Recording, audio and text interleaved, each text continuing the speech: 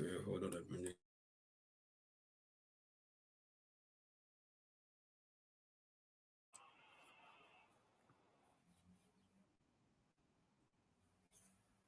Ladies and gentlemen, good morning from Providence, Rhode Island, USA, and welcome to this special edition of Have Ya Say. This is not a 90 Minutes Africa, where Rudolph would start by saying it is 11 a.m. in Providence, USA, in Okija and on the China State, and the whole of Nigeria and West Africa, it is 4 p.m. It is also 4 p.m. in London, UK.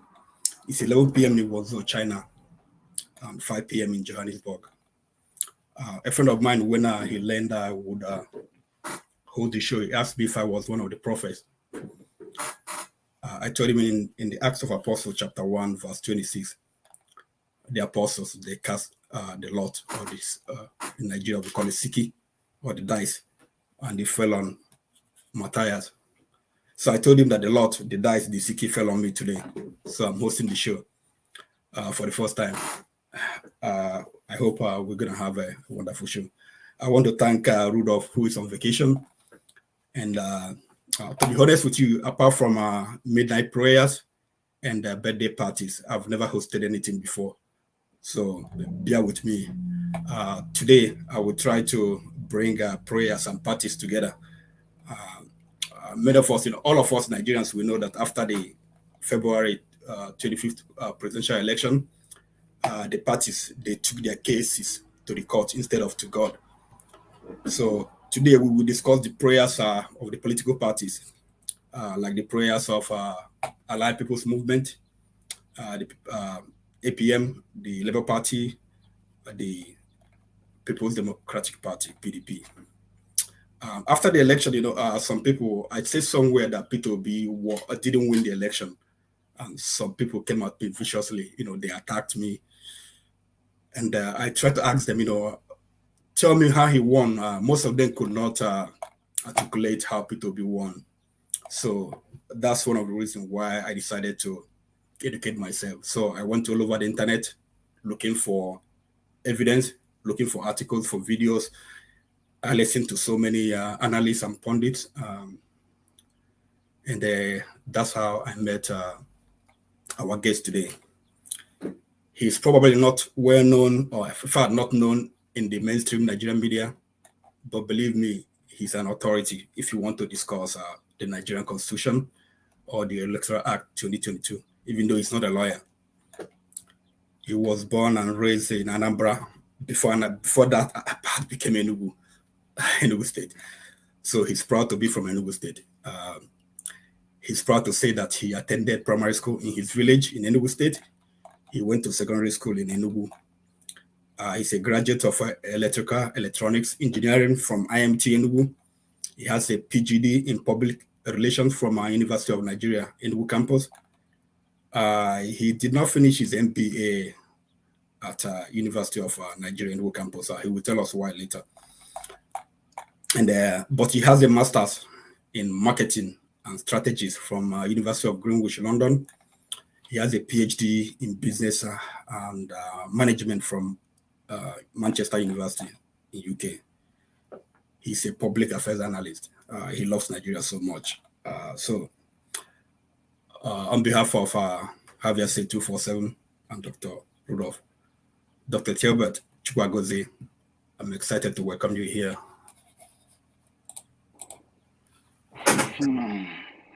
All right. Okija. Good to see you today.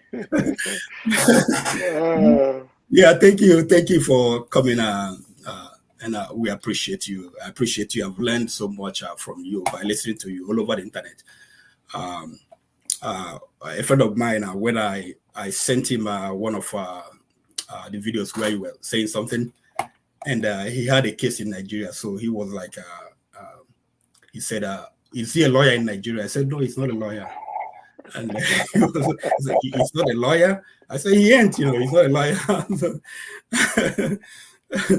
So I want to know, because the way you analyze the Constitution and especially this Electoral Act 2022, why in this age and time, people we don't pay much attention to this. We focus on our studies, our discipline, what we are doing.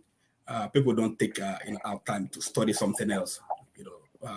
You are passionate about the Constitution, about the Electoral Act. So, I think it's an inspiration. It should be to young people that, take out their time, learn something, even if it's Igbo, learn it very well. So why did you, went into studying the Constitution and the Electoral Act especially? Well, it's because we didn't give that. It's because we are so much preoccupied. Meanwhile, thank you for having me, and thank you, Nigerians and all lovers of Nigerians, wherever you are around the world. Some of you are in your new day, like in Australia. Some of you are just waking up or still in bed if you are somewhere in the western part of the US, those in California and co. And coming to your question, I think the reason, can you hear me, please? Yes, I can hear you. Beautiful. Coming to your question, it's simple. It's simply because we abandoned this very vital aspect of our lives. That is why people are taking advantage of us. People who call themselves career politicians are taking advantage of us, isn't it? Now, look at it. When you exhaust your options at the Supreme Court, it's only God you can take your case to. So let's do a top-down approach. From the spiritual, you come to the physical. And that physical at the governance level. The government controls the policies. The policies influences our everyday life, our social life, our cultural life, and everything. And those policies has a way of determining whether we are enjoying our lifestyle or not, whether we are under pressure or not. So it means that politicians, whether they did not go to primary school, which is unfortunate that in my country, all you need is school certs to be able to become a president, whereas you don't need a school cert to become the central bank that the president will appoint, or a school cert to become the Chief Justice of the Federation that the president, who has only school cert technically, will have to appoint. So we leave all these important parts of our life to be decided by people who, as it were, are seeing it as pure business. We threw our life on the line for people who are using the manipulation of our lives as a business. So it is important that we give it attention. And I am someone who naturally just like to, enjoy myself in things that are important. And one of them is understanding what is the law. I was a young boy when very, very young then when Buhari took over in 1984. I remember that day. It was the 1st of January 1984 was a new year. And my mom came back from church dancing. Let me say it in Igbo. Ndia may take over. So, and she was dancing. I couldn't understand why she was excited or why she shouldn't. But then when I started querying, I got to understand that our politicians have messed up things so much, especially in the 1983 election, that it was desirable for the army to come and take over. And that was how my interest in politics got sparked up, okay? So I now bumped into my dad's library. I realized that all the newspapers that were published during the Nigerian Biafran Civil War, he bought all of them, and they were all stored there. So whilst I was in primary school, I didn't take note, but from my JS1, I started consuming all those materials. So from my JS1 up until now, I've become very much familiar with what is happening, not just in Nigerian politics, but in African politics and also in global politics. So if I'm going to be interested in global politics, I need to know what gives and what didn't give. When people are saying this happened and this didn't happen, we need to say on what ground. And there are rule books. The rule books are the Constitution, the Electoral Acts, especially in Nigeria. So those rule books, we need to familiarize ourselves in it to be able to say, oh, INEC did it well or INEC did not do it well. And if it progress to the court, we'll be able to say, oh, no, we think that these judges are biased or this is what we expected. So that has so much become part of my life, and I enjoy doing that, to be honest. Thank you. Okay, that's great. Okay, because actually, this is my first time of actually, I've always been interested in Nigerian election, and but this is the first time that I've looked, used, look at the laws of the laws of the election. Usually, after the election, the parties, they go to court. No, but we never paid attention. We just let whatever they discuss. We never paid attention. But this is my first time. I started looking into the constitution as well, looking into the Electoral Act. I find out that we had a 2010 the Electoral Act 2010.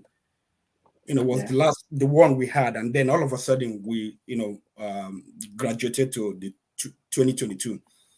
I know in the course of every country, in the course of their history, they update their laws. Maybe because of for instance, in a situation where you have they used to stand option was it A4, A2? A4. They did Babangida's option. A4 in people put in line. 93. So when you have this right now where you have the internet and so many things advancing technology, so I was thinking that it was okay for Nigeria to update the law, but I found out that there are some other things, other reasons why they have to update because from 2010 it seemed to be deficient. So why do you think that all of us, the Nigeria moved to 2022 Electoral Act? Hello, can you hear me? Yeah. Yes, I can hear you. Go ahead. Oh, yeah. Okay. Yeah. So why did they move from 20 to why did they update it? The 2022. From 2010. Yes. Why they upgraded to 2010? It's simple. Jonathan used 2010 Electoral Act for the 2015 election. So that was what he used for the election. And then there were a few modifications on the 2010 Electoral Act. So Buhari came after that particular election. And when 2019 election was coming on, there were modifications there that I believe strongly. Buhari didn't think it favored him. He didn't think that those modifications will make things easy for him to be returned as a president. So he did not give his assent. He refused to sign the modification that would have become probably 2018 Electoral Act, okay? So he used the same one that Jonathan used again with all the loopholes in it to return himself, as it were. And then, whilst people started screaming and clamoring, we need a change, there is a whole lot of loopholes in our Electoral Act. And the major thing that was in that Electoral Act is very, very simple. The politicians after election, if you have a lot of thugs, if you have a lot of money, if you're a government official and all those kind of things, you can resort to hijacking of the result from the polling unit, rewriting the result. And okay, let me put it this way. When I finished my youth service, I was working somewhere in Enugu then. And the man I was working for, I was in partnership with him, kind of. He invited me to his house in GRA, Enugu. And I entered the living room. You can't believe it. I saw loads of voters register, voters card, and we were asked to begin to fill it in. They give us names we don't know. They gave us names we don't know where it's coming from. For a whole week, what we are doing in that bungalow in GRA was writing people's name and tearing that card for them. That is what they will use. This thing I'm saying was in 2002, preparatory for 2003 election. They were just filling out names and filling out names and filling out names. And after filling it, because this guy I'm telling you then, who happens to be a councillor in his local government, precisely from Nkanu East local government, they'd come to my office with the chairman of the Nkanu East local government. They would drive into my office and they would they'll carry us from there to go and fill. For 5 days, we were working, filling out names. And after which they will carry it on the day of election. They'll compile the voters register. On the day of election, people may come, people may not come. Then the next thing they are going to do is simple. On the day of election, they will just go and say, our party got this number of votes and that number of votes. Because the voters card is with them. They give you, you use it to go and vote. And so this is the kind of thing that subsequent Electoral Act sought to correct, the problem it needs to cure. They keep trying to see if they can cure it with the 2010 Electoral Act, and then it get to the point where this 2020 was a complete game changer. So in law, it is called the mischief, so to say. There is something they call the mischief rule in law. I wish I could go to the internet, or if I have any material, if you have any slide there that has to do with the mischief, you publish it so you see what is the mischief rule. The mischief rule, as it has to do with the legislatures who make the law, or the lawmakers, and the mischief rule as it has to do with the people who will interpret the law, as it has to do with the people who themselves are the judges. Now it says here, what is the meaning of mischief rule? It says abstract. The mischief rule tells an interpreter to read a statute in light of the mischief or evil, the problem that prompted the statute. The mischief rule has been associated in Blackstone appeal. Okay, so it says mischief rule was established. I think that's another one. Is there another thing about mischief rule? Okay, fine. But what it's saying here is simple. It says the rule requires the court to look to what the law was before the legislation was passed. Yes, this is very important. The rule requires the court to look to what the law was before the legislation was passed in order to discover the gap or mischief the legislation was intended to cover. That is, the National Assembly, having seen the gap in our election, especially with respect to hijacking of results and manipulating the outcome during the collation process, such that people will begin to scream and say, oh, this is not what we voted, this is not what we voted, what is happening? Then that was how the Electoral Act 2022 came to be. And in that Electoral Act 2022, the idea of electronic transmission of results from the polling units came to play. Because before, even in the 2015, when they introduced the card reader, it didn't work well. They still used what was called incident form. And that incident form was what returned Wike. They just go and manipulate result and they say incident form, because they made sure that people either did not come with their voter's card, or for one story or the other. Then they will go again and pile up results and say it was based on the incident form. And so what happened? This one now came to eliminate the incident form. And now look at this thing that is on the screen now is from the INEC manual, INEC training manual. And INEC themselves as a body, as an entity, as a regulator of election in Nigeria, went on to define for us first the mischief that was in our previous electoral acts that was intended to cure. Two, how they cured it and how it will benefit our elections. Look at what he said. He said one of the problems noticed in the electoral process is the irregularities that take place between the polling units after the announcement of result and the point of collation. Have you seen it now? Yes. Between the polling units where you cast your vote, where your vote was counted and announced, and then what happens at the collation center, where all of a sudden somebody who probably got 10 will now be getting 100, and the other person who got 70 will be downgraded to 7. So that is the mischief we used to see. It says one of the problems noticed in the electoral process, the irregularities that take place between the polling unit after the announcement of result and the point of result collation. Sometimes results are hijacked, exchanged, or even destroyed at the polling unit or on the way to the collation center.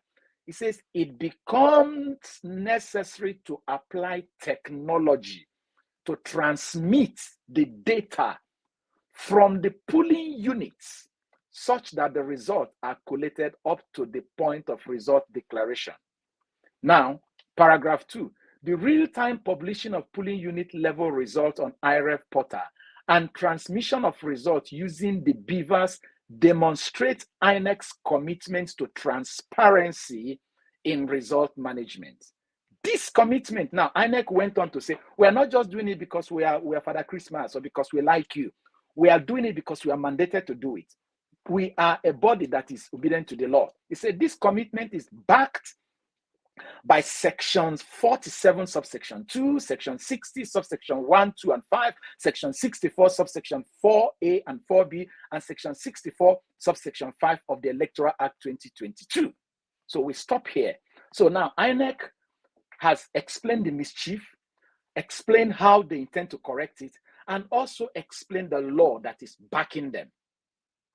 Now, it means that anything less than what INEC has described here will return us back to the same kind of electoral law that exposed Nigerians' electoral process to manipulation. Anything other than the addition on the Electoral Act that made the Electoral Act 2022 from 2010 will automatically return us to Electoral Act 2010. And that is why it is so spurious, the argument of APC and the INEC in the courts, because they are simply trying to say, we have the right to unanimously go back to Electoral Act 2010, which is a lie. Like once they were saying that there is an appeal court in Lagos that gave them mandate to interpret, to collate the result any way they like. No, that is not what the appeal court said. They are not interpreting it well. The appeal court simply said, hey guys, INEC, you have the right to manage the election the way you deem fit, as stated in the Electoral Act. And the Electoral Act makes itself clear in section 47, section 60, and section 64, as we saw there. So that was the change. That was the change. And I am glad with what the mischief rule said. The mischief rule gave responsibility to the lawmakers and the law interpreters, which is the judges. The lawmakers will find the rule, the gap we had before, and correct it. And the judges will now execute in terms of their giving judgment.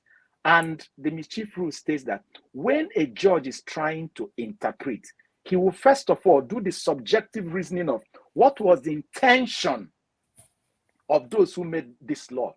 What was it that they want to achieve when they made this law? That will inform his mindset when he's interpreting.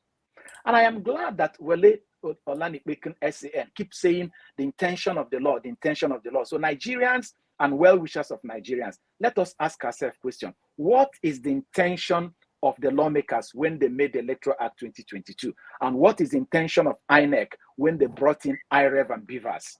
And if they pull out of this, have they not defeated that intention? It says, abstract, the mischief rule tells an interpreter to read a statute, meaning the law, in the light of the mischief or evil, the problem that prompted the statute, period. So I hope this answers your question. So basically, just like you stated, it was to cure, the election, the coalition, and other things associated with 2010. Yes. Okay. Good, thank you. Okay, we will go into the the cases. We have three of them: the APM, the LP, and PDP. Dr. Chukwuagozie is gonna stay with us for about 3 hours, so till like from 11 to about 1:45 to 2 p.m.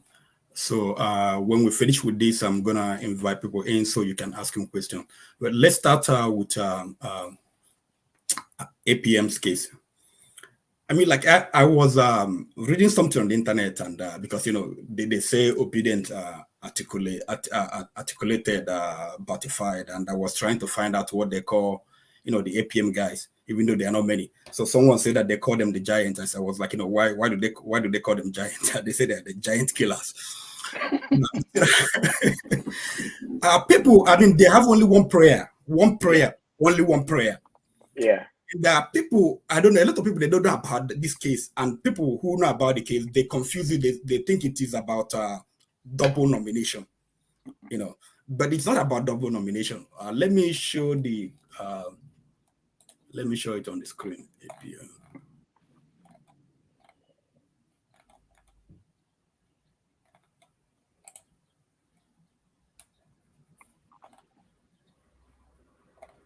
Okay, bear with me. Okay, here we go.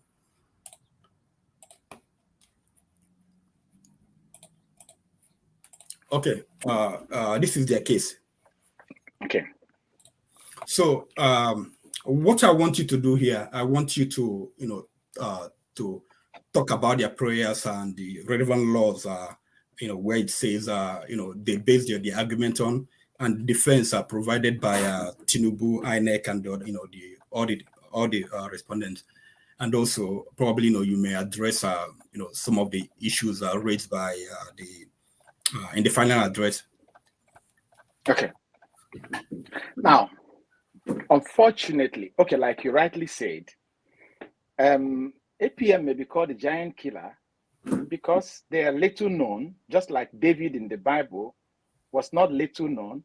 And even when they gave David the armor and the attire of Saul, he said, I'm not familiar with this. He went only with one weapon, one stone. He made just one impression and he was able to bring the Goliath down. And I think that is what the APM is trying to do here. Now, if you read section 33 of the Electoral Act, I will just read it off. I don't know if you have it there, but I have it offhand. Oh, beautiful.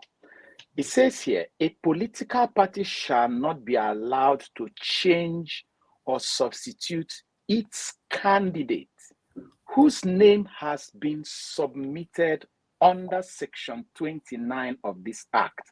If you go to section 29, you see the conditions under which you will submit the name of a candidate, except in the case of death or withdrawal by the candidate.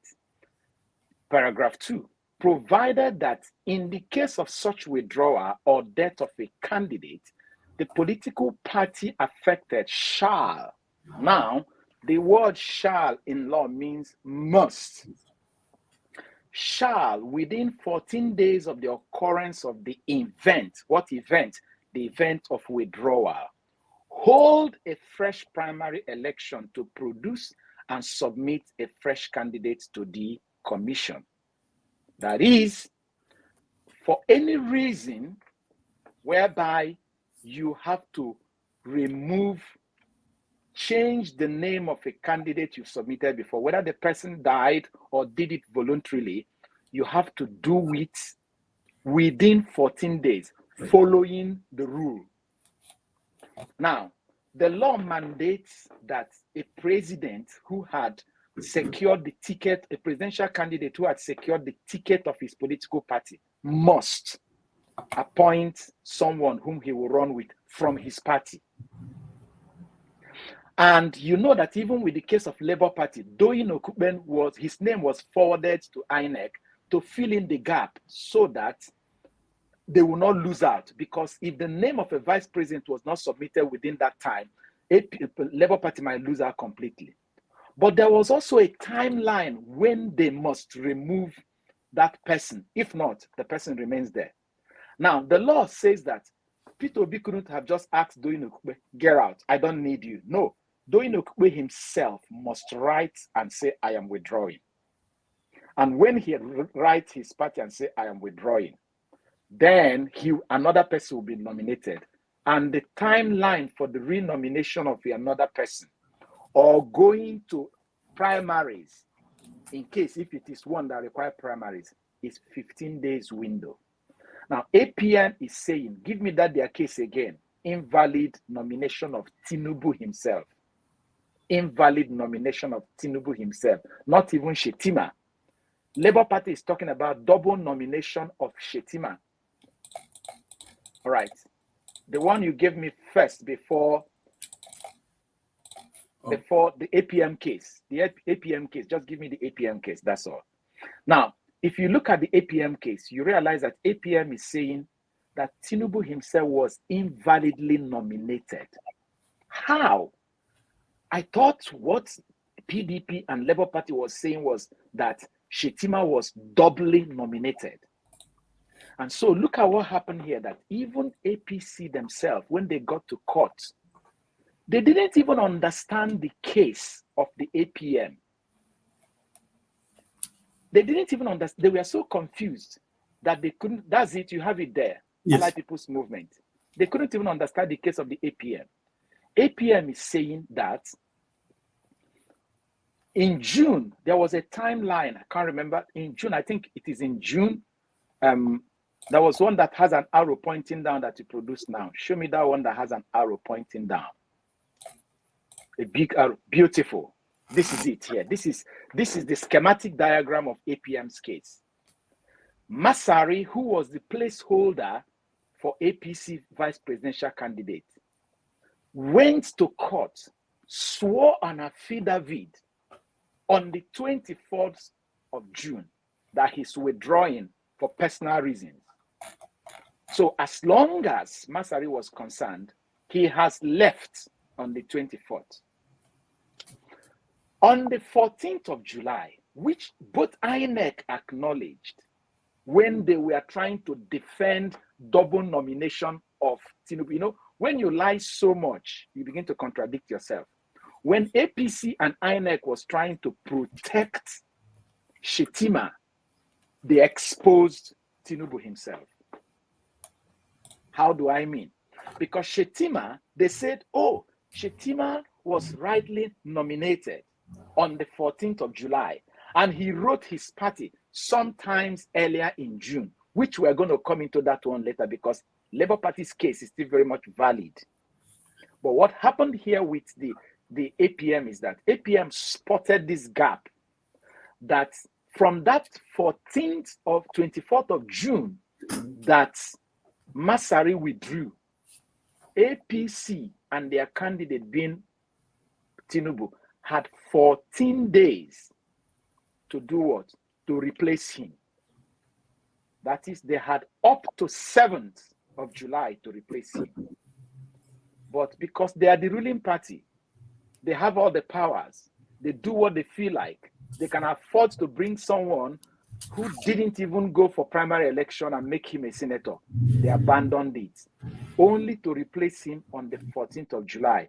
If you count from the 24th of June to 14th of July, it's either, based on your own calculation, it's either 20 days or 21 days, which means they defaulted by either 7 days or 6 days. And because that did not happen, it means that after 7th of July, Tinubu was no longer qualified to be nominated.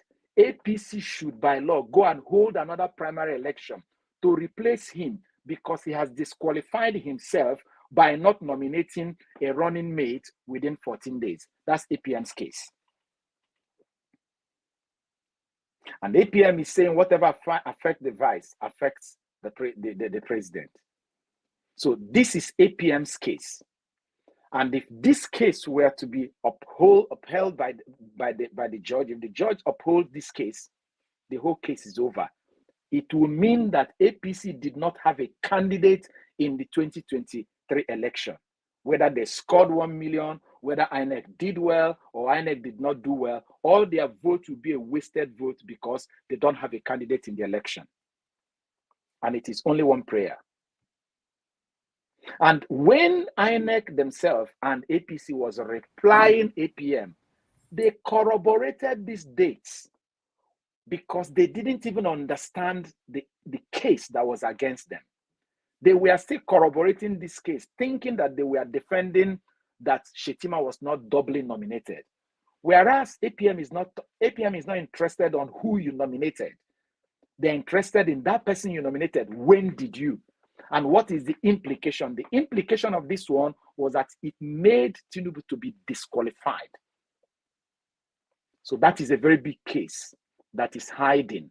And if the hammer comes down real, APC did not have, it says, accordingly, in line with the constitutional dictates. Okay, this is APC trying to defend themselves.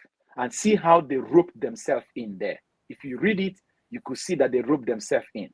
I'm reading now, it says, as events will turn out, at about 24th June 2022, the said fifth respondent, which is Masari, for reason best known to him, exercised his right to voluntarily withdraw from the race. This, of course, placed a burden on the third respondent, which was now Tinubu, to pick another associate stroke running mate for the election. The lot eventually fell on the fourth respondent, which is Shettima now, who was selected by the third respondent as his running mate on 14th of July, after serious consultations and deliberation. So they were busy consulting and deliberating, and time was ticking against them without their knowing. So from here, they have confirmed that they violated Section 33. They have confirmed they have violated without even knowing that they shot themselves in the leg. Okay. Do we have precedents, like whereby, because of what happened to the vice or executive powers, like the governors? We've had such a situation in Delta State with what's that his name? I've forgotten his name, but there's a precedent like that where, because of this lack of invalid nomination, the person lost his Okija, somebody Bielsa. No, not Bielsa. What happened? Okay, the Bielsa's own is clear. The Bielsa's own was that a deputy governor was affected, and because it was affected, the Supreme Court says whatever affects you as a deputy affects the governor. And so that was why in 2020, I think February 2020, David Leon, the then candidate of APC, who had, based on the outcome of the election, been declared winner, he was doing a rehearsal parade for his inauguration the next day. And the Supreme Court came crashing his dream. And what was the issue? That we are multiple change of names in the affidavit sworn and submitted by the deputy governor, to the extent that it was confusing. And PDP went to court and said, this person is one man too many. That there is something fishy about his name. He kept changing name. We are not sure that he's a real person. And Supreme Court ruled in favor of PDP. And that was how, because it affected the deputy, the governor himself lost his position. 24 hours to being sworn in, he lost it. So, this case is clear. Yes. Everybody, just looking at the diagram is clear, but why are people still having being ambivalent about what the Supreme Court will say? What are the PPP, EPT will say? Yes, because I think people are so saturated in Nigeria with the amnesia and the trauma of what they think the court didn't do well, that they haven't even read the letters of the law. For instance, not as if I am his fan, but I think that APC and INEC played a smart one on PDP in Imo State in the case of Ihedioha versus Hupuzadima.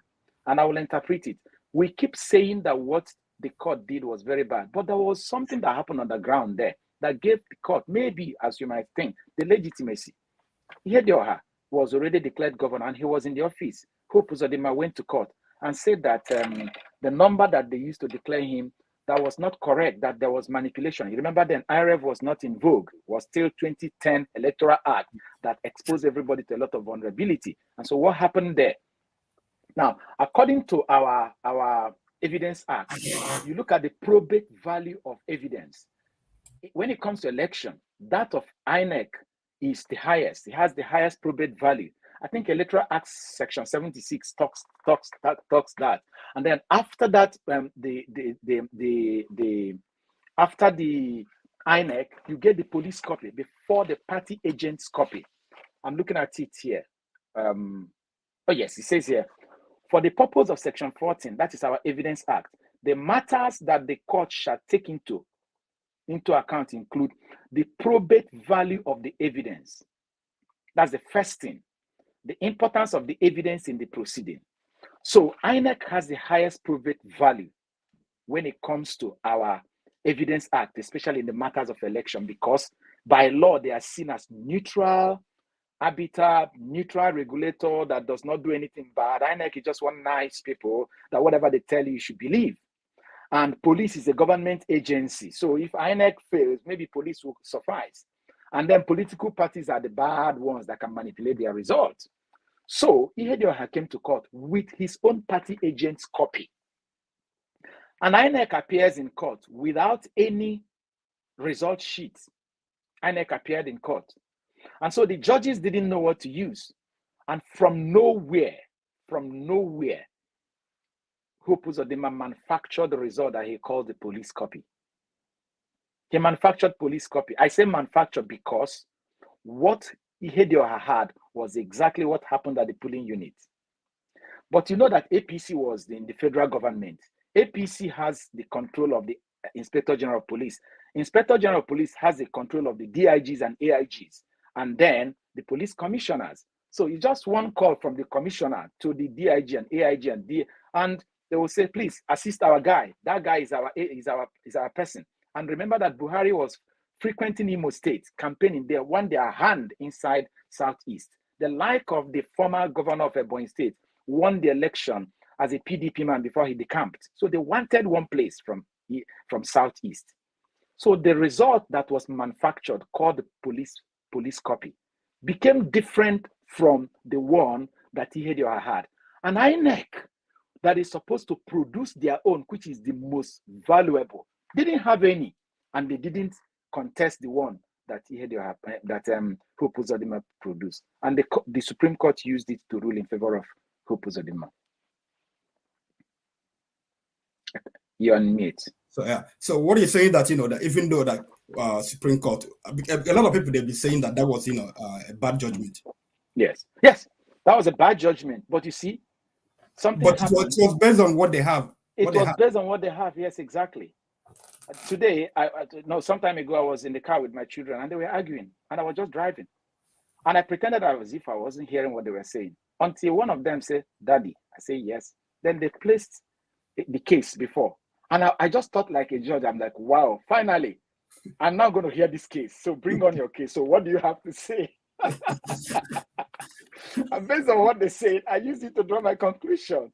So but you see, even me was thinking like that. But when I started digging, what happened? I looked at the Evidence Act. I looked at the Constitution. I looked at what was tendered. And I looked at how the judges, because technically, how the judges arrived at the conclusion. They may have a reason to do that, but we know that a whole lot was manipulated. A body like INEC had the burden of proof to come to counter that what Hope Uzodinma produced. That is according to Section 1, I think Section 131 and Section 133 of our Evidence Act. It talks about how burden of proof will move from Party A to Party B. If INEC had come there and bring their own result, any other result that comes out there, INEC will act like IREV will be compared with that of INEC. But INEC collaborated with Ihedioha. They withdrew theirs. They didn't produce any result. And leaving Ihedioha to roast. I'm sorry, INEC collaborated with Hope Uzodinma, leaving Ihedioha to roast. Because when the burden of true proof was now supposed to be theirs to come and say, this is not true, this is not our result, they kept mute. And what do the judges have to do? Even if that thing were to be the judge's son, the judge is just going to do what. That's why the symbol of justice is a blind person who had the scale, and so where the scale tilts is where he's going to court. That's it.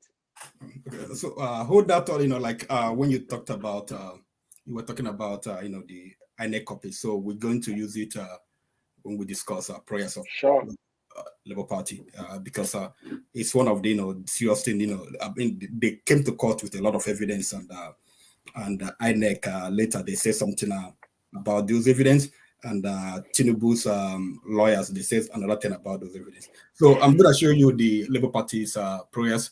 You're gonna go through.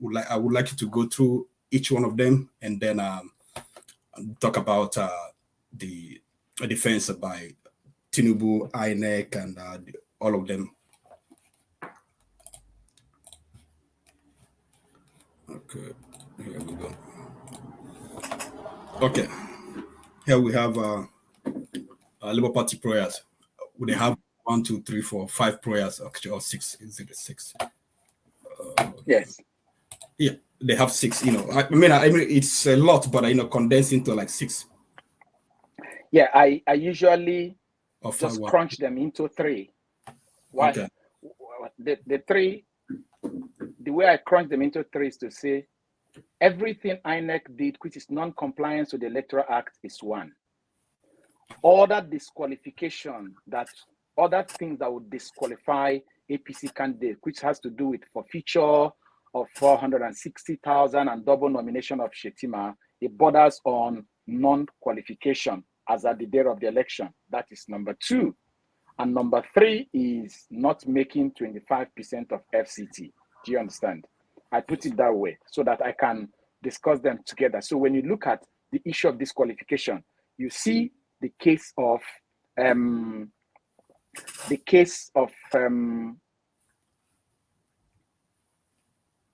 Shettima's double nomination.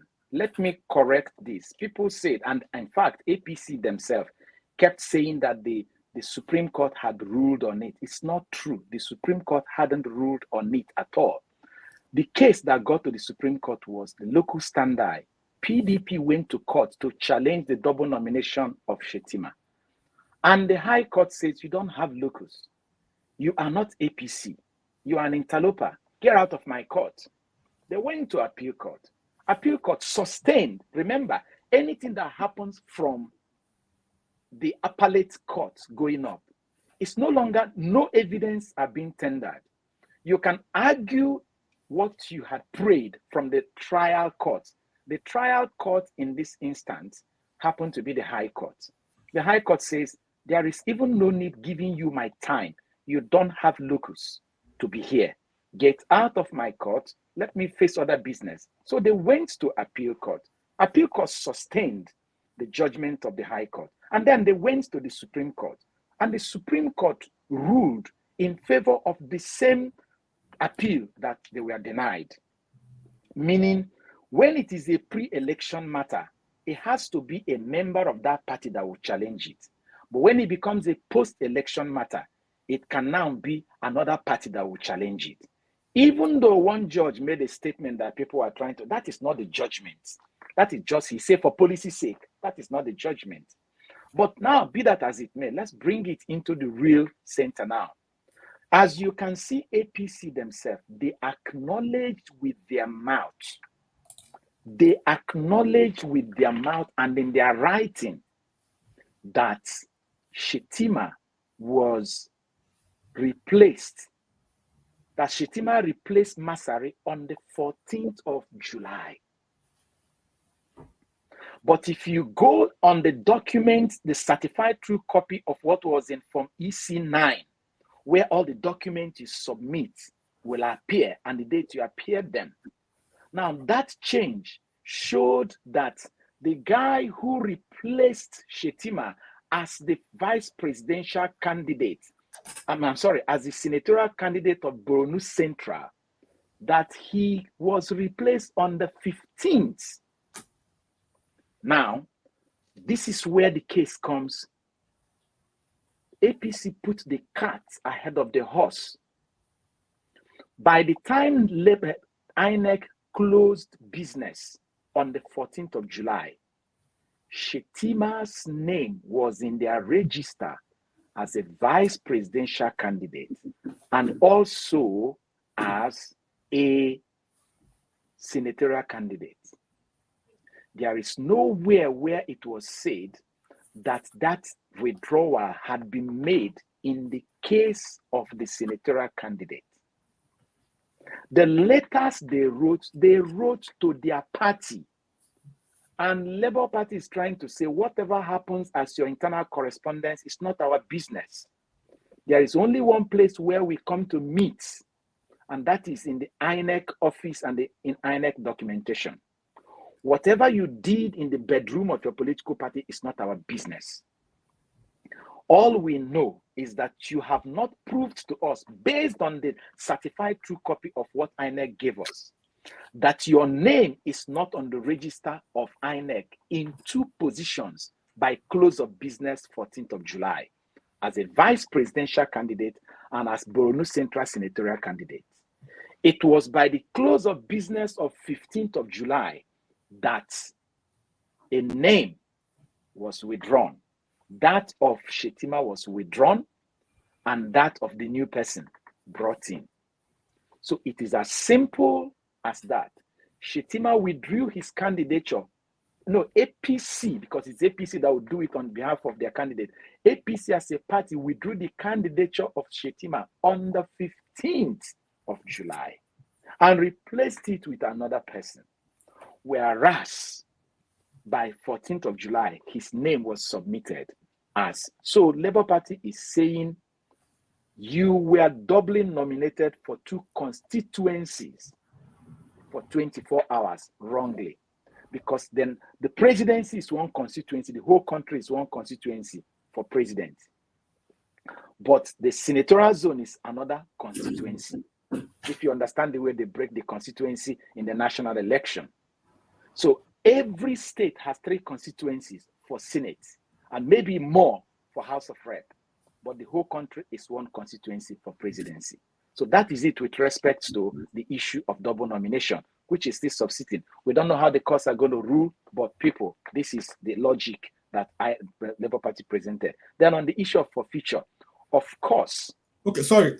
Before you go to forfeiture, for the benefit of people who don't know, you talked about double nomination. I want you to, in terms of date, right now, what we have is double nomination. It doesn't matter as long as they're not talking about 21 days. I mean 14 days.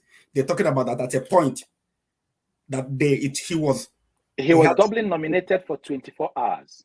Yeah. Okay. So the date, the date doesn't matter, but in APM's case, the date matters.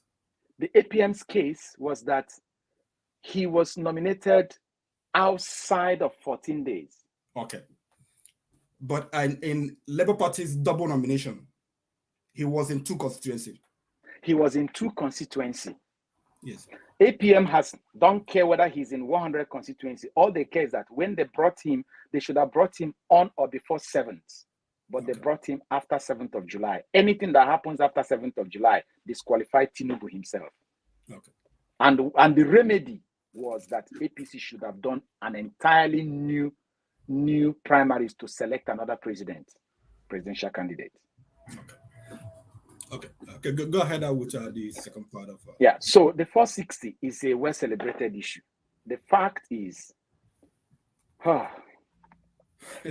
APC have tried their best to say in the first place it was not an issue, that is a civil forfeiture, that there was nowhere the case was mentioned a fine, to now the issue of that it is the bank account that was subpoenaed and what have you. Now, Nigerians, let's put it this way. When a fraud hacks into your account, is it your bank account that will be crying or you? When your bank account is an inanimate object, it doesn't breathe, it doesn't smell, it doesn't feel anything, it's just a digital number. When someone credits your account and you get an alert, is it even your phone? You could, out of excitement, smash your phone celebrating. But it is you who is celebrating because the money is in your account. You now say, I have money. You don't say, my account has money. So according to Tinubu's lawyers in their final address, of course, they say that civil forfeiture rests on the idea that the property itself, not the owner, has violated the law. How does it even happen? Now, when you go to the SC code of that particular law, it is a forfeiture that was tied to narcotics and money laundering. And we know we have precedent where the current Chief Justice of the Federation used his mouth to say that forfeiture is a price you pay for what? For a crime you have committed. And that thing is more like the people you committed the crime against are using it more like, let us heal ourselves from the injuries you caused us. But APC can't see that. They kept doing what? They kept trying to prove to us that this is no issue. Now they have gone further. I don't want us to waste time on this. They have gone further now to begin to say that, how do you put it? That it is statute bar, that it is more than 10 years. Yes. Which is another thing that is a no issue, because when we go to section 137 of the Nigerian Constitution, it listed section 137, subsection 1. Subsection 1 have 10 items that if any one of them, you default in any one of them, you'll be disqualified. The first one has to do with becoming the citizen of another country, you can be qualified to become a president. That is section 137, subsection 1A. Says, subject to the provision of section 28 of this constitution, he has voluntarily acquired the citizenship of a country other than Nigeria, except in such cases as may be prescribed by the National Assembly. He has made a declaration of allegiance to such other country. It's talking about what might disqualify a person. It says, a person shall not be qualified for election to the office of president if he has citizenship of another country. We will come back to that later because that's not what we're arguing here. It's PDP that prayed for that. But then if you come to D, subsection 1D, 1371D, it says he is under a sentence of death imposed by any competent court of law or tribunal in Nigeria. Sentence of death imposed by a court in Nigeria. Or meaning the issue of the sentence of death is gone. Or a sentence of imprisonment. Imprisonment, listen people, imprisonment or fine. So the person may be in prison or the person may be fined.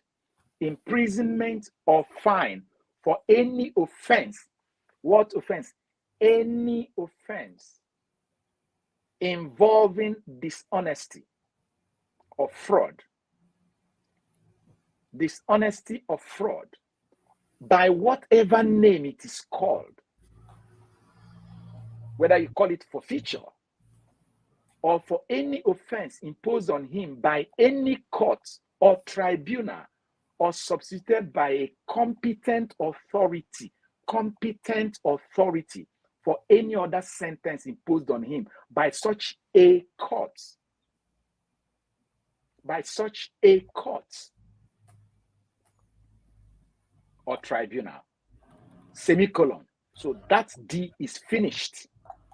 Now, the argument of Labour Party is that the moment the issue of sentence of death is finished, any other competent authority, it may be in Niger, it may be in Nigeria, it may be in America, the courts that handle this case in America, is it not a competent authority? And there is no timeline. But APC is saying that E is the one that applies to them, because E says a person shall not be qualified for the office of the president if within a period of less than 10 years before the date of election to the office of president, he has been convicted and sentenced for any offense involving, involving dishonesty, or he has been found guilty of the contravention of the code of conduct. So this is a misdemeanor case that they are referring to in section 1E of 137. Code of conduct, like the former Chief Justice of the Federation, they found him guilty. The Code of Conduct Tribunal found him guilty of not declaring his assets. They barred him from contesting or taking up any other government office for 10 years. That case is clear. Now, the question we need to ask ourselves, if 10 years is a clause to cleanse one man of any offense or criminality, why didn't they put it in D and say, after they have finished saying everything, they will now say, except if that person had been, if that offense had been more than 10 years. Or we could put it this way. Why didn't, when they came to E, why didn't they say subject to subsection D? We also want to let you know that 10 years will free him from everything that happened in subsection D. Now, people have been saying that the way Justice Samani were talking with Uche, S-A-N, the lawyer of the PDP, that it's like they're gonna pardon Tinubu and clear him for 10 years. Well, I don't know. But what it means is that if they do so, it means that no matter what you have done in Nigeria, after 10 years, you are free. You are free to become a president. Let me even put it this way. If you are in jail after 10 years, you call them and say, look, I need to get out of this place because I have a political ambition. Something of that nature. So why did they make it 10 points? Why didn't they make it 9? If they know that at certain point, everything that was said in number 4 can be freed in number 5, if and only if it is after 10 years. Why? That's number 1. And then in the same section 137, that is where the certificate forgery comes. When you come to section 137, subsection 1J, it says he has presented a forged certificate to the Independent National Electoral Commission. So the argument of Labour Party is that there is no tenor when this offense can be forgiven, that it falls on number D, 137 subsection 1D, period. And because of that, he's disqualified.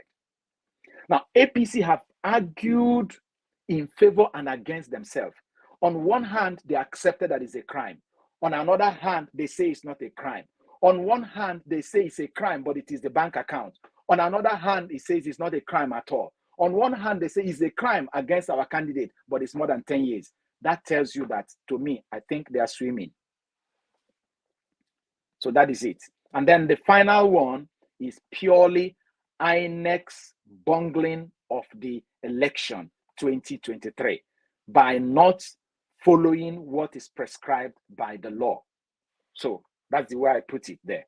We can now delve into INEC's mess.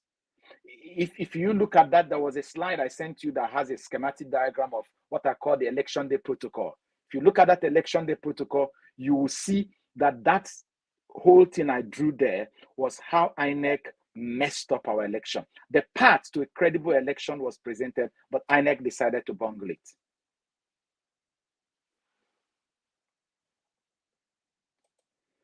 So, anything else?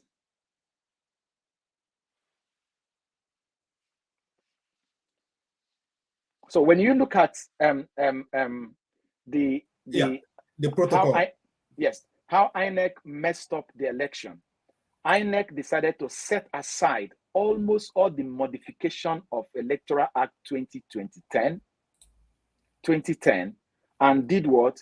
2022, and went back to 2010. Because if you look at this schematic diagram here, you will see what I call the Presidential Election Day Protocol. And this protocol stopped at the World Collation Center. The first step is the beavers accreditation by the presiding officer, issuance of ballot paper after accreditation, voting by voters, result counting and recording into the form EC8A, result declaration at the polling unit by the presiding officer, signing of results as recorded by the party agents, police, and everybody. And then after that, uploading of results, the form EC8 to IREV by the presiding officer. And after the uploading to the IREV, the returning officer will now go back to the World Collation Center and hand it over to the officer there. And that is where the presiding officer's job is done for that day.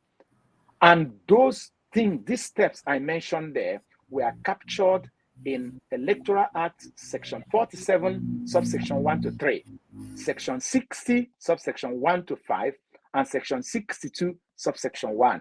We don't have time to begin to read all the laws here today. But the fact is that, as I said, this Electoral Act is on a PDF, is available on the internet. You just go to Google and say, Nigerian Electoral Act 2022, and read all those places, you will see it. And that's what I had cleaned up there. After that time, now the blue line that is linking that particular block with the other block is where they're now going for collation. But somehow or the other, the gates on the way to the collation, there is a possibility of tampering, as INEC have told us. Tampering with the result, hijacking of the result, rewriting the physical result that the presiding officer has. The law said in the same Electoral Act, section 64, subsection 4A, A, B, and 64 subsection 5 and 64 subsection A to D, that in the event that there is a dispute, because what is going to happen there is, Okija, for instance, you are the Okija Democratic Party agent, and I am the Ethelbert Democratic Party agent. You understand what happens? So what are we going to do? We have finished at the polling unit. Results were declared. But you see, your party is the government in power. Your party has the control of the police. Your party has the army and everything. And they kicked me out of the van, which we saw in Rivers State. We saw it in many states. And I am coming with my Okada to the collation center. On getting to the collation center, I just realized that the results that they gave me at the polling unit is no longer what they're adding up at the collation center. And I started screaming. The law says that you can see it there. The 64 subsection 4, 64, you can see it on the screen. A collation officer or returning officer at an election shall collate, use the word collate, and announce the result of an election, subject to his or her verification and confirmation that A, now see the thing, that is a rule, is a law. He must do this thing. That A, the number of accredited voters stated on the collated result are correct and consistent with the number of accredited voters recorded and transmitted directly from the polling units under section 47(2) of this act. Shall is a must. So even without a dispute, he's still bound by the law to compare the accreditation that is already uploaded on the internet and the accreditation that is in the ECA form that he has. That is A. B. 4B says the votes stated on the collated result, that is, the votes stated on the collated result are correct and consistent with the votes or result recorded, the physical one, and transmitted directly from polling unit under section 64. Did you notice it that now? So now it tells you that whether he likes it or not, there are confirmations that a collation officer must do. He has to compare the physical copy with him, which is vulnerable and susceptible to manipulation, and compare it with the one online where everybody at the polling unit saw them when they uploaded it. All right? So now, look at verse, I said section, no, 6. No, 6. You're showing me 5. Go to 6. Go to 6. Section 64, subsection 6. In section 64, subsection 6, it says, in the event when during collation of result there is a dispute regarding a collated result or the result of an election from any polling unit. Now listen, when there is a dispute with respect to the result from any polling unit, the collation officer or returning officer shall, meaning must, use the following to determine the correctness of the disputed result. And what are those steps? A says the original of the disputed collated result for each polling unit, which is the physical copy that is now causing trouble at the collation center, the physical copy. That is A. And what is B showing us now? And B says again, the smart card reader or other technology device used for the accreditation of voters in each polling unit where the election is disputed. So there must be physical result, physical smart card reader like this, my phone here. C says the data of accreditation recorded and transmitted from each polling unit. So the soft copy of accreditation that is already online. And D, the vote or result of the election recorded and transmitted, which is directly from the polling unit, which is a soft copy result that is already online. So you see that when in the event of dispute, the collation officer must resort to 4 items to know what is correct. And all of them must align with what is online, meaning the absence of online copies of the results and online copies of the accreditation, no collation must be done. That's the law. Because he must do it first, even without a problem. And if a problem occurs, it becomes even more important. And all of us know that on the day of election, there were disputes everywhere. And when there were disputes everywhere, there was no reference online to be able to compare, to know who is telling the lie. Because the two people, physically speaking, with their result are saying, mine is the correct, mine is the correct. The only one that would have solved the problem would have been that one that was uploaded.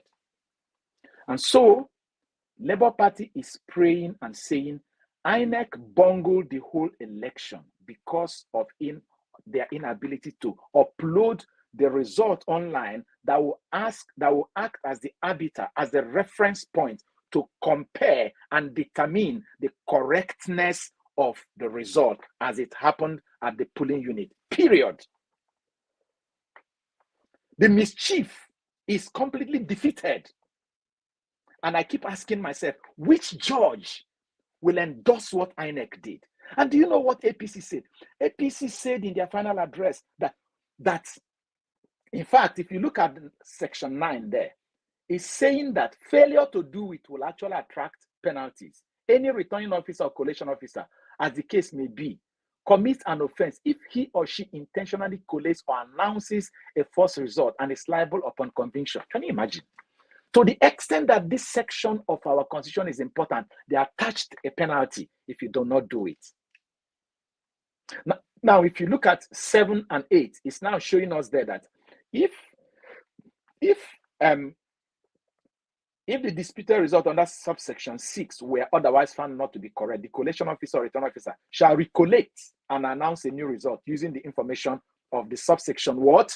A to D. It means if he found that there is an argument, he will start collation afresh using what we have listed. But in 8, when the dispute under section 6 arose at the level of collation and the returning officer has satisfied the provision of subsection 6, A to D, the returning officer shall accordingly declare the winner. Okay? But then, somewhere, I think in section 60, the law also says that when the disputed results, the total number of the disputed result is less than the difference between the person who has been declared winner and the second person, then the result should be, the polling unit should be cancelled, and there's no need holding election again because you're wasting your time. It's like you are winning my party. Your score is 500 and my party is 400 and we are disputing 50. Even if you give me the 50, I will still be at 450. You are still going to be at 500. So the answer is, don't waste the resources of INEC by conducting election again, because no matter what we do, it's not going to achieve anything. But if it is 150 that we're contesting, then there must be an election there. And that is where the 18,088 votes, the polling unit result that Labour Party brought to court killed INEC. Because aside from the fact that it was 18,088 polling unit result, they actually went on to confirm, based on the certified true copy of the Beavers record given to them by INEC, that the number of voters that were disenfranchised was more than 2.5 million. Now, if you dump 2.5 million, it is greater than the difference between Atiku as declared by INEC and Tinubu as declared by INEC. That, by law, will warrant the cancellation of the presidential election. Anything else? Yeah, well, we are running out of time because I would like to get people to come in. So I would like you to discuss Labour Party's the rest of the case, Labour Party quickly, and then so we can do PDP. I think I think in fact what I said here. I think actually, because didn't talk about. I would like for you to mention the 25% in Abuja and also yes, the 25% in. Yes, okay, we'll talk about probably PDP's case. We can talk about that. No, don't worry. When we talk about it, because it's exactly what PDP is arguing in 25%, that Labour is arguing in 25%. What PDP is arguing in terms of the forfeiture and co is what Labour Party is arguing. In fact, what Labour Party is arguing in INEC non-compliance is the same thing. It's just that they are coming through. So the 25%, if you go to our constitution, the 1999 constitution, from the section 1 of the 1999 section 2 of the 1999 constitution, subsection 1, it says something. It defined the entity called Nigeria. It says Nigeria is one constitution, section 2, beautiful. It says Nigeria is one indivisible and indissoluble sovereign state to be known by the name of the Federal Republic of Nigeria. And then number 2, subsection 2 says Nigeria shall be a federation consisting of states and a federal capital. I always define it like this: my 5 fingers made up my fingers, but you can see that these 4 are together and this one is separate. Okay. And when you now go to section 132 of the same 1999 constitution, it's talking about how to win election and become the president in case of more than 2 candidates contesting. It said, first of all, that is section 134 or 133? 130, just 132, 133. 132, 133, start going there, but I think it's 133 specifically. Okay. Yes. Show me the, yes.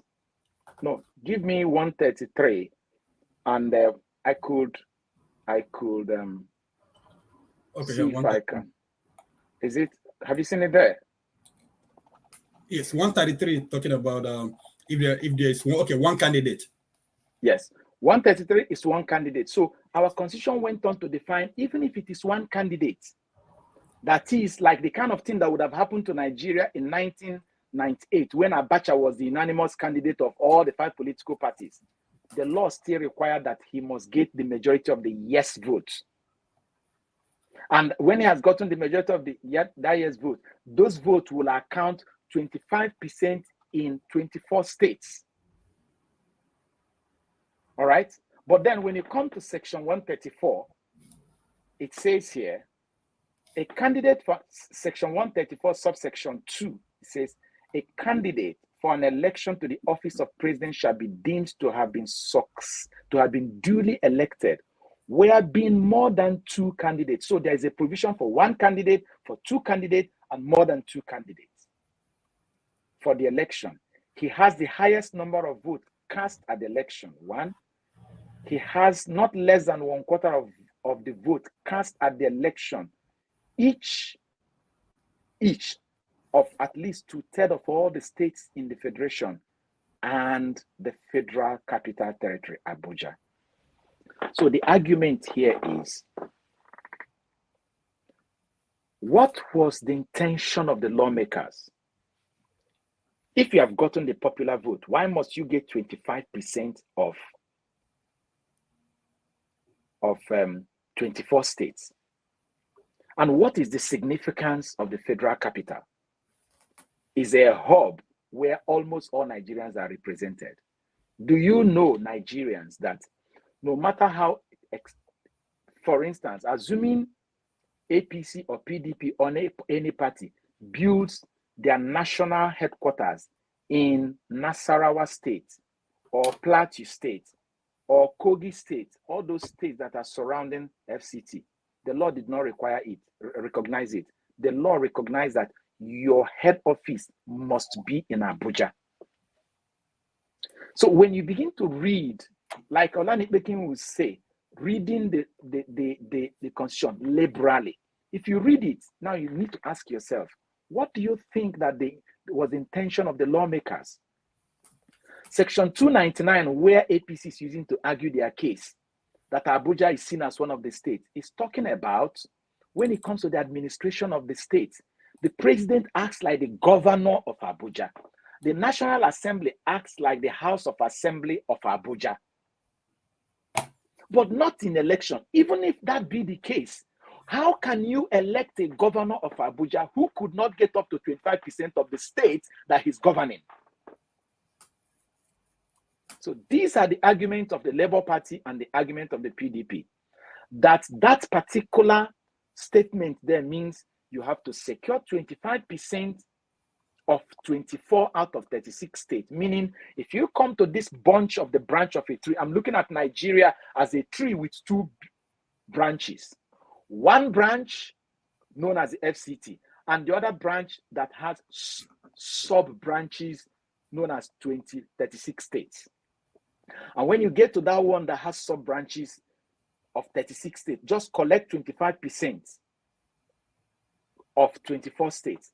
Climb down and climb the other branch that is only one branch and collect 25% there. So you get something from this branch of the tree and something else from the other branch of the tree to show that all the branches of the tree recognize you as their president. That is the argument of Labour Party and PDP. We don't know how the Supreme Court, I say Supreme Court because whatever appeal court says is irrelevant. We don't know how Supreme Court will rule. But whatsoever Supreme Court rules will now become an amendment, will become a precedent that everybody will know what it is.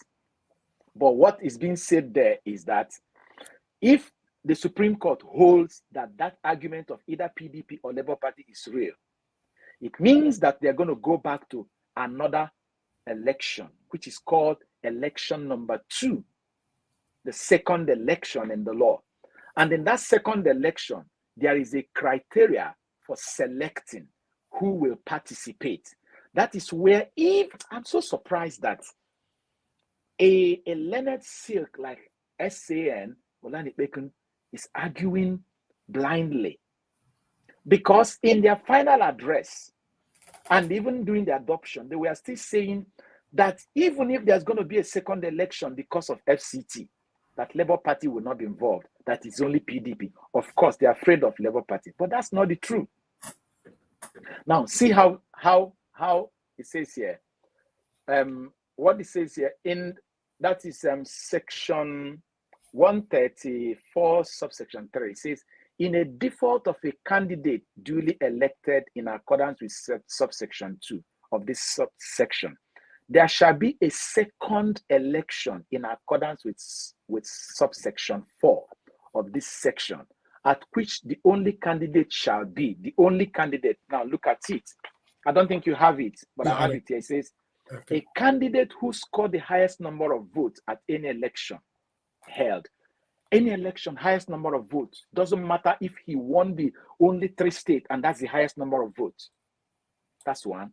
Now B says one among the remaining.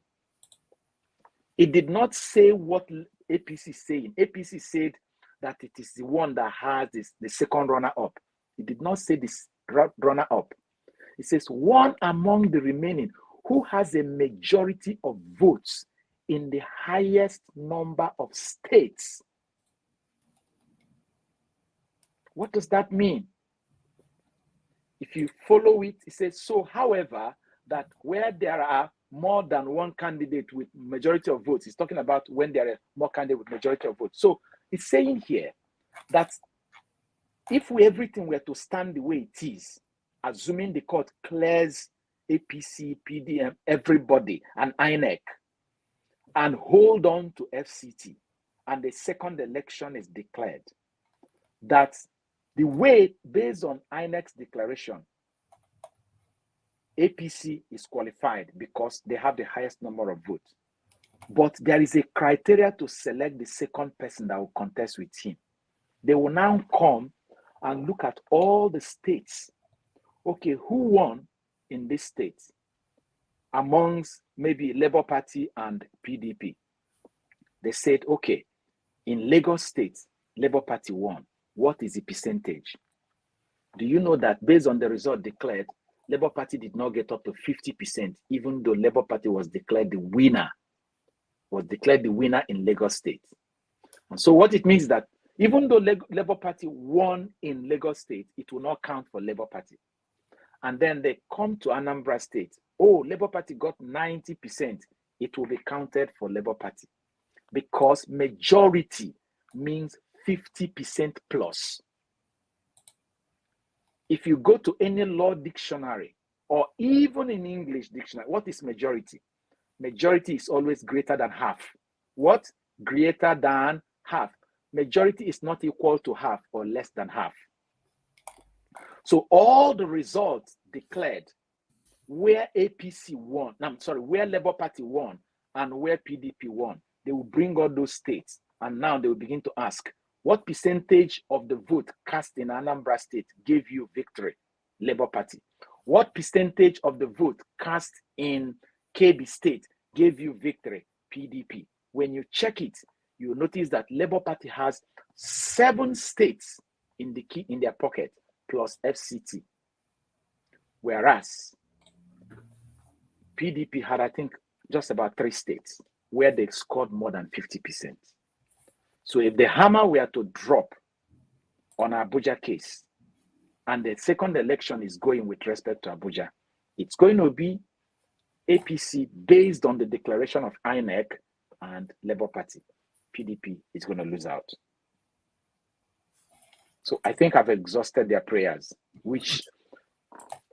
okay, let's quickly go to PDP's article on PDP's case, and then let the audience let people in. Okay, this is PDP's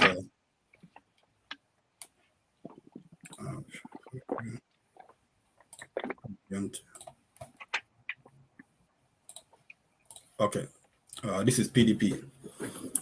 So I think some of you have addressed some of the things in when we were addressing the Labour Party's case. Could you, the ones you haven't addressed, talk about them so we can, let people in here. The one I haven't addressed is on the matter of disqualification. PDP flagged, yes. PDP flagged the passport of Tinubu, Guinean passport. And they also flagged the certificate he tendered to INEC that it is a forged certificate. Let me make this abundantly clear. PDP has a very strong case with respect to, they have a very, okay, let me start from the weakest. I don't think the issue of dual citizen will prevail. I think PDP will lose on that case. Why I think so is not because they don't have a valid case, but they did not substantiate their case based on the Evidence Act in the way that the court will give it value. How do I mean? You saw a copy of a passport, yes. Anybody in Nigeria can cook up a passport and post on the internet. So for the fact they did not go to Guinean embassy to receive an endorsement or a letter or a testament that indeed this person some time ago was our citizen. They did not go to the Foreign Affairs Commission or Department of the Guinea, in Guinea or in their embassy in Nigeria. It just, what they have just succeeded doing from my own assessment, is just to appeal our conscience and to tell us that indeed this person lied under oath. Yes, he may have lied under oath by ticking no when he should have ticked yes, because PDP themselves is even arguing that, APC is arguing something I don't even understand. APC is coming from the background of the passport has expired. If the passport has expired, does that mean that your citizenship has expired? As you're looking at me there, your Nigerian passport may have expired. Does that make you not be a Nigerian? Simple. That settles that case. And then they come again to say that if he has, as long as he's a citizen by birth, it doesn't matter if he has another citizenship, which is true. No law stands against anybody who is a citizen by birth. But the law demands that when you're filling the form, if they ask you that question, you should say yes. So PDP is in court to say this person lied under oath. But I am afraid the court might say there is no strong evidence to justify your claim because aside from that thing they downloaded from the internet, I don't see any other validity on that document. There is no stamp, there is no letter from the embassy. So I'll leave it that way. Come down to that of the qualification, university qualification. That was the beautiful one.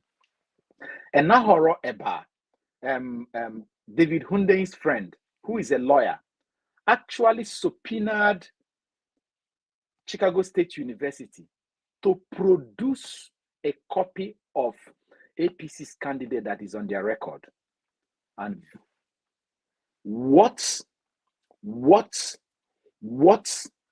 they gave him as the certificate that they issued is different from the certificate he submitted. Now, all this issue of whether somebody is a female, whether somebody is not a female, it is immaterial, to be honest.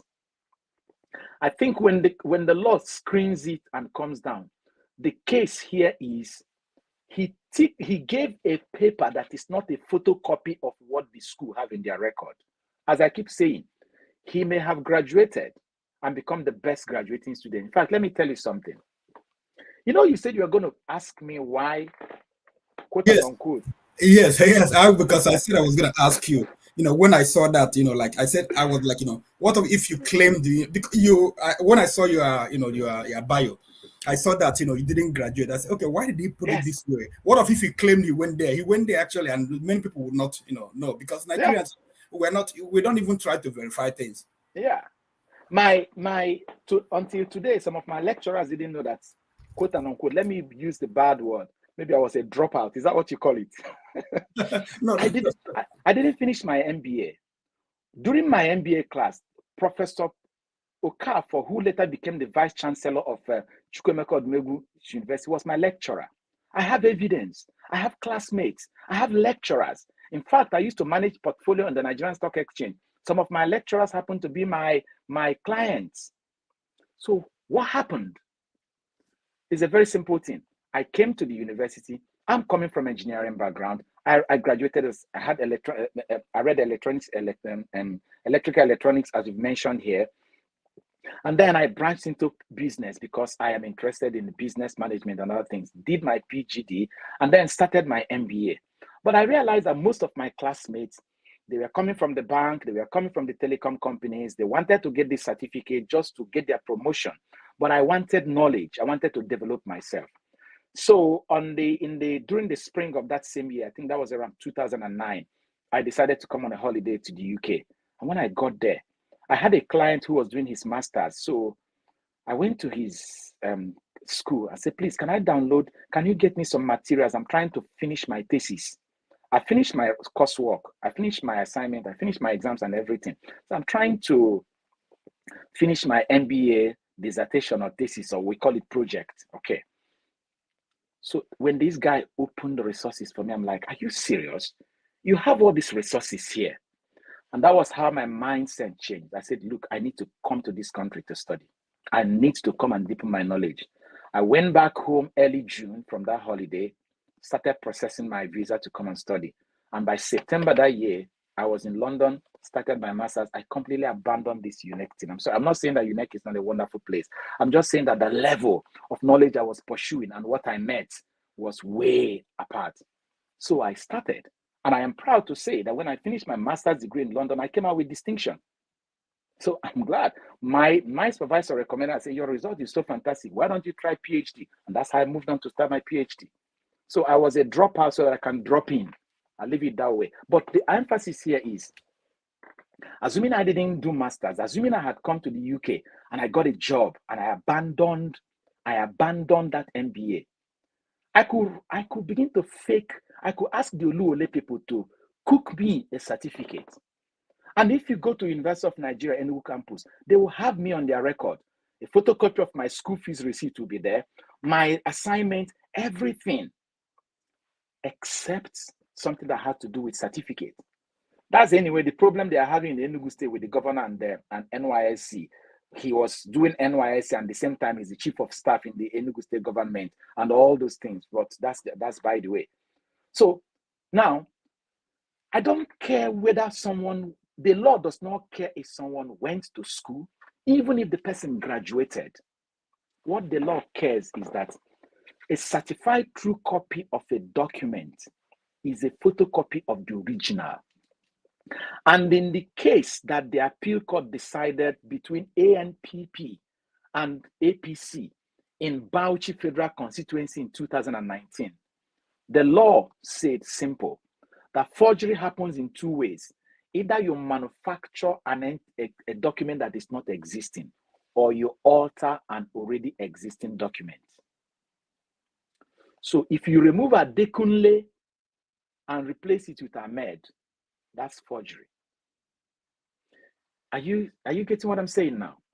So, and the certificate that was given to INEC had 3 signatures and a different logo, but the same name that the Chicago State University have on their record has 2 signatures and a different logo. So which one is the correct?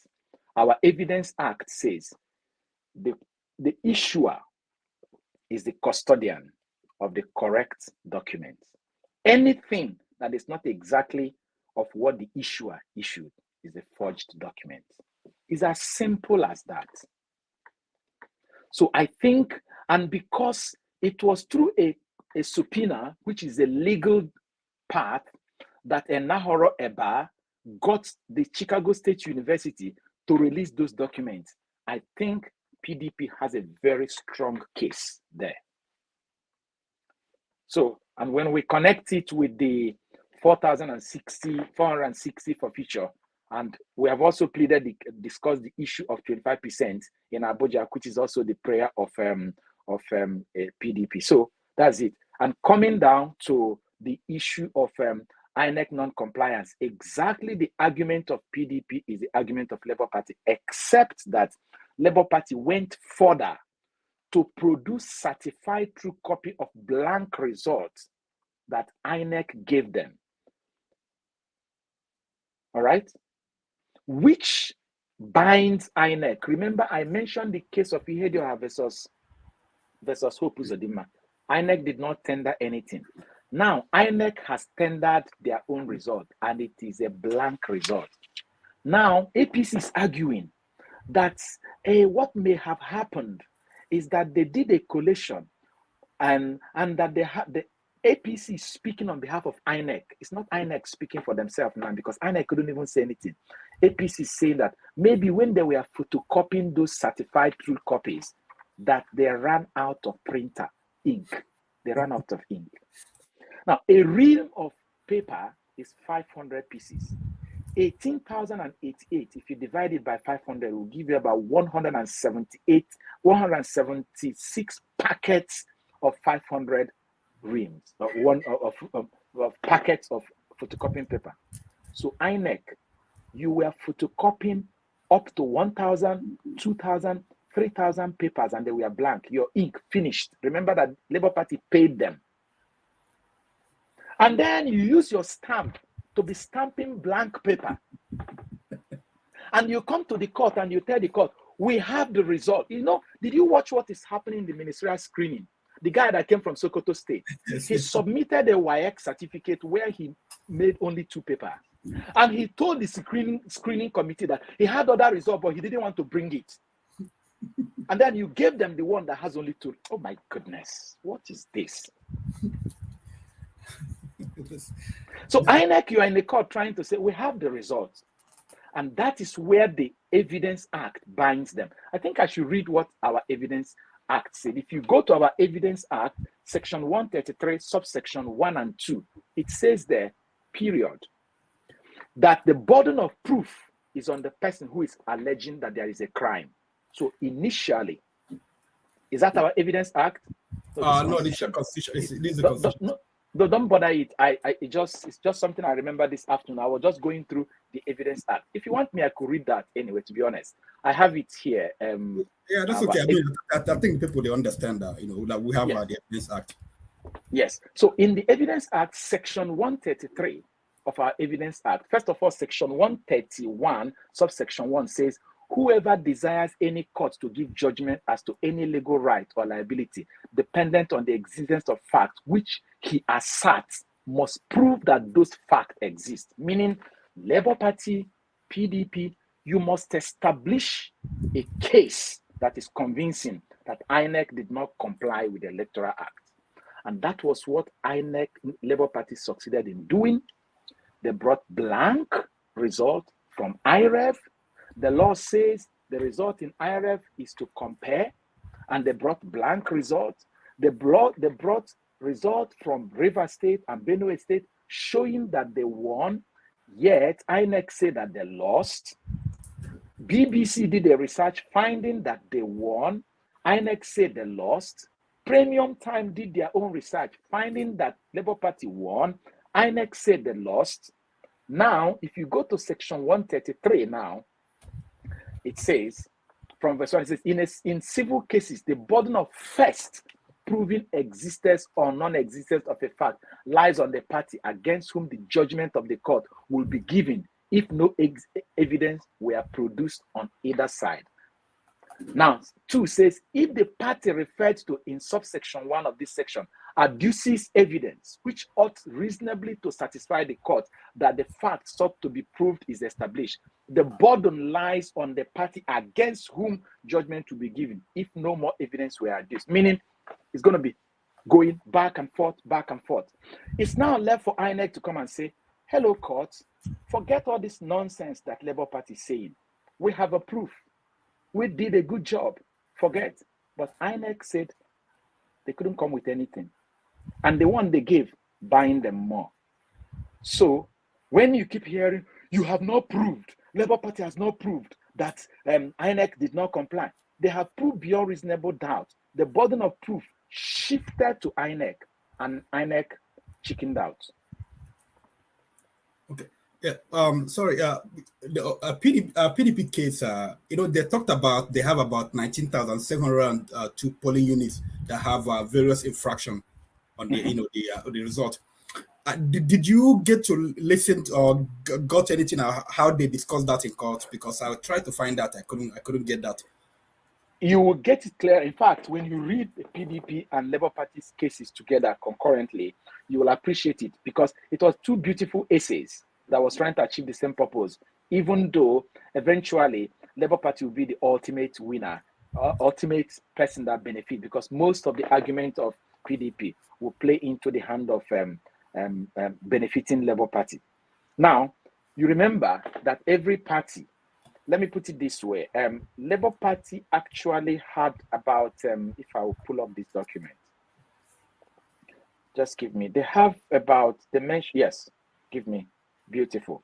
Now, in section 194 of Labour Party's final address, it says, look, the first address they presented, it says, the data analysis for 18,088 polling units being blood copies from EC8A showed that the total number of accredited voters in this polling unit were 2,565,269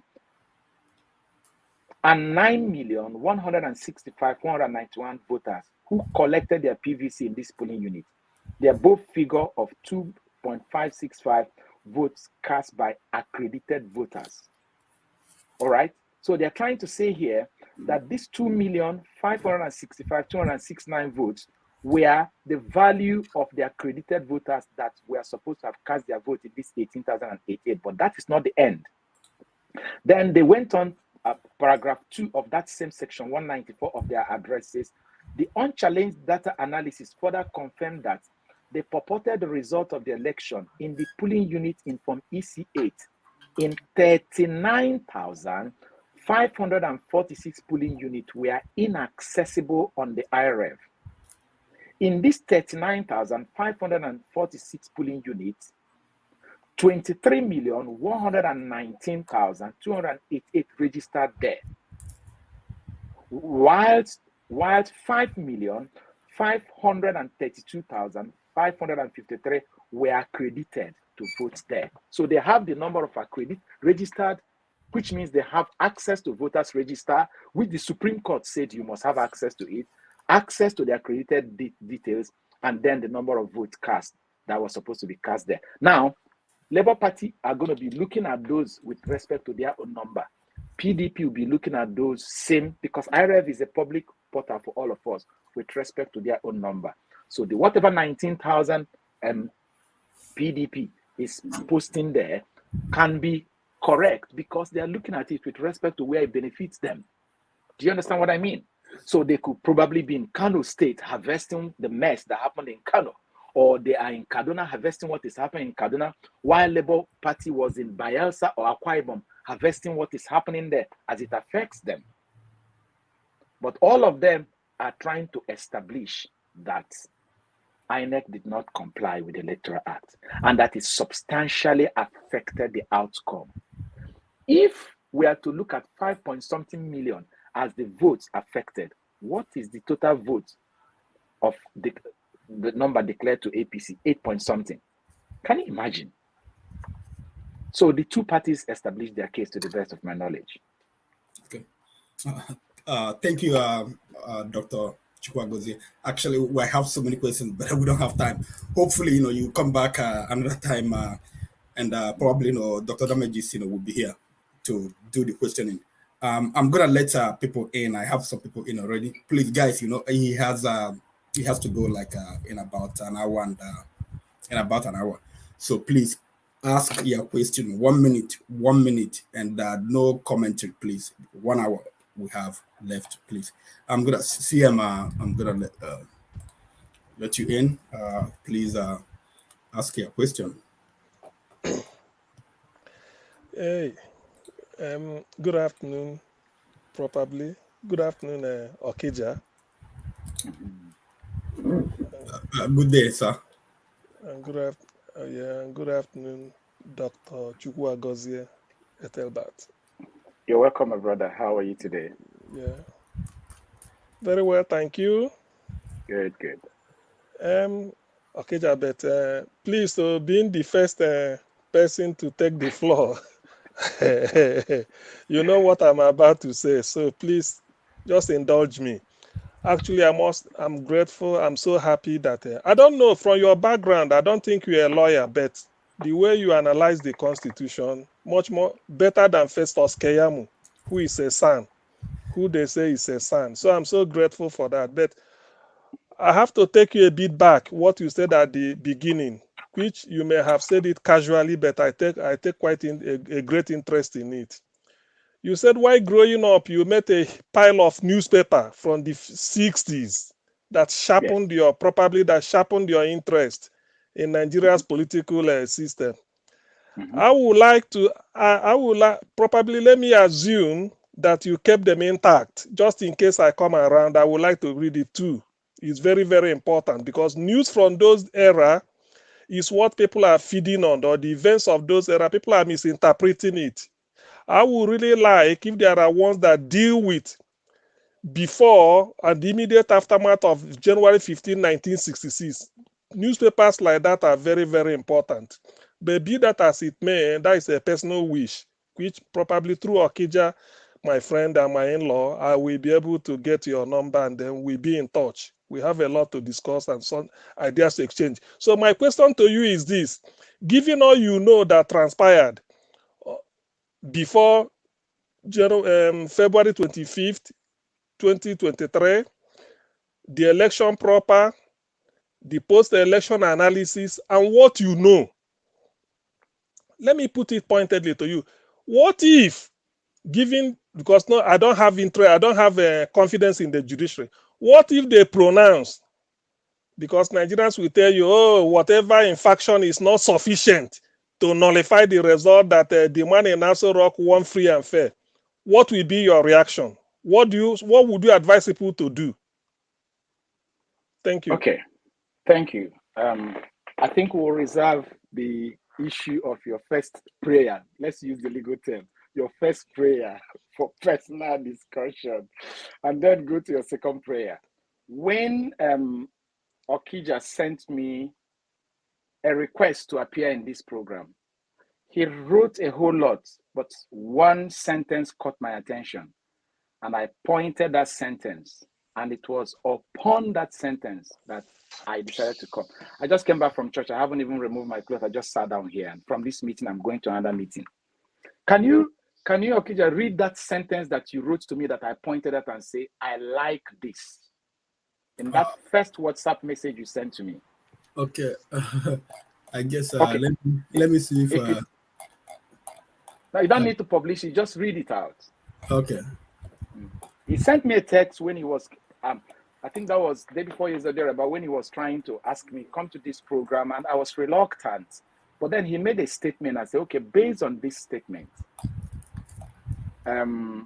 let us come to this program. But in fact, let me put it, if you're searching for it, that statement says, so that we will have righteous anger or something like that?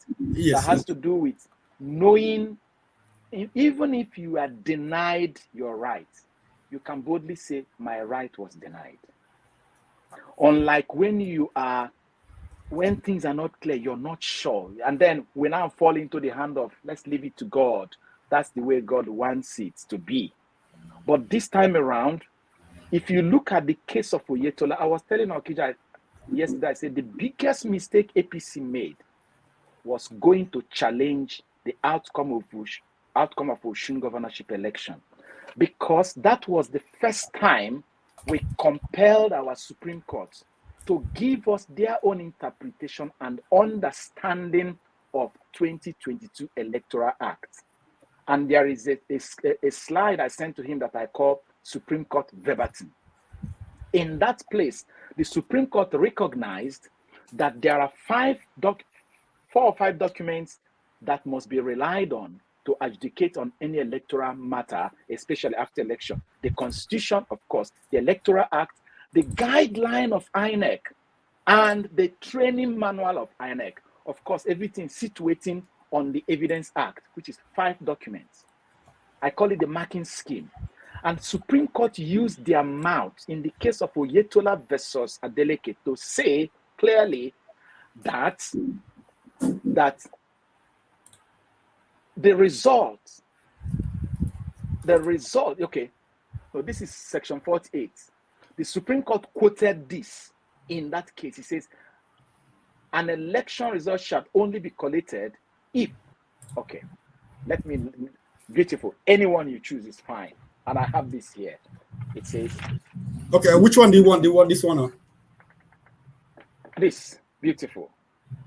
As their name depicts, the collation system, that is Supreme Court writing, this is Supreme Court, the collation system and the INEC result viewing portal are parts of the election process and play particular roles in that process. That was their judgment in May. And so I am asking myself, if you keep reading further, will the Supreme Court renege from this, their statement that they just made in May? It says the collation system is made of the centers where results are collated at various stages of the election. So the polling unit result transmitted to the collation system provide the relevant collation officers. And APC say is a mere inability. APC used the word mere inability of INEC to transmit results, that it is immaterial. The result was impeccable. These were the adjectives that APC used, and that INEC should be scored 90%. But the Supreme Court says that it is a relevant part of the process, and it provides the collation officers the means to verify a polling unit result. That's all. That's Supreme Court. So, if the Supreme Court jumps up and quashes everything they have said, especially what they said with respect to Adeleke versus Oyetola, then what can we do as Nigerians? I don't really know what to do. But that is why we need to keep spreading this message. You know, they are hearing us now as we are talking. They read what we are writing. They listen to us when we talk. And let them know that we have young Nigerians like us who are delving into this document. Before now, until Peter Obi came to rouse our curiosity, we don't care what there happened. But now P2B has compelled us to go and verify. And we are verifying the Constitution, we are verifying the Electoral Act, we are verifying the guidelines, we are verifying the manuals. And now that we have verified it, we are telling, let me ask us a question. In America and in the United Kingdom, who are the people who acquits or condemn? It's the people, the jury system.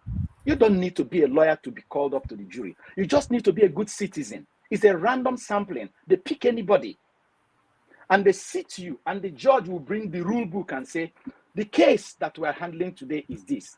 These are the conditions. You're going to hear their case. When you want to make your jury deliberation, follow these rules. It's ordinary people that come out and say, this man should be killed, or this man should be put in jail, or this man should be released. And then the next thing the judge is going to do is to pick the other documents and say, whosoever they told you to kill, this is how you're going to kill them. Kill them with a bullet, or kill them by hanging. Whosoever they say release them and put them in an SUV, or put them on a donkey. That's what the judges do. The people condemn or acquit. Why do they think that we cannot tell INEC that they did the wrong thing? Because we're illiterates or what? We know what the law says, but we gave them the right to hit the gavel and say, what the people have said, I have endorsed. Okay. Thank you very much for that. CM, I'm going to put you back in the background. Ekene C'Anugo, please go ahead. Thank you, Okija. Thank you, Chukwuagozie, for coming to address us today. I know that you're not a lawyer. You gave some examples, especially the last one you just gave, that in US and Britain, they use the people to determine. I have served in jury duty several times since I've been in US. But the fundamental is that the problem with Nigeria is that there's no law. We wrote laws, we don't follow the law. So the idea that we think, because for me, the judiciary, the Electoral Commission, and Nigerian people, the people that are manhandling Nigerian, didn't anticipate that P2B was prepared for them. For the first time in our history, it looks like somebody took our eyes and removed whatever that they put in our eyes, and now we can see. Now we can see. But I still, when you look at Osho, you use Osho State as an example. But remember, in US recently, they repealed the abortion law. The Supreme Court can go back and say what we said before is not true today. So my concern is that Nigerian law, what we are expecting the lawyers to do, the judges to do, might not be in favor of Nigerian people because of how Nigeria is designed. So my concern from everything that you said, we know that P2B proved everything, and the word he used, I will prove that I won this election, and he have shown it. But the idea that the judiciary system will overturn this election is something that I don't think it will happen. But somebody leave a message. What do you think we will do as individuals if the judiciary system says, guess what? The person that won is the person that won. Everything that you have proven is wrong. What do we do? Where do we go from here, in your own opinion? That is my question for you. I mean, I think, sorry, I've answered. Hello? Yeah, I think he answered that, when he responded to CM. What you have is just a righteous anger, that based on every fact available, they still went ahead and they did something else. So that's the only thing they can do. Or except if you can go on the street. But you can't go on the street because that's what they were anticipating before. If we go on the street, people will be shot and nothing will happen.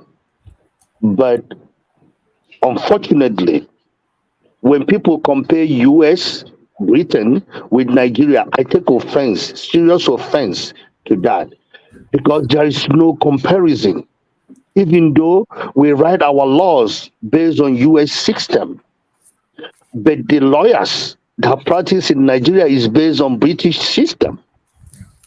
So there's a severe contradiction on those two aspects of Nigerian system, because we wrote our laws based on US laws, but we practice British law. All these people that are 90% of them went to school in Britain, and look at where we are as a country. So let's take this later, because he has to go. So let's get some other people to answer question.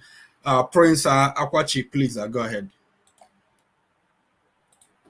Good morning, Dr. Etel. Good morning, Okija and Scribe and other panelists. Pretty much, for me, I just want to thank you for your analysis, because I know I do watch you on this other platform, Obidients platform, and I kept pondering on this Ihebioha and Uzodinma thing until today that I actually got it clearer.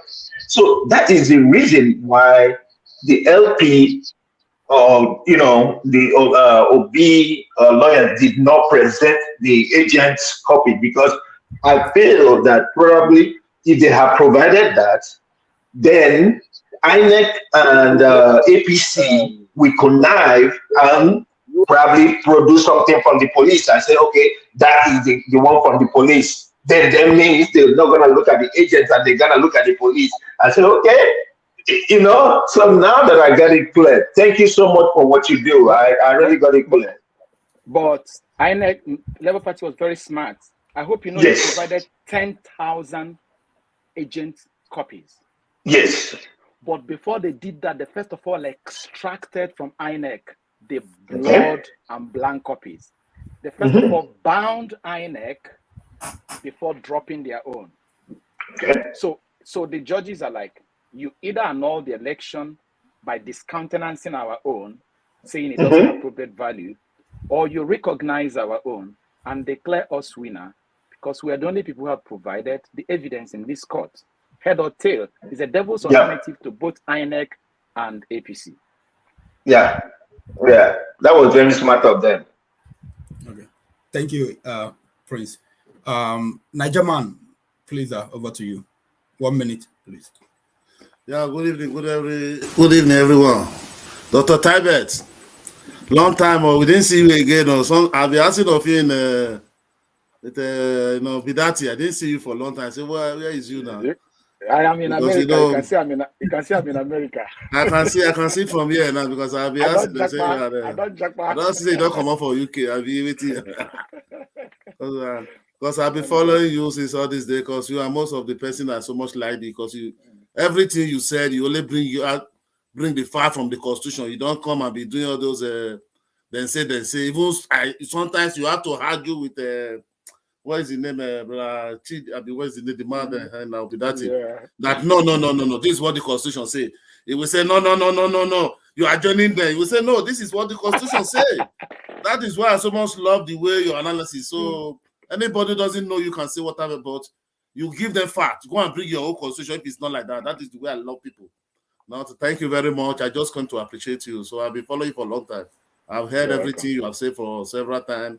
So there's nothing new about it. I've not heard it from you. Thank you very much. God bless. Thanks, my brother. Thank you. May God answer our prayers. Please. Thank you, Nigerman. Moses Scribe, you came through the back door. I don't know. I wanted to remove you, but I said I would not be happy. Okija, now, you know how I got in. So, anyway, it's a pleasure to make your acquaintance. I followed your work for during the elections and up to this moment. So, my own personal interest in most of what has been going on is I focus mostly on historical materialism, where we try to backtest things, and we believe humans are a product of their environments. So we backtest things with history and we try and see how we can find correlations. So my question is going to be based, that's the context of what the question that is coming up. And it's going to be on two fronts. One, what appears to be woke leftist ideology or main ways of expression in the whole journey that has been with Obidati and the Obidient movement. And then the other one is going to be what I see like the apparent lack of incitement of women participation from a very, very nucleus level. So I don't know which one do we go with first. I think maybe I'll go with, because the other one kind of rouse people up. So let's go with the women participation. In the if you agree with me, I mean the whole thing that we've seen build up to the elections and everything. We had the Aisha Yusufs and everything, DJ Switch. But if you're a student of history and you know how Nigeria got its history, there was the Aba Women's Riots, Iva Valley, Gari Wars with Alimotu Pelerura, and the abdication of the Alake of Egbaland. But what you see what we are going through now with the class of 66 and class of 99, you would see that there is an absence of those kind of junctures in the history that has not helped us navigate those things. So hence why I term my approach very historical materialism. So when you look at it, don't you think that was something that is highly lacking in the Obidient movement? And let me just end with a quote from Kwame Nkrumah. He said you can measure the degree of revolutionary outcomes by the political maturity of its women. Because if the children are going to go out to protest, throw caution to the wind, it's the women that will give the nod, not the fathers. Don't you agree? Well, let me put it this way. I must be very, very, very frank with you. When we come down to the whole project of Obidati, the project of Labour Party, they asked them during the Twitter space a fortnight ago, they asked it to be, what is his opinion about the Obidati movement relative to become Labour Party? What he said is, hey guys, you people should come and deliver us. You people should come in and save your country from us. He included himself as part of the career politicians. But you see, I've vested my time more, not on what will happen with the Obidati and Labour Party. I am from Enugu, and I cannot go to tell you more how I am surrounded by PDP apologists. I can't go. But we are all in the same platform, and every now and then I keep hitting. I'm in a platform where I have about 5 lawyers, and I say to them, you went to school, you graduated, you went to law school, you served, and you come back, maybe you start your law firm and other things, and someone who went to school came back, who should be doing his NYSC, abandoned his NYSC, came down to the government house to become chief of staff, and didn't go back to NYSC again. And much later, after about 20 years later, he came back to become your governor and forged an NYSC certificate. And because you're a PDP person, you are protecting him. Forgery is forgery. I said, I did my NYSC in the northern part of the country, where in that year, January 2000, people were dying in Zamfara. Corpers were dying in Zamfara. People travel from Lagos, from Enugu, from Ibadan to go serve in Zamfara, and they are killing them there. And another person was cozying up somewhere in the government house, abandoning his own. So they are like, why are you doing this? And I'm simple to them. This person forged a certificate, NYSC certificate. And forgery is not good. He shouldn't be the governor. They say, but the other person, they don't think he's more competent enough like him. I say, well, even if that person is not competent and the people voted him, let those people who voted him prove his incompetence by his lack of performance. You cannot abandon him and trap him through a forged certificate and say he's incompetent. Prove him first. And so what I'm doing and what I'm interested in now is election was raped, election was abused, The process that led to the declaration is not what it should be, and we are in court. What is the letters of the law saying? Just the same way we used to mark WAEC exams, then they give you the marking scheme. You don't see the face of the person who wrote the WAEC. We are looking at the constitution and other marking scheme for the adjudication of this case. I am not thinking now, what is the campaign? I mean, even if the revolution was not much, whatever the few women you mentioned brought in delivered this election if it was announced correctly. It delivered the motivation of people to come out and to vote. They were plucking their eyes were bleeding, they had bloodied eyes on the day of election, yet they were still coming back to vote. But the state, the swamp, denied the people the result. So let's see what the court will say first, and when take it off from that place. But There's a whole lot. Yeah, There's a whole lot. But don't you think that and then this is why I look at it from though, because the way the women dealt with the British, it's a landmark thing across the world. Like it's never there's I mean a lot of things about Africa are downplayed. Mansa Musa's journey through the Sahel, if you look at what's happening with Niger right now, and all this thing, you don't see the patterns. But anyways, what I'm saying is, I think that largely that the election would have had more energy and more concreteness if, I think largely women's participation was downplayed. It wasn't encouraged. You should have followed the Fela Kuti's and Alimo Tupelerura model of breaking things down into cells. And that's where my question was going to. But anyways, let me go to the next one. There's a quote by Gustave Le Bon. And he says, the masses have never thirsted after the truth. They turn aside from evidence that is not to their taste, preferring to defy error if error seduce them. Whoever can supply them with illusions is easily their master. Whoever attempts to destroy their illusions is always their victim. An individual in the crowd is a grain of sand amid other grains of sand, which the wind stirs up at will. You look at the journey, everything that we're in right now, and are we really, really telling ourselves the truth? The structure in which you people find yourselves, do you honestly think that you will, you guys think that much would have changed? Buhari dropped the bombshell on Tinubu.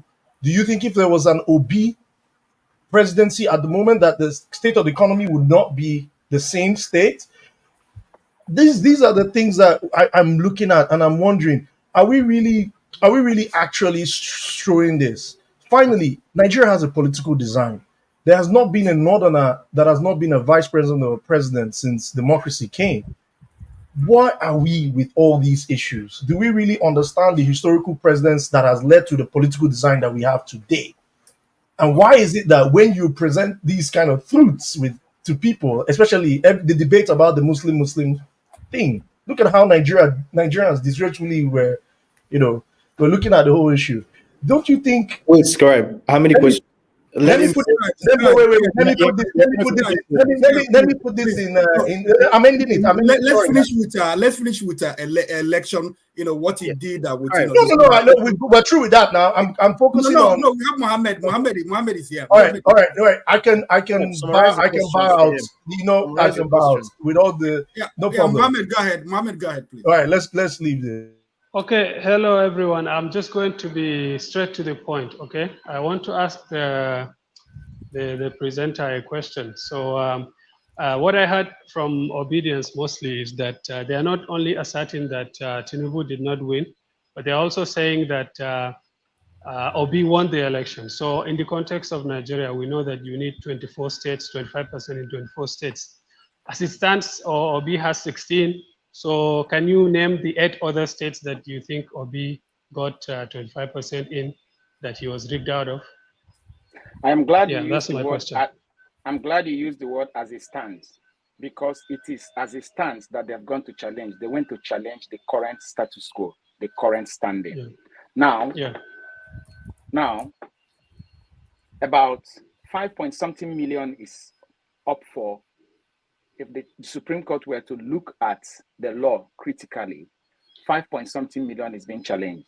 If they are to step it down to 18,088 polling units, 2.5-something million is being challenged. All right. Now, in their prayer, they did say it, and it is clear. Our votes were suppressed in one condition. Our votes were shifted to the APC. PDP themselves used the amount to say it in Lagos State, that from their situation room, Labour Party got about 900 and something thousand votes. They gave them 500.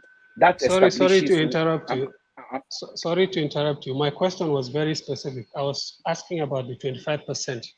Like if 5 million votes are challenged, so for to assert that Obi won, he must get 25% in 24 states.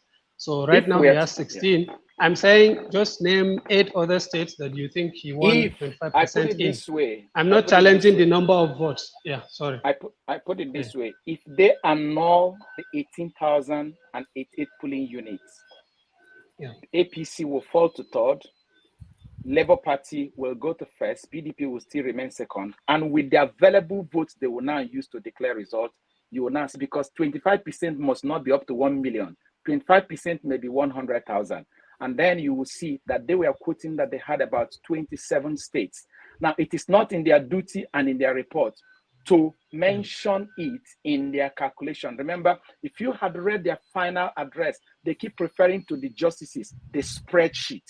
It's from the spreadsheet that they pulled out the total accreditation, the total number of registered voters, the total accreditation in each state, those who were disenfranchised, and they just made sure they did not use the amount to say, and as you can see, this is the result. Because it's the duty of the court to do the collation. Even the APC went there to say, oh, our Lord Justices, they are telling you don't know how to do your job. They are collating for you. So in their final address, they pulled that statement. So it seems to me that based on what you have said, is that your if like those places that that you mentioned, this number of votes, 22.5 million or so, were cancelled, that will make Obi president. Okay, if they were cancelled. In one instance, if it is, but so then it's a kind of procedural argument that you are making. It's not enough to assert that Obi won. To say that Obi won, you have to prove that he won 25% in 24 states. Can I come in? Yeah. They also attached 10,000 polling unit result, not 10,000 votes. That 10,000 polling unit result, they didn't want to use the amount to tell you the number of votes. Assuming that 10,000 polling unit result, just say if that 10,000 were to be an average of 200, what is 200 multiplied by 10,000 if it is in their favor? There are 10,000 polling units in what state? That's what I know what you're saying. I understand what you're saying. My question is very, very specific about 25% in 24 states. Why I ask that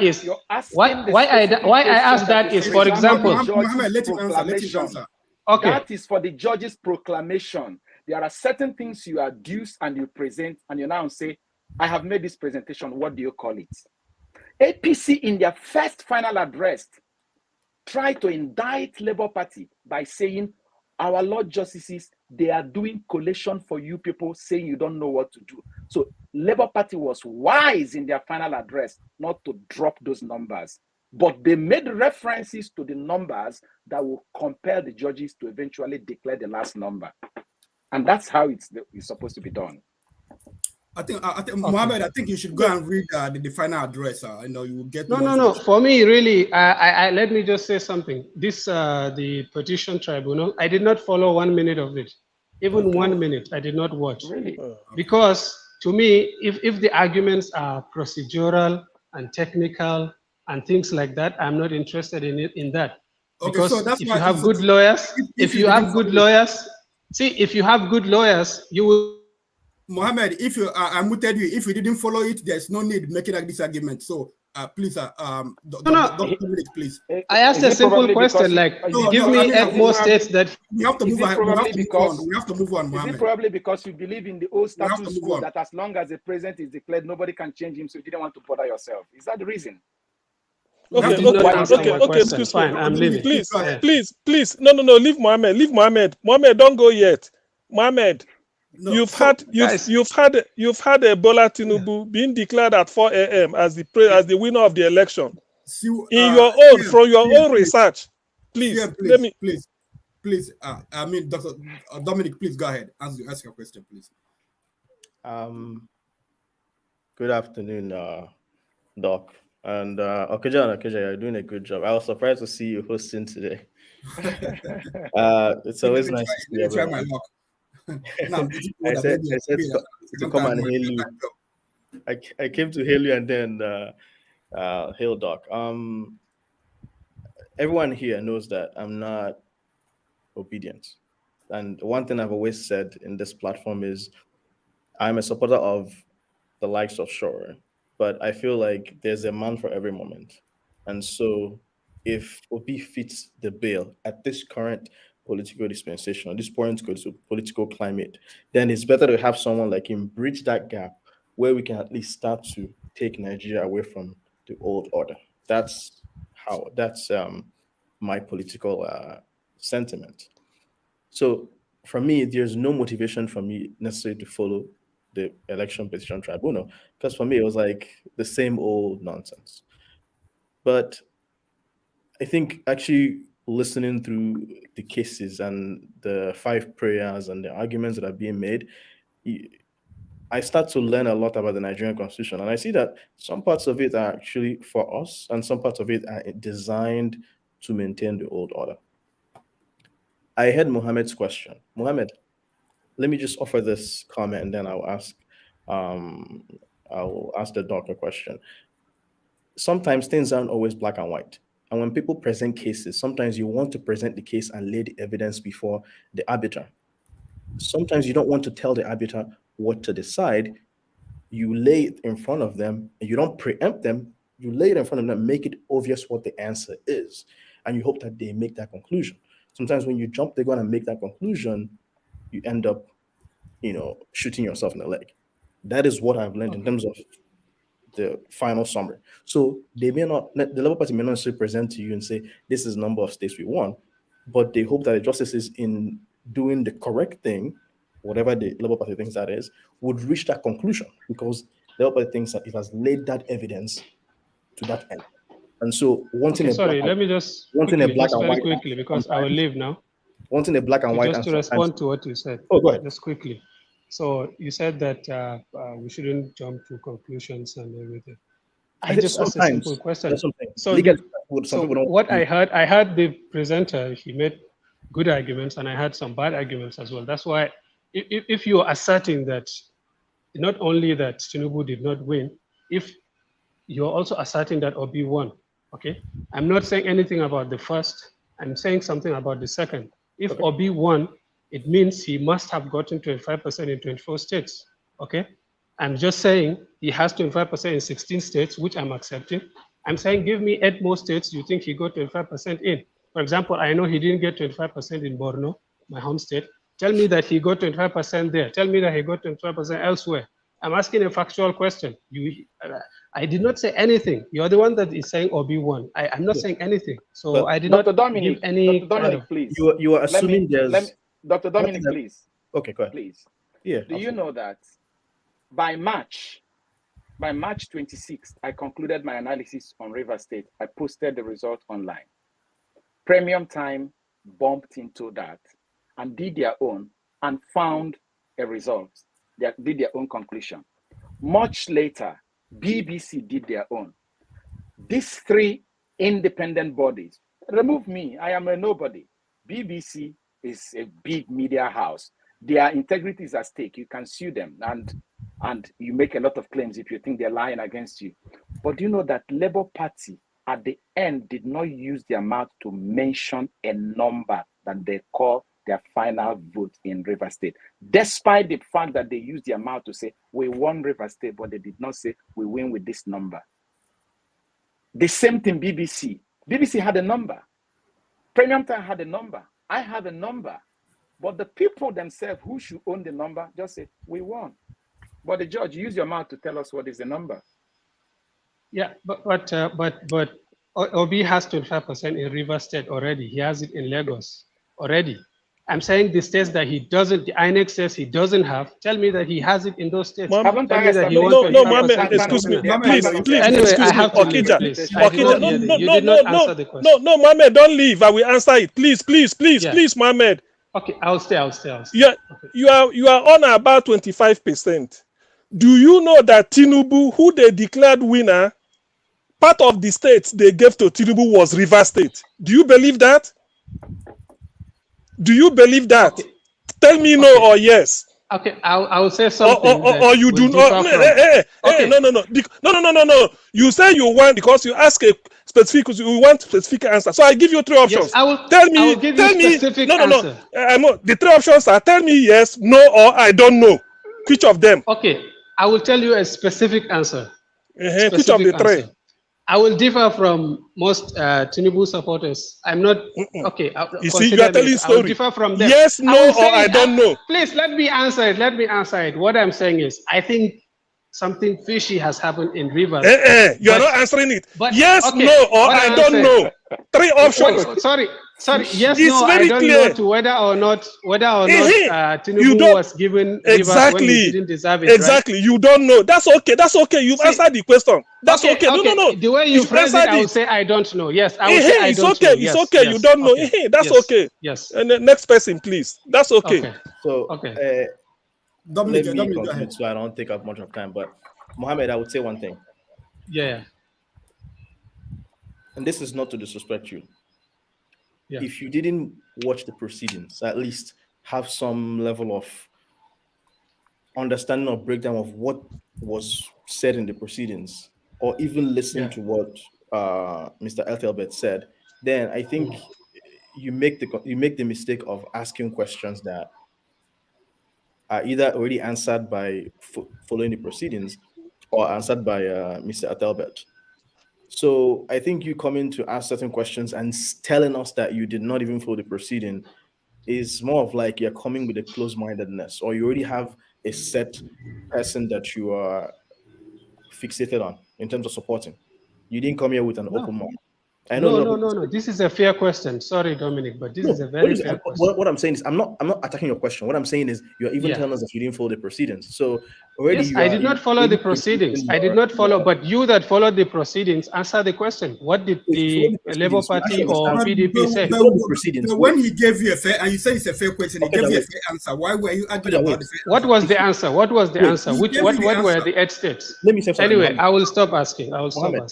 Mohammed, if I did not follow the proceedings, I would ask the kind of question you asked. And if he didn't give me a straightforward yes or no answer, I would say he doesn't want to answer the question. But because I followed the proceedings and I understood the sense in how the Labour Party argued and the PDP and the rest argued, it allowed me to understand that sometimes in law, you don't always need to have a yes or no answer. And you don't always have to preempt and say, this is what I am asking for. You actually hope that people get to that. That's what you learn. So if you have an open mind, I would say go find some channel on, read the proceedings, read the final arguments, and you understand why he did not give you a straightforward answer. Sometimes everything in life is not always black and white. That's what I have, and that's what I have to say to you. And I didn't get a chance to watch all of what you said, Doc, but I think I'll go back later and watch it. But I like how you actually broke things down and you showed people a pictograph of how things were. The whole APM, I didn't know about the APM arguments up until I started watching some channels online, and it started to make sense. The whole double nomination and withdrawing a candidate and not replacing a candidate on time, that makes so much sense. My question to you is, given the current political climate and how crazy things are, there's a way we expect things to be done. Election petition, either Tinubu won or did not win.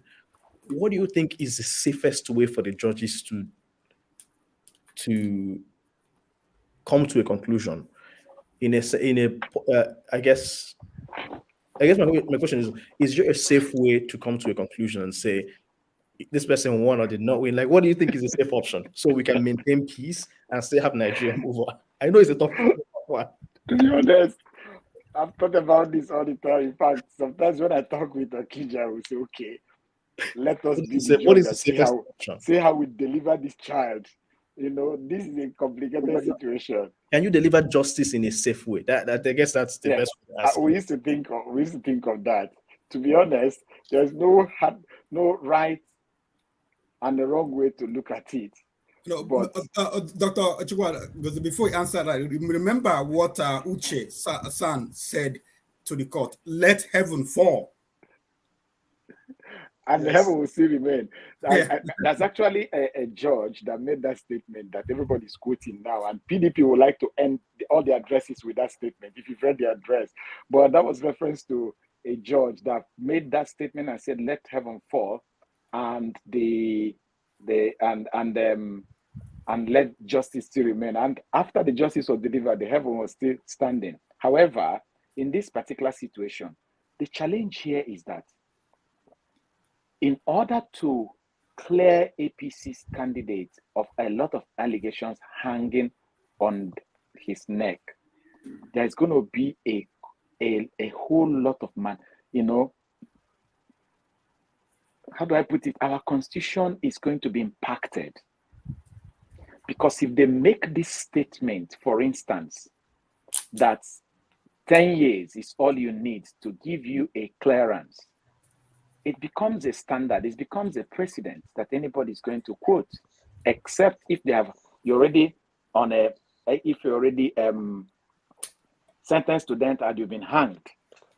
If they talk on the FCT Abuja and say, you don't need to get 25%, it becomes a rewriting of the understanding of the Constitution, because until now, it has not been challenged like that. All right. And then, if the Supreme Court goes based on what Enahoro Eba did with respect to the certificate and still give a clean check, it was a subpoena. It was a university that the a law court subpoenaed to produce those documents. It means that there's going to be issue with our Evidence Act, especially has to do with forgery. It's a very, very complicated issue. To be honest, I feel for those men. And then if they drop the hammer, trust me, I think APC, they are praying for a rerun now. And they are begging that it is just on the issue of Abuja. They are happy to accept Abuja, because if they accept Abuja and every other thing stands, it means that the shame their candidate will bear will be covered by the Supreme Court. That the issue of criminality and forgery and everything. But the implication is that it's going to spread across again. Like, look at what is happening in the ministerial nomination. 5 people nominated are riddled with the issue of certificate forgery, name falsification, and what have you. Will the Supreme Court do this thing to validate it or use it? It's a complex situation. But what APC is begging, let me say what APC is begging is that Supreme Court will uphold Abuja that you must get 25% and declare election number 2. And they're also begging that let it not be Labour Party, let it be PDP and APC. That may be a safe path. But of course, unfortunately, if that be the case, it's going to be APC and Labour Party. And if it becomes APC and Labour Party, pardon? The last part is going to be APC. How so? Or if you just look at our Constitution, section 134, subsection. Pardon?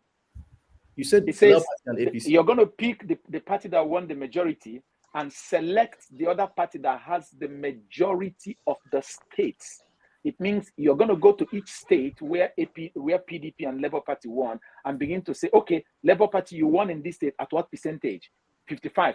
You succeeded. Oh. Now they say, oh, APC, Labour Party, so you're in Lagos. You actually won Lagos, but it's not up to 50%. So you lose Lagos. It didn't count for you because majority is 50% plus.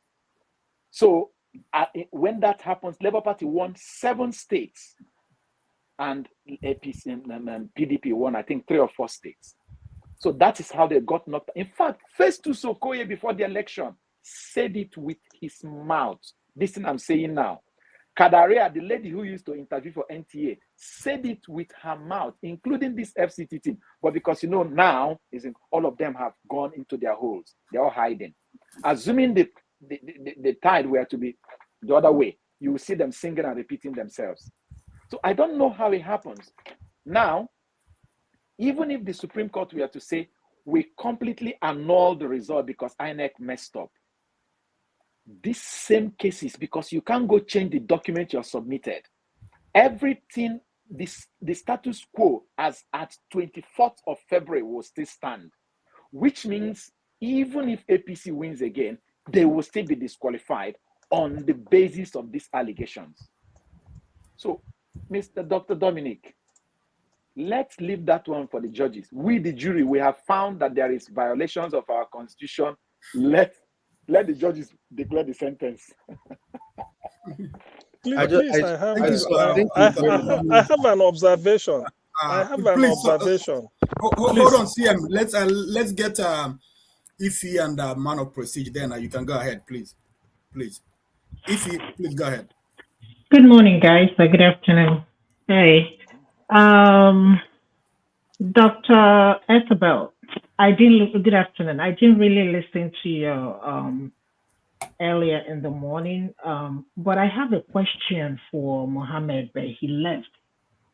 My question for him, and if anybody, he keeps saying that, how can Obi prove that he didn't win or that he won in the northern state? And my question is this: why is it so difficult for them to not show them the beavers? Why are they hiding it? If they have released these beavers, I don't think we would have been here talking about this. This would have been a case closed. So I wanted to ask him, how are we sure that Obi did not win Borno? Or how are we sure that Atiku did not win Borno? Even this northern or core north people keep saying there is no way Obi would have won. And why is this so difficult? Why did INEC not, give them the whole information? Why did they not release the result? If they feel that this is the right result, here is the beaver machine. Look at it, and you will see that we have presented you guys with the whole material. So why is it difficult? I get irritable when people keep saying that there is no way this person could have won the corner. How? Why not?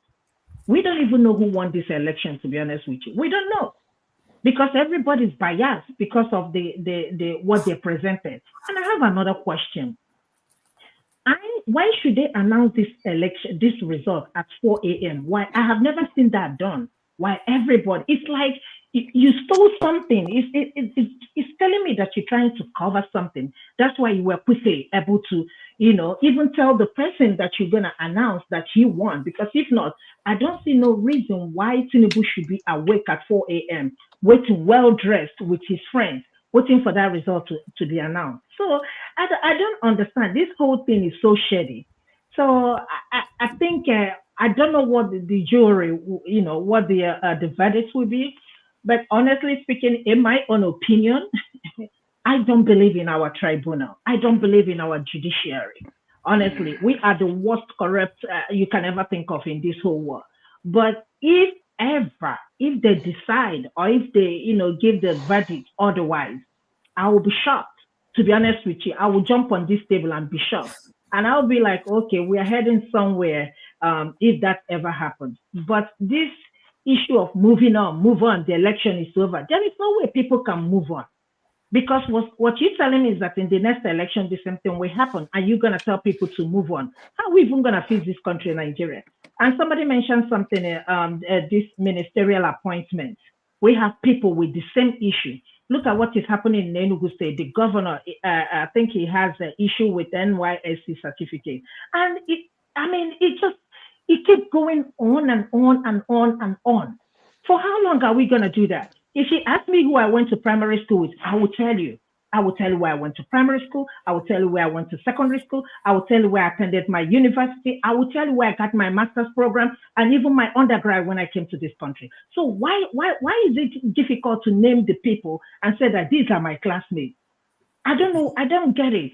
So, we need to tell ourselves the truth in this country that this is not working. Let him answer. If he's I want to now answer one of Dr. Dominic's questions through what Ify just said. The results so far declared, when we're talking about maintaining peace in Nigeria, Nigeria is already troubled. Because if the number of the total valid votes that INEC declared, the total valid vote, were to be a representative case, because that number is what they are telling us that have now determined our fate, quote and unquote, until the next 4 years. It means that that 66% of Nigerians are not in support of the government in power, because it's only about 34% that voted them.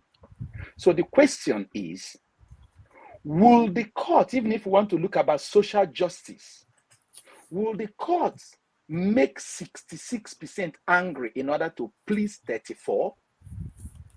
Or will the court say, what shall we do to make 60? Look at Glasgow Smith Line. They just left Nigeria. Yep. They just left Nigeria after Yep. 51 years of being in Nigeria. Yep. And the reason they gave is this, that they do not see a future in Nigerian market.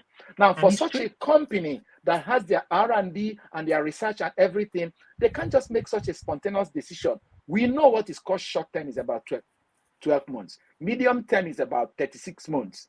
Long term is 37 months plus. For a company that have invested in a country for over 51 years to pack and go, they must have done an analysis and projected that even in the next 10 years, this way is going, there's no hope. That is, they're trying to say that all the 48 months of this government will plunge them deeper into hole, because the previous 48 months times 2 rubbish them. So will the judges not even ask themselves, are we going to brutally destroy because if the judges goes ahead to give INEC a pat in the back, you know what they have done? They have just castrated the 2022 Electoral Act and make it just nothing but a ghost of 2010 Electoral Act. Will the judges do a thing like that? Will the judges not even think that this whole thing we're talking was over $1 billion that we wasted? So if you, my sister, and Dominic, my brother, let the voice of conscience and let the judges know that I told you, Okija, that as long as I'm concerned, APC is not the problem of Nigeria. PDP is not the problem. Politicians are not the problem of Nigeria. You know the problem of Nigeria? The judiciary. Because if they drop the hammer on them, if the politicians knows that if they run to, I mean, you know what we did when we were children? You wanted to manipulate your dad, and then you run to your mom, and your mom slap you back to your dad. You're not going to do that again.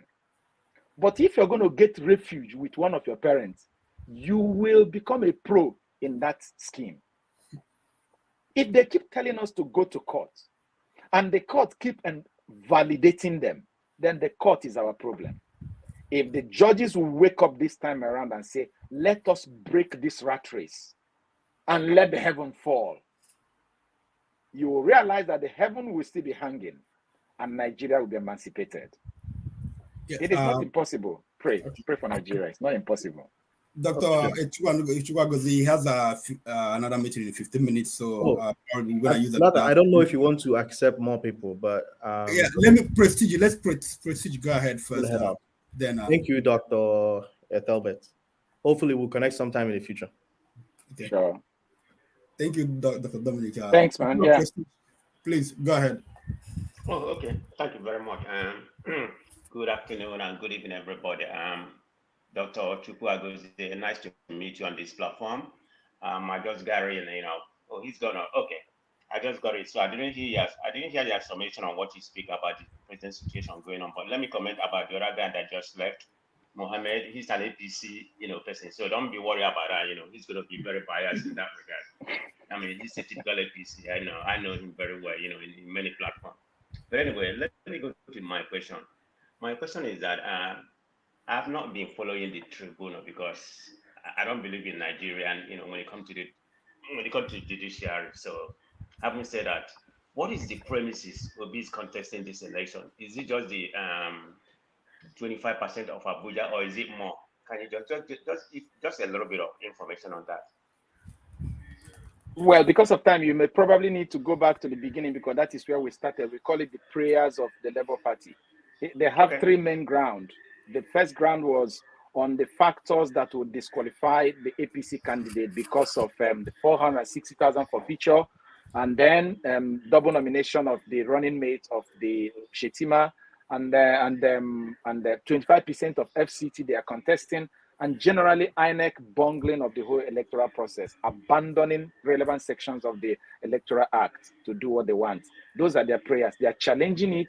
They are saying that if what INEC did is to be upheld, then the whole election is a mess, and they have adduced evidence in court that prove that INEC substantially did not comply to the Electoral Act, a factor which, if the court uphold, will either return Labour Party based on what they have presented as the winner, or cancel the whole election entirely. Okay. Okay. Yeah. CM. Okay. Go ahead. Okay. Thank you, Okija. Dr. Chukwuagozie, what I want to point out is this. You know, I'm not a tribunal, but I'm worried that for somebody to say a rerun means there is no clear winner, or that the people that you want to participate in the rerun are tied, sort of. Something like you play football, no clear win after 90 minutes, you say go to penalty shootout. So what I'm trying to point out is, are we basing the rerun or not? I think the rerun should have been, they will remove all the fake results, distill it very well, then use the total number that are really genuine results and check. Based on that, they know whether there will be rerun or not.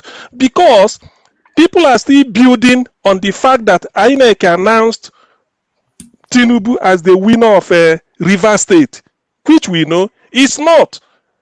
So, and then from what we've seen in the tribunal, is it not 18,000? Is it 18,000 blood votes or something? 88. Yes. So when you remove all those, you know, you remove the bad eggs, so that you now know the real number of eggs that are available, and then who scores what before you now determine which party will go for a run or not, or if there is need. Look at what the law says. The number they have declared as the total valid votes is fixed. Nobody's shifting it. So when they now fault in some votes and pull it out, if the number of faulty votes becomes greater than the difference between the declared winner and the second runner-up, the law says that election will be cancelled, because it means that the votes, and so far Labour Party has identified about more than 5 million votes that is either inaccessible on the IREV or blank and blurred. And because by law, IREV is the reference arbiter where what is authentic will be determined, it means that if IREV is not there to validate all the votes cast and announced, there has to be something. And if that number of votes is greater, I mean, if 5 million votes is in question out of about 20-something million votes that they declared, check it. They are going to say that the violation substantially affected the outcome to the extent that people are going to go back to the polling, to the ballot again. That is the implication of what will happen in the 18,088. If that one, which is about 2.56 million, were to be acknowledged by the court and removed from the total vote cast, then there is a problem. The only thing that is going to happen is cancellation. But if they remove it and bring in the copies that Labour Party brought in and use it to dilute the results, because the intelligent thing is that those places where the results were blurred were where they manipulated for APC. The result where they gave Labour Party votes, you can see it online. But the result where they gave APC votes, you can't see it online. And so if they were to cancel that, that's why I said before, and say, okay, we're just going to cancel that, you will see that APC will drop to number 3, because majority of the votes INEC used to pad up the account were manipulated and mutilated. And someone is asking here, what of the police copy? Well, evidence tendering is over. The police copy is not there. And Labour Party shouldn't be looking for the police copy when INEC has given them their own copy, and their own copy is equal to blank. Okay, so thank you, Dr. So just okay. So in other words, whatever copy that INEC give, please. Please, it's called the probate value. Yeah. It's called the probate value based on our evidence act. If you go to section 15, I have quite a lot to say. I'm really becoming interested. I have quite a lot to bring up. You can give him my number. You can give him my number, and we keep chatting offline. Yeah, okay. Yeah. And if we wait, they don't schedule judgment day.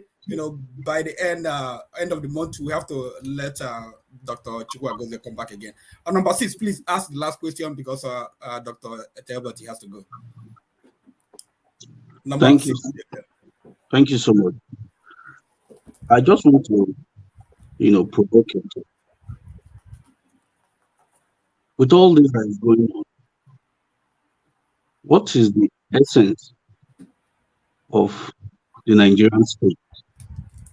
What do the Nigerian people hope to achieve, particularly the leaders, when they can't even conduct election and the corruption in the system, like you can see the certificate issues, very basic issues that are difficult to argue. In the nutshell, what is the essence of this country we call Nigeria in your home? Thank you. Nigeria is a peace-loving nation. Yesterday, I had about 30 minutes talking with a young chap. When I did my youth service in Adamawa State in 2000, he was just 10 years. And then we reconnected again on Facebook. And we're talking yesterday. He's now 33 years. He's doing well. He's married. He has family. And I just kept telling him, I can't wait to come back to Adamawa. I miss you guys. What of this person? What of that person? What? I was mentioning names. What of Mahmoud? What of the? I was mentioning Hausa name, Arabic name, English name. I have lovely friends I met there. It's a political class that is using us as a pawn in their chess. Nigerians love themselves. Whether they are Muslims or Christians or Ibibio and this, we know where our differences come in as per Muslims and Christians, but we know where our friendship converge as friends in Nigeria. I had a program last night in one of the channels where I was making a presentation. I have most of my work, both in Obidients Family TV, you can go there, or Ifoma Edu from YouTube. You can go there to watch most of my work. And one of the person that we featured there yesterday, I used to think she's a Yoruba person because she lives in Ekiti State. So my host said something in Igbo, and I quickly popped up and said, Ifoma, why are you speaking Igbo? Do you think Gloria understand what you're saying? And the guy started laughing and said, I am actually an Igbo girl. I came to Ekiti State to serve. Can you imagine? And I say, that is the beauty of NYSC. I am one of those persons that love the whole spirit that is behind NYSC. But the political class, they are using us. They are using us. And the unity we advanced during this campaign, the Obidients team coming from the north, all those Muslims, all those Christians, all those Hausa, all those Yoruba, teaming up. Who told you that it is the Igbo vote that gave Obi victory in Lagos State? Who told us? It is Nigerians' vote. Look at how we marry each other. What? Look at how we marry. I saw somebody from my town yesterday, last week, he was texting me, can I support him? He's married to one girl from Cameroon. The other one is marrying one Calabar girl, is marrying one guy from Zamfara.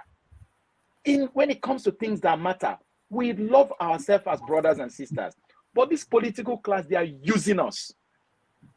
And if we wake up now and stand our ground, we'll flush them out. And that's what Obi is asking us to do, to stand up now and not allow them. Look at it. They have started bringing their sons, their daughters back to become the chairman, Senate committee of this. After our people our youth have gone to shoot gun and scatter vote for them, it's their own children. It's their own children that are member of House of Assembly. The former Minister of Information, he is a minister. His son is a member of House of Assembly. Look at them. At the end, they bring their own children, their cousins, their brothers, and they dump us. That's right. That's what I said earlier in the morning, that maybe 20 years from now, we're going to hear El Rufai's son being the president of Nigeria. Don't be surprised. He's a legislature now. Yeah, of course. And that's what I said early this morning. So it's just like we're recycling the same thing. And what makes you think that Nigeria is going to get better? It's not going to get better. It's the same political people 20, 30 years ago that I was born. I'm still seeing the same people in politics. I haven't, maybe one or two new faces. So we're not heading nowhere. If you as old as I am, all those social studies you used to do, you're mentioning the names of political office holders. As a primary school person in social studies, you met them in secondary school in history. You experienced them in university as people who are deciding who will be your so. And now you enjoy them. You're still seeing them. Okay. Please, one more last observation, please, before I let you go. CM, please. He has another meeting in 3 minutes. Doctor. Okay. Just 1 minute. 1 minute now. No. Because he has to say something before he leaves. Please, Doctor Chukwuagozie, say something before you leave. What I want to say to us Nigerians and lovers of Nigeria is that they told us in science that a catalyst is something that stirs up the rate of chemical reaction. No matter how little it is, the impact could be felt. Please, let's sustain this campaign. Even this media campaign we're doing, you see how the lawyers used to come and they say before the social media. So they are listening to us. I have a friend. This friend is a son of a retired justice of the Supreme Court. I talk with him all the time. His father is following. I have another person who is a retired judge who listens every day. I finish a program either with Obidients or Ifeoma. The man listens. So when I'm talking expecting that he's going to listen to what I am saying. His son too is a civil activist living overseas. I don't want to mention the country. So what I'm trying to say is that these people, they are hearing us. And they are now understanding that we're waking up, that we're intelligent, that we are researching, that we are monitoring them, knowing whether they will disappoint us again or not. And that majority of Nigerians want justice. They should not be trying to please the minority when the majority that will make Nigeria great want them to just do the right thing. And judges, please, don't be afraid. More people are in your support to do the right thing than the minority that are threatening you. If the judge, imagine if the judgment comes out tomorrow and INEC is giving a clean bill of health. Do you think there'll be celebration on the street of Nigeria? Imagine if the reverse is the case. The judges, they too, they have emotions. Do the right thing, and God bless you all. Sure, because do you have a podcast? Thank you very much. I haven't started yet. Maybe in the near future. Yeah, thank you very much. Okay. You've been a blessing to many people. After this election, you've provided a lot of analysis and things that help people to get to the facts. Just like I said when I was talking to you, so after the judgment day, if you're not happy and you know the reason, why they rule against you. So thank you very much. I hope you will come back next time. Thank you. Thanks. I appreciate it. Have a great time, people, please. Bye. Well. Okay. We're going to take a short break and we'll come back to this. I think there are some people who were not here. Okay.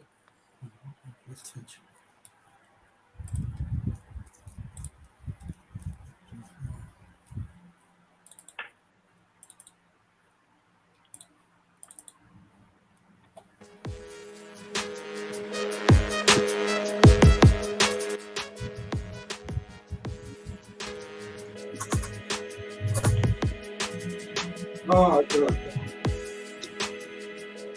Cool.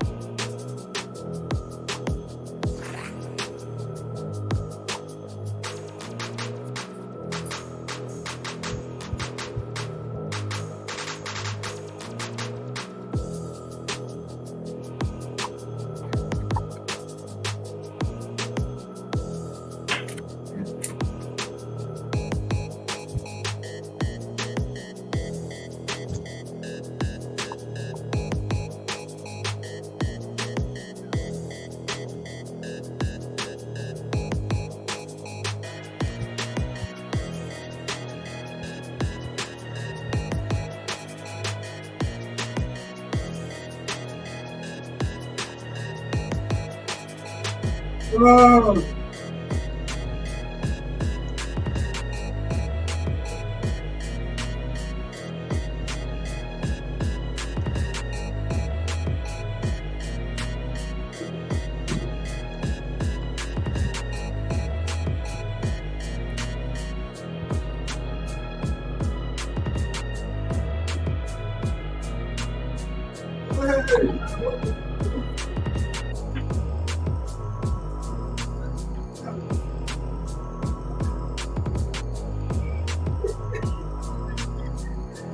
Yeah, he's gone, but I think the show is still on. Yeah, okay.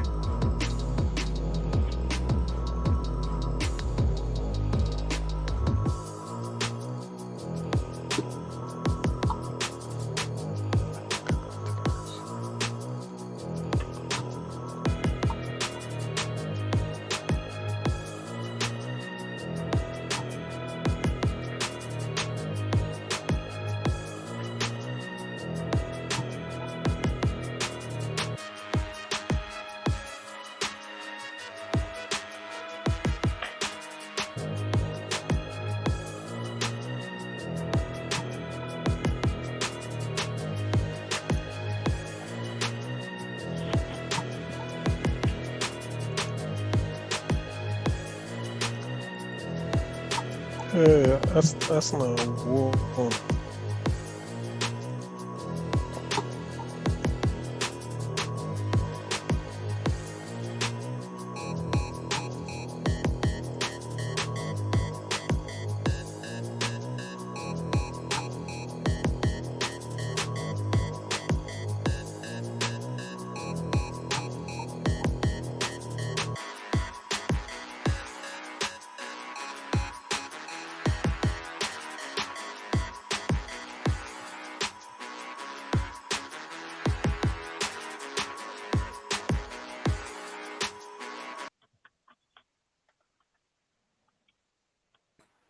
We are back.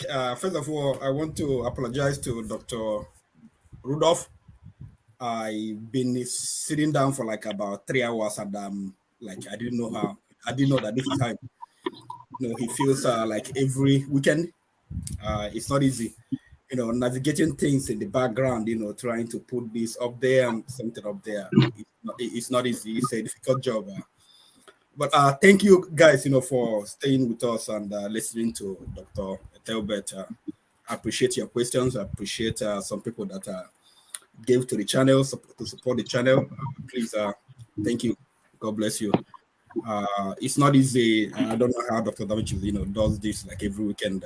So out there, if you are there, if you want to support the channel, please go ahead and support the channel. He deserves it. And so I'm gonna go to people that didn't ask question. We will, start with them, and then go. Everybody else will continue speaking. I don't know.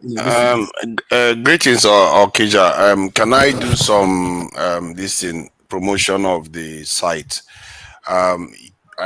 Because this is the Iroko Post site.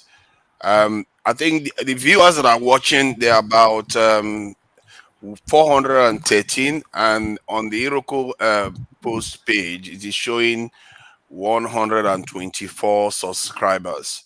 So can we go and subscribe to this channel just in case Dr. Damages is, anytime it is suspended, the viewers have the other channel as a backup.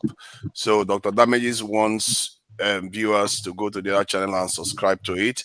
Is the Iroko Post TV, and it is currently showing 124 subscribers, but we have 417 viewers at the moment.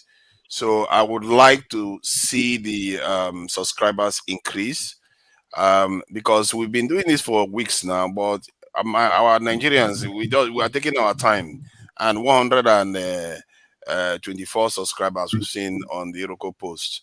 And so please go and subscribe there so that we can always have this backup sister channel as in case anything happens to Iroko Post.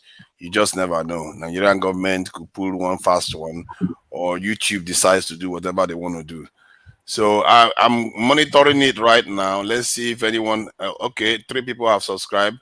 Is 127 from 124. So that's 3 people out of let me say 300. 3 people out of 200. I think let's try to get that thing up to 140 at least. That's just 14, 124. That's 16 people that are viewing right now from 400. Let's see. Okay, 129 is gotten up to 129.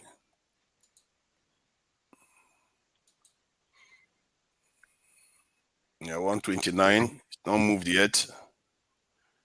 At this 400, just spam. Let me send it. Let me send the link again, just in case you need. Like and share. Let's do this one because I think this is getting urgent because the pace at which it is picking up is too slow.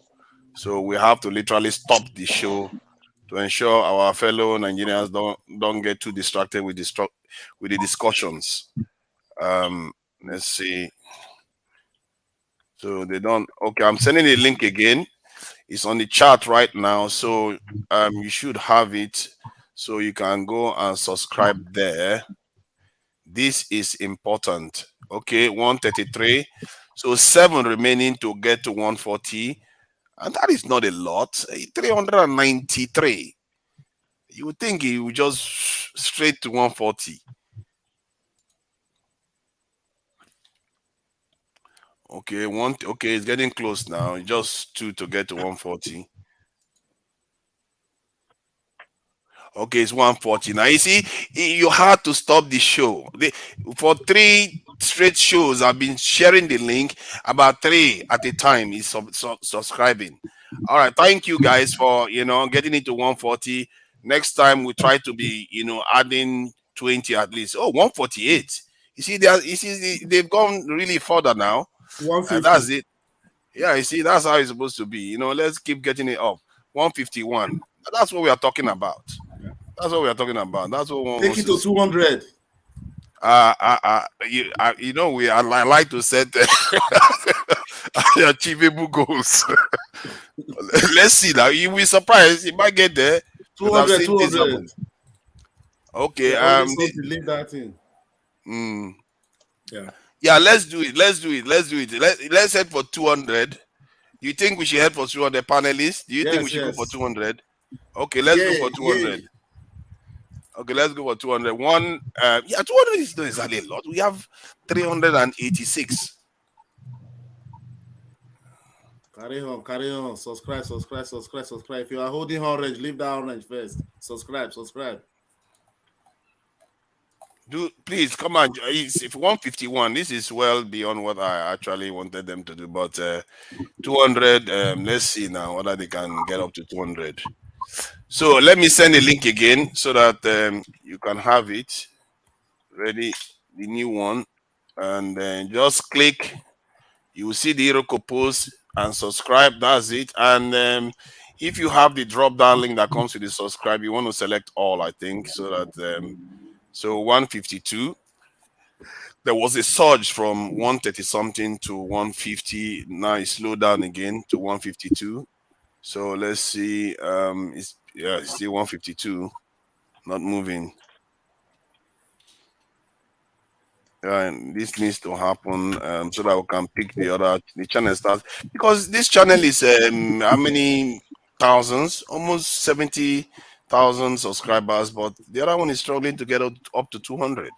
Unbelievable. Okay. Okay, 57. Yeah, okay, let's do 160. Then later on we can stop it again and bring people back on this, because 200, my fellow Nigerians, we have ambition, but I don't know whether I will set this type of high ambition at this early stage. They have to get used to it. They have to get used to it. Those who are watching on Facebook and Twitter, go to the channel, go to YouTube and like and subscribe. Yeah, a lot of people have subscribed, you know, because it was 124. It's now going to 160. So, you know, I think it's north of 30 already. I've gone there. So that is quite positive. I think it's one of the highest surge actually. 59. And then we can just carry on with the discussion. I think I may stop it maybe 2 hours later to, you know, ask them to do similar again. Got a new set of people will join, and it's 390 now. Seriously, there are some people that are holdouts out there. There are still some holdouts. We need one more person. We have 159. We need one more person, please.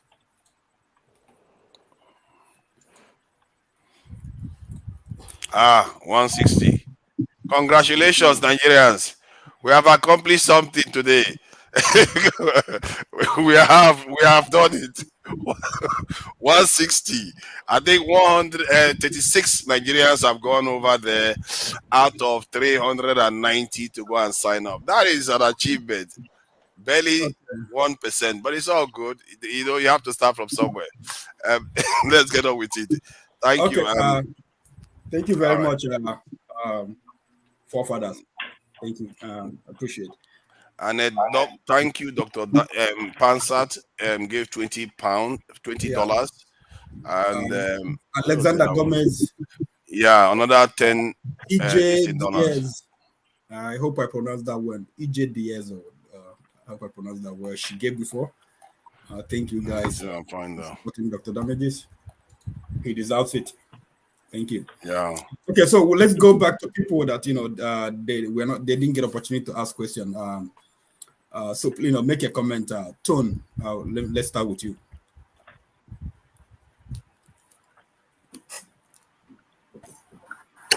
Okay, hi. Good day, good morning, good afternoon, good evening. Right.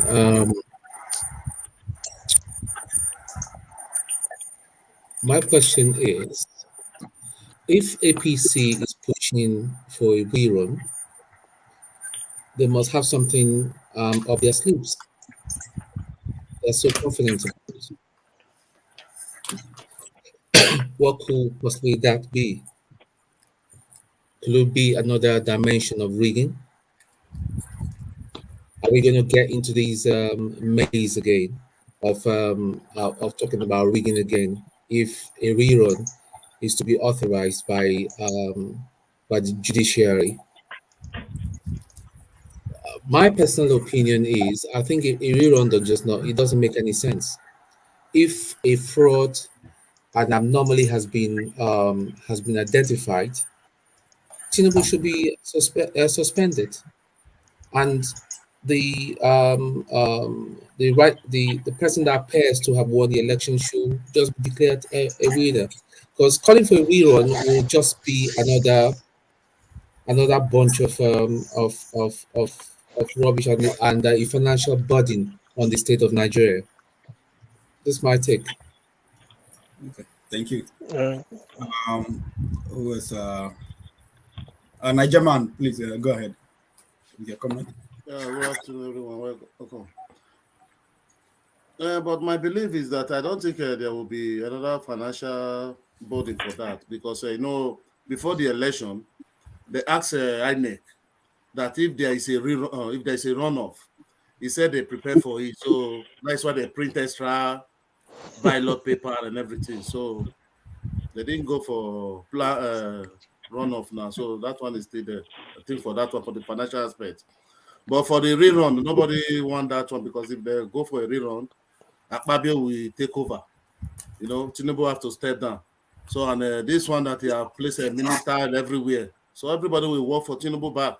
Unless if the prayer of Peter Obi is answered that Tinubu should be disqualified, should not participate on the rerun. That is another go for the Labour Party, which I would love to happen. So that is thing I will believe in that. My prayer for the prayer, and I pray for that prayer too to happen that way, because APC participating in the rerun, that is just APC assumption. That is their own prayer they want to happen, because they know that is why they are fixing all this minister everywhere, so that because if anything happens, they want to work for him, for them in the election. But that one will not happen in Jesus' name. the best thing they just disqualify, give Obi his mandate and let peace reign. Thank you.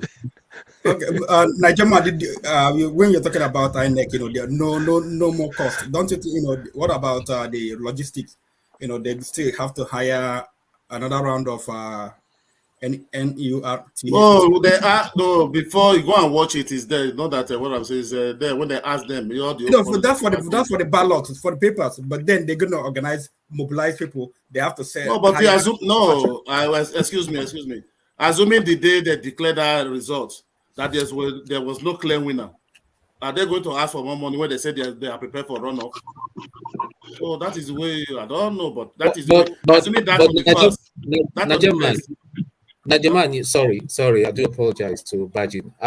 You know that the INEC has never kept their word, even though they said that to us. I heard it as well. How are we going to believe that they will keep to their words? Because they keep moving the goalpost, so to say. They'll say one thing, they'll never stand by what they said. They'll come back with another thing. Yeah, but they said they print 400, 200 million and 96 million ballot paper for the election, and another extra 96 million for the runoff. So all those things, like Okija said, the logistic and all that, people that are going to participate in this, you're going to pay them, and that's money. Yeah, but we didn't pay. Excuse me. Let me just speak for my own side. If it's runoff, let me speak clearly. If it is runoff, let me speak for my own side. So I don't want to generalize. If it is runoff, Peter Obi side, that is where I am for my own. Let me clear there. So there is no prayer in runoff. Even those that want to be runoff want to be afraid of Tinubu maybe for another ringing election. Peter Obi prayer said, judiciary should disqualify APC. That is Tinubu for participating in the runoff if there is any. So, and I think they will tell the judge to mandate the INEC, even though they are going to be to mandate the INEC that they must collect the result from the IRF, and IRF must everything, not the other one. They will say like the last time they said they have the IRF there is glitches, so they will mandate that this will be ordered from the judge. You understand? So that's about. But on Portal B side, I don't think there will be any runoff. Tinubu is not qualified. I have told him everybody is begging he should resign. Is he competent? So I don't pray. There's no why is he coming for runoff to do what again? No, I mean to run to ring the election. Nigerian, we are saying this in case of eventuality, what if for instance that news came out, Okija, that news came out from APC. That news didn't come out from the court. It came out from APC. If you watch the Labour Party chairman, he said that is what they hear from APC. They are preparing for runoff. So they are I'm just playing devil's advocate because what I'm thinking, okay, if there is another rerun and they will have Babio in charge, they did the same thing they did in Lagos during the governorship election. So that's gonna be another problem for the election. So are we going to have another rerun after rerun? So we keep having elections. There's no rerun. Tinubu is already right. There's nothing. For me, I'm speaking from my own side. What I believe, what I see in their petition and everything. Tinubu is disqualified. There's no rerun. That is APC. APC. That is what they are. That is their own prayer. What they want. So that one, I don't believe that one will happen. So they didn't win the election. I want to ask you a question. Okay, would you mind if Nigeria would spend about $500 billion naira for another election, but get it right? We're going to get it. When the PC put no, I'm just a particular question. Do you think what is it? We spend 500. That is wasting of money. There's no more. That is wasting of money, Okija. Please, that is wasting of money. Okay. That is wasting of money. There is no need for that. There is no money to pay for rerun. The money is already there, so you cannot say they will not only. But there is no rerun in our own. If you are APC, you can pay for rerun. But for me, there is no rerun. That is my own stand on my own side. So everybody is free. But our prayer, there is no rerun there. So it's APC that is praying for that. I don't know why they are looking for rerun. When Tinubu is not qualified, a drug baron, a thief, a criminal, a terrorist group, all of them. So what are they doing there? Incapable. There is nothing. You don't even need to do rerun. This call is supposed to end. Say, this man is incapable. Look at what is happening in the country. Let him just resign, and go and enjoy your. But Nigerian man, that is not the reason to cancel the election. But I think I get where Okija is coming from. I get where Okija is coming from because a rerun is actually cheaper than anarchy. So sometimes when we say no rerun, there's no anarchy. There's no anarchy. No heaven before, my brother. No anarchy. If it doesn't live there, if there's a rerun, there will be anarchy. It's better you should just resign so that there will be no anarchy. Rerun will bring anarchy. Because if you do rerun and you come back again, so we'll go back to court again. Okay, thank you, Nigerian. Forefathers, go ahead and make it. No, I just wanted to support what you were saying. Because I came last. The next somebody can go next, I think. Okay. Augustine wasn't here in the studio, so let's have Augustine speak, and then we go to Prince Akwachi. Greetings, everyone. I greet everybody. I listened to the last part of the doctor's speech, and I think it's okay. It's just that in Nigeria we always like fooling ourselves too much. We don't know that, as I always say, once we do the right thing, everything goes well and everything will be fine. I just came in. I mean, I wanted to talk about the issue of the rerun. If you want to, I don't know, let me try to evaluate Obi's body language. From Obi's body language, even if you carry the victory and just give him like that, for me, I don't think he would just want to accept it and just move on. I think he will be the type that want people to know that, okay, yes, we did it through the right way and it went well. It's like the late Yaradua who said that I know that this election was not good and I will try to make it better next time. So I feel that it is very true that for us to have a rerun, it is very expensive. But to be truthful to you, if it will be done the right way, let the rerun be done. So that let it be open that yes, this person won. So that there will be no ill feeling that this person was this or this was that. But once it is open and everything is okay, then we know that we know that the judgment is fine. And as far as I'm concerned, Tinubu is just grasping for breath. When a man is drowning, he can hold the tail of a crocodile just to survive. That's what I think with him, especially with the issue of investors are now leaving the country as if this one no go better again. So I feel that even the judges know very well that they are now being watched both within and outside the country. And I just hope they do the right thing. But if they don't do the right at the end of the day, now the country goes still suffer. That is just the whole thing. Because if you not touch you today, it could touch you tomorrow. That's just it. So that's what I'll say for now. Augustine, did you say he was gasping for breath, Tinubu? If I talk of gasping for breath, yeah, I'm talking of a case where he just wants to touch something to hang, to survive. Because let's face it, even to the unlearned mind, you and I know very well that Tinubu is supposed to be disqualified. The evidence too much. It's open. You know that kind of thing where you lie for this side, they catch you. Say, no, sorry, you lie for this side, they catch you. Hold this side, is too much. Even person we no do law, no say, oh boy, this guy need to just go. Yeah, but I didn't get a chance to ask Dr. Ethelbert about I just remember it when you said gasping for breath. What if he goes to war in Nigeria? Because constitutionally, he would be shielded for some time. If the point is that even if you decide to go to war, maybe go for war in Niger, yes, he will be shielded by the constitution. You are just delaying the doomsday. If you finish, go and come back. Now, let me speak based on my own sentiments. Look, if Tinubu goes to war to Niger, that thing he wants to get, he will instead lose it. The same thing with all this election. Remember, before the election, they had to tell him, APC don't rig the election. Just go in a free and fair plane. They did not listen. They went and rigged in a very childish manner. I said they didn't go and get statisticians to rig. They went and got people from the roadside to rig. See where he landed them. If he decides to go to war just to protect himself, he will still land in another trouble. One thing I've always known is that you cannot kill truth. If you decide to bury truth, the one hand will come out. If you push that one hand and the next one come out, so it will still cast. It will cast. So let him go to war. He will end up making enemies in Nigeria and end up making enemies in Niger, and it gets it easy for him to be kicked out. So let him just relax himself and go to. If he wants to go for a rerun, let him go for it. But for me, if you ask me, if you want to open it black and white, he needs to go. He needs to leave. He needs to leave that position. He needs to leave. I wanted to come in yesterday when you guys were talking about if we should go to war in Niger.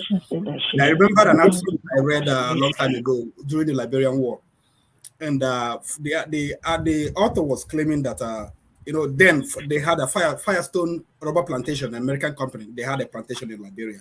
Someone was claiming that actually Babangida was paid by Firestone rubber plantation to go to war in Liberia.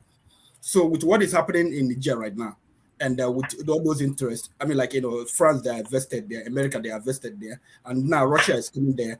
So they don't want Russia to come over there to have a playground there. So don't you think that they could just like they forced somehow Americans and Firestone forced Babangida to go to Liberia, that they wouldn't force Tinubu to go to Niger? Anybody can answer. It's not for you. See, that is why I said, look, it's like a situation where two of us are rich men. We have glass house. We want to fight. Then we decide to go to a poor man's house to fight, so that we don't break our glasses. America is fighting Russia somehow. This issue of Cold War, anything you want to call it. So the battleground wants to come to Nigeria. You and I know that these days we have this information age. People are already much aware that this is what is at play. It's not that say we don't know anything. So if Tinubu wants to twerk, as we normally call it, to the West, if he twerks to the West to remain in power, when he go to Niger, go fight. Now let's put when Ukraine and Russia started fighting. There were some Russian soldiers who even complained they don't even know who to kill, because the people they want to kill, they speak the same language with you. They look like you. So you expect that some of the military men who are even core northerners will go and fight their own brothers. There will be some sabotage along the way. And trust me, I don't know. I may not have facts here, but I just feel that if Tinubu goes to war in Niger, it will backfire. It will backfire big time. Okay. Thank you very much. Professor Akwachi, go ahead, and after you see him. Well, Okija, thank you so much for another opportunity. First and foremost, it's not about Tinubu going. He will lose. If he venture into Niger, as at yesterday, Niger, the junta have signed an agreement with the Wagner Group. So that one is sealed. And this time around, believe you me, he's not only fighting Russia, he's going to be fighting against Algeria. Compare what we have, the military strength of Nigeria and Algeria. We are nowhere. Talk less of that one, we are nowhere. And Algeria is very close to Libya. In Libya, you have little kids. You know how parents go and buy toys. What they buy for kids in Libya now is gone. I saw a video of a 7-year-old. If you see the kind of gun this kid was shooting, AR-15, and he was shooting it as if he was playing, and all that. Apart from that, when we talk about there is, the worst thing about all the Tinubu and his men is that all their secrets are being leaked. Because currently, Fashola now is playing the lead role, and the secret is out. Even Wike, behind the scenes, they're all playing a role that people are seeing them and people are recording them. It will be so bad that if they do what they are planning to do, they will end up being taken to International Criminal Court. Because what they are about to do will backfire. If an election is to be held in Nigeria today, no matter what Tinubu does, I know that, especially now that people have gathered a lot of idea of things that they did, even without even without the IREV or whatever, this time around, people will beat them to their game. people will beat them to their game. Because there is no place in Nigeria that things are cheaper. Everybody is hungry in Nigeria, and they're really, really hungry and angry. And the fact is that people are now becoming so aware of things that are going on. Even those in my village, they are now aware of things that went on and things that are going on. So at the end of the day, he can do his worst. What I'm saying is, he's illegitimate and he will remain illegitimate no matter what he does. Period. Thank you. CM, I mean, Fatima, if you could take, take us back to the presentation by Dr. Ethelbert. I don't know if you have anything more to say about that. Okay. Thank you, Okija. What I want to say is this, because let me be a little bit just following on what Niger man said earlier. Let's be a little bit analytical. When they say rerun, I want to play the devil's advocate.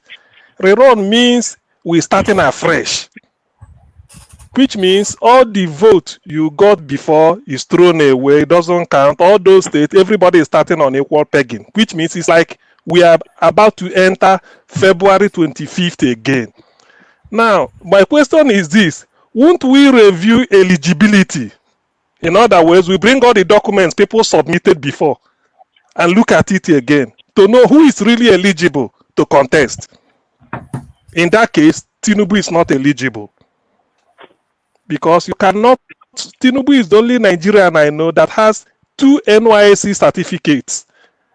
It is either you have discharged because you served, or you have exemption because you are more than 30 years as at the time you graduated, therefore you shouldn't serve. You can just get the certificate exemption, and that is equivalent to discharge. But Tinubu has the 2. That alone is forgery. And he tendered it to INEC. In other words, you cannot tell me that the certificate you used to get, you tendered in 1999, by 2023, you are tendering another certificate from the same organization. That's forgery. So that's why I said, be careful. The Englishman will ask you, be careful what you wish for. If they are calling for a rerun, you have to check eligibility. Who is eligible to do that rerun? That is the thing. So which on what basis, what fund did you fill? Because Obi won't submit any other. Obi is not expected to submit any other qualification, any other credentials to INEC. The one you submitted is okay. So we now compel INEC, bring the certificates people submitted and let us review it to know who really is eligible. It's like scoring a goal in which people will be clapping hands, but they will say, go to is it not a VAS, go to a VRL or whatever. Until they look at it, they may rule it off. Say, sorry, it is true you are clapping, but it has been ruled off. So that is the essence, and that's why you see a match. A match may end, instead of 90 minutes, you see plus 11. Because you have to go, every goal, you have to go and look at it. I've watched a match between Brazil and Peru. Brazil scored 3 goals. In the end, the match ended 0-0. Because for every time they score, they go and check the distance. It's not eligible, so it's not a goal. So in this case, if they are asking for a rerun, we have to check the eligibility of the candidate to even participate in it. Probably they made a mistake of allowing people, because you can be issued a certificate, later they withdraw it, say we are sorry. Or somebody can a bank can credit some amount of money into your account. When they discover, they withdraw it back because they didn't cross-check very well. So that is what is in this thing. Having said that, the issue of going to Niger, let me put it this way. Yes, sorry, please. Before you go to Niger, sorry, because yes, if the court says rerun, that means the certificate forgery and every other thing that they didn't accept it. That's what it means. That means you can't challenge that anymore, because the Supreme Court, they've looked at it And I mean, assuming that after the PEPT, they went to Supreme Court, and the Supreme Court says rerun. That means they have everything has been adjudicated. So you can't bring that anymore. You can't bring the forfeiture. You can't bring out anything anymore. So that's what it means. No, no. This is eligibility. It's not a question. No. This is eligibility. This is to be eligible. It's not that you participated. This is, are you eligible to take part in the first place? Yeah, but there's all these things, they are before the court right now. So if the court, after looking at I'm all not hearing you. Hello, can you hear me? Yeah. Hello. Yes. Yes. There? Okay, yes, but INEC said in one of these in one of the proceedings when yes, I'm here. All the petitions, all the cases, the prayers, they are here right now, including certificate forgery. No. Let me tell you. When Atiku exposed the issue of NYC double register, all these things, INEC said they are not aware. Now they are aware. Will they clear such a person to take part? That's the one of eligibility, because they presented it before the tribunal. INEC admitted that they weren't aware of this. So if they had been aware, they wouldn't have cleared Tinubu. So when you are now going for a run, all these things will now be on the table. So we now know which is which. But that is, by the way, let me go to the jail before so that I give her the chance. You see, the thing is, on principle, the armed forces of a country, the army of a country, acts in the interest of the country that is sending them to war. The question is, whose interest is Nigeria going to protect in Niger? Is it Nigerian interest?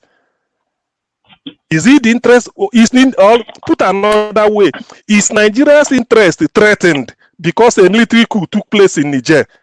How, or somebody should explain to me this way, how is Nigeria's interest threatened because there's a change of government in Niger? Just like the way we do in Nigeria, Abacha topple Babangida topple Buhari, Gowon topple Murtala topple Gowon, all those things. So whose interest is Nigeria's interest? How is it threatened before you send the people? You saw I send you the soldier there, because that is the issue. That is the question you have to answer. Nigeria's interest is not threatened. Therefore, we have no business going to Niger in the first place. It's as simple as that. Nigeria has no business entering there. Whether we are going to go there and then they humiliate us is another thing, which I know is quite certain. But we have no interest going there because our national interest is not threatened. America send their troops where they feel they have an interest. If Nigeria has been mining the uranium in Niger, all those things, and something like this happen, you might say, oh, we are getting, just like somebody, France might say their interest is threatened. Nigeria's interest is not in Niger. As a matter of fact, we give them electricity, we give them SUV cars, we build a way into their destiny illegally. So all those things now, I don't see the need. That's the way I look at it. And this is another perspective I want people to consider. Our interest is not threatened at all. Therefore, we can't go there to go and borrow money from China, to go and be arming people to go and fight. Fight who? Nigeria's interest is not threatened in Niger. I want somebody to tell me how Nigeria's interest in Niger is being threatened because there's a change of government. That's just what I want. I want people to prove it to me, that the interest of Nigeria is being threatened because there's a change of government. Unlike what France is doing, you can understand why France is, all over the place. They are mining their uranium. Nigeria is not exploiting Niger. So which interest are we going there to fight? Senior, can I answer you? Can I answer that question? Thank you. Yes. Yes. KJ, give me 1 second, 2 seconds. Let me answer. Okay, just Henry, hold on, please. I mean, I'm mad with you because you didn't show up. I thought you were the strongest Obidients, but you didn't show up when the guy came. Dr. Ethelbert came. You didn't show up. Sorry for that. They disappointed me today. They could not bring me for the show. That's why I just said. the Mr. Forefather and his colleagues, the other one, I don't want to call his name. They take control of the show and say, okay, they don't want nobody to come in to talk. I was just there looking at them, talking. They could not bring me to come in. I said, okay, let me give them let them have party there. Let me go. Then I didn't see you, actually. I didn't see you. Forefather know what I was talking about. Okay. I don't know what you're talking about. Too. I wasn't even on this. This is the show. You always started Alright, trouble. okay. Give me just 30 seconds. Let me answer CM first. Okay, go ahead. You know why INEC president want to go to Niger? It's that long throat now.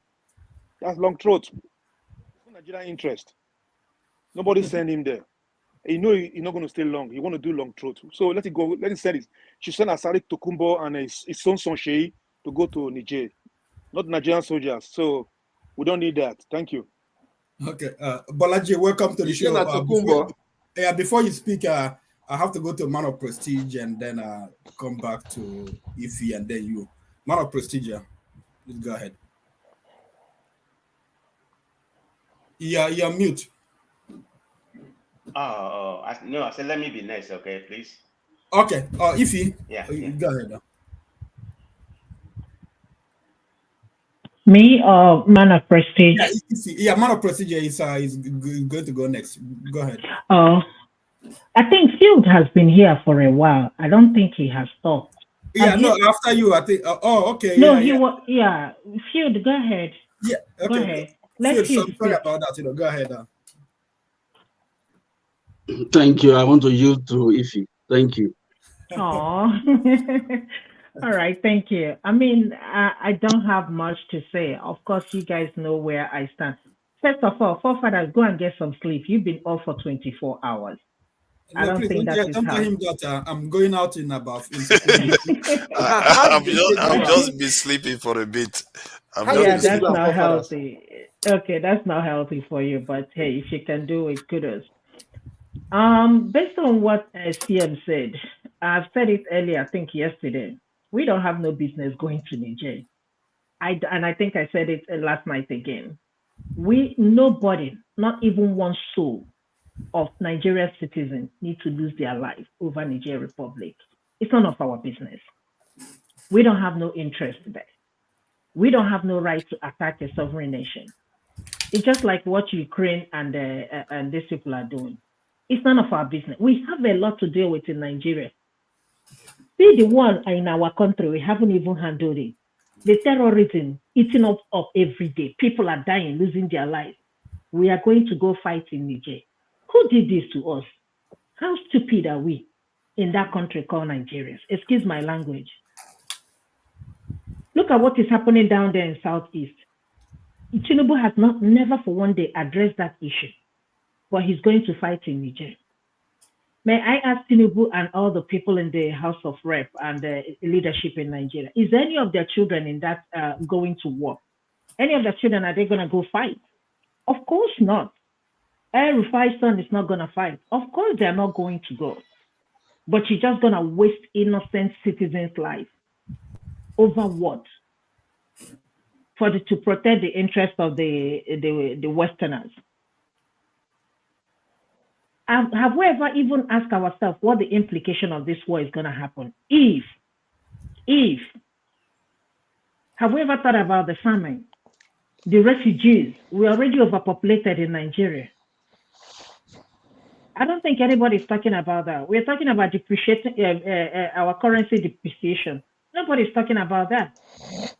We have a lot of things that we're supposed to. If I were Tinubu, he's not even supposed to be mentioning the word Niger in Nigeria at this point. We're still waiting to get the outcome of the election. We're just all over the place. Nothing is going. The price of fuel is off the roof. Nothing is moving in that country. And we are trying to go and fight in another country. Imagine the famine that is going to happen in Nigeria.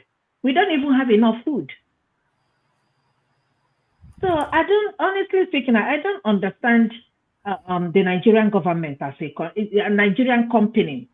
It's not a country, it's a company. I don't understand Nigerian companies as a whole. I don't understand. Does it mean that these people are not listening to the citizens? Because to me, this is just a deliberate act, not to do anything. Can I ask a question? Are there Nigerians IDP in Niger? There are some people living there, Nigerians. Come on. We have Nigerians living in Niger.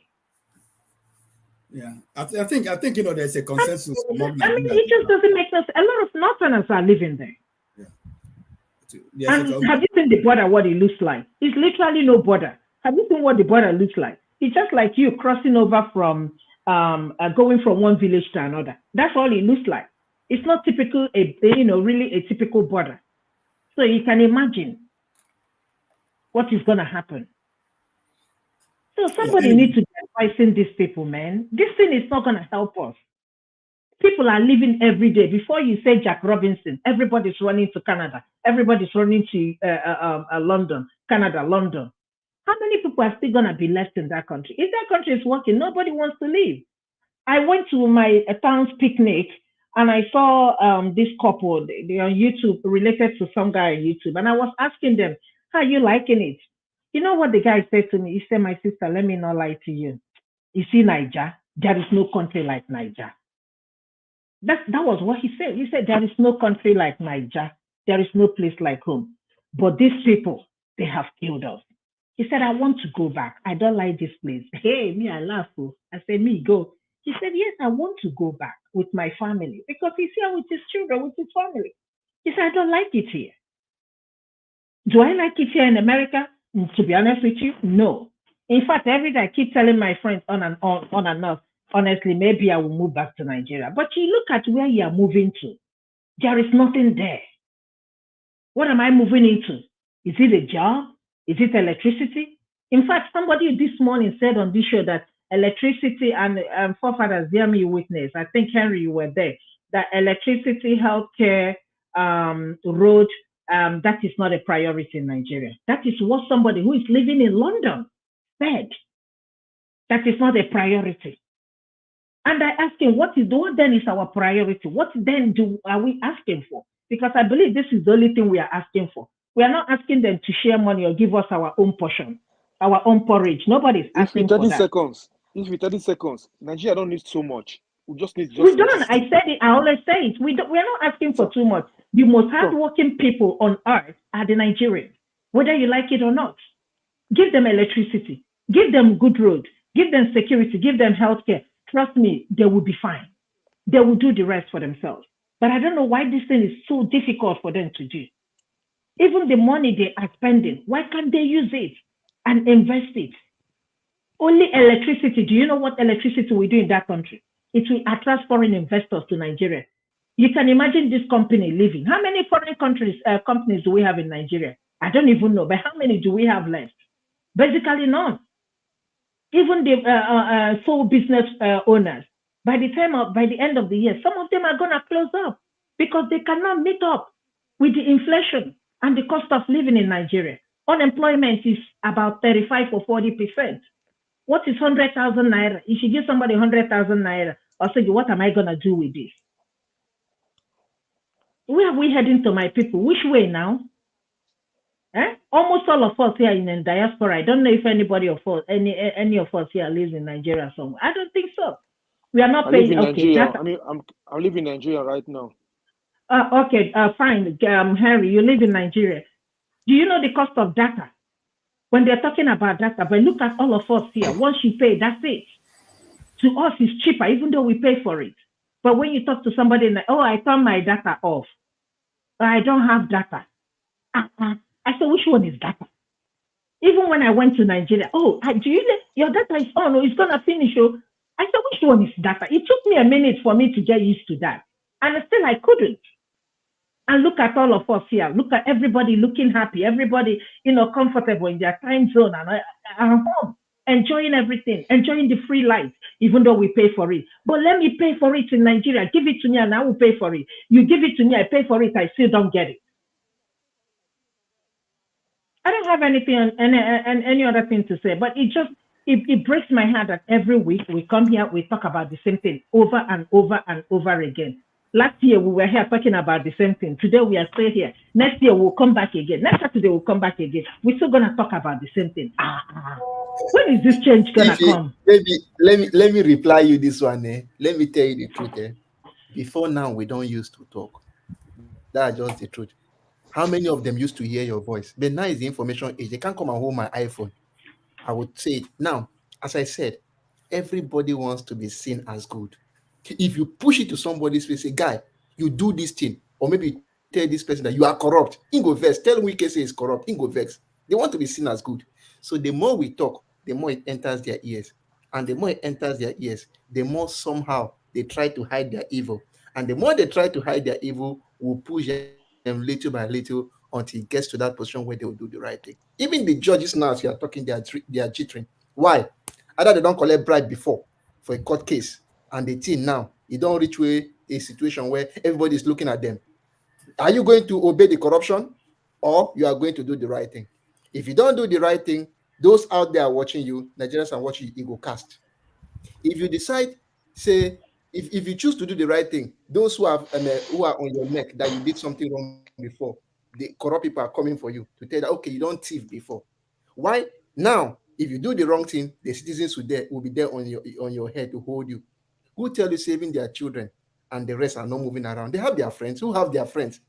It will be a crazy thing for me to tell you, say, but you are now you be the papa for that corrupt, or maybe now you be the son for that corrupt judge. Your papa not thief. Your papa betrayed the country. Think of the psychological trauma. So even the families of all those people are already, they know that a lot is going on. And so for me, I prefer that we should talk and talk and talk. They hear them. They hear them. It will soon enter their brain well. And that's why this is information age. It's not easy for them to shut you down easily, because they need the internet. Except one time that you block everything internet down. If you decide to block maybe Twitter, there is still VPN. Somebody can pass from behind and come in. So let us keep on talking. I'm sure things will get better. Okay, thank you, Augustine, Diffie. Because someone was say some when our guest, Dr. Ethelbert, mentioned it was them like a GSK that left Nigeria. Since someone in the comment section says something that I know that their stock, have been going down. And I mean, like, GSK in Nigeria is a market. It's a big market. So any big company that is planning for Africa must plan, with Nigeria in mind. Yeah, so, but because of the fact that Nigeria doesn't get its act together, so the person they can just go because they don't have future in Nigeria. They could go to Ghana or whatever, but Nigeria has no future. Even with all the financial turmoil around the world, any company that was already based in Nigeria, 50 years you've been in Nigeria, and you are doing your business in Nigeria, you know the terrain, you know everything about Nigeria. So you should be able to plan, get companies from Chinese companies, they're coming to Nigeria to do business. Indian companies are coming to Nigeria to do business. Companies there already they have advantage. So why should they believe in? Because the environment is not conducive. So if it were, they wouldn't have gone. So that's and then this election happened. That's my own opinion. This election happened. I don't think it's because of stock too. I don't think they are living because of stock. I mean, look at what dollar is doing to our currency. Can you just see that? Even a businessman or people, traders, including my brother, the only thing he keeps telling you, if I buy goods now, how much am I going to sell it? You might buy goods today at 800, tomorrow it's 840 or 7 something. So it's affecting everybody. It doesn't have anything to do. These people are worldwide. So they're not going to say because of the stock in Nigeria, that's why they're going to put. The money is not there. They're not making any money in Nigeria any longer, period. If they're making money, trust me, they will still be there. So it doesn't have anything. I think it was Kulata that made that statement. It doesn't have anything to do with that. Yeah, and the bank is not helping. And the bank is not helping. I have a friend who works in the financial sector. And the banking system is not helping. He moves money for companies, like he does their money. One big company called me. We were talking one day. He was telling me one big company, they couldn't find dollar. They want to buy something, abroad. A big company in Nigeria, they couldn't find money to buy something dollar because they have to change the money in dollar. They were looking for dollar, and the money was calling. He said, "Could you find?" I said, "No, I can't. This is too much for me. I can't do this." But that's the country from now. Yeah. When Jonathan was there, it was about 3. There is plenty of dollar in Nigeria. You send money to Nigeria to somebody. They will tell you that the bank will tell you that they don't have money. 1 week you'll be going from one bank to another. One bank. Let me come in fast. I was talking to my brother. I'm supposed to send money to him. He said, "Don't send it. Send it to me when I get to China. I know that I'm gonna get it there." Well, it doesn't make no sense. People, I got a report. People that went to banks, this past week, that went to collect dollar. They told them there was no dollar, so they had to give them the money in naira if they wanted it. If not, tell the person that sent the money to record the money. So that was what happened this past week. Anyway, I mean, I've listened to Dr. Ethelbert. I've gotten more understanding of the electoral. I don't know if any of you, if you gained, anything from what he presented. Is that my turn? Can I speak now? What is this guy? Okay, Bolaji, please. Bolaji, just give me a minute. Let's get to number 6 field, and then I thought it's my turn. Okay. Go ahead, man of procedure. Go ahead. Give me lock on. Yeah. Thank you very much. I think the question is that what's the interest of Nigeria in invading in Niger? I mean, the answer is none of our interest objective is served in invading Niger, because this is a very subjective interest of the NATO country. I mean, that's what we are advancing if we decided to invade Kuwait. I mean, if we decided to invade Niger, because I don't see any interest in Nigeria that will serve Nigeria. We are serving the interests of the NATO nation. I mean, you can't dispute that. Because what's happening right now, particularly France, they are struggling to maintain, the neo-colonization of all those countries, because Mali has pulled out. I think Guinea too has pulled out of, France. So Niger is probably the only one right now left. So they are struggling to maintain, that power. That's where the power is, because if you look at right now, America has over 1,000 military people there. France has about 1,500, and of course they have their biggest drone center there.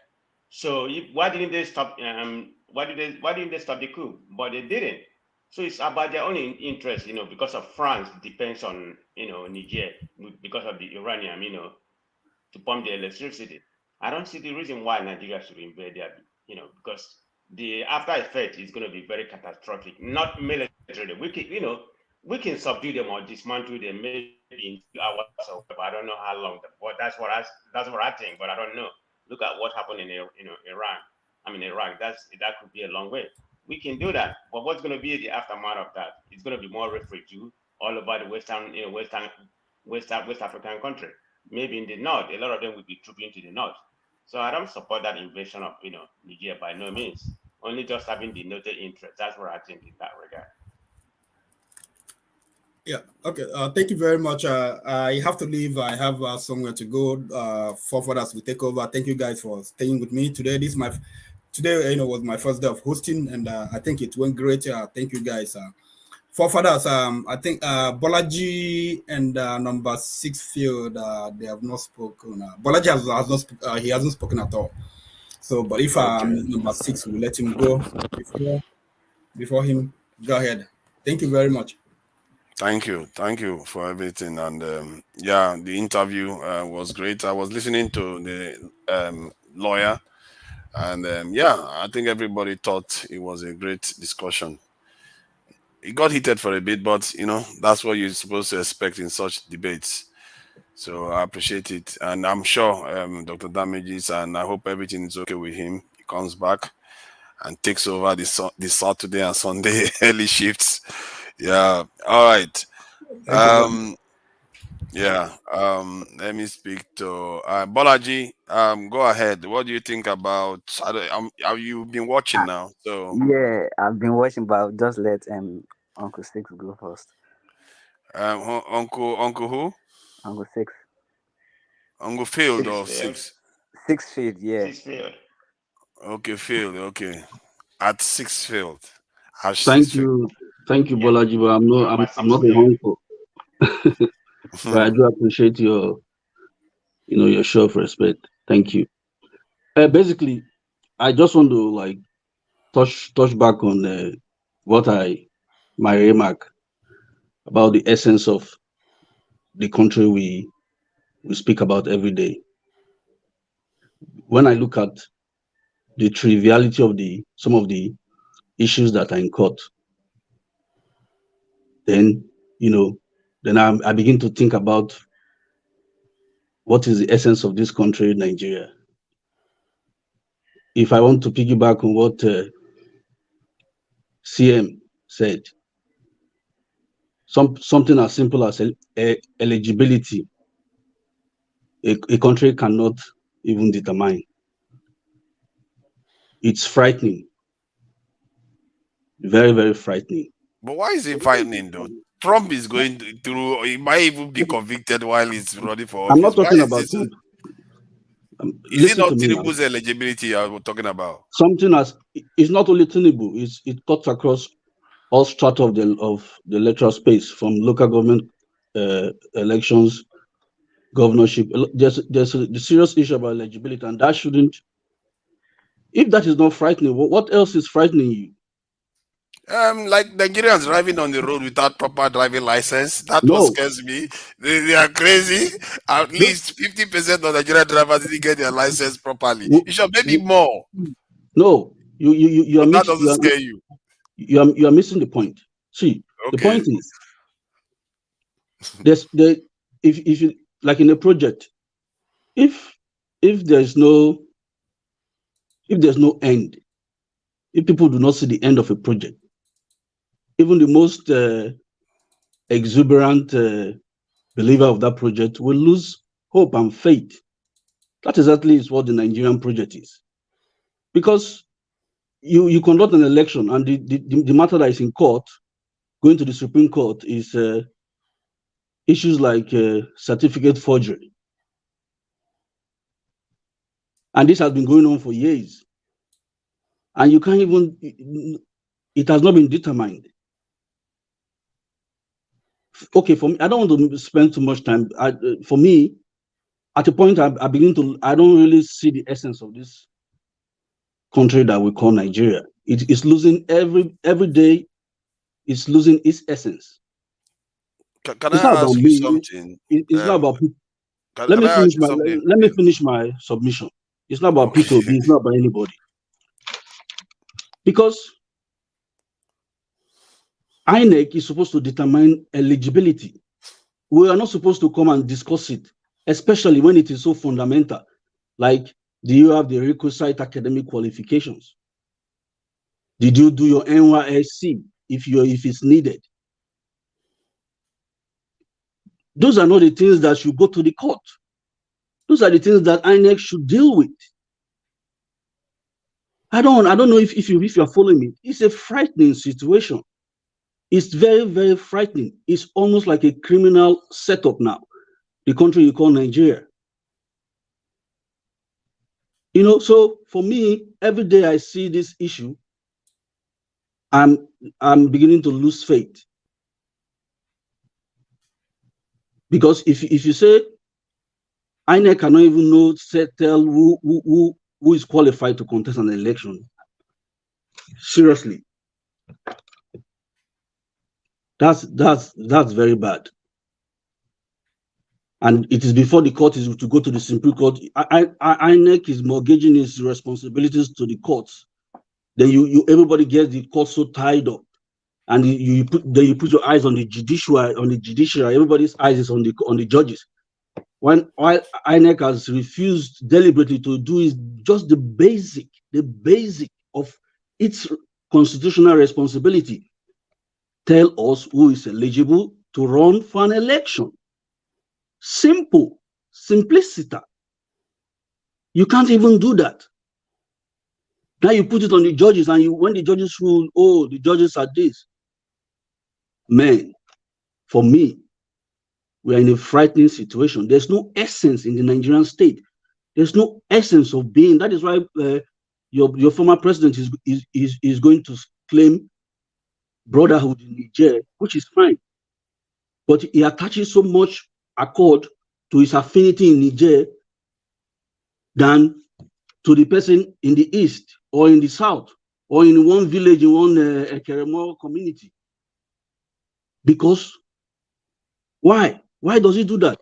Because he doesn't see, he doesn't see, listen to me. He doesn't see any essence. There's no common destiny. He doesn't see a common destiny with somebody in Ekene, in a village in Ekene, who is in the same Nigerian space. But he accords more credence to his affinity to somebody in Niger. We are in the same project, in the Nigerian project. So the conclusion of my argument, of my submission, is that there's no essence of the Nigerian state. That is why there's no patriotism. People cannot be patriotic when there's no essence. What are they standing for? What is Nigeria? What is it about? That is why people in the US, when you raise their flag, they're saluting, they're shedding tears. What brings that kind of, connection, emotive connection to a flag? Is the essence of being of the nation that they have all paid allegiance to.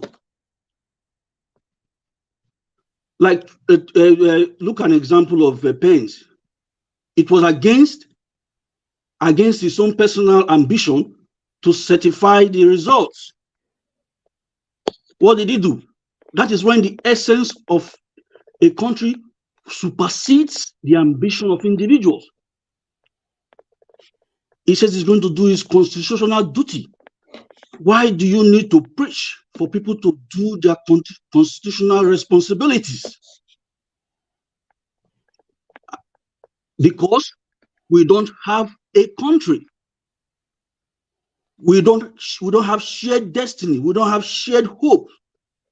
There's no shared aspirations. We are just going as it was created in the 1900s, then 1960s. We're just going like that. Nothing has changed.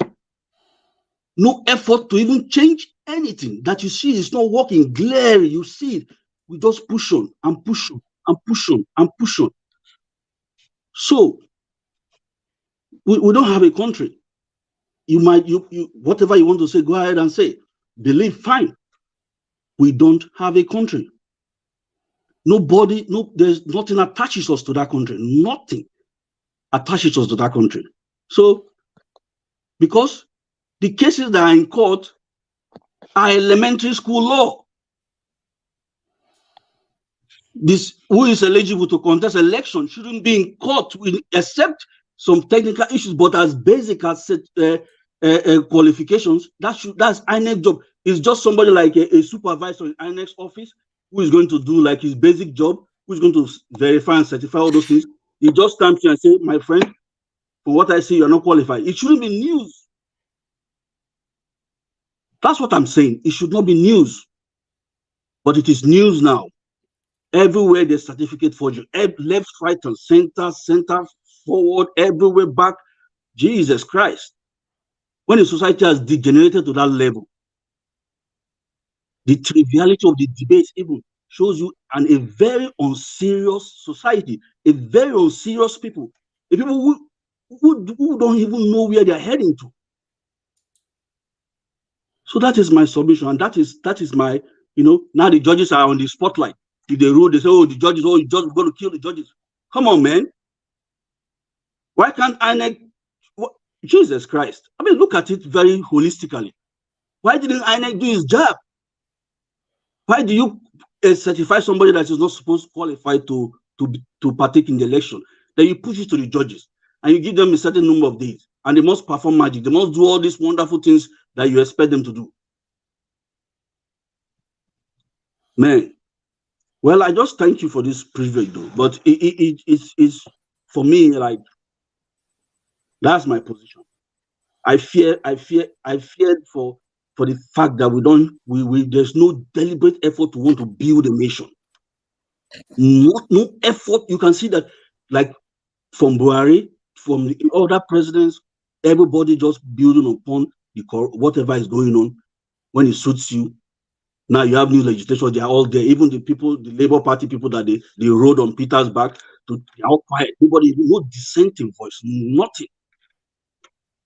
That shows you that it is just like, if it is your turn, because if I want to, for disclosure, I used to be, my parents used to be in the military, and they used to, they used to be in the government, then during the military, when the military were in power, they used to run the states like even military barracks. Outside the governor and his commissioners, they run the government house like kind of a small military barracks. They have all the paraphernalia of the barracks. They have like a duplicate in the government house. Do you know what they do?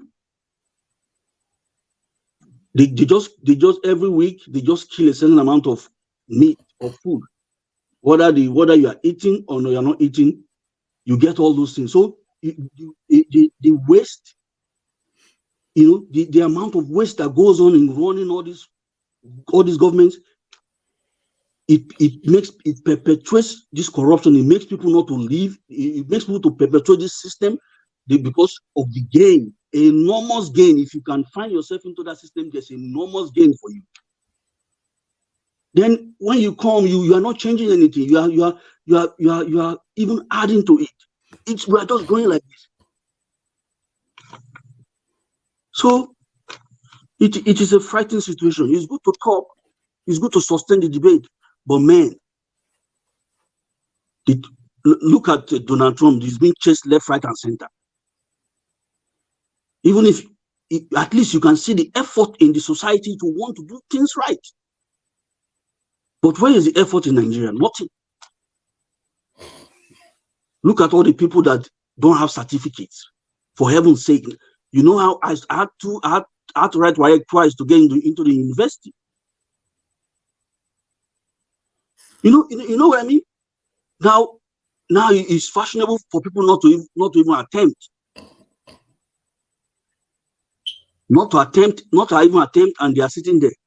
And the judges will just look one side. The electoral body will look one side. So that is my submission. I'm getting emotional, and I think I let you go on because I feel like you needed to get these things out, because a lot of people feel some of the things you are saying in terms of how the nation is not doing what it's supposed to be doing. But the part for me where I will draw the line is saying that there's no essence of a nation, because we know your fathers and our fathers, some of them died. Even till this year, soldiers are still putting their lives on the line. Police officers that we call corrupt are keeping people safe on the road. When we pull them away, that's when we know there is something else that can be there other than what you have right now that is worse. Some people are trying to keep the roof up. We have to remember them. When we those are the collateral damages. Unfortunately, people will be statistics in every misfortune. But that doesn't mean that who is a patriotic Nigerian? Can you lift up your hand? The ones that are putting their lives on the line. You see that young man? Okay, that fine. young man, how quickly he raised his hand. The old generation are the ones they are going to go now and poison the mind of the young ones with this negativity. I'm not poisoning the mind of everybody. We're in a discourse. People have to filter what they want to think. Well, I understand what you're saying, but from them, their point of view is that when they see the grown-ups saying some of all these things, we have to ask ourselves, what did we do for our nation? Was it not John F. Kennedy that is saying, it's not about what your nation did for you. What did you do? What did you sacrifice for the nation? So it's not always, because I remember, yesterday when we were watching that, it's a rhetorical question, not personal to you. Something hit me when we were having a discussion and we're talking about North Korea and we pulled the data out. It took Lagos about more than 11 years to put that, just about 9 to 11 years to put that metro line in Lagos together. That is barely functioning. But in North Korea, they put something like that underground, 100 meters underground in about 4 years, all through their capital city. And they were about 11 million in population then. So I don't know. We ask ourselves, we keep pointing fingers at other people. Have we made the necessary sacrifice for the nation itself to build that nation? Because we are working very hard overseas. Okay, let me tell you my own sacrifice. At least my own sacrifice, I've not been in government, I've not contested an election, but I've been a very responsible citizen. I've not had any issue of criminality in all my stays in Nigeria. There's not for once that I've been invited to the police station to make a statement on any criminal adventure, whatever. I've always done what was right. That is my contribution. What has been yours? What is the contribution of the people who steal elections? Who know that they don't want to give, they don't want to make you, they will never let you rule. Why not tell the man to his goddamn face? And you make this farce of everything. You make this farce, and you fool yourself. You think you're fooling people. Then you come and you just you manufacture the whole thing. What is the political class? What is their contribution? What are they giving for Nigeria? Don't you think that if you feel it so deeply, because those people clearly are not feeling it, they seem to be lost. If you feel it so deeply, is it not nature itself telling you need to act? Because some people say when you feel it, it's you're waiting for. It is telling you. I'm contributing here. I'm coming out here, putting my face out, which is something I haven't done before, because I'm acting. I'm joining the debate. I'm contributing on the debate. I'm speaking up. I'm tired of keeping quiet. I was one of those people that keep quiet and let everything slide. But I'm seeing that it's not working. I have a son now. Jesus Christ, I can't even send him back home. You know what that means?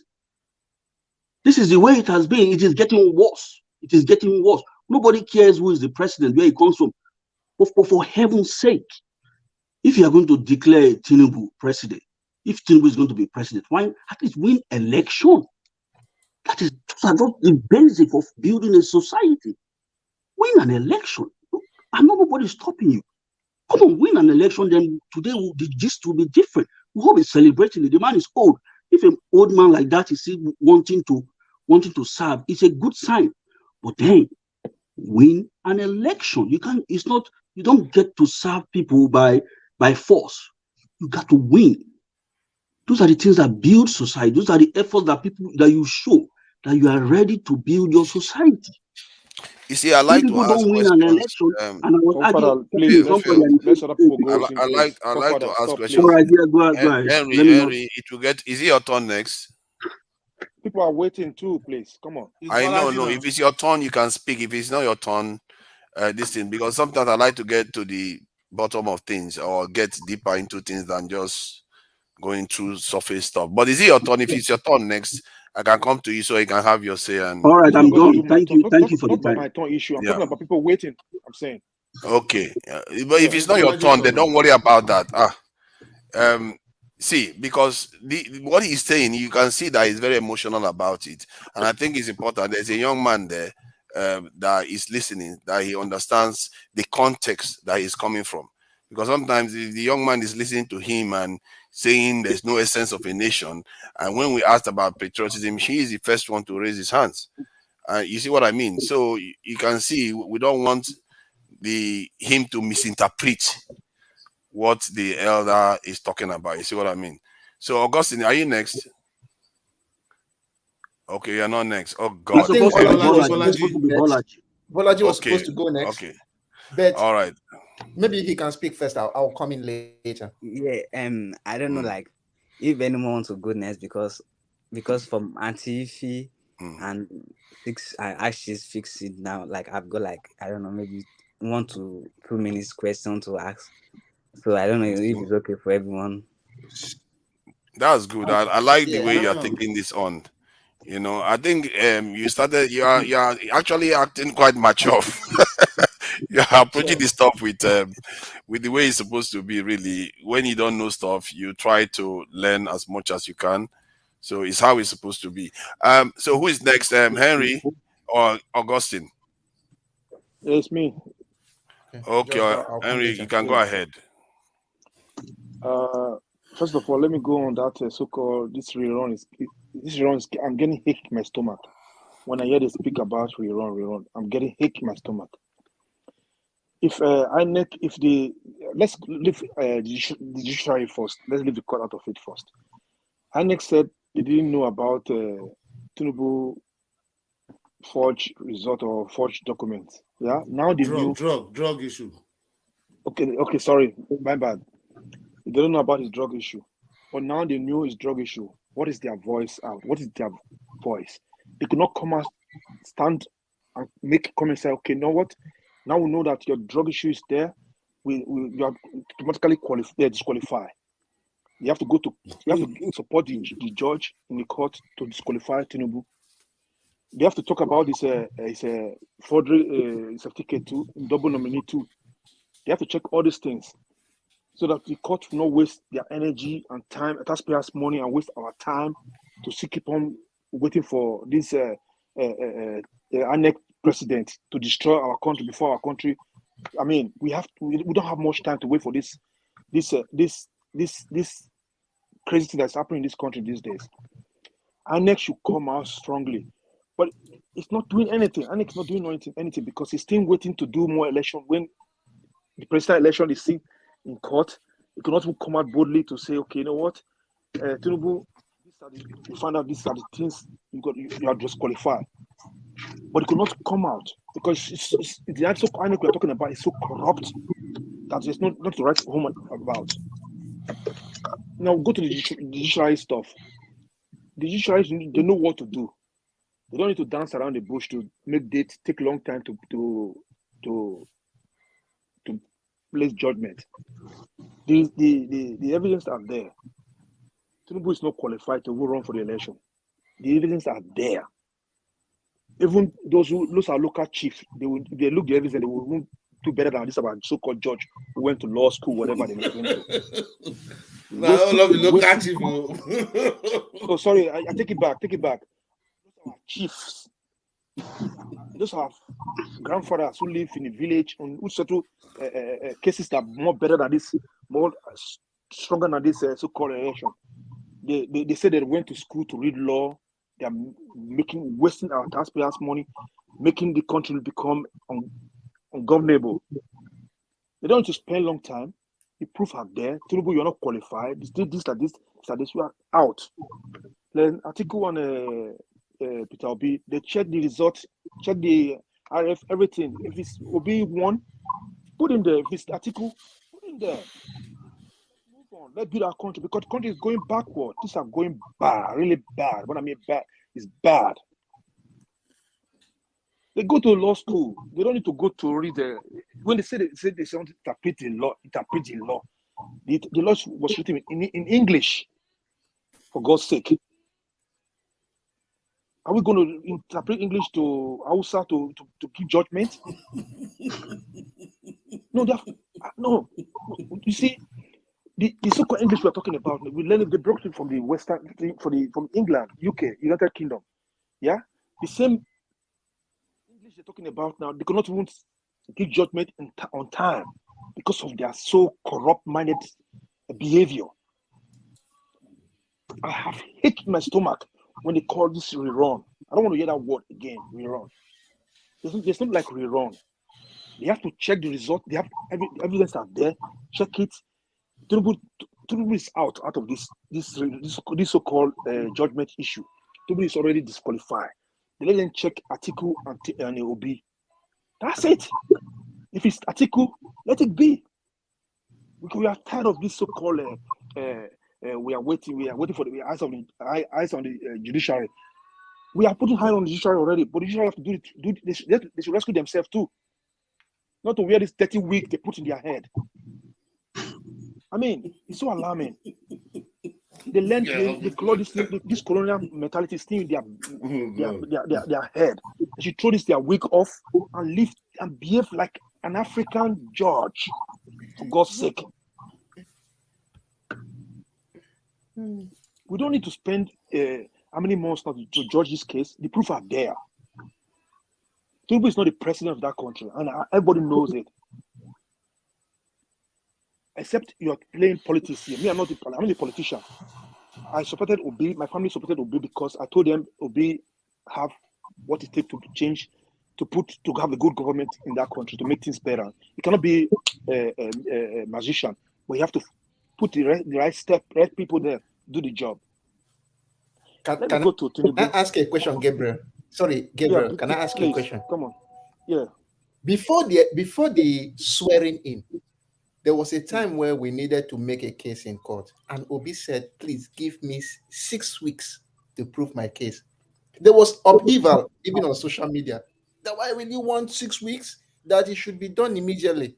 I saw some people talking online, and I told them that, look, it is better for you to take your time and make your argument logically than to rush over it and not make any argument.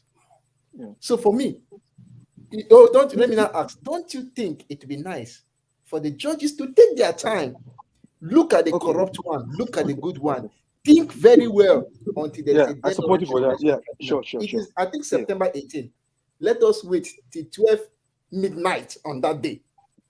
No. They should not go to night. You should not bring judgment on midnight, just like they give midnight. No, for me, I like giving people time because the time ticks every minute. It ticks every second. Sorry. So the person will have his time right up to that last day. So don't you think it would be nice for them to take their time? Let them see the good, the bad, the ugly. Let those who want to bribe come and bribe. Let those who are moving left and right come. Let the citizens say, okay, we are watching you. They let us now see. After thinking, what will they come out with? Don't you think so? It's a good idea anyway. But it could be better if the so-called judges now allow this to be live. So we'll be following this court case. Because we are, if not the analysis they are giving us online, we will not know what's going on there. This is what I'm saying. I'm not comfortable when the judges they said they sit against not televising this in live. It's so alarming. Our journalists, our TV stations cannot go in there to present these cases to all Nigerians live. Nigerians and Nigerians don't have data to check on this online. How are they going to know this analysis what's going on? That's why we are scared. Not me. I'm not scared now. I knew if the judge did anything wrong now, bring Tinubu, say is the president, then I feel sorry for them. I think Obi has a grenade put under the seat, the nyash of the judge. Look, as the doctor said, this is a grenade where if you do the wrong thing, it serves as a precedent. So just leave out. We see how the thing go. That's what I was saying. So thank you. But like Tinubu now going to Niger. You see, first of all, our so-called army who are so ready to go to Niger, these are the same army who cannot even give Nigeria security. Nigerians citizens are paying for bandits for them to go to farm. It's the same Nigeria there, and the so-called big brother Africa. Nigeria is the big brother of Africa. Trying to go to Niger to go waiting for order from the so-called selected president. Then they will go to Niger. Are you kidding me? First of all, you have to protect your home first. Nigerians, you have Nigerians who are refugees, they are also in the same Nigeria there. People are paying bandits, terrorists, before they go to their farm. Where are these Nigerian gallant soldiers? Some people will come here and say Nigerian soldiers are the best in Africa. Give me a break. You cannot say you are a good man at home. Your people are hungry. You are the richest man in your village. In your village, people are living poor, and in your house, people are living poor. When you're going to invade another man's country, where your country is unrest. Does that make sense to you? You people now listen to me. This thing make sense to you? I don't think it makes sense. And Tinubu is talking of leading people to go to Niger. It's not the president of Nigeria. It's illegal. It's not the president. He knew. A sensible person cannot even make that statement through cough out from his mouth, because he coughed it. He didn't say it. He coughed it from his mouth. He gave them 7 days. They laugh at him. They said the first time I made a statement that they will not ECOWAS will not tolerate any coup. Then they say, okay, you know what, we're going to do the coup and see what you're going to do. What lead to the coup? You see, people are just saying you don't like coup, you don't want coup in Nigeria. People are joking. You see, if the situation we have now in Nigeria, the way we have this situation in Nigeria now, it should be better the military take over and push Tinubu one side and let the court. No. I know you don't like it, Mr. Austin. I knew. The military will claim it now, put in government. Let's wait for the court judgment. Tinubu is out already. This I'm trying to say. Tinubu will be out. Wait for the court judgment. Then between Obi and Atiku, they will bring in, okay, I know if you will not like it, I would not like it, but that's my own opinion at the moment, because Tinubu is destroying the country so much now, right now. It's making statement that he cannot even, it's making statement that is destroying that country. The people are laughing at us everywhere in the world now.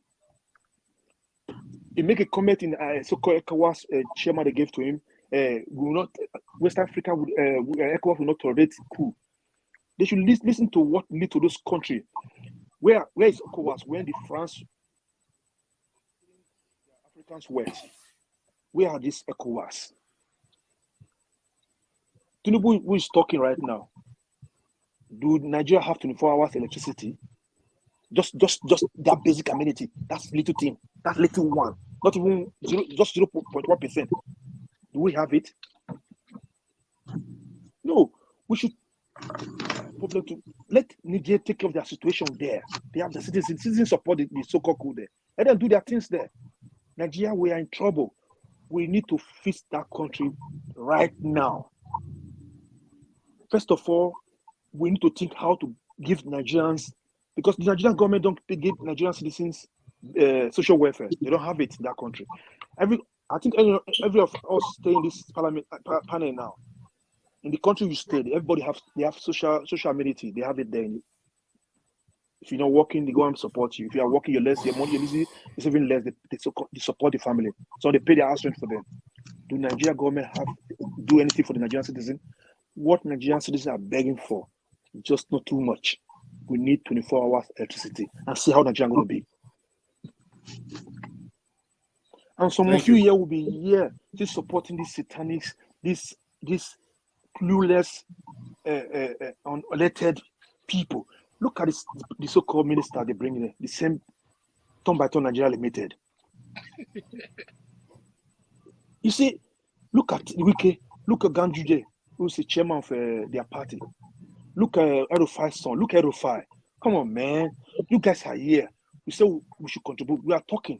Before, maybe about 3, 4, 5 years ago, we don't talk like this. People don't come and talk about these things. We have to talk about it, and they will be hearing it, and they will be having sleepless night. You see, I will not be in those kind of group who are going to be say my party, my tribe. I don't believe in all this so-called tribe issue. I'm a proud Benin man. If I don't tell me Benin, you don't know me Benin. I want that country to move forward, where people will call home. If I travel to UK now, I feel free. If I talk to America now, if I talk to Japan, I feel free. I can drive my car from Germany here to any. Hey, Olumide, you don't come again. No. wait. See, for your sake, for your sake, I'm going to remove that title. I'm going to go out now. I'm going to remove that title. Yoruba Nation is coming, and I'm going to put another title there so that I don't scare some people like Nigerian. Because anytime they see me with that, they get scared. I'm very apprehensive. I don't think it's scared. I don't think it's scared. Leave it there. It's your post. Nobody cares. No, I'm going to change it now. People like John Abba too are people that they don't want me to have my Yoruba Nation. People like John Abba too are among them. I know all those people. Can I go on, please? Should I go? John Abba? Let me go on. I'm not finished. Okay. You see, I was saying, we don't need too much talk here. We need to tell them the truth. We have to keep on telling them the truth. They will have sleepless night. And some of you supporting this so-called corrupt system, who's benefiting from these politicians. I pray one day Nigeria will happen to you. Then you know what we're talking about. If Nigeria is so good, Nigeria did the happen of it. Don't worry, anyway, we send you. We draft a letter through a forefather and give it to send it to Aso Rock in our behalf. You know, when people they support evil, you know, my brother, when people they support evil, you know, when Nigeria happen to them, they cannot shout no more. Just like those who support Tinubu now, Emilio Con, Yoruba Lokan. Nigeria would happen to them now. To buy fuel now. I can fill my tank every time. Yeah, I feel it. I don't check the meter. I fill my tank anytime I want to fill it. But they cannot even have 24 hours electricity. The same people who said Emilio Con, Yoruba Lokan, they are the one crying on social media. You can see them on social media. Nigeria happened to them. When we are talking about these things, Tinubu is not qualified. We need somebody who is ready to work for the people, under all Nigerians. But they said it's my turn, it's my tribe. When during the election, they were doing tribe issue. What I'm trying to say, we call ourselves we're on Nigeria. We don't need to bring on tribe issue. If I don't tell you I'm a Benin, you don't know I'm a Benin. But I speak out of my mind. What came out of my mind. If you don't like it, look for transformer and hang yourself. I don't care. What I'm saying, we should stop supporting this so-called corrupt system. You normally hug transformer, not hang yourself, but it's all right. Okay, sorry, I take it back. No lights, safe for the transformer to shock because nobody bothered to put electricity there. See, hold on, Gabriel. I think this gnashing of teeth and complaining is not going to get men anywhere. Because there are. I know, but you also have to hear the converse story, like the case of the Russia now that is fighting a war at the moment, that we are begging for food sometimes. African leaders are begging a country that is at war. That country lost 18 million fighting, and they went on to lose more under Stalin. They had slave labor. They constricted their people to go and mine uranium to build their nuclear weapons. Cruelty that they meted to their people, but you don't see their people complain the way we are complaining. You never see that. So what is it with us? The only thing we seem to know is to procreate and complain. What have we done to build our nation? What is it? Sooner or later we have to take responsibility. The so-called men that are complaining. What have we done to build our nation? We are wrong. Forefather, you're wrong. What have we done? It's a serious question. What have we done? When you say that, when people fight in 2020 to change, they were killed.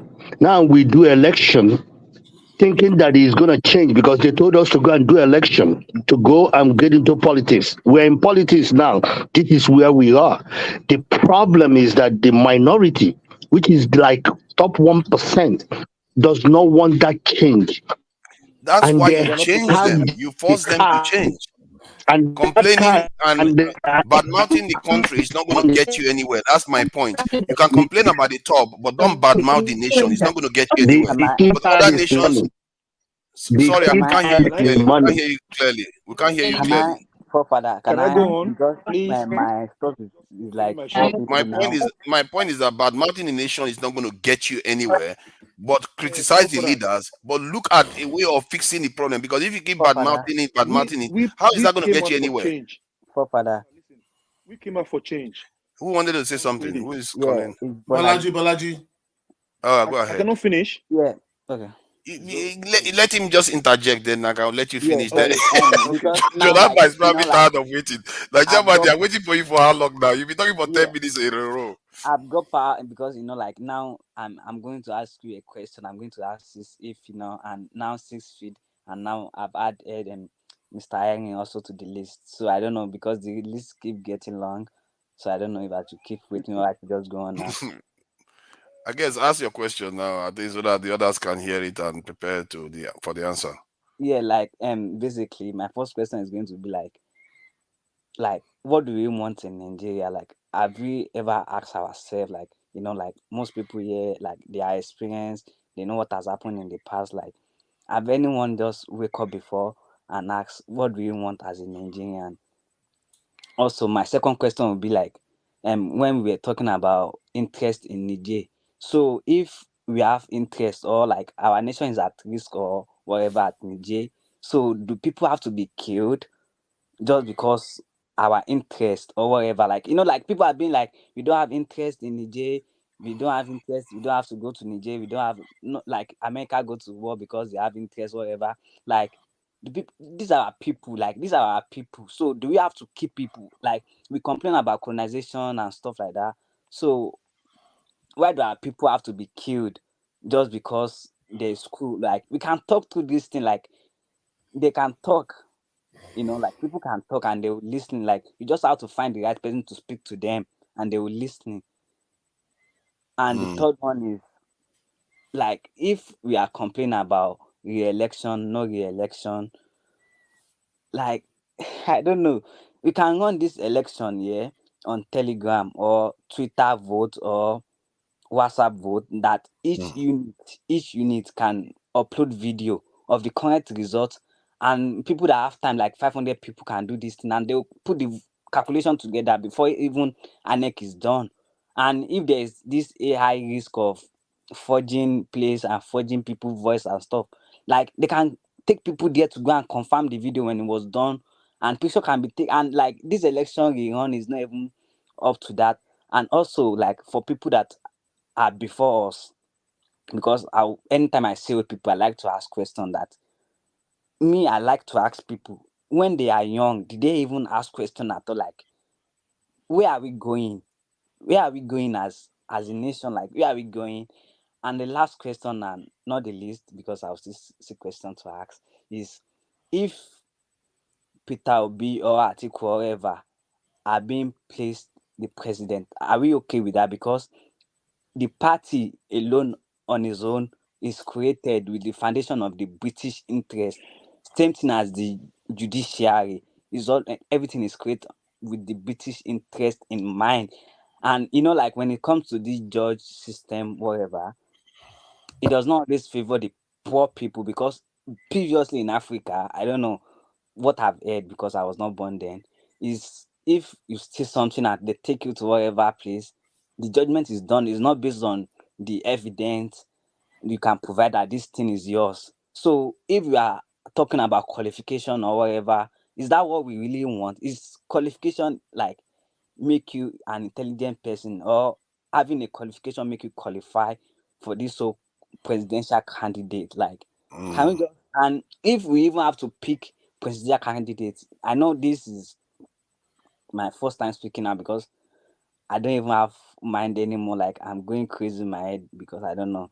So if this stuff and whatever, these are under 4 years. Maybe we have really suffered, and I feel like maybe we are at the edge, and the old people now want to support the young people. The question they can't have their grandparents that we are asking them now, maybe we'll make them to follow us. So these are under 4 years. Why do we have to follow Labour or APC or PD or whatever? Why can't we come up with our own? Like, why does it always have to be PDP, APC, PDP, APC, or Labour Party? Why can't we come up with our own? Like I still don't get it. I think you do have a point there. There's no let me answer in that one. No. There's no independent candidate in the you constitution, so you need to go through party. Okay, let Gabriel finish. Gabriel, round up in 30 seconds so that we can move on. You've spoken more than 10 minutes already. Please. 30 seconds is too short to answer these questions. I have to answer in two. No, you are answering them. Okay, 1 minute then. Not all, I will answer some of it. I wanted to answer some part of his question too. Okay, take 1 minute so that Augustine can go. Then later on, you can come back to it again, Augustine, when it comes back to your turn. Okay, thank you.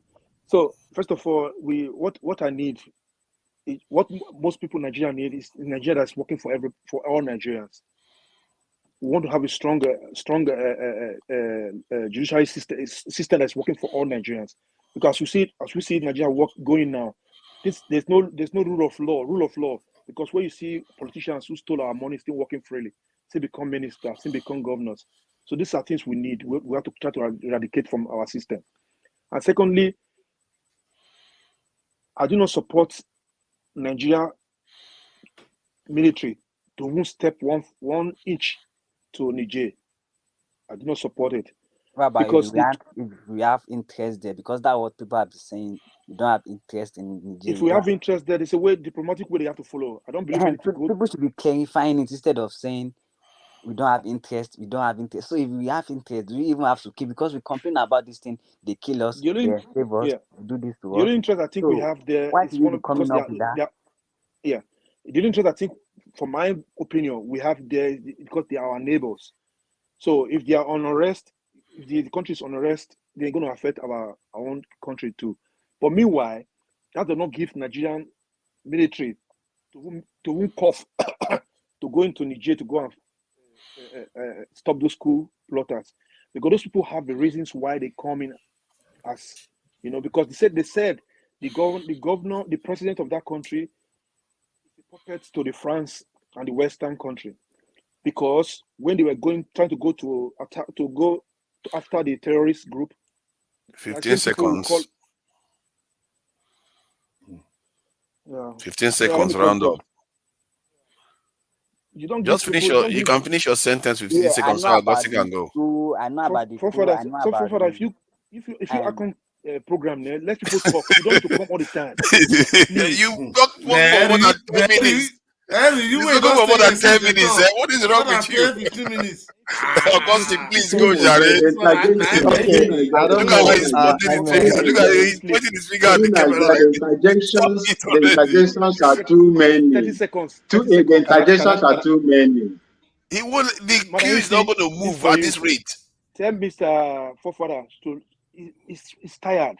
Let him keep quiet sometime, just to talk, not to talk too much, so he can rest there too. Be quiet for 10 minutes. You will be talking.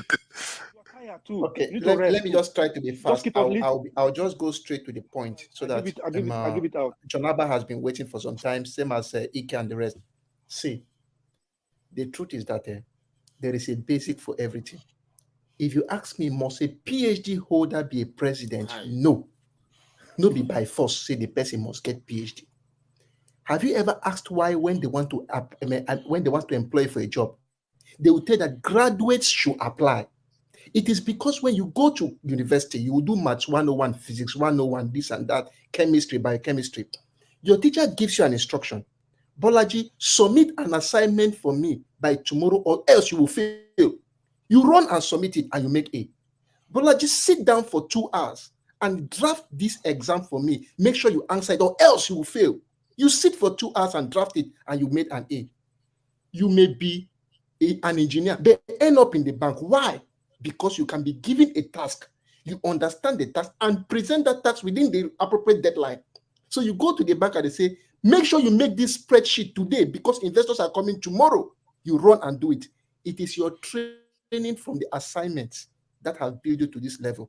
That is why, according to the basic constitution, if you want to ask me, a president should have at least a BSc. That is the first thing. That means you have been trained to be able to meet deadline and to reason the question and understand it. That's the basic. So it must not be a PhD holder. Even if you're a PhD holder, you can still be in office. But the problem is this. It doesn't mean because I'm a PhD holder, I am good enough for leadership. No.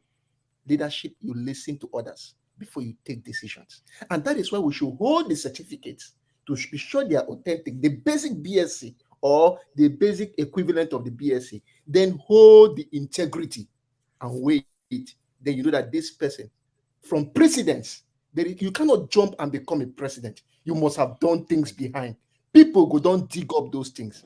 When we weigh all these things, now it's okay, you are the best person for the job. That's the first one. Can I ask a question? The second question I wanted to answer about this is that you talk about what's our interest in Niger. We don't live in isolation. We are not in a bubble of our own. No, we have interest from it. If you want, whether they like it or not, we need the Americans. We need the British. They have superior technology. So one thing we want to do is that people use negotiation for their own things now. It's negotiation. I send students to you. You train them as doctors, and I bring them back home to help my people. In return, I can do this for you or do this for me.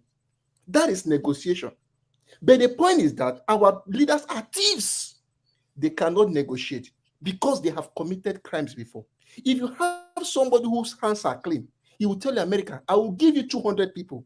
Train them in a space engineering or this or that.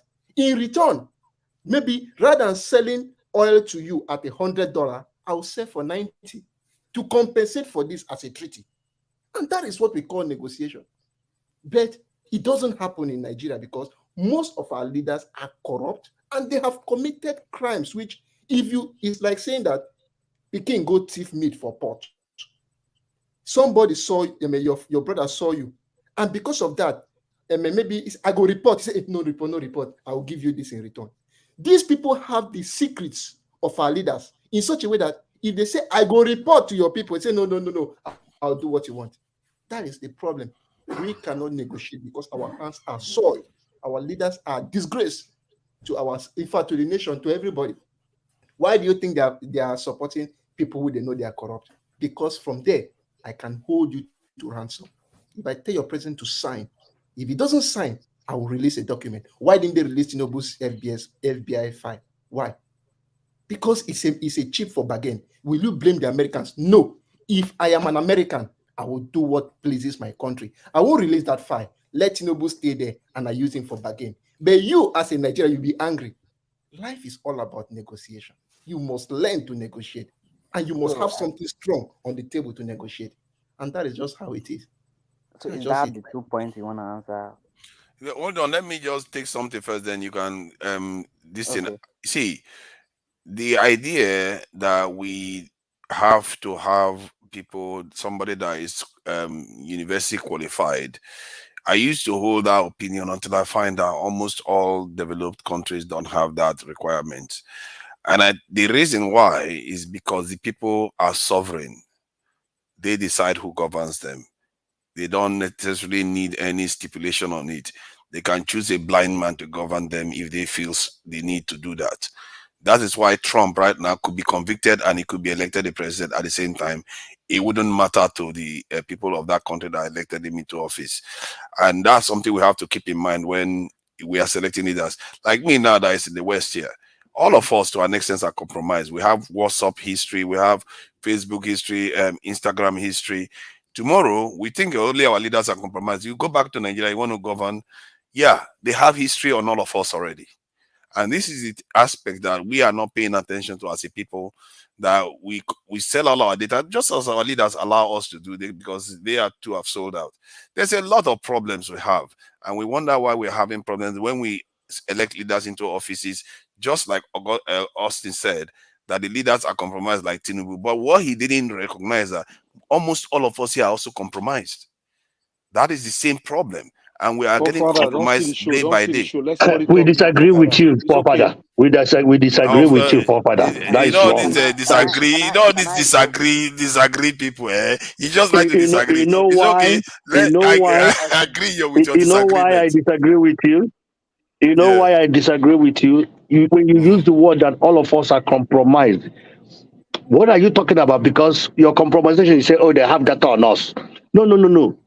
In governance, the compromisation we're talking about is that neither you did something behind closed doors with government and they hold that against you. But if you say, oh, I posted picture on my WhatsApp thing, or I posted this data, or I reposted this data, that's nothing compared to what they are holding against you. Do you know the reason why they didn't release Tinubu's information? Because, like Augustine says, it's a bargaining chip. Guess what? We want you to sell oil to us at this price. If you don't, we're going to release this. We want this. If you don't, we're going to release this. That is the reason why they are not releasing that. And America is good in bargaining chip. America is good in that. So for our leaders in Nigeria, they have sold their soul to devil. That is difference between me and you and them.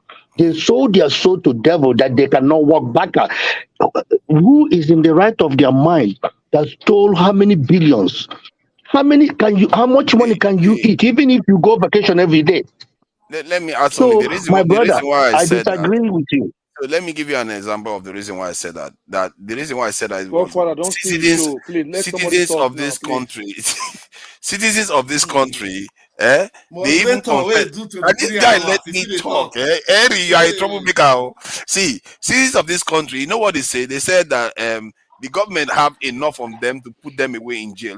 They confess it online that these people, because of the information they have on them, even the white people, that Google has, one of them say, Google has enough of me to put me in jail. So this is the problem. And because the reason why they are saying that is because of privacy issues. They were having that debate during that time. Until now, it's even more compromised than it was then. That was around 10 years ago they were saying that. It shows you how compromised most of us are, but we just don't know it yet until they need to show you that you're already compromised. But it's all good. Sorry, go ahead, Please Bolaji. let me go. Please let me go. Bolaji. John Abbas. Let John Abbas say something, then so that we round it up. You will come back again. Yeah, go ahead, thank you, Bolaji, for your young man interested in politics and your generation. I hope you get the right answer from this pollution ground here. The notion, before we run for, first and foremost, before we go for the next election, some of you that I bet with you about to be is not going to win, please pay my debt. Pay, I beg you. Pay, then the rerun. If you win rerun, or find, or if judiciary people say that he won, then that is double. Maybe I pay you back. But for now, please pay me. Please, I beg you. Another thing is that a rerun or no rerun is left to be seen. Since 1999, we have made a lot of improvement. It's not perfect. I am not Peter Obi fan, but he has brought so many things to this election. And I hope that that is the change that we all can build on. But to say we are not making any progress, why are we here then? We are speaking to issues. Some of you bring your face here.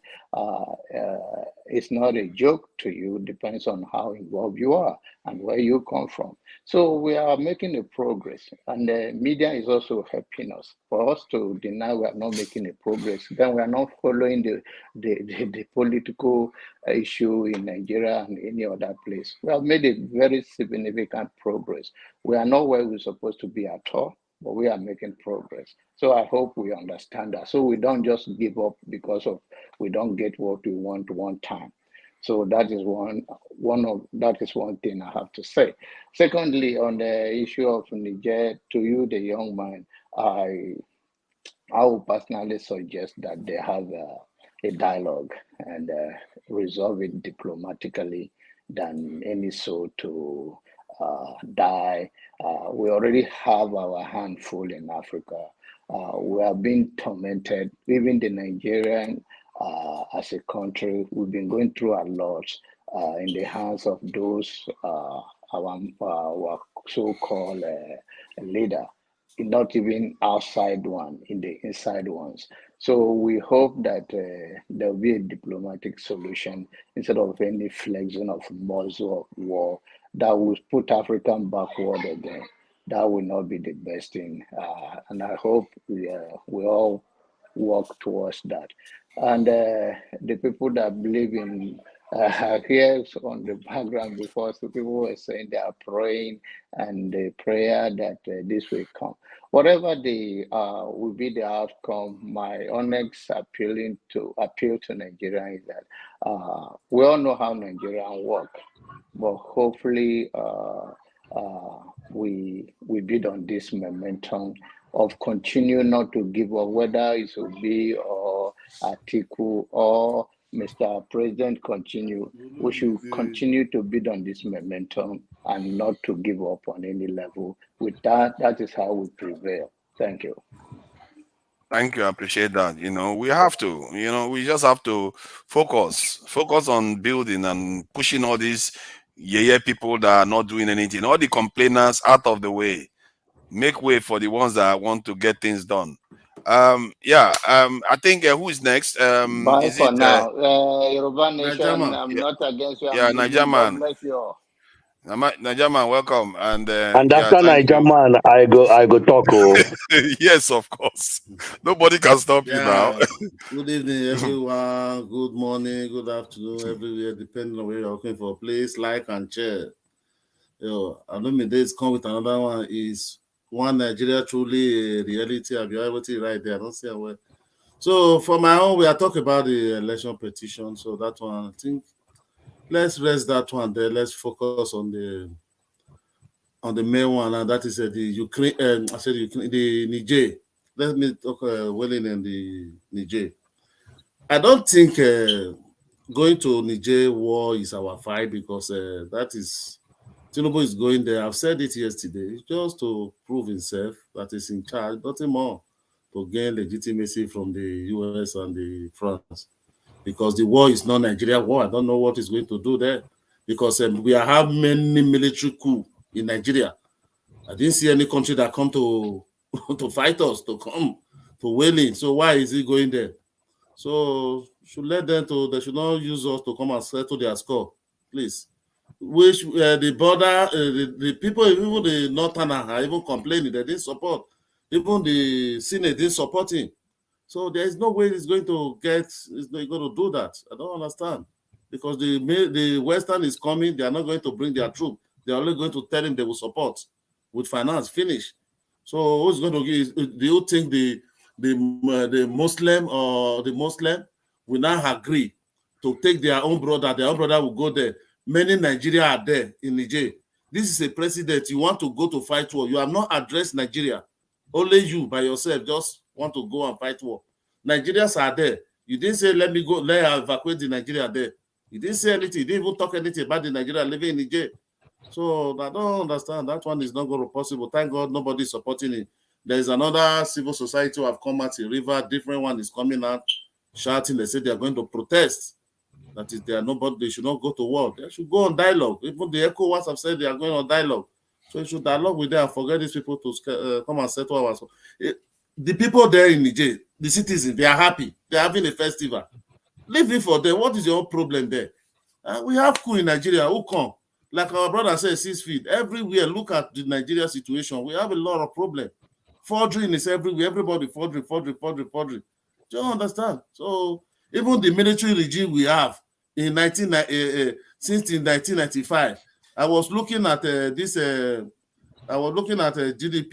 of Nigeria through this IMF. In 1990, with China, in 1990, China GDP was 347. Nigeria was 653. Up to 1995, China GDP was per capita was $604. Nigeria was 1,255. But today in 2020, and last year, China GDP is 12,814. Nigeria is 2,202. Look at even the military regime, we are even better. Look at during all the years, since 2000 to down, everything just scrambled, which is very bad. So the people, there's a news I read yesterday. They said even the citizens of Niger, they said they sell their uranium for $218. And France will give them $11. What kind of country is that? You said they are $218, you come and give them $11. Those kind of human beings. So let them say what they want. Even the European Union, why can't the ECOWAS say, okay, what is the problem? You people should dictate the way you want to live your life. Write a new constitution, write the way you want to live. Why are them there? Because this is what benefits them. The one in charge that want to let that came to see Tinubu, that one you overthrow with a military coup. So yeah, the one. So I don't understand. I bet Tinubu, I'm just begging Tinubu should just leave Nigeria alone because the problem we are facing now, should just do and resign and just go. Leave Nigeria and just resign. That is just the best thing for him to do. So that is all. Please, I don't want to using that word to go and be killing citizens, taking Nigeria. So we have Boko Haram since how many years? Bandits, we are still battling with it. So now all the old asylum before all of them will pack into Nigeria. Before they will not come to the south, to this side, we have more problem. So you want to create problem for Nigeria, more wahala. I beg you, nobody send a war. No Nigeria support them for war. He's on his own. Thank you very much. That's just what I want to contribute to the two. Thank you, Nigerman. Ike na Santiago. Please go ahead before Maxi. San Antonio. Pronounce San Antonio. San Antonio. Yes, Alamo City. Which state is it in? Which state is this? California? Texas. Okay. Texas. Welcome. Hey, the problem I have when people say, like, is it John Abba just said that Nigeria is progressing. I'm in my early 50s, and ever since I was a child, they say things are bad. When the first time I know what a dollar is when the dollar was, for every $1 is 50 kobo. For every $1 is 50 kobo.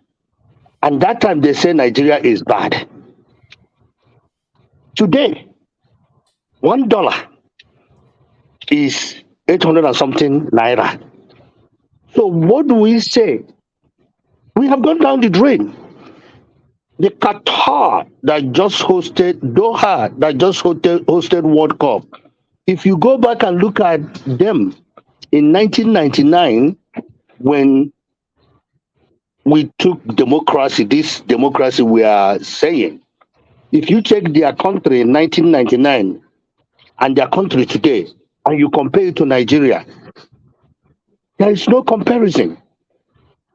What does that say about us? It says that we have gone backwards instead of forward.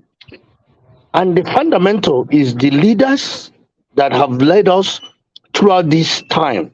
It's like when Obasanjo started talking good about Peter Obi and all that. Obasanjo gave Peter Obi so much hard time during the time Peter Obi was governor of Anambra State. But now he have a epiphany. How did Obasanjo make his money? He have a epiphany now that he's a good guy. He started this downward spiral. And the fundamental, I don't know where we go from here because we have gone away from. When Buhari was ruling, we were on the bottom. Now we're going to be on bottomless pit. We can't even, there is no way you can measure where we're going. It's only 2 months. This is where we are in the last 2 months. Everybody I know in Nigeria, when you call them, they say we live in hell. Do you know? We don't even know how bad it is that people cannot find food to eat because of how money is going, how things are going. First of all, we started dealing with the MFLE issue. Exchanging money, all they did is to pay the money back. Could you imagine? They just paid the money and they caused all this problem. Now, this man took over. Everybody hated subsidy because that is where all our money went to. But how you address subsidy is the key thing. He should have put things in place. He's not the one that cut subsidy. It was Buhari that cut subsidy. But when he came on board, he's supposed to be sure what his plan is. He didn't have a plan. And he went and talked because he forgot that now he's a president of Nigeria. You can't talk anyhow. You can't say things anyhow. Before you say, you must analyze it very well. And people that are advising you supposed to advise you correctly.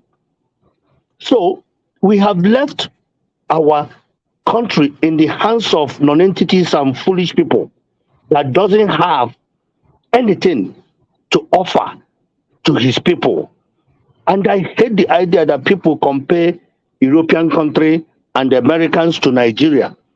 When America, for example, because everybody that went to school in America must do American history and the American government, you got to do your state government and you're going to do the federal government.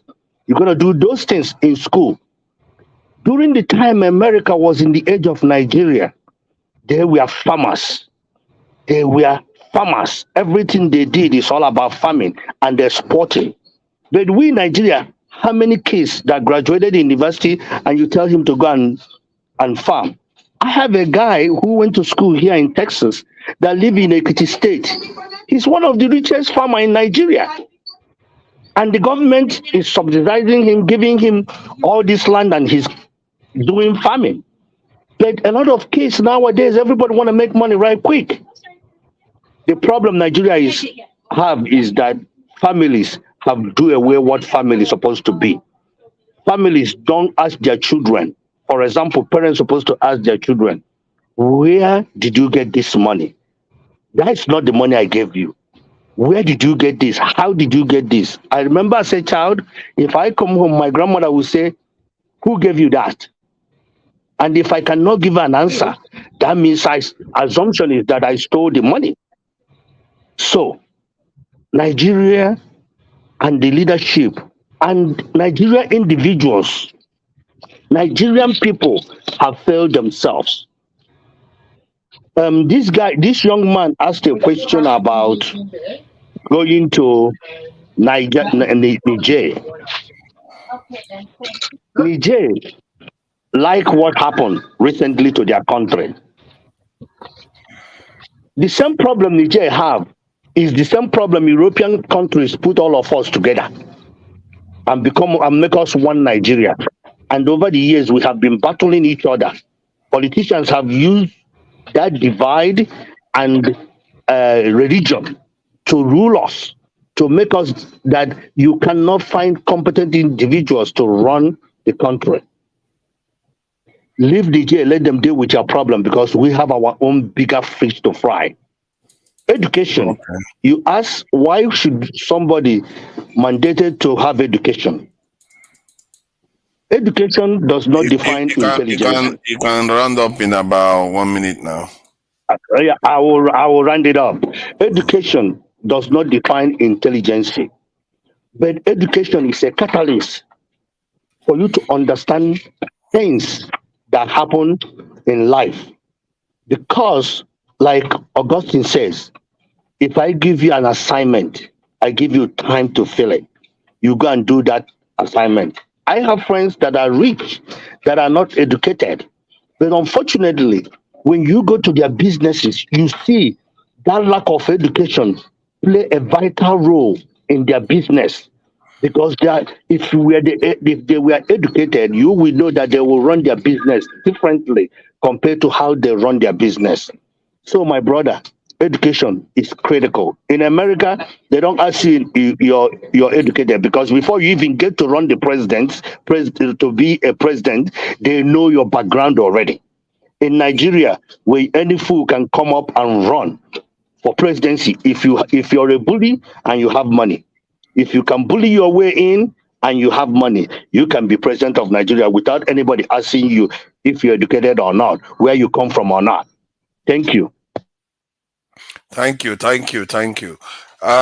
Yeah, Max, thank you for your patience. It must be hard, leaving your cows to come and spend time here. Oh, so many cows. Thank you for your coming and joining us. So yeah, I don't know if I'm poking my nose where it doesn't belong. How many head of cows do you have now? You are muted. I have 10 cows. No, not you. It takes about a year for a female cow to give birth. So the last time I spoke to my brother, Dr. Damages, cows give birth just like human beings. The same gestation period, it's just the same thing. So in a year you have one calf. So the last time I spoke to Dr. Damages about it, it was 278 with 55 calves. Calves. So I am expecting another 55 calves. Let us say November, December. So that is how it is. And I don't keep them. We normally sell them. Yeah, we normally sell them. And the one thing you should know is that they are in my ranch. They are not moving about. They are not roaming the streets, destroying people's farms, causing killings, and displacing people like the way they do it in Nigeria. Okay, how many years does it take to get to maturity stage? You say 1 year. No, like if you want to, the ones that you can keep for beef. The one you can keep for beef, you will inject them. Within 6 months, they will be big enough, depending on how you feed them. And we have special grasses that we use to feed them here. The one we keep as hays, and the fresh one they eat. So with millet, if you have money to buy millet, apart from the grasses, the special grasses that we plant there, people sell the seed, you plant it in your own farm, you weed them, you harvest the grasses, dry them either with machine or using the sun, because my place is in the north. It's just like the northern part of Nigeria, so we have very strong sunlight over there. So we dry them, grind them, mill them into heads and feed them like the way what do they call it? Corn flour, the way we put flour, but it must be very, very a little bit coarse, so it won't be that smooth. but it will be a little bit coarse so that you can serve it to them and they eat in their feeding trays. So that is what we do, and nobody is being harassed in their farms. I cannot use my own business, personal business that I inherited from my dad, to disadvantage other people. That is one thing. Is here. Any cow you see going roaming around the street over here will be taken by the government. If no matter who you are, if you are like become the president of this, your cows will be taken away. And that was what happened in Agogo, in Ashanti Kingdom, when the same people came here and begin to do the same shenanigans they were doing in Nigeria. They are still doing in Nigeria, but the president come out, irrespective of how bad. If there is anything that man have done for us, that alone is commendable, from me to him. He dealt with them, collected all the cows. The one they can kill, they kill them. They call that Operation Cow Boot. Operation Cow Boot. Wow, that is you stand there, they will deal with you. Yeah, that's so that nice. is how it is. So that's nice. Forefather is supporting the one roaming about in Nigeria. No, I'm not necessarily saying that the violence. I'm not supporting in the violence.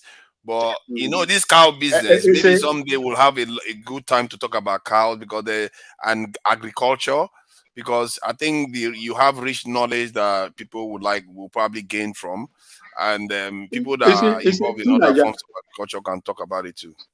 Yeah, to Niger, if you want to know the value of cow and the dairy products you get from it, hides and skin you get from it, even the bones. You can grind them and use them to feed your, in your poultry farms.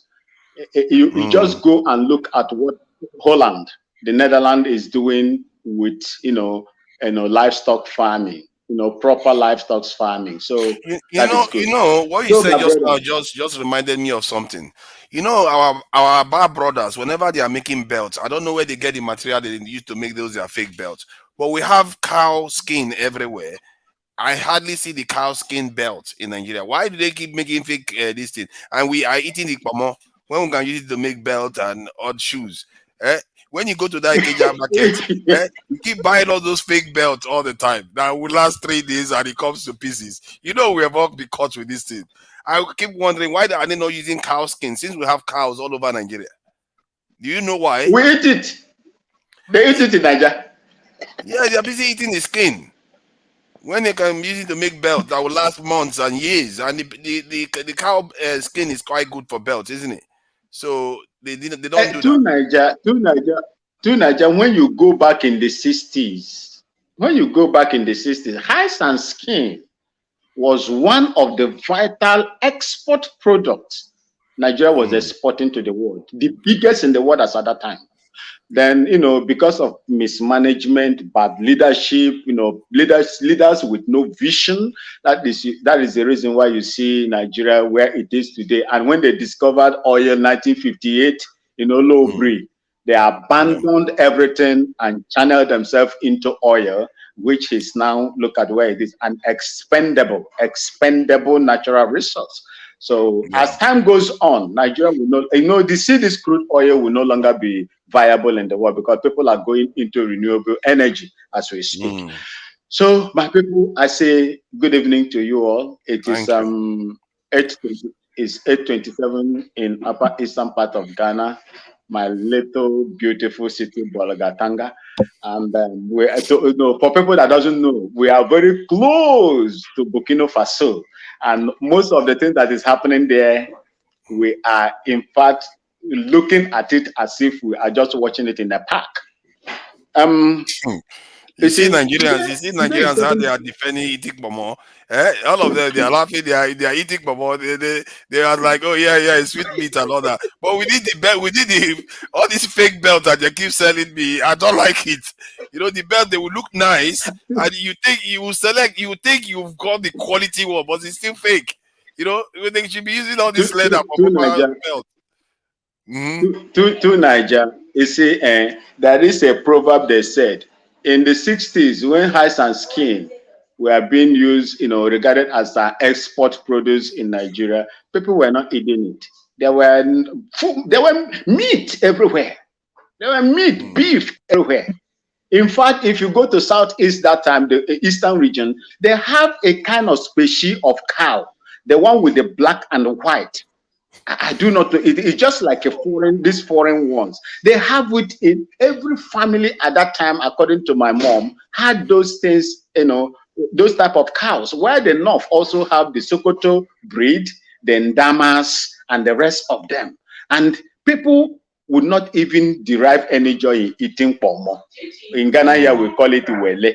Nobody eats pomo because there is a meat, a beef in excess. So the reason why people are eating it now is because of it's a sign of poverty as well. Forget about, if you check the pomo, there is nothing like any nutrient in it. There is no protein in it at all. About a year ago or so, the government tried to ban it in Nigeria because they talked about the way they prepare them. It has chemical in it, but Nigerians fought against it, and I was one of those people sided with them because I said, "Pomo, yes, it doesn't have any nutrient, but that means that it is very good for weight control, isn't it?" Yeah, it has no nutritive value at all. So that is how it is. So for me, yeah, I guess it's, but if you want to control your weight, it's not a good thing. If you want to control your weight, you can eat it and it will keep you full, but you don't grow fat or become overweight. To Nigeria, you are learned, you are properly schooled. If you eat breakfast in the morning, you eat your normal food in the afternoon and light food in the evening, you will not be overweight. You will not. Just put yourself in a proper diet. You will not be overweight. If you go to those days when leaves, while I was growing up, it was pure leaves, ugu leaves. You fry it, do everything, put little tomatoes, onion to it, and fry it. You eat it morning, evening, and afternoon, and you'll be satisfied. These are just pure leaves, green leaves.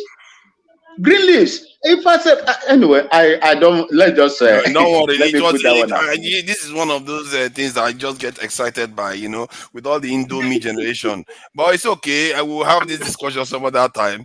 This is a very serious issue. Our diet is going down the drain. Our manufacturing is not meeting the quality that is required because of all this misappropriation of even cow skin too. All right. So yeah, let's get back to the topic. So where were we? Go ahead. You can submit on the topic. Yes, I have to go there. And permit me to greet my brothers. I think they are in the comment section. Mr. Otis, Blue Shell, and Olga. I beg you, our palm wine. No, make you remember our palm wine. So don't say you know go keep with me. My brother, today is 7th day, 1 week. Bola Ahmed Tinubu gave Niger Republic junta, to relinquish power to the corrupt civilian president Bazoum. I am still expecting to see what Ahmed Bola Tinubu and the ECOWAS heads of state, corrupt ECOWAS, fantastically corrupt ECOWAS heads of state. Senegal is there now. Senegal is trying. Look at what Senegal is doing right now. If there is coup there today, will you blame the soldiers? Where are these ECOWAS head of state? Why Senegalese president is doing what he's doing over there in Senegal? Look at the Togo, Eyedema's son. He is going to rule Togo more than his father. I think the father ruled for over 32 or 33 years. These ECOWAS head of states were there when the father was doing what he was doing. They did not caution him. The son has also stepped into the footsteps of the father. These, I said it before, if you create an enabling environment for coups to happen, these khaki boys will come in. Nigeria is not left out. Nigeria is not left out. And I wonder, people that will say, oh, coup will never happen. Coup will never. We said it before in Nigeria. I witnessed December 31st, 1983 coup. I saw that one live. When it happened, people were rejoicing. Why were Nigerians rejoicing on the street, in the streets of Nigeria? Why? because they felt that the civilian government they had that time was lagging behind. They could not benefit anything. And from that time, if you look at the infrastructures that Nigeria is boasting of today, 80% of them were done by the military. Go and check. That is why they're supposed to teach our young people history. Most of the infrastructure you have today that you are still using today were built by the military. I was a former military warrant officer retired, but I never loved military. But when you create an enabling environment for these khaki boys to come in, please don't blame them when they come in. If you hear that there is a coup in Togo today, will you blame the khaki boys with what the man is doing? They are tinkering with the constitution, trying to go beyond what the father did. This is bad. And this African head of state that is coming out now to run their mouth, I beg my language, to stand against the military takeover in Niger, could not even have the balls to speak as at that time, when their partner, one of their own, was committing those, constitutional blunder in their countries. They kept quiet. Soldiers come now, then they begin to give them 7 days ultimatum to vacate the seat of power. Is that nonsensical? Is that not nonsensical? For me, I'm expecting Bola Ahmed Tinubu to go. In fact, in a military intervention, that's what they call unilateral powers. Nigeria is the strongest in ECOWAS. They can adopt unilateral powers and invade Niger Republic. What makes Nigeria a giant if they cannot unilaterally go in there? They can go in there and show themselves. Let these fat pot-bellied generals go there and test themselves. Nigeria has never fought conventional warfare before, and I do not know why they are giant. We've never fought conventional warfare. The only conventional warfare we fought was against Cameroon. And I was in Garoua. We advanced to Garoua before Obasanjo called us back. This is the time. The Nigerian military only go for the low-hanging fruits. They went to Udi. They did what they did there. They went to Zakibiam. We did what we did there. They went to Ezazaki in Zaria. They did what they did there. Show of force. Shameless people. Shameless and unprofessional people. You go there, you kill a lot of people because they don't have the same equivalent of the armory they have. They can go and slaughter them. They went to Enugu. They slaughter and burn houses. They went to where? Everywhere. They've been beating people anyhow. Today now, there is call of duty to go to Niger and you don't want to go. You see the difference between the northern sector and the southern sector. The northern sector has come out to condemn, say, no, don't go. Why are they calling no, don't go? Because they share common value system. Anything that you do there is going to affect them. But the southern part of Nigeria will begin to call the army to come in to kill and maim your own people, your youths. They did it in a Lekki toll gate. They did it in Mazen Namdekano's house. They did it in Sunday Boho's house. What stops them now from showing that tenacity in their military powers, the show of force? What stopped them now from doing it? When you talk like this, people in the comment section like Crown and Ife and the rest of them will begin to attack you on the comment section. But these are truth. You refuse to know and you refuse to hear. And I will tell you because I was an insider in it. Do not go for these people. Then you are going for them. You are dealing with them anyhow. Now it has come for you to go and show your giantness in the whole of Africa. You refuse. You are running away. Don't be juju be that. As for the tribunal, I don't expect anything to come from there because in law, people that study law, I know most of you are here. There is technicality and morality. If they cancel the election, where do you want them to get, hundreds of billions of naira that they used to conduct that fraudulent election. Where do you want them? Then you are going to pay more taxes in order to vote more money to go into a new election. Are they going to install Atiku or Obi? Is something that we live to see. And knowing the judicial system of Nigeria, what they did in Imo State, I think that is exactly what they are going to do in this one. And the heaven will not fall. Nigerians will move on. I'm telling you the truth. If they return Bola Ahmed Tinubu there, irrespective of what happened in that presidential election, the heavens will not fall. I'm telling you, hey, I'm here. The heavens will not fall. So that is how it is. I expect to see what will happen. Peradventure, it is ruled in the favor of Ahmed Bola Tinubu. Nigerians are suffering. People are buying every now and then. The security operatives are dealing with our people, leaving their signature like my father from different mother. Fela said, blood and sorrow. That is what they live with you.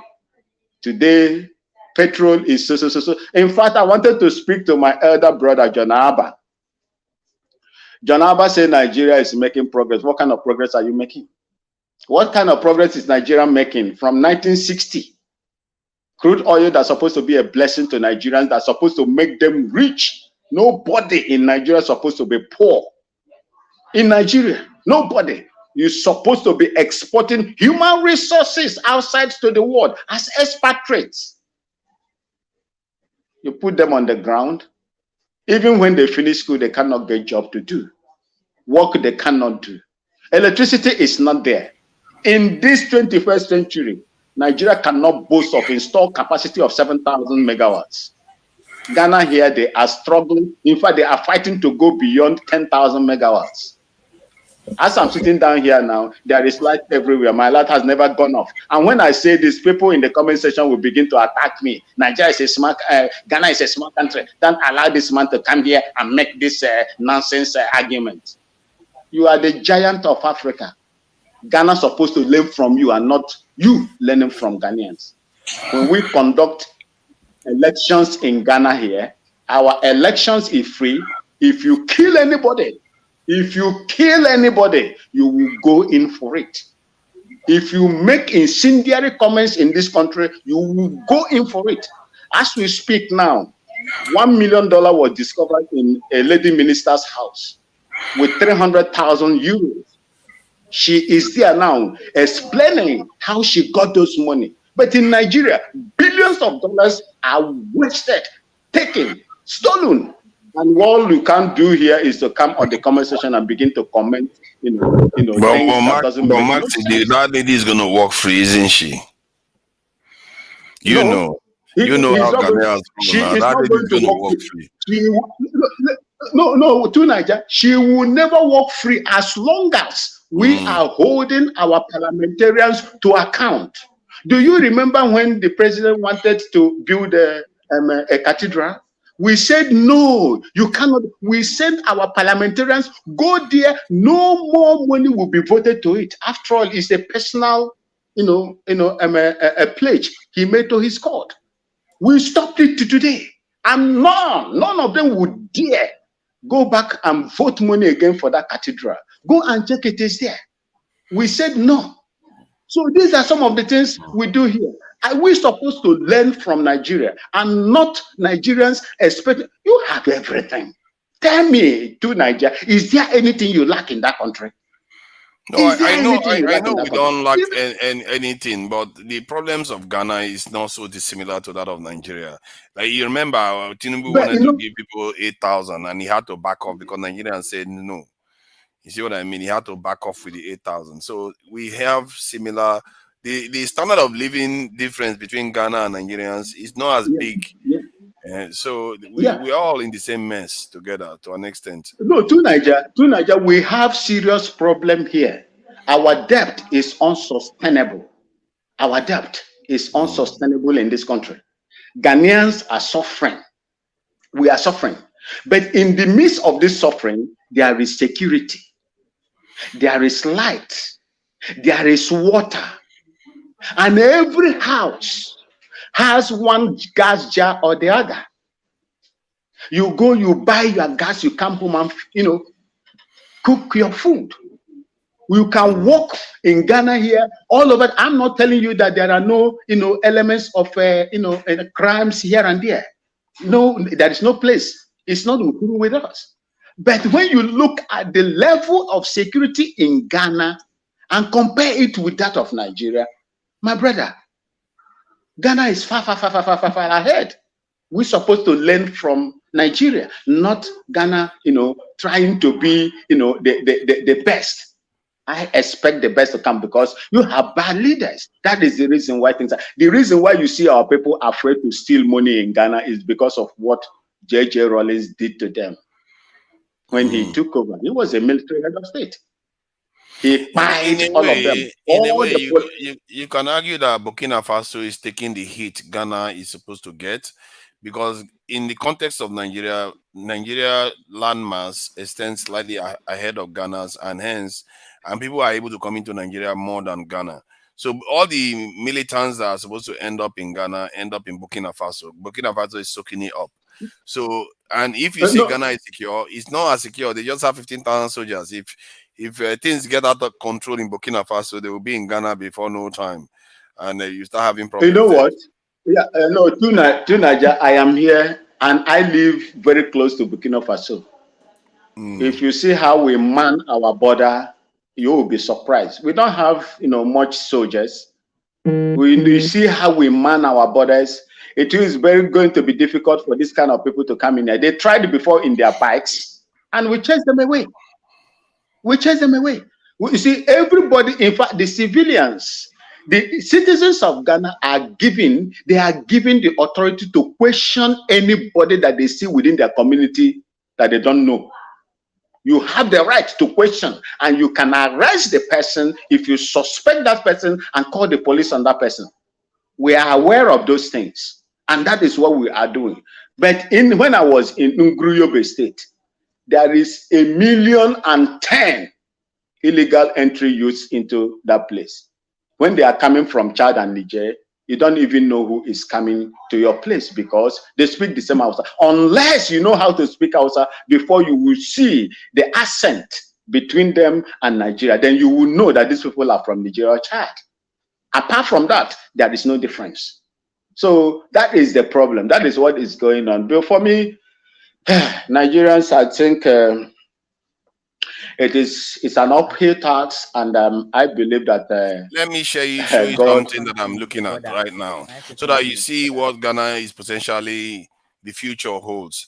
And this is why I think Nigeria needs to get their security posture changed. And Ghana's security posture, you know, just because you are not seeing problems, so it doesn't mean problems is not going to show up tomorrow, because your security posture is basically relying on America. You see, let me see, where did they say that Al-Qaeda closes in on a stalwart U.S. ally? And that is Ghana they are referring to, because Ghana's security right now is being ensured by Americans, as long as they stick to a script that the Americans give to them. And that's something most people don't recognize. Nigeria is one of those countries that is balking it a little bit. I don't know whether you know this. Ghana's international airport terminal, one of them is controlled by U.S. military. So they have very, very close working relationship with the U.S. And this is why you see the stability that you see right now. The moment people really seriously start stepping out of line, watch what happens. And you see that you start having problems like South Africa is having right now, and Kenya is beginning to have too. So it's something we have to be careful about. And the signs are clear that they are already showing up in close to Ghana. I think a security guard, they said, was attacked or something. Militants, Islamists, Burkina Faso. So yeah, they attacked some kind of security guard in the post, and Ghana is beginning to beef up its security in the border. But for me, that is nothing. It's not going to be anything compared to what Nigeria has. Ghana is even less prepared to face these problems than Nigeria was. Most of our, in fact, we don't even rely most on the people we signed defense pact with. That is British. If you look at most of the exercises that they are doing in Ghana here, is basically between the Ghana Armed Forces and the US. So what I'm trying to say here is this: anyhow they do it, it is going to be difficult for them to come in, because this is not just the army alone or the armed forces alone. I told you, I say the civilians that live, the indigenes of this area that lives within these places, will not allow such thing to happen. They will first of all blow the alarm. They will tell you that, who are you? What are you doing here? Who is your parents? Where do you live? Do you know anybody around this place? This is how Ghanaians are trained. Ghanaians are spies for themselves in their own country. So that is why it is going to be difficult unless something happens tomorrow. I do not know. But relatively, what do you think is at the core of this problem? I think before we go to Splendor, I think we'll just jump over Olumide, because we know what he's going to say. There's no point really. We can just ignore him. I'm joking. No. That's unacceptable. That's unacceptable. No, I'm joking. You think I'm going to jump you? I'm just joking. Except you want to end your own broadcast tonight. Can I talk about the That's border unacceptable. issue? Yeah. Okay, yeah. Go ahead, Bolaji. Say something about the border issue. Okay, wait. Let me land my point before let me just round up. Okay. You see, I would like to see a Nigeria that work, because if from the foundation of that country, I don't think it will work, because the constitution, anytime when I come, even before the election, even if we put Peter Obi there, it will be difficult for him to operate. How many, the decisions and bills that are passed into law go through the Senate, the National Assembly. And the number of people you have there is what is going to determine whether your bill is passed into law or not. As we speak, Labour Party has about 6 to 7 representatives there. It is not much. If Peter Obi goes in there, the same people that are benefiting from this corrupt status quo will be the same person he is going to meet there. Most of them has finished, looted money from their states. They ran to National Assembly to go and hide there. These are the same people that he is going to meet. I bet to disagree on that. Sorry. No, you see, my brother. Okay. You see, whether you like it or not, it is for a bill to pass in there. You require 2/3 of these people to pass that bill. What if they say no? What if they say no? Thank you so much. What bill are you referring to? What bill are you saying they will need to pass with 2/3? Any bill, let's say any bill that is going to benefit the Nigerian populace. Any bill, whatsoever that is going to benefit the ordinary people like this cutting of this and this and that. You see, it is going to be difficult for him. I thought it was majority wins, not necessarily 2/3. Yeah, but you need to. The majority, the Labour Party has the majority in the National Assembly. It's not about that. But they can deny the government the majority, because I don't think the government is majority. One thing Mazis you understand is this: the Nigerian president remains the most powerful president by law on the surface of the earth. There are certain things he can do without having recourse to the National Assembly. That was the reason why people were blaming Jonathan after the. Okay, what are the examples? Because we keep saying this thing. I don't know where the examples are. But the truth of the matter is there's something they call executive fiat. Okay. You see, executive fiat has nothing to do with sending a bill to the National Assembly for approval. Once the president sends it, he has no power. He has no power. It is the people's representative that is going to debate on that bill, whether it is good for them or not. But when you have these people there, it will be difficult, sir. Ogamazi, I'm coming. Executive fiat will come into force where there is no cooperation between the executive arm of government and the legislature. And where there is a bill before the National Assembly that is very sacrosanct to drive some developmental, whatever it is that the executive want to do. But that is not the point. The point is this. I've been listening. I've been here for more than 4 hours. I just decided to join about maybe 45 minutes ago. I've listened to so many people. People have come to share their opinion. People have given their perspective and stuff like that. Some very beautiful, some not too very beautiful. But I think we have not been able to actually look at the nitty-gritty of the Nigerian issue. Nigeria is a crime scene, and there are factors that are responsible for that. And most fora that have actually joined to discuss, nobody actually look at these factors. You see, Nigeria is resting on a foundation, and that foundation is the one that determines what happens and what does not happen. And that foundation is what is responsible for what Nigeria is currently going through. That's the 1999 Constitution, yes? No, it's not the 1999 Constitution. The coming together of Nigeria, you understand? That is where the problem is. Nigeria is resting on the foundation of a hegemony. Do you understand? People don't pay attention to this. Nigeria is resting on the foundation of a hegemony.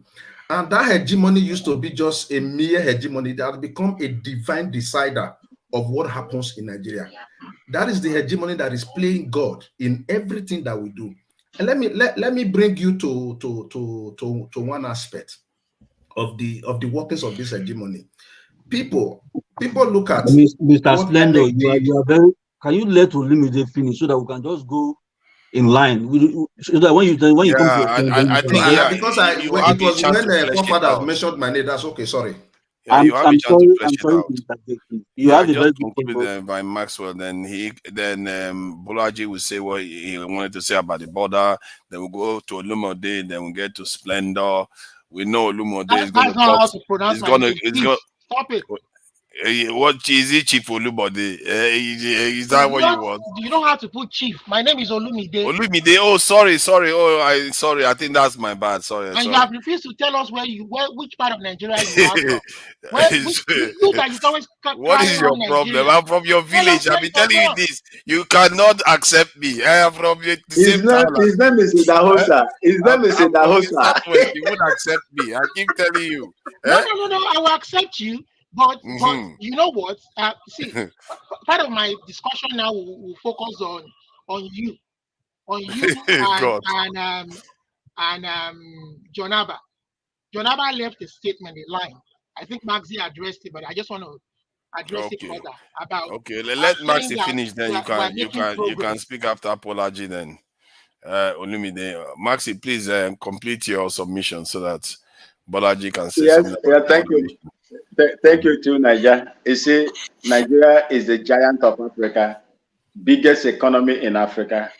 And I would like Nigeria to go and do what we did in Liberia and Sierra Leone, in Yugoslavia, which I participated as well, in Cameroon, etc., in Niger Republic. It will be a good thing. That will be one of the tests for the Nigerian government. Thank you so much. Thank you for your submission. You know, I learned quite a bit about how this thing. That one stays with me. So, Bolaji, please go ahead. Yeah, I'm sorry because I don't know. Yeah, but with the border issue, yeah, I feel like we don't even need border. Like we don't need border, but it depends with opinion because I come from the border side, and you know we share border with Benin. I don't know, Republic of Benin. So and because like they speak Yoruba like over there, and it's hard to differentiate when people like that, and even when our people, like our own people, live there to do their business and their. So you are one of those people that have divided loyalties, like the Buhari that wants to go to Niger, No. And now you cross to Benin and come back to Nigeria as you see me there. Is that the all these bothering people? We have to be watching them closely. Go ahead. No, but I'm not even like Buhari or whatever. But I just feel like Europe are connected with trains. I'm not saying this because I came from border or whatever, but I'm just saying that we as a people, you know what was the Conan just said, that Nigeria foundation is not good. I've said it many times. If Nigeria foundation is not good, are they saying Nigeria foundation is not good because the current government, because this thing does not just happen overnight like yesterday, yeah? It has been like this since over 60 years. And when I listen to Fela's song, you know, it used to say, the time I talk my own, now something make me talk my own. And if time reach, you say go talk your own. So why are all these? I don't know. I don't want to say what fuck. I think what you said something quite important. I think that's a very interesting point. When people say Nigeria Foundation, I Yeah, think like where is it they because? make the mistake. So let me add it because I think that is something I'm beginning to realize recently. They think many people think it's the constitution or this thing. No, I don't think that is it. It's the elites of Nigeria. They are a class of people that these same elites are the ones that used to sell us as slaves to foreigners. They've not changed. Many of them, their thrones still remain there. And they went on to the colonial powers left, the British left, and they went on to carry on the same kind of culture. They never elevated themselves to nation builders and nation creators. They still remain like the same people that were selling their people for gogoro, for umbrella and mirrors. Yeah, And but that is at the core of the foundational problem. That elite class has to change or they have to be removed. Otherwise, Nigeria's problem will remain where it is because the people don't support it. The people are suffering, but they remain the same. They travel overseas, they have investment overseas, they are compromised overseas. Like Tinubu, FBI is controlling Tinubu's data now, and they don't see any interest in building our nation. And I think at the core of it is our elite class. All other elites in the world build their nations up, but this our elite class. They don't make any sacrifice. If anything, they sacrifice us to foreigners. And I think that is at the core of our foundational problem. It's not the constitution, not the paper. This is why I've been arguing with people that talk about constitution. Because we know the UK doesn't have a proper constitution now. Yet look at what they've accomplished for themselves. But if you look at the fundamentals, is our elite class and whoever makes it up there, the culture they have there is not a culture of sacrifice to build your nation. It's a culture of let's go to and rely on other people for our safety. They literally don't have any sense of protection for their people. Nothing. You know, like Ghana now that we are talking about, 30 something million people has 15,000 soldiers.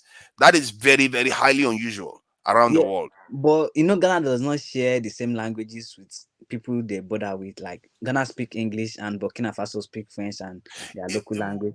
But the fundamentals remain the same. The elite class, they have a culture of working with the colonial powers. That's their But culture. because that's like I don't even want you to be sorry for me to correct you, but I don't Of want you course. to be sounding like you're looking down on our ancestors. Like there are people among those people that left or that died for Nigeria that fought so hard, guerrilla warfare by themselves and die. Like when we are talking about these people keep, like, so if we keep talking about these people coming, like, so why do we even keep still accepting them? And when we are talking about Tinubu is compromised, if FBI to say that Tinubu do this and is not eligible for president, is that when just not think that okay, Tinubu is not eligible? Like we already know Tinubu that this man is not eligible, and so why should we even wait? Like, okay, we don't want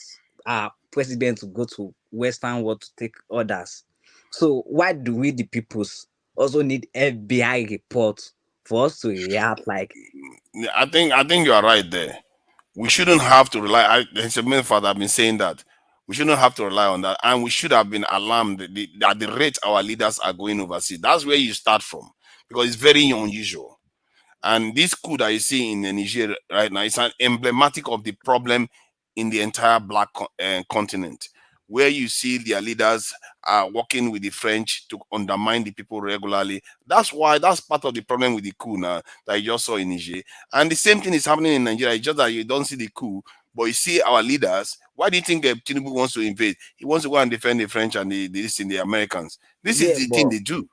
But I don't know, but I don't feel like quiz the option because, like, okay, let's assume maybe, but I did not accept it. But if, for instance, let's just play it as a scenario, that this one person that is being the leader or who is leading this school, they are people with the right direction, even though I don't think so. So once they are being killed, because there are just certain people that there are people with numbers. When they are being killed, so what happened? They leave the country in conflicts, unfinished fighting, and so on. It goes on for like that till whatever God knows. So I feel like it's time for we the people to get ourselves educated and stop relying on these limited informations that keep us brainwashed with some religions and emotion stuffs, and try to learn ourselves. Because when coup happen, if it's whoever want to be the president and whoever we want, if we the people does not understand, they'll just keep playing us, and this is the right one, this is not the right one. If we can't even do the assignment of who is the right person to even vote for about ourselves, like I like your. So let me just add to it before you go on. I like your insertion of the people constantly, because you realize that the people are the ones that can change their country. And in terms of the forefathers, where you said it looks like I'm having a go at them. Yes, you have to hold them accountable for the errors that they made. I understand that there are a lot of people that fought. Yes, I understand that a lot of people fought and died. And Jewish war yeah, go happened for ahead. just 5 years. And you know, when people and Jewish talk till now, I think some Jewish in UK, they don't even go for Mercedes, BMW because of what happened. They go for Toyota cars. You know, Okay, because of Germany. Yeah, so if that only happened for 5 years, just 5 years, and it's recently we know what happened. It can't be covered. And the Soviets also, what happened to them, that the Russia still against the Germans now and be like they are using that propaganda. It's because it happens and the evidence is there, they can't deny it. So what happened to we that we are, it's not even 5 years, it's over 100 years that this everything happened to us. Look at how polite Olumide is. You see, hold on. You see how polite Olumide was on that thing. Then when he's talking to Nigerians, he starts pouring scorn on us. But it's okay. Go ahead with what you're saying. So it happened to us like over 100 years, and these people break, like, for them to even keep our language for us is a law, because even in America does not speak English before, but now they are all speaking English. Like, that's a lot of work for them to even keep our languages for us. Like, these people are just here to kill us and take whatever they can take and turn into Europeans puppets or them. I think what you said about what happened to the Jews in like Germany. People break. So I don't. Yeah, we can keep them at fault for that, for maybe being too accommodating to even allow them to even give them water or offer them water the first time they came to our land. But we need to also understand that some people fought, like literally fought for us to keep these languages we are speaking today. Like, people in Australia does not speak English, but now they don't even know that. I get what you are saying. I get what you are saying. You know, I even reminded in the earlier conversation that there are people that are keeping the roof up. That is the way we tend to refer to these things. The ones that, you know, things could have been worse, like you are describing the Aboriginal experience. So I get what you are saying, but it still doesn't mean it didn't happen. And the tragedy of it all is grievous. The Aboriginals didn't even sell their people. What we are talking about is we had options. We could have chosen different things. And it didn't happen overnight. It happened over hundreds of years that they could have used to learn. And sometimes you say these things so that the next generation learns from it, to correct the mistakes of the past. What they didn't do a lot of threat assessment. They didn't do a lot of security. They didn't do a lot of technological innovation, because you met the Europeans 400 years earlier, and throughout that period, they never really learned how to manufacture any of those things that they saw with the Europeans. If anything, they were just giving them human beings and buying. Sometimes they managed to buy the guns, and because I learned that the Benin Kingdom had guns when they listen, but they were not manufacturing it. So those are the kind of things we have to call out, because the errors were there, gaping errors that led to this problem. It's not because we are damning our forefathers. Obviously, a lot of people are responsible for the reason why we are here. A lot of people pay the price. Today, did I not show the page of Nigerian soldiers dying? Because sometimes when we condemn them, we forget that there are people still till this very day keeping Nigeria safe with their lives. Sorry, forefather. Yeah, the Benin Kingdom actually manufactured guns. The Benin Kingdom was a very sophisticated kingdom. Did they manufacture? Also, they were manufacturing the gun they used to fight the Europeans. Yeah.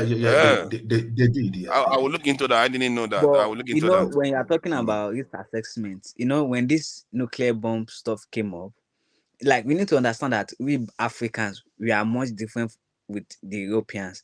Like, we've got this, I don't know which side of Nigeria anyone come from, but the side I came from, like, juju still work. But in our area, for you to get juju, you need to be like a certain age, and they need to trust you to give you some things as a child. That's not the situation with the British. When they come, they don't do the assessment of, like now, nuclear bomb has come issue for them that they don't even know how to dispose it. They keep going all over about it. But as Africans, maybe it's not the right way when they were dealing with the Europeans, but it's actually keeping us safe now, because with so much power and giving power to people anyhow, you can see what it turned out to be. Even now, they have issue with this AI, and they are scared now. Well, with but the AI. I like say you and Nigeria go continue this your conversation after this.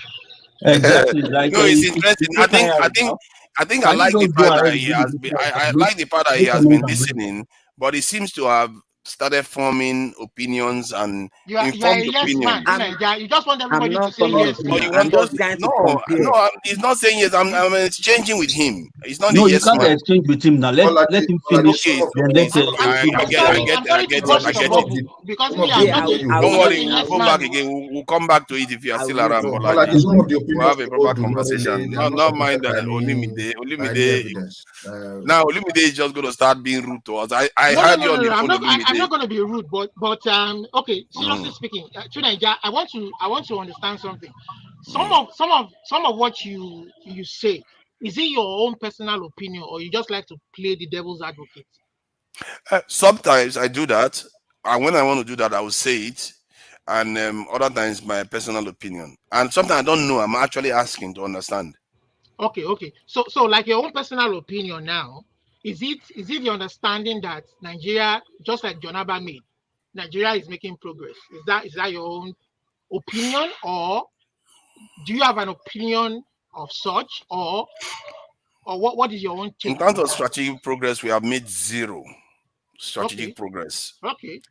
And in terms of superficial progress, you can say, yeah, there was a time there was no train station and train line in Delta State, but now it does exist. Because me, I differ from Jonaba in that assertion that Nigeria has made positive progress over the years.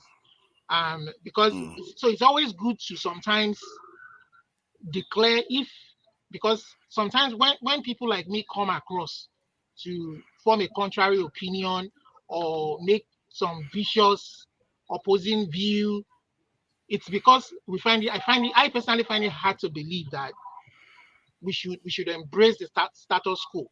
You always make a difference. I mean, always make a statement like you're playing the devil's advocate, or this is your own opinion, because as you anchor the program, it's difficult sometimes to assert if you are just playing the devil's advocate or you're making forming an opinion, so that we don't come across too hard on you.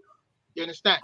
Because somebody like Jonaba, if he was still on the show, I would have been vicious with my answer against him, saying that Nigeria has made progress. I want to know, even if Nigeria has made progress, so does the positive progress that Nigeria has made, does it outweigh the negative that we are seeing now? And if people are complaining that they won't change, I don't see any harm in it, because we are crying one Nigeria, one Nigeria. Okay, I deliberately removed my subtitle there, and I put, is one Nigeria truly a reality? I dropped my Yoruba Nation toga, and we're saying we want to be one Nigeria. But is it saying that it is progress for people to be killed in Bedouin on both sides without one person being shown a good example of, prosecuted for murdering people, raping women, just because they don't have a voice? In Plateau, the same thing. Women were raped, young women were raped. The Chibok is fresh it's a long time, but fresh in our memory. They've been given away. Some of these girls have been given away in marriages. They are even mothers, not of their own doing, married off forcefully. And we are all continuing like nothing, pretending like nothing happened. I mean, some of us can't stomach some of these happenings. That's why we come. It's not like we want to be negative about our nation.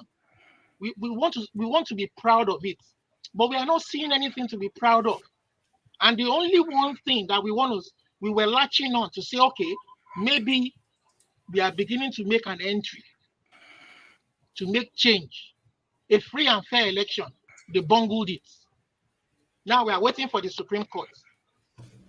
And I mean, it's something to be proud of that it was even Nigerians that invented the Beavers machine that they are relying on today to conduct a free and fair election. I'm proud of it, that Nigeria could do something like that. And maybe it would have been an innovation that would have been exported to the other parts of Africa and the rest of the world where they are having problems with the election, a free and fair election. But they bungled it and they spent billions of naira. You understand? So it's maybe the question you should be asking is, for those of us who have this contrary opinion about that place, what is it that they could, I mean, what are the kind of things could be done to bring that change? If we are talking every day, This is where I need to drop my own perspective. I was saying something has to. We need to. It's just like there's this saying in law: you can't build something on nothing, right? That's right. So the Nigerian situation appears to be a situation where you treat the symptom, then you nourish the virus. Yeah, I don't know if you understand what I'm saying. Yeah, you just like you having headache, right? You cure the headache, but what causes the headache? You continue to feed what causes the headache. That is the Nigerian situation. That is why you see every attempt we make in Nigeria to solve problem, that attempt turns to be a problem in itself, because the fundamentals has not been attended to. And that fundamental is what I am trying to let you know today. It is the foundation on which Nigerian is built. That is just don't let anybody give you any contrary opinion. I was trying to say something. I said, okay, let me give you an example. Look at the way INEC conducted the 25th February election in Nigeria. See, people actually more to the results, the shenanigans and then the bastardization of the processes, you understand, as far as that election was concerned. But nobody has actually paid attention to say, what gave INEC that audacity? What gave INEC that audacity? INEC is acting, the chairman is acting on something. What is that thing? And that thing is that hegemony. That hegemony decide who become the next president. That is decided on the basis of the fact that who can drive our interest. That is just anybody that is telling you this or that. See, the problem is not INEC per se. The problem is the foundation. Splendo, can I ask a question? Go ahead. Is the reason why some people like us. See, when I was in Nigeria, I left Nigeria in 2010. When I was in Nigeria, I was pro. When my friends were abroad, I would tell them, don't worry, things will work. We will one day become like America, UK. This is 13 years now, and things are getting worse. It wasn't until 3-4 years ago that I got enlightened by some people who have knowledge that constitution is part of our problem. It wasn't written by the people. It's part of that foundation we are talking about. Yeah, but you may look at that constitution. That constitution is not totally bad in itself. You understand? It's not totally bad. Like I said, it's not totally bad. It's not totally bad. Yeah, let me land. It was copied from the US. Wherever it was copied from, rigged in there. Wherever it was copied from, that is not the issue. The problem is this: if you look at the Nigerian structure, you understand, you are going to find one constant decimal that most Nigerians, you understand, even the political actors, you understand, ignore all the time. They know, but they decide to ignore it because of self-aggrandizement. What is this factor? The problem is, you understand, ethnic struggle. Ethnic struggle. That is why. Let me tell you something. I agree with you. When Tinubu went to Ogun State, he made a statement. Nigeria didn't pay attention to that statement. He said, our locum. Yoruba Lokon. I'm coming. He said, our Lokon, Yoruba Lokon. Tobadi our Lokon, Emi Lokon. Do you understand? It is Yoruba's turn. Let me. If it is Yoruba's turn, it is our turn. Now you now begin to ask, where do they sit down to begin to say, okay, when I finish, you will come in. Splendor. And that is why I say somebody will come in. I'm Yoruba. That is why I say I agree with you. I'm Yoruba. Yeah, but let me finish. I know you are Yoruba, and I will also tell you here. Tell you here that 98% of our problems, I'm not trying to cause aspersion on anybody. Sure. You understand? And that is 98% of the Nigerian problem, the problem we are having today is caused by the Yorubas. Sorry, no, you. No, I'll tell you. I'm just laughing at the comments. No, I know. I'll. No, there are some people are saying in the comment there that I've been radicalized into your. No. I'll tell you. Let me finish. Let me finish. Oh my God! By the grace of God, I have been able to travel to 1 or 2 countries, and I've seen the wherewithal with the Yorubas. Do you understand? The Yorubas have everything to pioneer a new Africa wherever you see any black man on the surface of the earth, that's right. That black man will earn respect. That's right. They have everything. Is it education? They are very liquid when it comes to intellectuality. They are liquid when it comes to administration. They are liquid when it comes to leadership. They have everything to make Nigeria work the way it's supposed to be. They have everything to provide that leadership and bring the Igbo to say, Igbo, look, we understand your space here. Your space is industry. They create that environment for the Igbos to do what they want to do. You understand? But to my dismay, I can't fathom any reason why the Yorubas over the years have failed to take. That is why I am blaming them. For whatever happens, the Yorubas are to be blamed. The Northerners, they are hegemonic in nature. They are feudals. Do you understand? They are feudals. They don't understand what they call leadership. Do you understand what I'm saying? But the Yorubas who have all the wherewithal. Yeah, where are they supposed to? Okay, I give you another example. I give you another example. If you look at what the Yorubas did during this election, Tinubu, the Yoruba can shut him down to say, guy, you are not going anywhere. You are not going. The Yorubas can say, okay, this guy, you are not going anywhere. I'm from Edo State. I don't hide my state. Do you understand? I don't hide my state. I'll tell you one thing. Oshomole came to my state. He sowed one seed. And that seed is what they call divide and rule. And that seed is what is happening to Edo State now. You see some people beginning to say it's the son of Esan, it's the son of Esan, it's the son.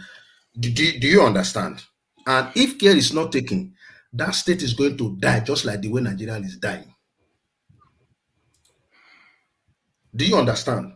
That is the Nigerian problem. Rather than all of us to sit down to say, okay, let me just share something. You know about the gun thing. I've been looking into it. Yeah. No. Yeah. I'm from Edo State, sir. I studied my history very, very well. Edo State produced Dengon.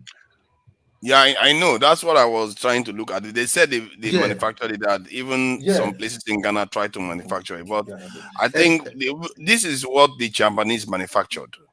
Yeah. But the ones that we manufactured is hardly, we can't see it. And from what they said, that some of them is not on a large scale. For some reason, they say we don't have a large force, but I don't understand why that is, because most of our kingdom had a lot of people. Because the reason why you have to think about it is because the British cannot be submission. Just bring back the True, Nadia. Why is it that anything that you say you're against, but you want somebody to be crying about Nigeria regularly? You want to go and carry on crying about Nigeria? You are distorting his train of thought now. He's saying something before you now bring this dingo. We have passed the days on because he can go carry on later on. He is able to interject. I'm not able to interject. Jeez. This guy, if he wants us to just complain about Nigeria repeatedly, not try to understand something. Come on. So as it were, before the British and the Portuguese couldn't pronounce it, they call it Edo, was a very sophisticated civilization. It was a civilization of its own, a very sophisticated, very advanced. And it's quite unfortunate today that even our forefathers who were not very exposed to Western education could conquer cities, conquer countries. That was why it was referred to as the Benin Empire. But today we can't even do anything. So let me go back to what I'm saying. So the bulk of the Nigerian problem is on the Yoruba people's table. The day they decided to wake up, the day they decided to wake up to say, okay, we want to solve this problem and stop supporting evil, we will move on from there. They have everything. They have everything. I can't see the reason. Splendor, where I disagree with you is to blame all the Yorubas for all this problem. I understand the fact that some Yorubas have influence, they are influential in Nigeria's politics, they have influence. See, majority of us, especially the younger generation, want true change.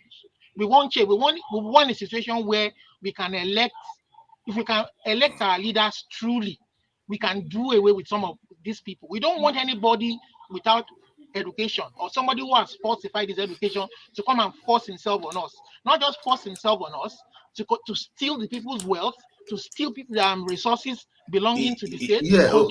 Put a whole state. There is no way if I want to make. There's no way I will not be making generalization of the whole. You can generalize, but what I've just told you now, I just want you to sit down, look at it. I remember in 2011. Did you know that? No. Let me finish, Olumide. I remember in 2011 when Jonathan Goodluck went to Ibadan to campaign. He made a statement, and the Yorubas were not quite very pleased with that statement. But that statement is what is spilling out today. He said something. He said the Yorubas are too educated to be left in the hand of the rascals. But what has happened today? All my life, I spent at least, let me say 87% of my life, I spent it in Lagos. I can mention names of Yoruba leaders, even clergymen that I'm very disappointed in with what is happening right now. Well, we don't need to mention names without fear or favor, despite the fact that I'm on camera. I can tell you that Pastor Bakari, I'm very disappointed in that man. No, we don't need to mention names. We don't need to mention names. I'm disappointed in him. Let us see the mistake as a collective Tinubu mistake. is not the best of us. Okay? But the truth of the matter is, Tinubu is not even a Yoruba man. That is where the problem is. Well, I don't have any proof to. Just as you don't have any proof to tell me that Tinubu is not a Yoruba man, you don't have a proof to tell me that he's a Yoruba man. I know he's from Osun State and not really from Ogun. Tinubu is not from Osun State. Tinubu is from a town between Ogun State and Cotonou. That's where he comes from. Okay, I'm not going to debate. So no, I'm just telling you today. They know, even people know. Just as you cannot tell me now that Tinubu is not a Yoruba man, you cannot tell me that he's a Yoruba man. I can understand your assertion, your point. No, you are a Yoruba man, but Tinubu cannot. No, wait, I'm coming. Tinubu cannot come out today. Wait, I'm coming. Olumide. But the role they have played. Olumide, Tinubu cannot come out today. By some of them, I'm disappointed. Yeah, Tinubu cannot come out today to say, this is my village. This is the house I was born in. This is the primary school I attended. This is the secondary school I attended. So Tinubu, as it is now, can be best described as a ghost. But yeah, that is the truth. For the education system. So let me end it there. Let me end it so that other people can. Let me end it there so that other people can contribute. Thank you. I understand I totally agree with most of what you've said, but you can't blame the whole people because we are also yearning. Majority of us are yearning for change. Like you say, it's just like a white man that will label the whole of Nigeria. Anywhere you go, they will label them 419. But not all 419. It's just a group of them that has given us that bad name. Nigerians are very hardworking. When Anini was an armed robber, people believed that anybody from Bender State was an armed robber. Nobody treated us individually. But I'm just saying, on a larger scale, on a larger scale, to solving Nigeria problem is in the table of the Yorubas. See, don't let anybody tell you otherwise. I know what I'm telling you. No. So that is why people like me are coming out without fear and favor and shouting and saying that it's on the table of the Yorubas, and I hope they will be organized enough to understand that this is their responsibility. These problems and saying that the country is unfair. Okay, unjust, I think people have been Olumide, when are you done? So that who is next? I yield the floor. Splendor, have you used your turn or you want to go next? Because both of you were going for a while. Yeah. Okay. Let me go. Yeah. Concerning the I wanted to the other time because I was busy. I wanted to react to was it Mohammed who was saying that we should tell him Obi as assistant Obi won 16 states and we should tell him other 18 other 8 states that he Obi won where he had 25%. I think that guy was actually speaking from a point of being biased. He was already taking a position and he was just trying to I think in the military term they call it pseudo democracy or pseudo democracy. Pseudo. Yeah. The truth of the matter is Obi won that election with above 9 million. Where I was in the UK, right? I was actively involved, right? I was actively involved in that campaign. So there were information that were coming to me, like my own catchment for campaign was in Jos. I'm from Edo State, but I did my campaign in Jos because we just have to have a spread like that where we feel that these people can infiltrate. Obi actually won about 26.7% in Borno State. Obi won 26.7% in Borno State. But that guy was saying that Obi did not win. No. The election that INEC conducted, let me go back to what I was saying before. INEC released that result because people don't even, let me tell you something. There's something people don't understand that doctor said some time ago. You see, you conducted an election and the winner emerged with just 8 million votes, right? Then when you look at people who are credited, who are the what they call people who registered to vote, about above 70 million. Then when you do all the whole calculations, it was about 20 million that voted. So what happened to the remaining 50 million? That's the question Nigerians are not asking. What happened about the remaining 50 million people? What happened? Was it that they did not vote? Was it that they voted and their vote did not count? And one argument that INEC brought to court that people are not paying attention to is this. INEC brought about 33 polling units, 33,000 polling units. And in this 33,000 polling units, you have over 5 million accredited voters. And today, even the result INEC released, this over 5-point-something million voters are not reflected. What happened? What happened? Is there in Peter in the Labour Party written address? So what happened?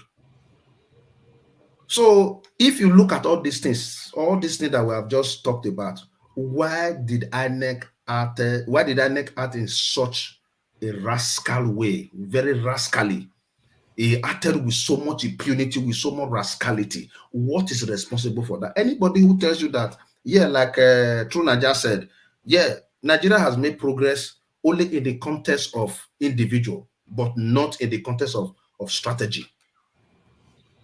That's the only progress we have made, not in the context of strategy. We have not strategically made any progress.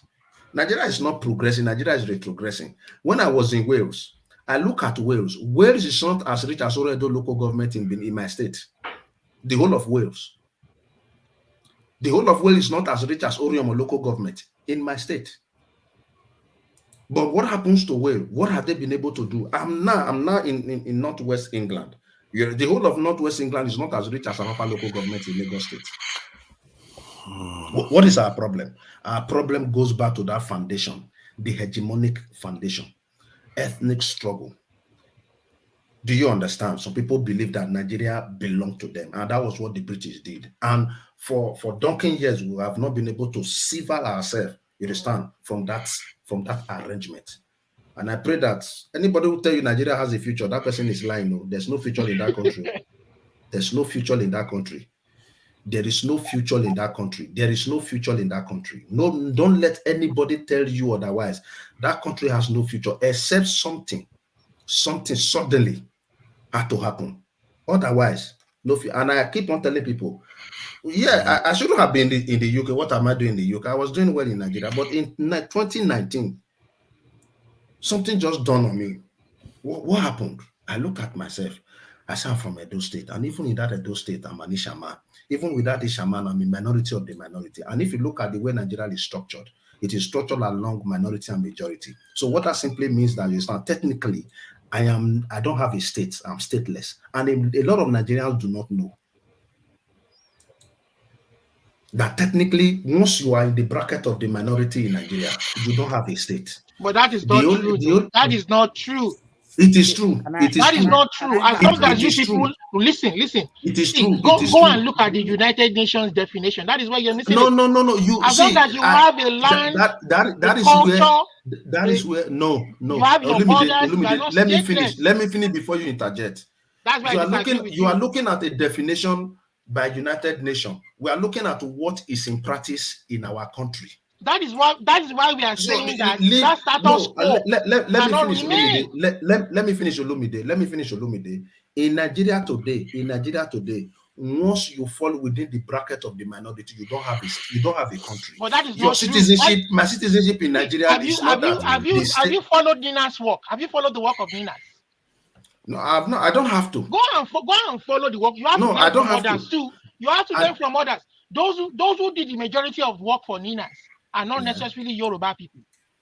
The man spearheading Nina's I think you are misconstruing what I'm saying. No, I'm not mistaking what you're saying. No, you misconstruing what I'm saying. As long as you are indigenous to that country.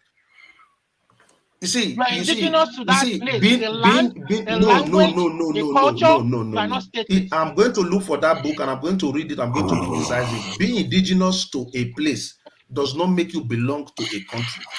I'm an indigenous Edo man. You understand? In the Edo nation, I am a citizen. Okay. Do you understand that? In the Edo nation, I am a citizen. Okay. If I go to Edo State today, there is nothing I'll be looking for in Edo State that my state cannot give me. So why do you tell yourself you are stateless? I'm coming. But when it comes to Nigeria, when I say the word stateless, I'm not talking about the sub-national states. No, I'm talking about a country. Okay, what made that country? What made that country that gives you that impression that you are stateless? Tell me. What made that country that gives me that impression that I'm stateless? Because one, as I am today, Nigeria does not recognize my existence. Okay, so is that not the fault of the constitution? It's not the fault of the constitution. It's not the fault of. It's the fault of the foundation, because that foundation is resting. The constitution is resting on something. That foundation, they have put it in a document. Is that not the document we are talking about? See, Olumide, try to understand what I'm saying. Every society is guided by rules and regulations. Olumide, try to understand what I'm saying. I understand, but you need to understand my point of view. Nigeria has not assumed that status of a nation. We have not. Because our coming together was not a product of discussion. We didn't discuss that we want to form a country called Nigeria. Do you understand? It is part of the challenge we are discussing today. Forefathers, have I not been saying what it's saying on your various programs? We didn't discuss that. Okay, we want to have a country with the name Nigeria. It was not a product of discussion. Is that not why people like me are shouting the nation? But what I'm trying to let you understand is this. Bring all the let me finish. Let me finish, please. Then let Yoruba Olumide, let me finish. When I say I am technically stateless, what I'm actually referring to the functionality of the Nigerian country, not Nigerian nation now, of the Nigerian country as regards embedded in their constitution. Citizenship. It is embedded in their constitution. That is what guides the rules and regulation of a society. See, let me tell you something. There's something you are missing.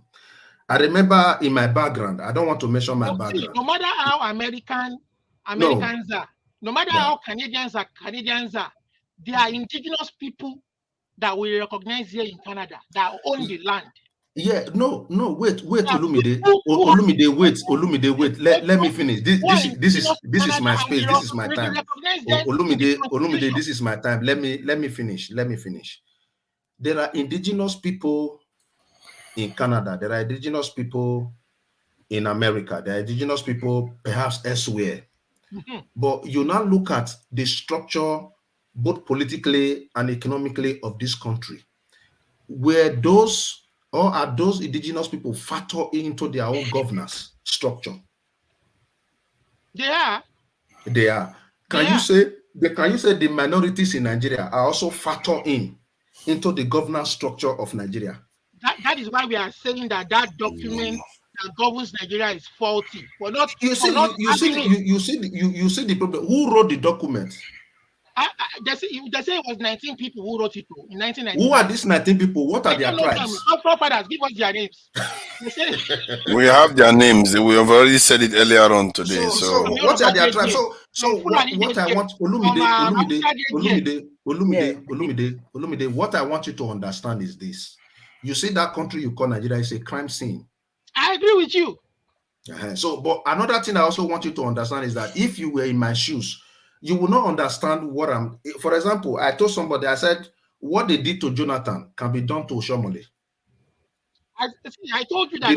The reason why is just because the guy is a minority, is not a citizen. That's the truth. Everybody knows better now. The guy was forced out in a very bad way. Life. My life. No, that's what I'm telling you.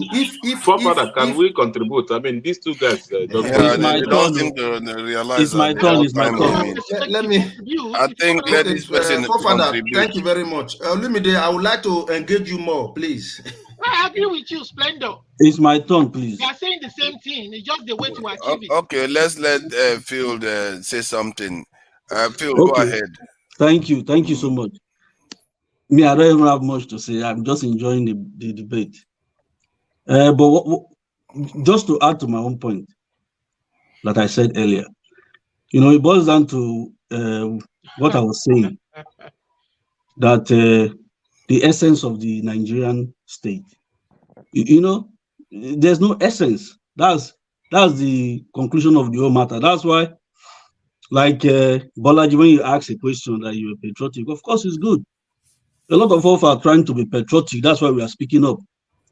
But when you want to create a society, just like now, Olumide, Balaji, you want to join a club. When you go there, you see rules, just basic rules to make the club function, and they will let you know the rules. And if you want to be a responsible member of that club, you just have to abide by the rules. But Nigeria, you see that even the very basic rules of a germane society, just moving from A to B, doing very basic things, is not there. So when deep issues begin to arise, like election issues, fraud, malpractice, then in retrospect, they don't even have the basics. Just like Fofora said, that people don't drive with driver's license, something as basic as that. And we have, okay, now the not driving with driver's license, how does that affect like somebody who wants to be president? It doesn't stop you from being president. Why is it difficult to fix just that little problem so that society can just function fundamentally? Since they discovered electricity, Michael Faraday, we don't even have electricity. Something that as basic as that will allow society to just function in a very basic level. So that's why I was talking about the essence. The essence of the Nigerian state. I'm questioning myself. Is there essence? What is Nigeria about? So I think that's where I will leave it. And the conversation I've been towing that same line now. People are asking, what is this thing? Like, you see, when you're in the US, you see the patriots when they raise their flag. Why can't our flag sport that kind of patriotism? What is missing? You know, so like is an issue of is a very fundamental issue, and like I don't know how we are going to solve it. No, number You know? 6. See, And another thing, it used one to thing, be like that before. sincerity of purpose. Like I must say, like I support P2B not because he's going to solve it, but I believe it comes with a certain sincerity of purpose, so that those very difficult questions that have been asked, we can begin to address them. But now the people that we have there, they don't, nobody, there's no sincerity of purpose. Nobody discusses the very deep issues that Nigeria are facing. Very, very fundamental issues. Nobody is discussing it. You know, just what the British left us with, grown men like us. When they left, we just continued in that line. We just carried on with the baggages, with the faulty system, just like that, because a few people are benefiting from it. So that's where I will stop. So people should go on and let's keep the debate alive. Thank you. Yeah, I was looking to go back to Bolaji, but now that G.4 and TA Saram, I don't know. G.4, are you going to be brief so that I can go back to Bolaji, or should I go back to Bolaji? I think Bolaji wanted to say something, and the fact that Phil has said something is not going to be fair. I jump him now again. So Bolaji, please go ahead. Yeah, because he was saying about being patriotic about Nigerian stuff like I just keep saying it. These Nigerian issues has not been like this like yesterday, not day before yesterday. Like this is years, and people have been silent about it. Is it because I'm not trying to be obedient or articulate whatever they are calling themselves right now, but I just feel like, is it because people are not being favored anymore, like comparing naira to dollar, pounds to naira, like just because of something like that? Is it because that's why people now start being like, oh, we don't want this foundation anymore? Because this has been like this for years. Like there are backups, there are songs about it, there are videos about it, people screaming, maybe not in numbers as now, but it has always been the issue. So why are people not talking about it?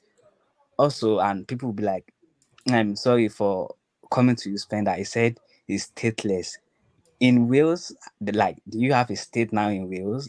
Sorry, in North England now and Northwest, do you have a state now? Because we just keep running away. That's why my mom also brought me here. Like, they just keep taking us away. Same way they took us away during the slavery. So, like, when are we going to face it and be like, okay, fuck it then. Let's suck it up and just be grown and face the reality and stop living and have this hope of coming back. Bolaji, sorry to butt in. We can't fight it until we begin to see that the problem is a common problem. Do you understand? That was what Peter B was saying, that is there any religion that buys things cheaper? That has not really actually sunk into our thinking. Until that sinks in, we can't fight. For example, if I decide to go, I remember when I was in secondary school in Lagos, our tradition is, I think the essence is just to try to begin to build leadership at that level, at the cradle. I was in Lagos, so we're not too bad academically. So a time came, when the SS3 is going, the SS2 will be coming in, and there will be a kind of a transfer of baton of leadership. I can remember vividly my class teacher. We were sitting by the staff room when he said they gave the vice principal our name. Our name was on the list. The woman read it. My own class teacher said, "No, post one can share your bow." That level, that age in my life. Look at what I had. We were shocked.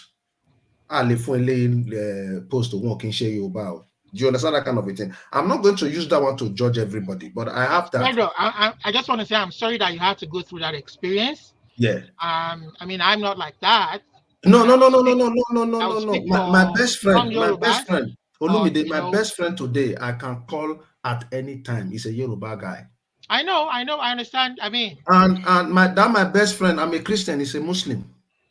But you know that ethnic prejudice happens all over. No, I'm just trying to respond to Bolaji to say, okay, this is the reason why we cannot form a common front to say we want to deal with this issue. I remember when the SARS this thing started. Can we let him finish? Otherwise, it might go on for too long, and there are other people waiting. Yeah, sorry. Bolaji, have you finished? Yeah, like okay, I'll just pass it on. So Okay. G-Dofo, please. Go ahead. I'm sure you've heard what is being said. Some people are talking about how Nigeria doesn't have any this thing. I'm getting to a point whereby I feel like throttling some people when they keep saying this thing. But I do understand everybody's in their own stage of the journey. This thing that we do, for me, it's almost sickening. I don't know what is wrong with us. We look at other people that have sacrificed more for their nation. You don't see them crying the way we do, but it's okay. Let's go. Okay. Thank you, grandfather. Abi, that's a grandfather. What did they call it? Godfather. Forefather. Forefather. Sorry. Okay. Okay. Okay. Hi, everybody. Actually, I was enjoying the whole talk, and I can see everybody. I mean, it's so lively. So only those few things that got my interest. I know Nigerian problem. Is like a series of problems in Nigeria. Most of our problems are even things that we actually created ourselves. So, and I noticed that having lived in Nigeria for a long time, before I finally have to find my way, because of the way I want to progress and a lot of hiccups here and there. So Nigeria problem centered most on the weak institutions we have, the constitution, especially let's talk about the constitution, because if you look at our constitution, you can see that the people who created these constitutions created loopholes, loopholes to now use it as a weapon to control people and to control the country, and to remain in power, especially politicians anyway. So for Nigeria to get better, that constitution, actually we really need to have a constitution that is actually made by the people. Like the people have to be represented, and this constitution have to be actually, be how we feel. What do we want to what do we want to be in those constitutions? And our institution needs to be strong. Like a situation where the system is so weak, the institutions are so weak, the police, so there's no. I mean, let's say the police, the law enforcement, Europe, anywhere in the world, any good economy is about law enforcement. If you don't have a good law enforcement, no matter what, no matter whatever you do, because people are not, people don't even have any fear for that constitution or to do the right thing. Even in the US, if you leave people to behave the way they want, if there's no good law enforcement in the US, people will behave poorly, because it is this law enforcement and the way people go about the law and the judiciary that if you commit something, you will go to jail. If you are caught if you do something, police will and everybody is like have this orderliness. Human beings, no matter what, anywhere in the world, if you don't have law and order that is enforceable on everybody, nothing going to work. So that's why you will see maybe a Nigerian person living in the US for years without any record of any crime. Immediately he step into Nigeria, maybe to engage in politics, that person is totally different from the same person in the US. I have uncles, I have cousins. I'm an Igbo man. I have cousins, I have uncles who lived, in the US for years, even before I even ventured to travel myself. Doctors, everything, came back, joined politics, lived, and now it's like they're beginning to make money in Nigeria because Nigeria is like a gold mine. These are people who didn't even, who said that you just work all their life in the US, came back to Nigeria, and now found their gold mine because the structure of the country, politicians have already created the loopholes in the constitution, loophole in the system that they will now commit all manner of things and get away with it. So without a proper review of this constitution, and we have strong institutions. I don't think, because somebody just said it's about the Yorubas. He's trying to blame the Yorubas why Nigeria is not doing well. I mean, come on. They can't blame any tribe for Nigeria not doing well. It's about the system we are running. It's about the institutions. It's about the constitution. It's about all these things. There is no ethnic correlation to any of this. If you have a good structure, if you have good constitution, if you have a workable constitution, constitution that people oriented, constitution that work for everybody, constitution that have people's in mind, that want to, constitution that want to, for the poor, the rich, everybody. And if you look at these great countries, the laws and the constitution is even protects the poor, the weak, more than even the wealthy, the rich. You see, in Nigeria, it's a total different thing. Where our constitution and our laws protect the wealthy, the strong, the people that are considered the elite of the society. But in other cultures, in the Western world, the constitution tend to be more lenient, more favorable, more protective of the weak among the weak among us. So I don't see Yorubas as being a problem. Why Nigeria is so backward. No, Yorubas are. Everybody have their own fair share of Nigerian problems, but it's not about individual. Because I know if we have, as I say, great institutions, good constitutions, everybody will fall in line. Because if you are doing the wrong thing, the laws is there for you to pick you up. So, and again, Nigerians are educated people, well educated, but we're not well informed. We lack information, the required knowledge. Because you might be educated, but you don't have, information. You don't have knowledge. You're not well informed. Some people, we don't even know our constitution. We don't even know our rights as citizens. So that politicians know all these things. We don't know our rights. So they will throw like religious, ethnic, whatever, and we will now handle on it. Like religion. If you look at in the Western world, religion is not much a big deal, But in Africa, in Nigeria, you can see religion is something that people champion or carry up on their head, like religion, like ethnicity.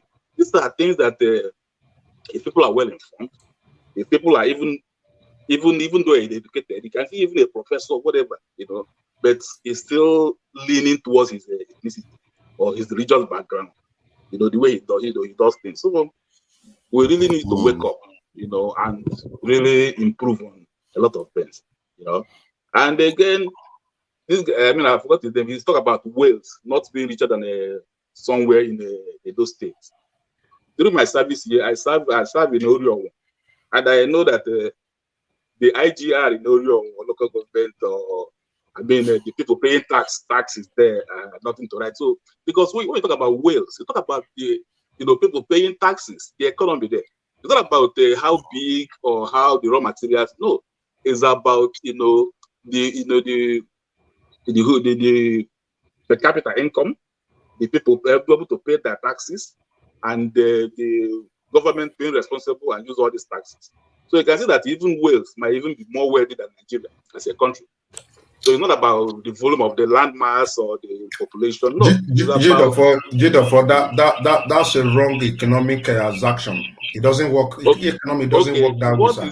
what is the IGR? Okay, what is the sense of finance? What is there in Oriomo? When I concluded that Wales as a country is not as rich as other local government, I'm looking at so many factors economically. Okay. Do you understand? First of all, what is our economic endowment, natural endowment that we have in Oriomo that Wales does not have? You people can start paying tax. They pay tax because services has been rendered. You don't just bring people to somewhere and say start to pay tax. The people pay tax as a result of economic activity. What I was actually saying in essence is that we have not been able to actually kind of maximize or turn our potentials into opportunity. That's what I'm saying. That is the problem, because I'm trying. When you say, I'm coming, sir. It is impossible for people to start paying tax where there is no economic activity. No, I know. I'm not entirely condemning what I say. What I'm saying is that when you compare Wales, a thriving economy, with even people like the whole of those states, I'm trying to tell you that it's not about we having these huge resources, having even the educated people, but are high, but not gainfully engaged. You don't pay your taxes. You don't even have any meaningful, contribution to the development of within this locality. So whatever you may have, or whatever you may, all these things are not even, they're not impacting on anybody. The life expectancy is so low. The infrastructure development is so low. So how can you compare this place with a place that is way developed? The life expectancy is so high. The income per head and everything, the per capita income, all these things are so high, because these are the things you can measure. These are measurable things. While in Nigeria, because the problem with Nigeria is that we don't even measure anything. We can say this thing, we have this, we have natural resources, but we don't even. All these are not able to. Jidofor, I don't want to cut you. I just want to buttress your point. Like from what you said from the beginning, majority of all these problems are self-inflicted. The reason why we don't have all these statistics or all these records is deliberate, because people don't want to be accountable. You understand? So I even believe that Nigeria is not operating a true federal structure in terms of terms of fiscal policy or whatever policy you're talking about. They are doing a unitary system and they are pretending to be federal, because even though they have this position that I believe is even defective, they are not even obeying it, because they are not using the people's wealth for the benefits. People like somebody like Bayelsa now. I don't expect anybody from Bayelsa to be lacking anything. Look at the oil revenue coming in from there. But the people at the top, they've given power and money to a few among them. You understand? Thereby, and then subjecting the people, the true owners of the wealth, into poverty. And then they empower people like Asari, that were supposedly championing their cause. They gave them money, bribed them with all sorts, and they keep quiet. People like Tompolo from Delta, bribe them with money, keep quiet, and then the people are leaving. So that is part of the problem. So the problem is so complex.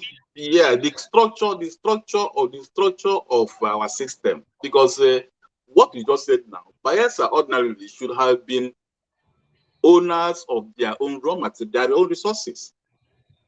Lagos State, who generate most of, who generate a lot of, Nigerian, generated revenue.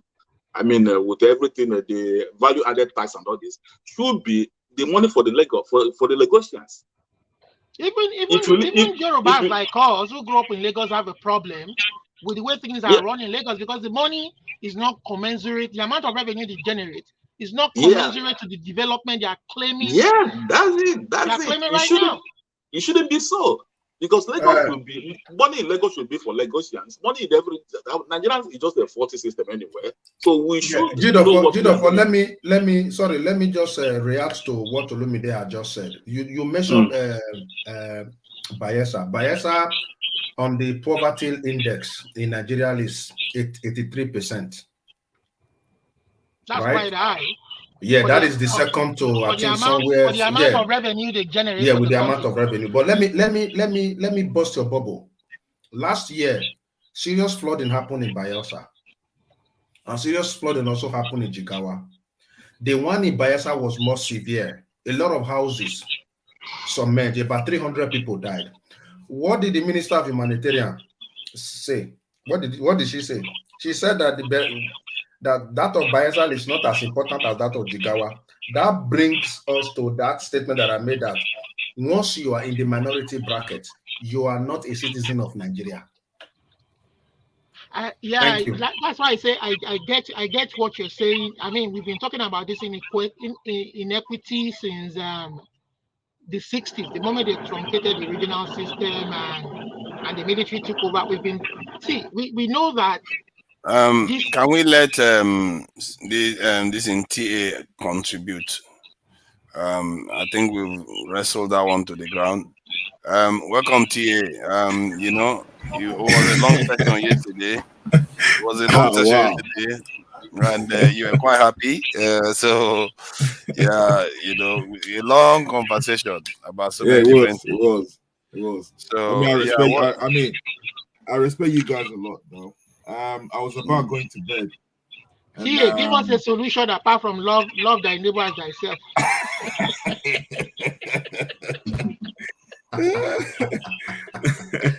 Well, it's good that you're still remembering that thought, that love thy neighbor as yourself.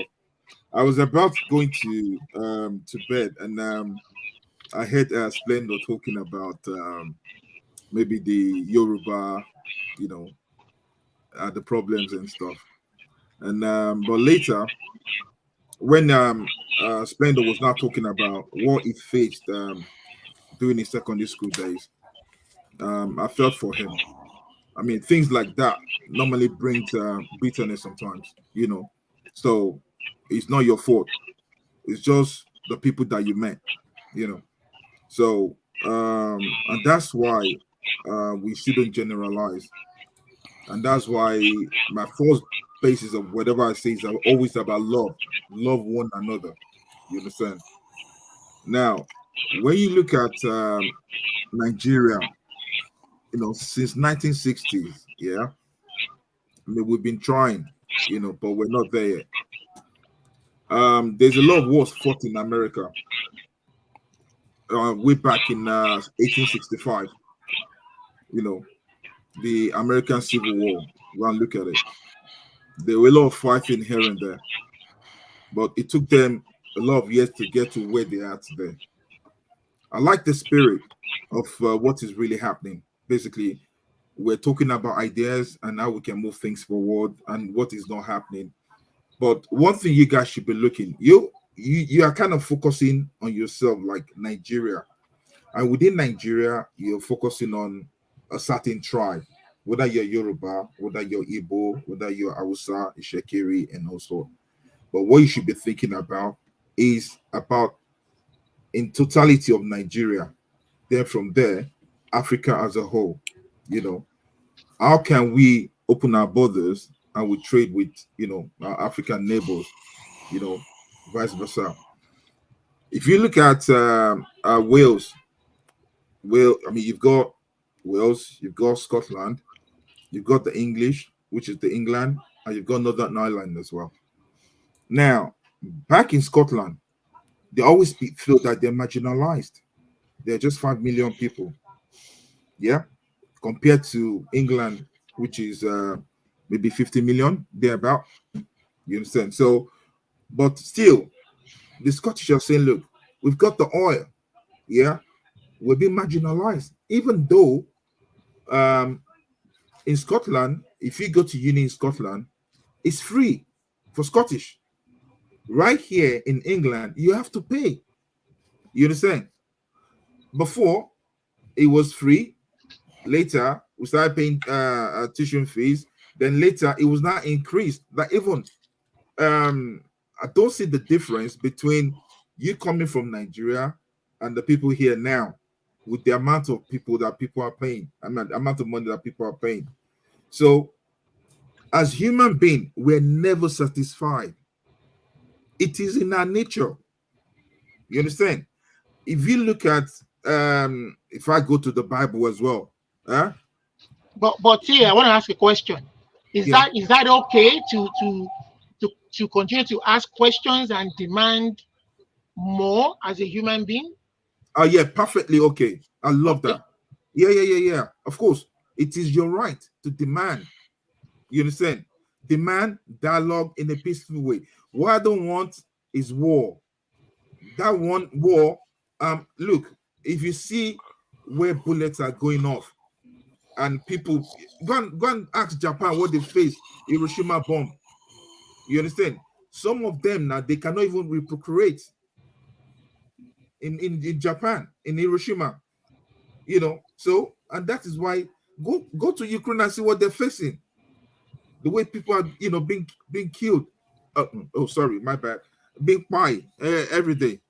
You know, so now we need to Splendor, please, I'm appealing to you. I know you've been through a lot, you know, and when it comes to marginalization, it hurts a lot. Now, look, why XYZ is getting, I mean, you mentioned Jigawa, Bayelsa, and stuff like that. It's painful, yeah. It is the people, yeah. When you have, and that's why I keep on saying, when you have skill set intellectuals running the affairs of government, yeah, it changes a bit. Not, I remember some people were clamoring for, what's it called, the military regime to come back. You know, the worst civilian regime is far better than the best military regime. That's one thing I believe. No, now you're trying to say something. Yeah, I'm just trying to say when you say the worst the worst civilian regime is still better than the military regime, I think that statement is relative. It's not, you know what, it's not absolute. It's not absolute in itself. Then another thing I want to correct you on here is this: when I said the Yorubas are the problem of Nigeria, I'm not saying that in the negative. I'm saying that they fail to have actually appropriate their responsibility. Like I said the solution to Nigeria problem is on the tables of the Yorubas, and that is true. Ask me anytime, any day, and I stand by that, because they have everything to make that country work. They have everything. They have the capacity to play the leadership role. They have the capacity to play the administrative role. They have the capacity to play whatever role to make Nigeria work as a country. They have it. They have it. Splendor, I mean, look, and that's why I try not to generalize here. As you have, you've got intellectuals even in the north, you have intellectuals in the east, you have intellectuals in the south and the west. There's some people that really want to move the country forward. And when I look back, back in the days, and that's why I'm saying that, look, Nigerians are mostly hypocrites. Yeah, and the reason why I say that is that, look, you see, you are clamoring for maybe Obi, another one is clamoring for Atikulated, another one is clamoring for Tinubu. Yeah. What about, nobody even talked about Showore? You understand what I'm saying? You know, because why? They look at him and said, look, he's still a young guy.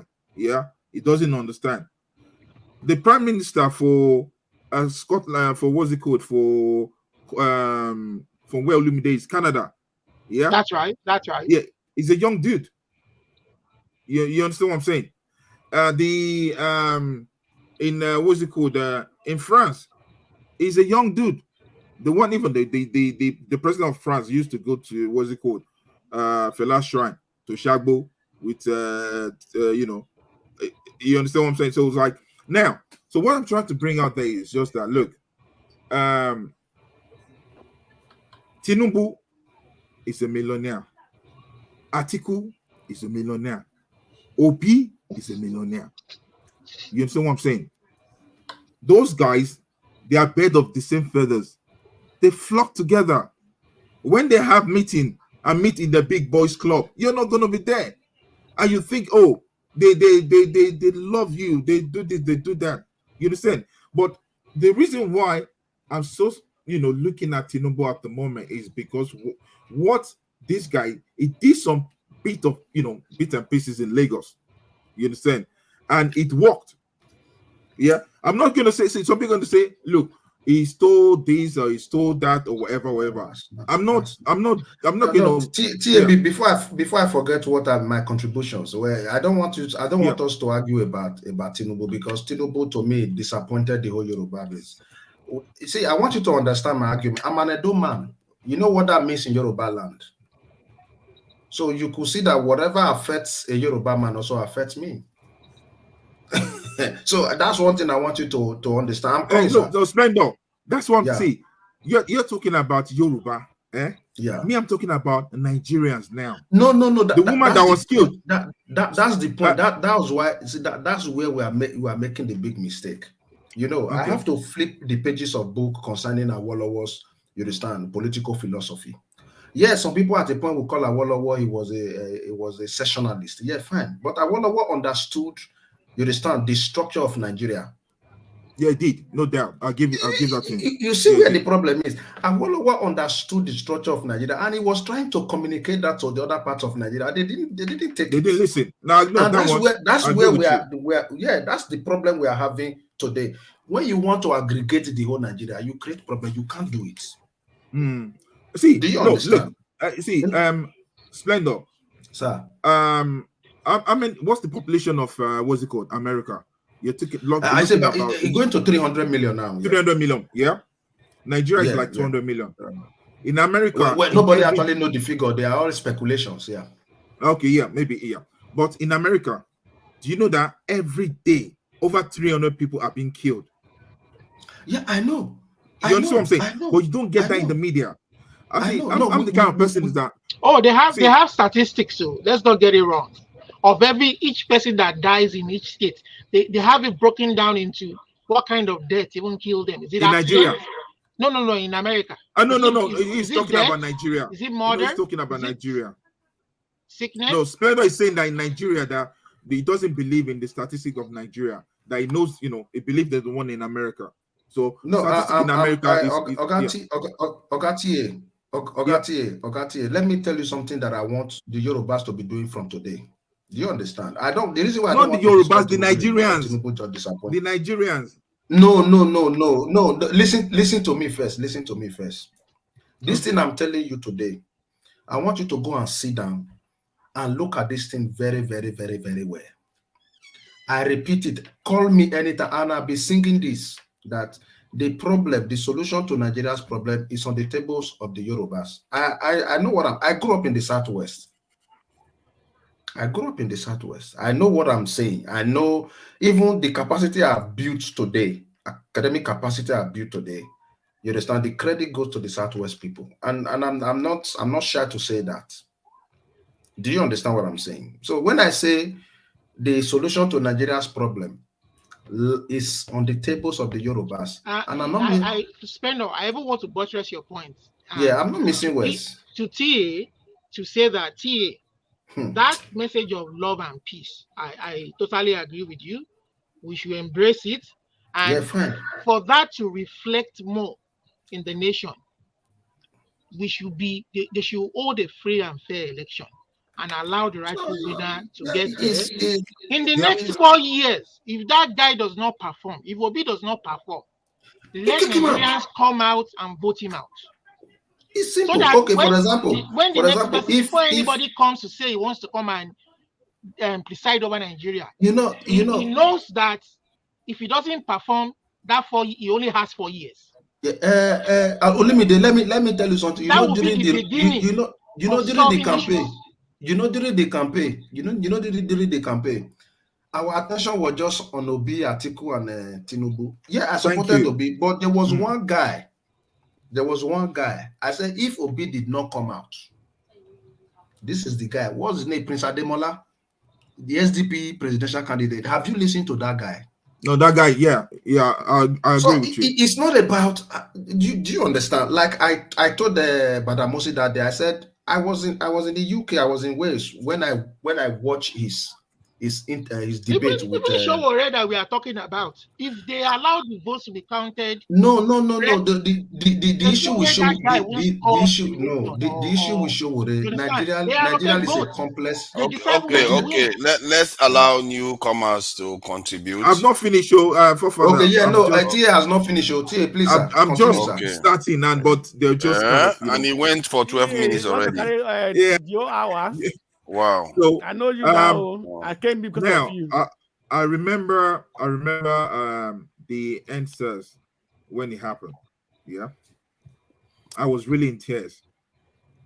Now, the police people here, they don't want to know whether you're Yoruba or you are Hausa or you're Igbo. All they have is you give me your money, you don't have the money, then you're your own.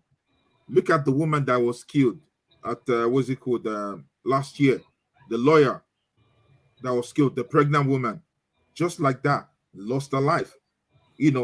So we have to be looking in such a way internally now.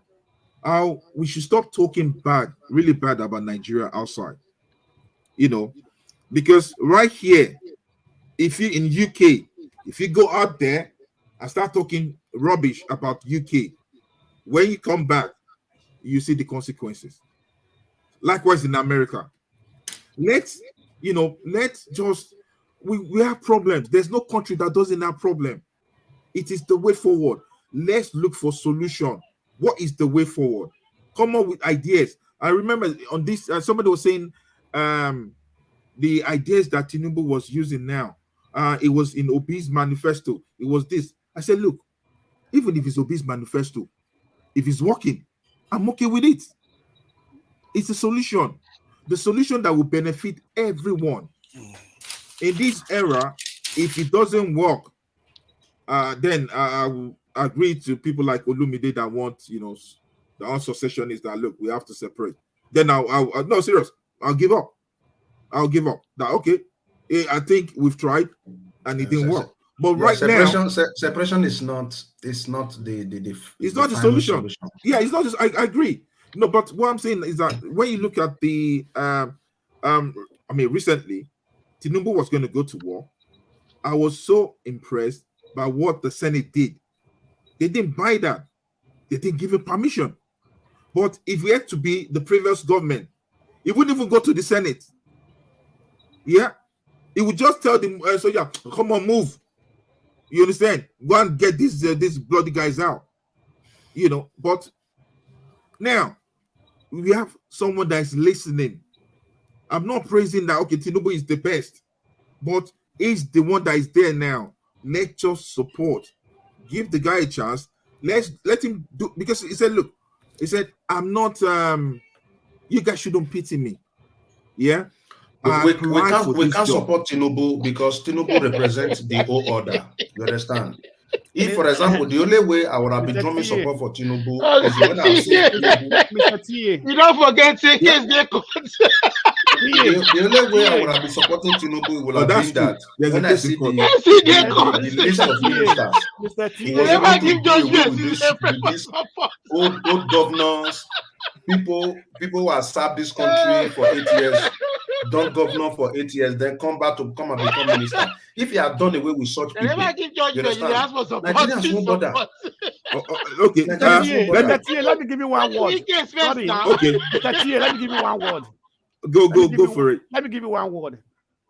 Anybody that needs something or has a problem that comes to you and is doing everything that you want is not a friend. Once he has got what he or she wants, begin to see his character.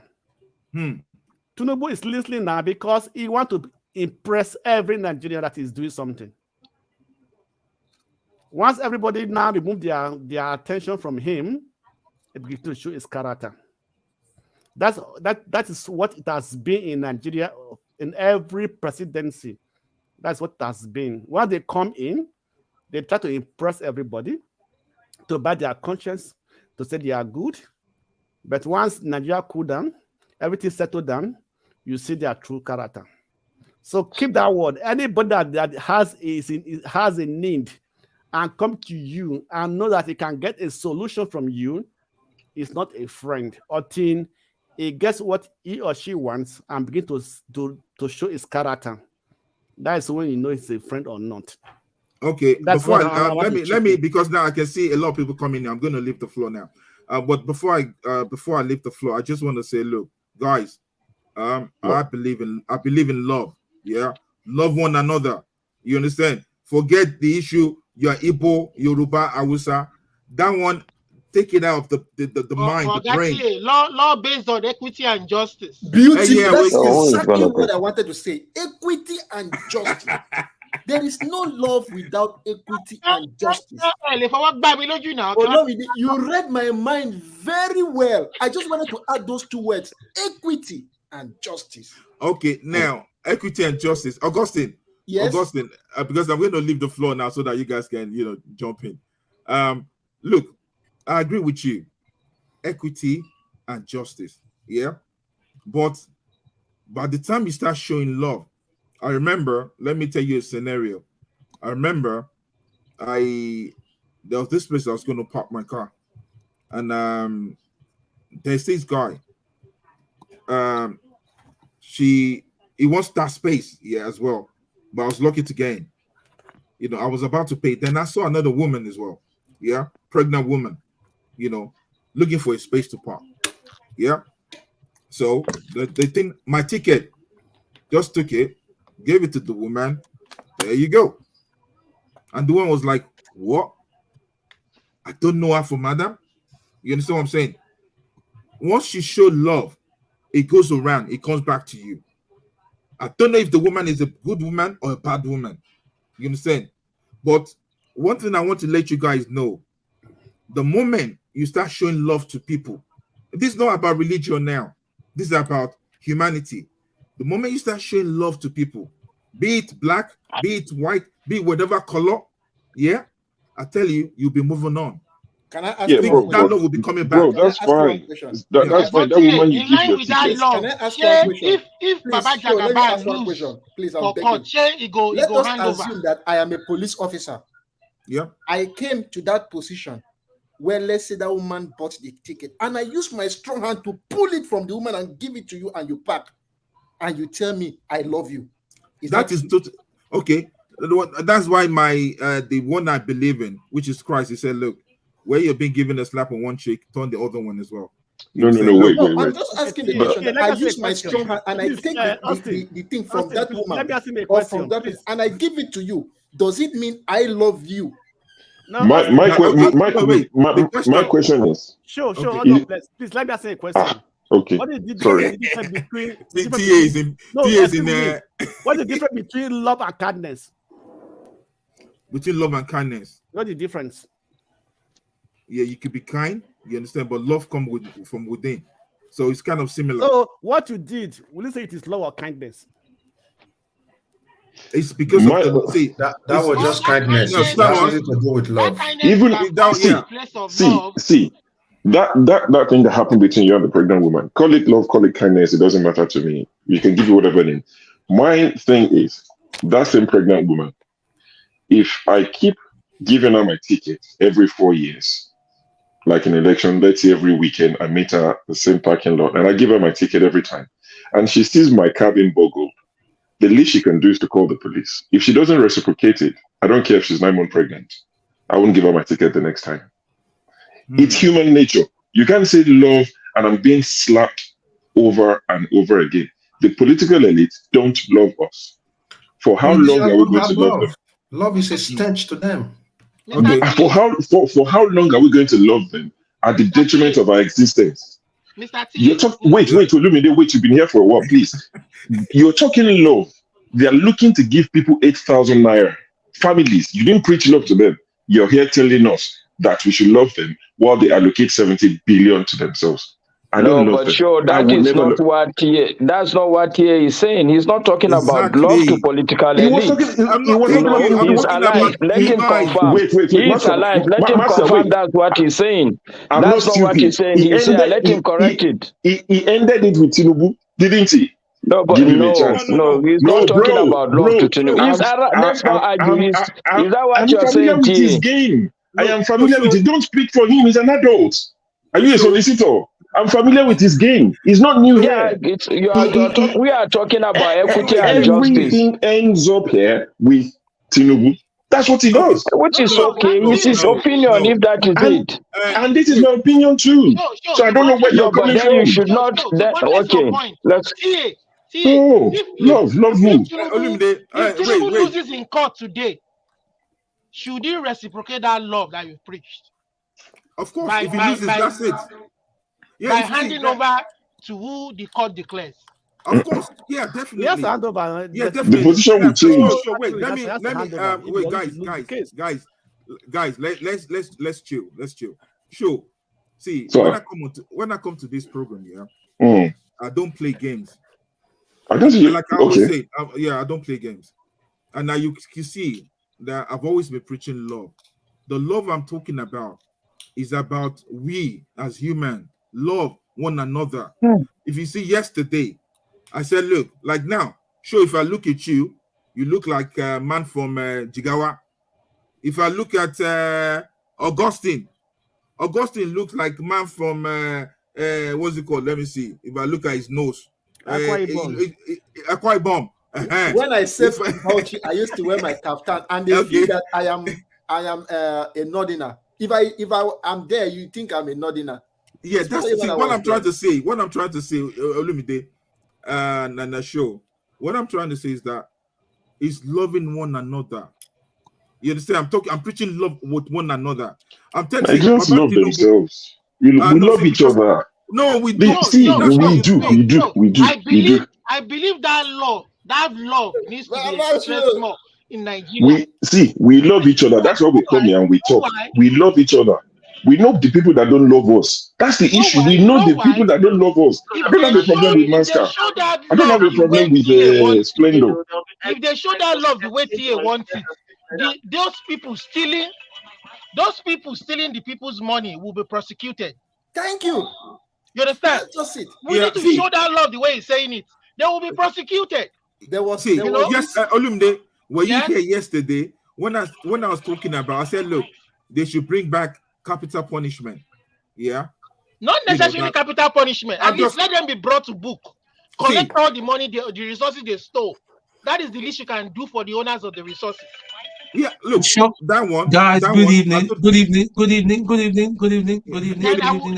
I believe sincerely. Let me see. Now we're a lot here. I want to leave the floor so people can chip in. Yeah. No, I think we should be up to 12 if there need to be any exit. I think it's okay. You can still stay around because we are just 11. Yeah, no. What I'm trying to say. Just give me a chance. Hold on, sir. Okay. I've got something for you. Yeah. And if you're still making a case for Tinubu after telling you what I'm going to tell you now, I'll be so surprised. Yeah, go for it. Now, your Tinubu. No, not my Tinubu. Don't get it twisted. No, you've been making sense. See, what I'm telling you is that at the moment, is the current president of Nigeria. Legitimate president, sir. Whether it's illegitimate, Trump said all those things as well. Yeah, Biden is the president of America. Either you like it or not. Okay, that's fine. Whatever is your president. Go for it. Okay. Yeah. Now, is he? Do you really believe he's Tinubu? He's Bola Ahmed Tinubu? Do I really believe that you are Tony? Do I really believe you are Tony? You understand what I'm saying? I've got my name as Tone. Exactly. It means Tony. Okay, let me tell you who he is. He was obviously adopted by Madam Tinubu. Mm-hmm. Madam Tinubu has a brother and has a daughter. Do you know what her name was? What's her name? Bola Tinubu. Okay. Bola Tinubu is dead now. It was the identity of that lady that listen, America said that they're not going to release. This is part of the information they've been keeping from us. because they want to destabilize this region. That's part of the reason. They know it. But how did you know this? Wait, hold on, sir. Hold on. Okay, See, you will read. You read on this in a few days' time. You're going to read the whole. This is public knowledge. It's been out for a long time. It's public knowledge. Anybody can pretend not to know. This is old. This part. Okay, this part, maybe. Okay. Everybody is saying is a woman, but who is the lady? The lady is the niece of Madam Tinubu that adopted Tinubu as we know him today. I know that. Obviously, the lady died, and he took on. She registered into that university. Yes, as a woman. The record was so. With even with this little knowledge, is that the kind of man that you tell me that we should love? We should love. Do you know what love is about? Love is about giving. Love is when you love somebody, you should be able to correct the person. So when I start, Tony. Even if it costs the person, hold on. We're trying to make a case. I understand where you're coming from, but when you really love, right, you should be able to call them out when they've done an error. You don't cover them. You don't say, give him a chance.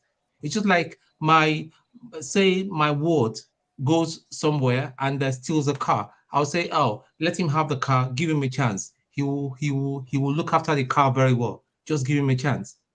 Okay, now let me quickly respond to you, Tony. Now, Buhari, the past president. Do you believe that is the true Buhari? Well, their DNA.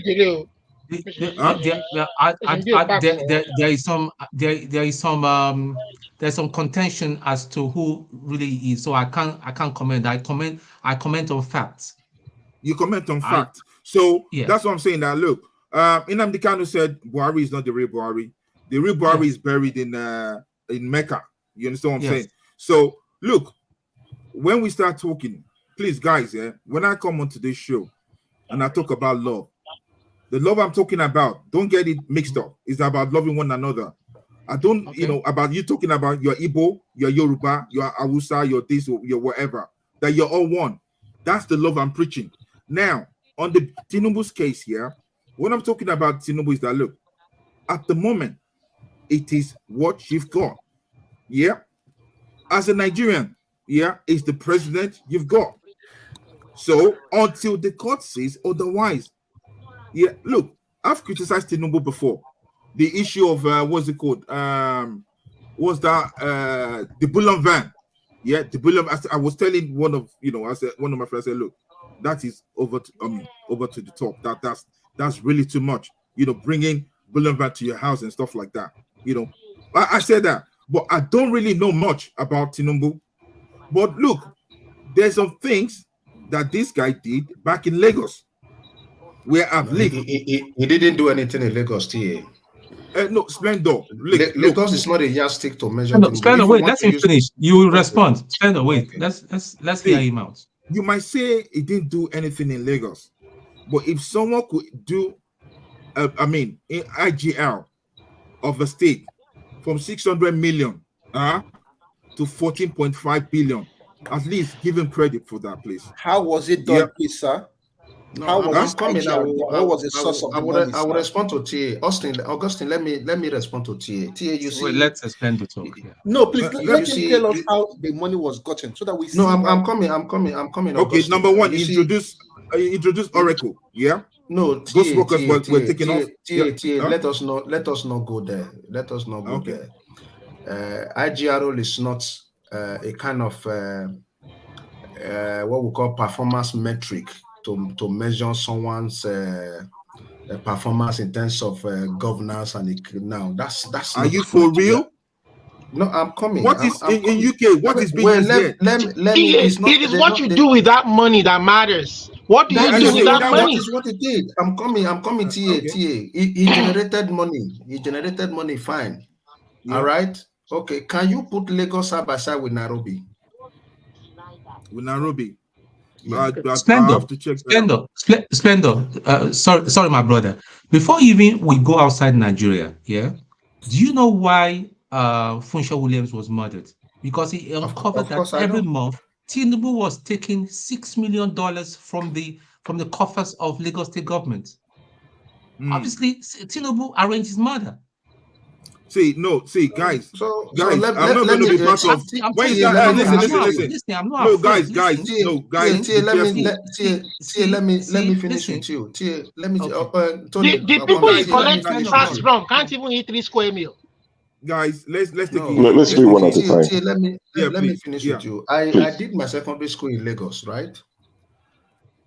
I did my secondary school in Lagos, right? During Tinubu was the governor. I just left secondary school when Tinubu came in, right? Okay. So in Lagos, Tinubu introduced borehole. There was no borehole before the coming of Tinubu as governor of Lagos. We have portable water supply. Oh, yes, exactly. Tinubu killed it, and today is borehole everywhere. Everything he touches dies. Everything. I'm still. Where's the portable? Wait, let me respond before you finish.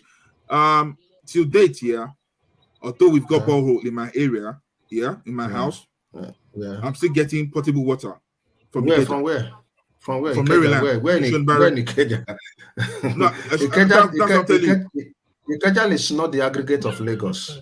No, I'm just telling you that, look, because something is not happening somewhere doesn't mean you should generalize it in everywhere. You are using Lagos as a yardstick to measure what Tinubu did. You are not using Okija, but Lagos. So where I live in Festac in Lagos is part of Lagos State. So if you have portable water supply in Okija, you understand, it should also transcend to Festac. I'm telling you that before the coming of Tinubu, there was water supply in Festac, in Amowodofi, in Egbeda, until Tinubu came and they introduced borehole. Tinubu only succeeded in raising the IGR of Lagos State by imposing taxes on people for his own personal gain. Otherwise, there is nothing. Today, let me tell you something. The Ibadan Blue Rail started 17 years ago. It's just 28 kilometers. Ibadan Blue Rail. All right? No, he's talking about the Blue Rail, not Ibadan. I understand what you're saying. Lagos Blue Rail, I mean, Lagos Blue Rail. I just wanted to clear Ibadan. We know the local center. Yeah, 17 years ago, right? It just 28. That is what Nigeria just did. And when that project, 17 years ago, so something is not working now. So when that thing started in 17 years ago, I told somebody, I said, in 35 years, you will not see the light of this thing. A lot of people died because their houses and businesses were destroyed because of that blue rail.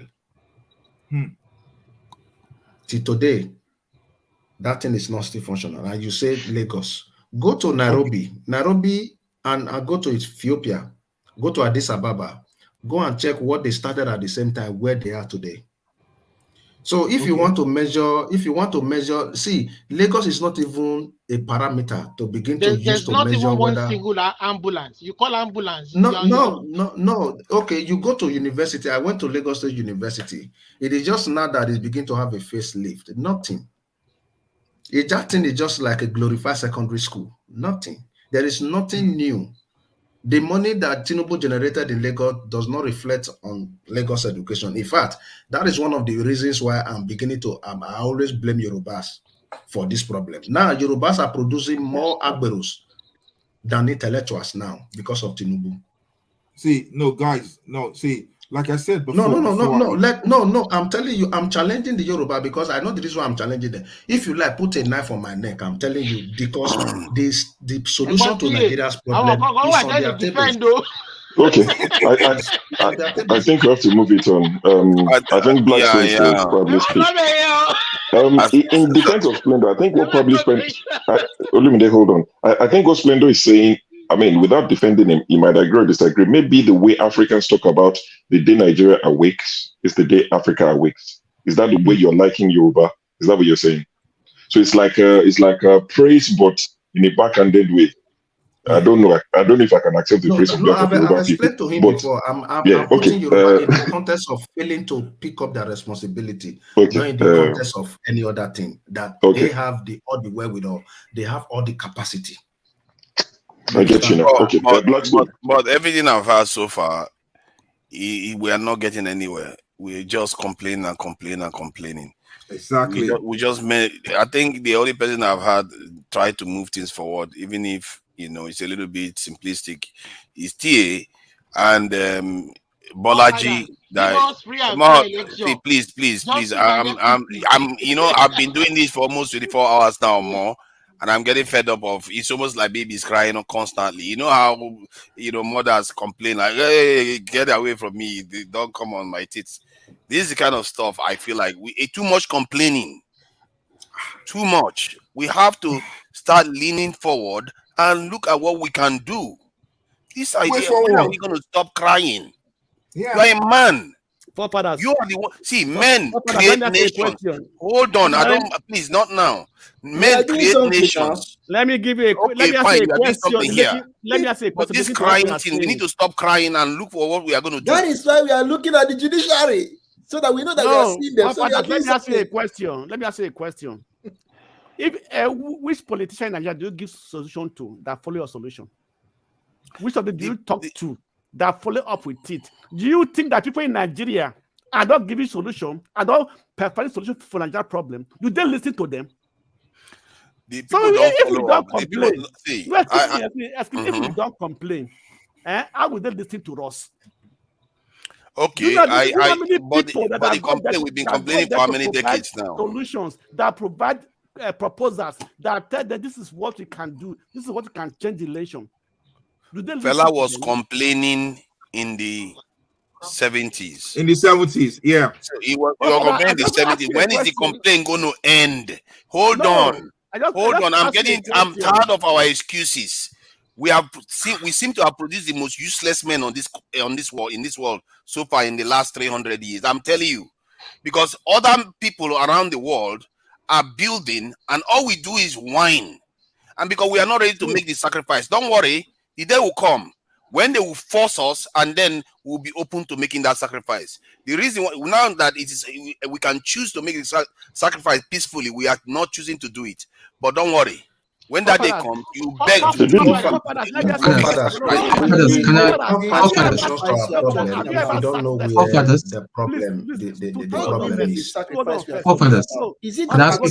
it. Hold on first, please. I think it's Blackstone. Have you ever dealt with a politician one-on-one? Based on this last election alone. Let Blackstone speak now. Wait, have you ever dealt with a politician, a Nigerian politician one-on-one? Have you ever discussed with them? Have you ever presented? I left where I am in Europe. I went to Nigeria to go and see somebody. You know what they told me? They said I have no money. So I came with my proposal because I want to enrich myself. That's Nigerian politician for you. They want to take my money from my proposal also. Then after doing that, they will push you out. Do you know how many Nigerians that live abroad to go and join the politics? And even at the party level, they for one night them. They eat their money. So why would they complain? Look at this one. They're telling me to stop my crap. Hold on. That's not bad. Let me show you this. Forefathers, what is the one positive that you can draw from this last election? What is that one positive that you can draw? Can you imagine? This one are weary. I don't know what this one is talking about. Like this one are proper weary. Everybody has their own now. See, forefathers, what is the one last positive? What is that one positive that you drew from this last election? But forefather, is it Unlimited that is driving this show, or is it you? No, Unlimited is not driving it. Don't worry. I'll take this steering for him. Now you get flow. Go talk. See, I think all the crime people, the discussion will soon be at an end, and the people that want to do something will take over. Because sooner or later, the crime has to end. Enough. And this lady, Fumi, you know what? Some of these are women. They hold their men too close to their breasts and they don't let them make all the necessary sacrifices. they are the ones that say, when the men want to go out, oh, no, don't go out, don't go and change anything. No. Hold on. Of the politicians. All these women, the women too are complicit in it. They are all just as bad as the men. Since We all complain. listen, what is your hold solution? on now. Hold on. Let me finish what I'm saying. Because you guys almost made me start feeling sorry for Tinubu. Jesus Christ. What is your solution? Hold on. Do you know how far you have to get for me to start feeling sorry for Tinubu when Tone came here? Some of the stuff he was saying. You forget that there's no point. There's no point.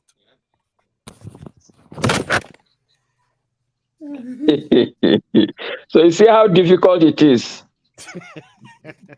Just to manage, you don't abandon the show. Guys, you see, why are you crying more than the bereaved? No, wait, guys. Blackstone, I think it's your turn, please. Okay. Is Fofather still here? Yeah, it's taking. It's maybe. All right. Just let's continue. Yeah. So Blackstone, it's your turn. You have the floor. Okay, thank you. What I have to say, right? Oh, Blackstone.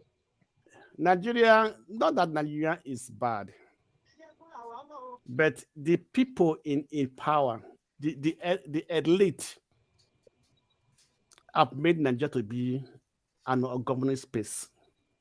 It is like a mafia group. That's not like it is. Okay, that if you're not among that mafia group, you cannot come into power. You have no chance. And if you try, or that you want to show power, that you have that you are bold, it will bring you down. That's just the truth, right? So when I was growing up, we used to hear the Kaduna Mafia. We're not hearing that again no more. We're not hearing the political mafias who are in power. Look at Tinubu. Look at Cabas. They are called Cabas. Look at the minister list. Look at all of that. Are they not the same crops that have been there before? You understand me? So, Dr. Abati from Arazi was saying that, why are you choosing governors as governors? Because the ex-governors have that, they think that from their governorship time as a governor, they think that nobody can talk to them. They have that upper power, that supremacy, that nobody can talk to them. They're not used to taking order. They're not used to listening to people. So such people, how can you appoint them as ministers? They're not even going to listen to their secretary or even the president. They're just going to do what they feel it is good for themselves. So when we have crops like that, how can you expect the country to be good? Look at Fashola was a governor. What is his performance? People will say it was because of his body. But no, look at the governors. Look at what they did in their state. What was their performance? What did they do? What were they able to change the life of the people of their state? Were they able to do anything reasonable that changed the life of the people of their state? So if those who failed in their previous assignment also came to and are given a higher responsibility, then we fail woefully. So are you saying Fashola failed, Blackstone? He failed. Really? Yeah, tell me what he did now. Name one thing. What you tell about roads? Sure, you remember I did not finish talking though before somebody took over and they went over to I've not landed. Sorry, let me finish my point. Let me just finish my point. What happened to you? I need to avoid these long sessions, man. I think it's getting to me. You guys are getting on my nerves. Hold on. Let me finish the point I was making. That will give this guy was going at Tinubu. Hold on now. We finished with Buhari. He was going at Tinubu, and he was talking about somebody that was adopted as a child. Go on to take on the name of a dead child. You don't see, I don't know. That's in the public domain. It's not anything new. But it's painful. It's painful. But that was in the court now. But how is it a human being can translate that kind of stuff? You are not seeing what has just happened to another human being. And this goes back to what TA was saying. This inhumanity that we have towards each other, we create this evil for ourselves without even knowing it. A child goes on to answer the name of a dead child. And you take that, and focus is on getting to the man now with that. America is about to maybe elect a convict for a president. There is a reason why all these foreigners that are doing well, better than we are doing, don't put that restriction for criminal this thing. While this criminal stuff we use, foreigners have their record, like the way people are proud that FBI have the record of Tinubu to use against our president. Something you cannot use against your president because they don't have that. They don't have that as the rule. Hold on. They don't have that as part of their rule. You can elect a convict as a president in America. That's not yes, you can. He has not been convicted. Once you are convicted, you cannot. He can be a president. Once you get convicted, one at a time. One at a time. Law. You want me to go and bring the law as you see? Go and bring it down. Law. Okay, let me check it. I've checked it before. I know what I'm talking about. Forefather is right. Yeah. Even in the UK, there's no law. Doesn't mean he can't be president. He can still be president. So don't get that wrong. Go and check it out. I mean,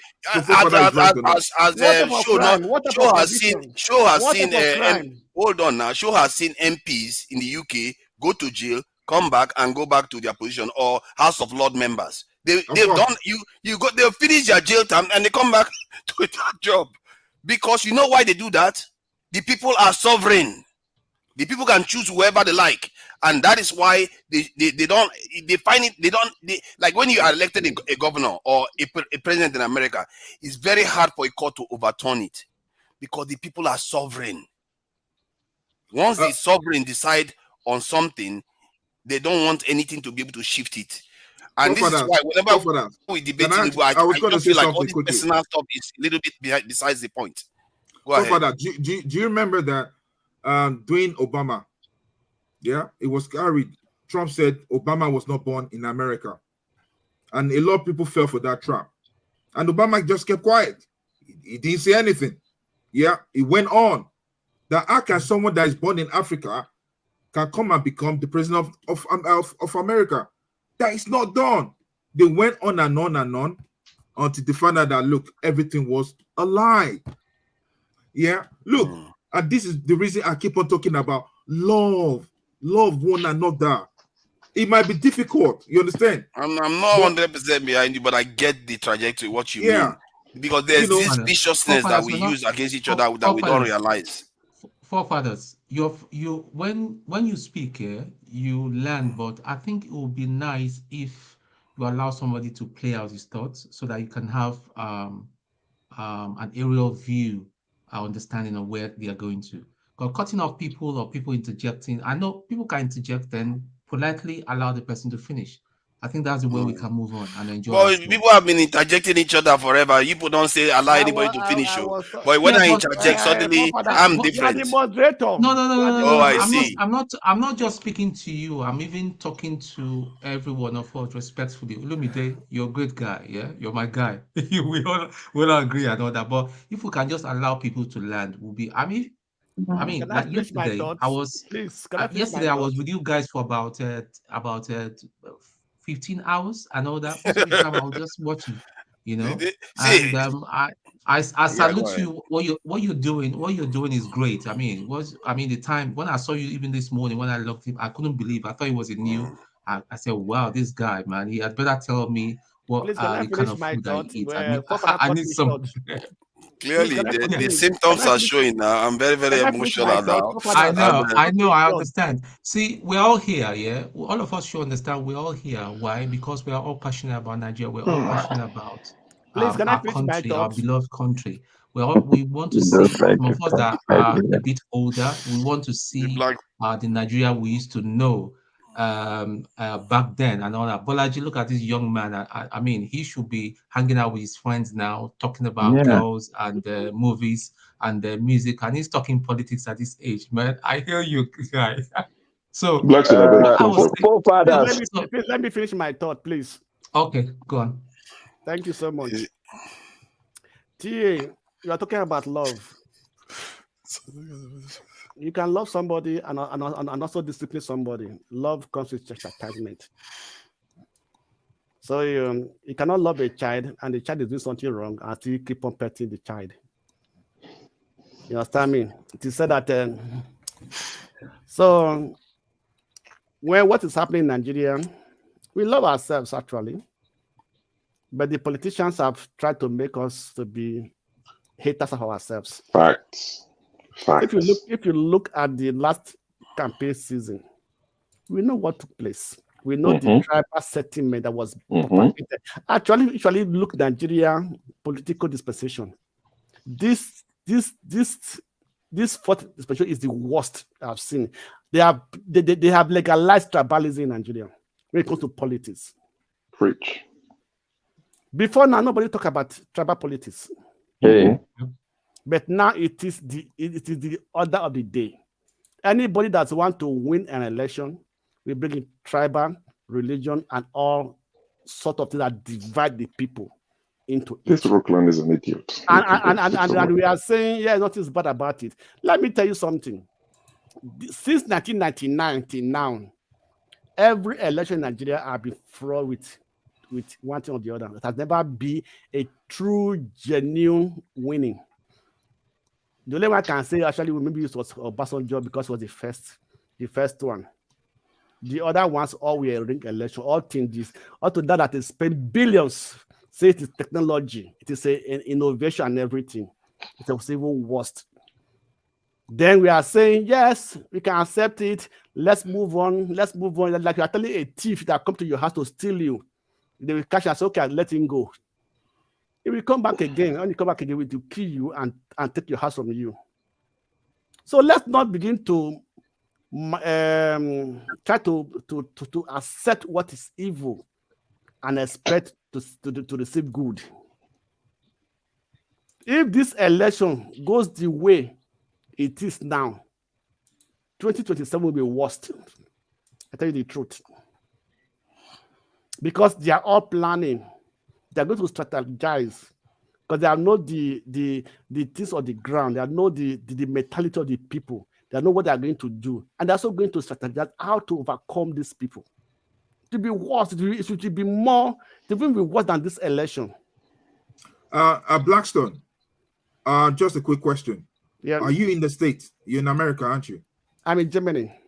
Oh, okay. Now, in America, for example, did you think Trump won the election? Trump actually never won the election. But I will tell you why. Let me tell you why. Just a quick one. Yeah, yes, just a quick one. I will also tell you why. Do you know how many laws were changed before that election that made Trump to lose? Do you know how many laws were changed? How many electoral laws were changed by the states? You understand me? Do you know that even now, they are even saying that people can vote without identification? Do you know that? Because every country has a strategy of how they ring their elections. That is it. Thank you. So you agree that every country has a strategy? Yes. Let me finish my word. Let me That's finish. good. Right? Please make it quick so we can get to Augustine. Yeah, because his son was speaking for a while. Let me just conclude. Yeah, come to Germany or in UK, elections ends by 6:05. You are getting the result. But America can count an election result for 2 weeks. It's not even a shame for a country they are the father of democracy. Not a shame. That's to tell you what they are doing. That they know that once they do go electronic way of voting, things will change. It may not be in their favor. So every country has a way to reach their election, but should we follow the bad side of it or the bad area of it or follow the good side of it? You know? So you talk about love. You talk about love. In Germany, I was in a campaign. 2 different political parties. We stay in the same park. Just about maybe just 1 meter apart. They will put their canopy there. You will go to this political party, you listen to the person, go to the next one, you listen to the party. The people who are contesting will shake each other. They will talk and everything. That's what I call love in politics. Not what you are preaching in Nigeria now. So do we learn from these things? So in Nigeria, we have to try and if we could not fight We always accept what is wrong. We don't expect to see good. We don't expect to sleep in the bed of the what they call it, the Dalela, and expect to wake up in the bosom of Jesus Christ. It's not possible. Thank you. Augustine, are you still awake? Let's say you don't sleep. No, I'm very awake. I just tried to find out what your forefathers was trying to say about the US constitutionally. Oh, sorry. 1 second. Mascot, before you got kicked out, were you before Augustine? Sorry, I'm not sure. So I am not going to be a typical Nigerian. I'm not going to be complaining about fraud. What we can see, the way the tell is, because you were kicked out. So I'm not sure where you were before you got kicked out. That's what I'm asking you. Because someone just put it there. I think he was here first. Oh, yeah. So sorry. Like I was even here even before you, but that's not an issue. Actually, mine is a. Oh, you want me to speak, Augustine? Yeah. That's what I'm asking. Okay. If I don't want, I actually joined the show. I was listening. I mostly listen and don't join. So I noticed Bolaji. Well done, eh? I hear you. I noticed that there's tendency that we are going to discourage people like Bolaji, the way we talk. So I just wanted to join the platform and encourage him and warn him. Don't listen to all these older people, Bolaji. We have failed and we have refused to take responsibility. We are constantly looking for where to go and put the blame on. I like the way you're talking. I like the way you're thinking. People need to take responsibility. The reality of life, nobody solves another man's problem. The man must take it. I like when you said, well, sometimes, and the truth is that at some point we have to say, fuck, we would have to bite the bullet. That's the truth. Don't listen to any other thing, eh? That's the reality. For instance, what you need to also remember is that most of the people here, somebody like Awolowo, they started when they are very, very early. I'm sure, I don't know at what age Awolowo started. I don't know at what age Nnamdi Azikiwe started. The one I can tell you is Malam Aminu. He started at a very tender age. At your own age, he was a leader. He was fighting for his own people that were older. So keep it up. The problems look very big, but every problem in the face of the world is surmountable. So just keep the flag flying, my brother. Well done, eh? Well said. Is it Tone or Augustine that is next? I think it may be Augustine. No, Augustine talk. Augustine, please. Augustine talk. Oh, he's on a call. Right. Yeah. Okay. what I'm saying in essence here, my taking in all this thing, beyond Tinubu, beyond going to Niger, I think Africa as a whole is waking up, and I think that's the very valid point that forefathers was trying to say, which is a very, very serious stuff. I understand what he's trying to point out. It's just like right now, if it kicks off, how many of us in Europe or America will be happy to buy their ticket and go back home and be a part of the struggle? Even it means that you have to carry arms. I'm ready to carry that. I mean, it's not a nice thing. I cannot categorically tell you whether I've taken the life of a man, but what I can tell you that as a soldier, that's what you're trained for. You train to defend and take a life. It's a sad reality about being a soldier. I'm ready. Africa is waking up because all these things that we're seeing, we're going to see a situation where we'll see even Nigerians, if it does kick off, fighting on the side of Niger when it really kicks off. So what's the rhetorical question that forefathers cited some few minutes ago? It's a very, very heavy one. It's multi-layered. So TA, we're not attacking you're my dear brother. I love that you are preaching love and all that. Love is a great thing, but sometimes you have to kill for you to establish love. If you have to kill, you have to kill. If you have to send a man to go to God so that he will get judged. I mean, if you have somebody staying there, it's like It's like you have one very old person in the family. He's always causing wahala, and he's 96-year-old. You'll not be praying for a long life anymore. You'll be praying that God should take him. That's just the reality of life. You see, unfortunately, most of these old people they've let us down. They've, growing up in Lagos, I speak Yoruba better than my Igbo. My mom is half Nigerian and half Jamaican, but she speaks Igbo very, very, very well. The Lagos I used to know is no longer the Lagos I know. So that's just the thing. Anyway, let somebody else speak. Thank you. Augustine. So I just wanted to check what Forefathers was talking about the U.S. presidency, whether one can maybe vie for a position as a felon. Yep. According to what I saw in the Constitution, is possible for the Yeah. presidency. That is very true. But states have the right to make their laws where felons cannot apply. So it therefore means in the center is possible, but in some of the states it is not possible. So that's the first thing I wanted to just make. That's just what I tried to get there. Maybe I'll add more later. Somebody can just go on. All right, Bolaji.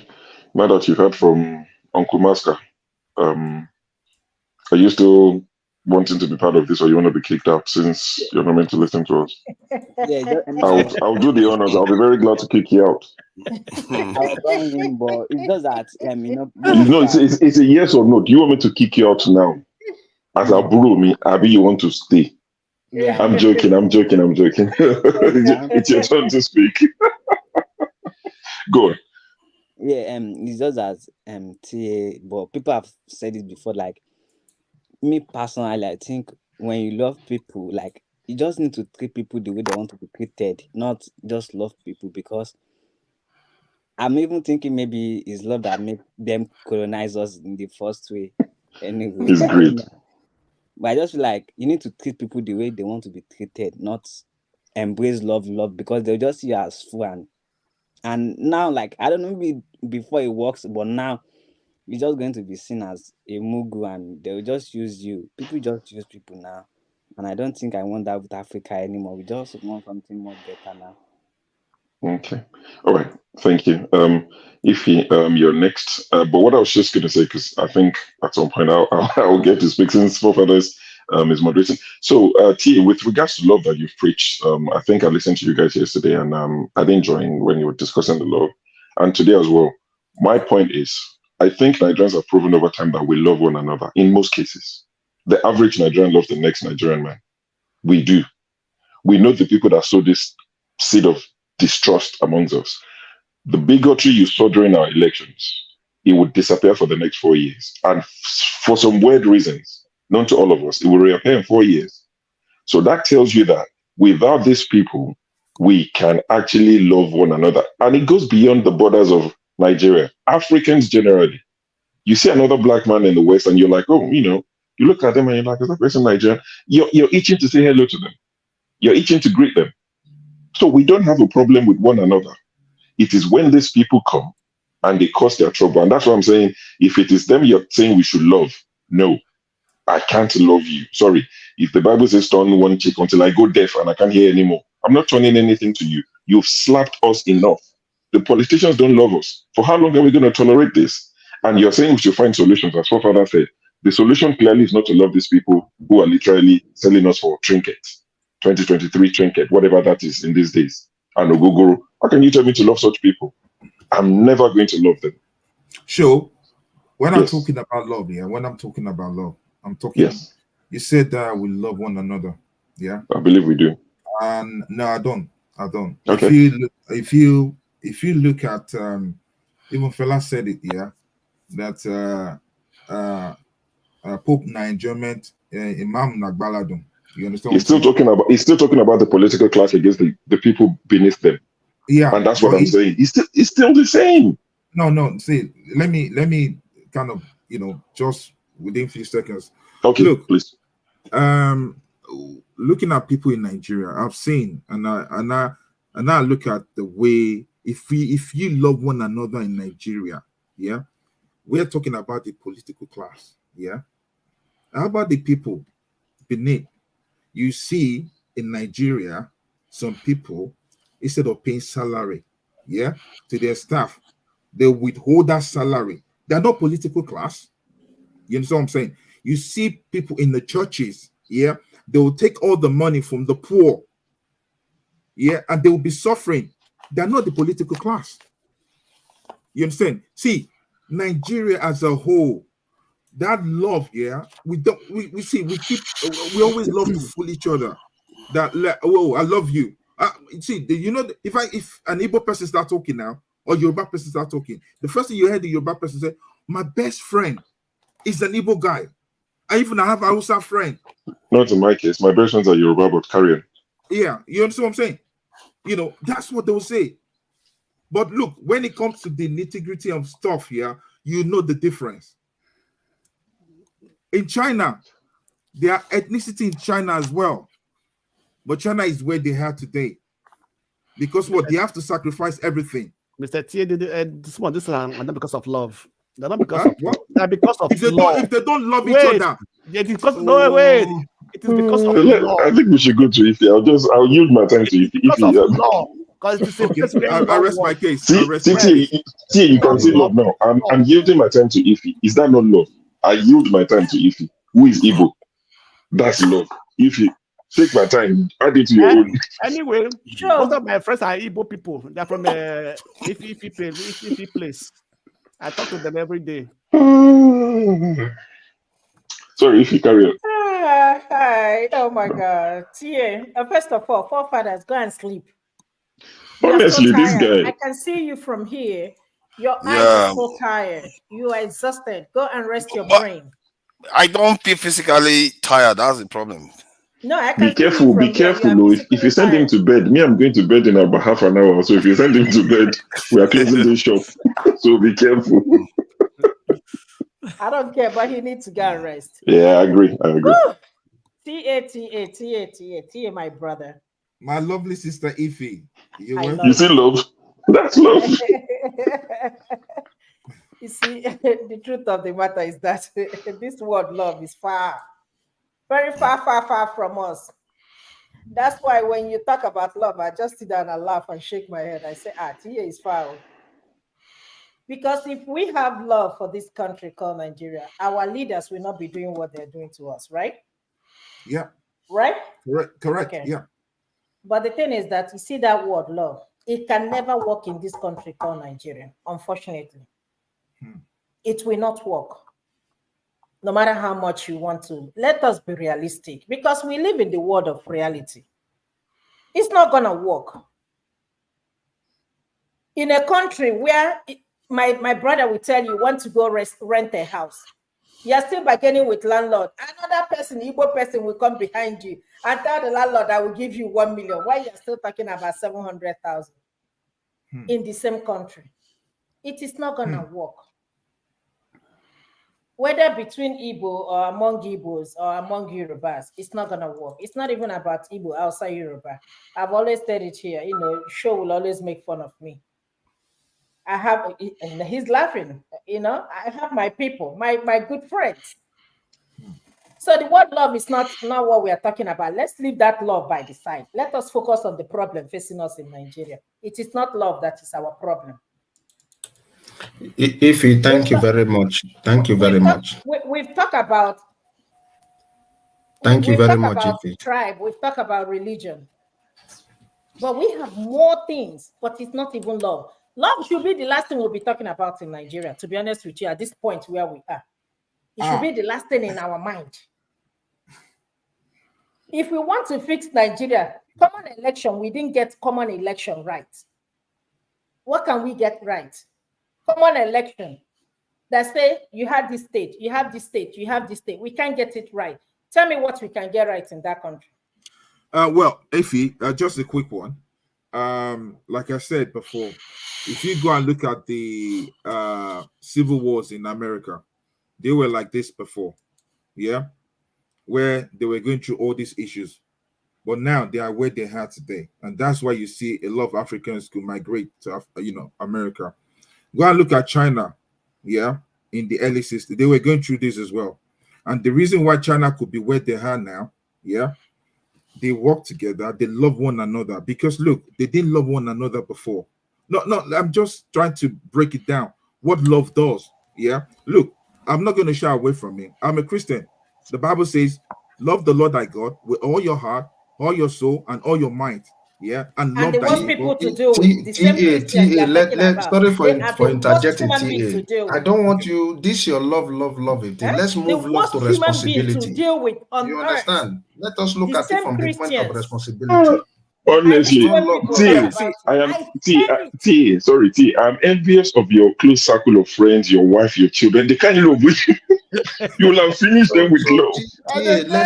Let's look at this issue from the point of responsibility. It's not love that built China, it is responsibility. It's not love that built US, it is responsibility. It's not, it's human decisions. Okay. They are aware of the law. Let me you know what we are doing in Nigeria. When you're talking about Christians and religion, that's the only thing we have in Nigeria we can sell, religion, in the whole world. We have the largest capacity seater in the whole world is Nigeria, right? But this is what we are doing. You don't have light in your house. You're praying, Father Lord, speaking in tongues, right? But over here, you see me, I've been dodging because it's been raining and lightning. This light might trip off. It's likely it's going to happen because they gave us warning. But before I wake up in the morning, the light will be back. It's not by praying. It is human decision that they have to go fix it. I've said it here. In my subdivision, there was a big old pothole in that, if you're coming in. Me, as per Niger, I would just dodge the pothole and drive and keep going. But my neighbor stopped me one day and said, hey, Ify, come on. Did you see that pothole over there? In my head, I was like, oh, I'm from Nigeria. We are used to this thing. Don't bother me. I better make I go. He said, I've already called the county people. They will come and fix it. And behold, yes, he did. It is human decision. It doesn't take prayer. No. It's not about no. It's not about love. It takes human decision. It takes responsibility, not love. That's responsibility. No. It's not human decision. All right. It's responsibility, not love. I said it here. I live in the state of Georgia, and we were giving money. I said it a couple of times. It is not love. It is human decisions. The problem we have in Nigeria is man-made. It is man-made problem.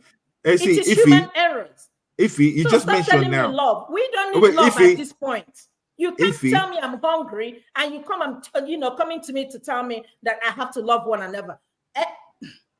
Okay, Ify, you mentioned something now. You mentioned something. You said you were given some money. Yeah. Yes, by the state government. By the state government. Listen, it's human decision. No, listen. That's what I'm saying. That look, go and read about the civil war of America.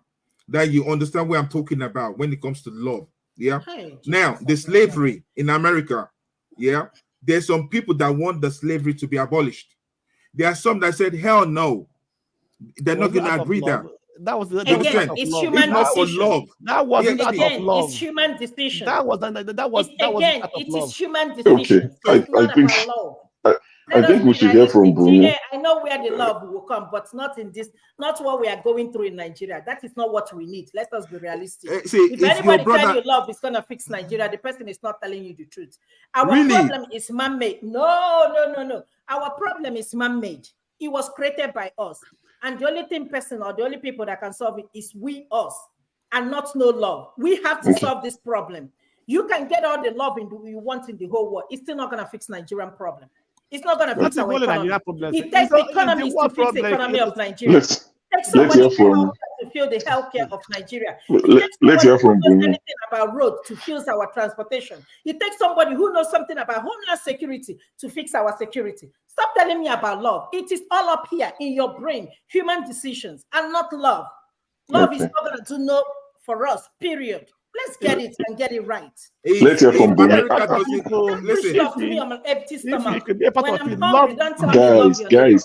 Guys, remember, there's little Bolaji in the room. Master will come and scold us. We should behave. Love for your country. Be calm.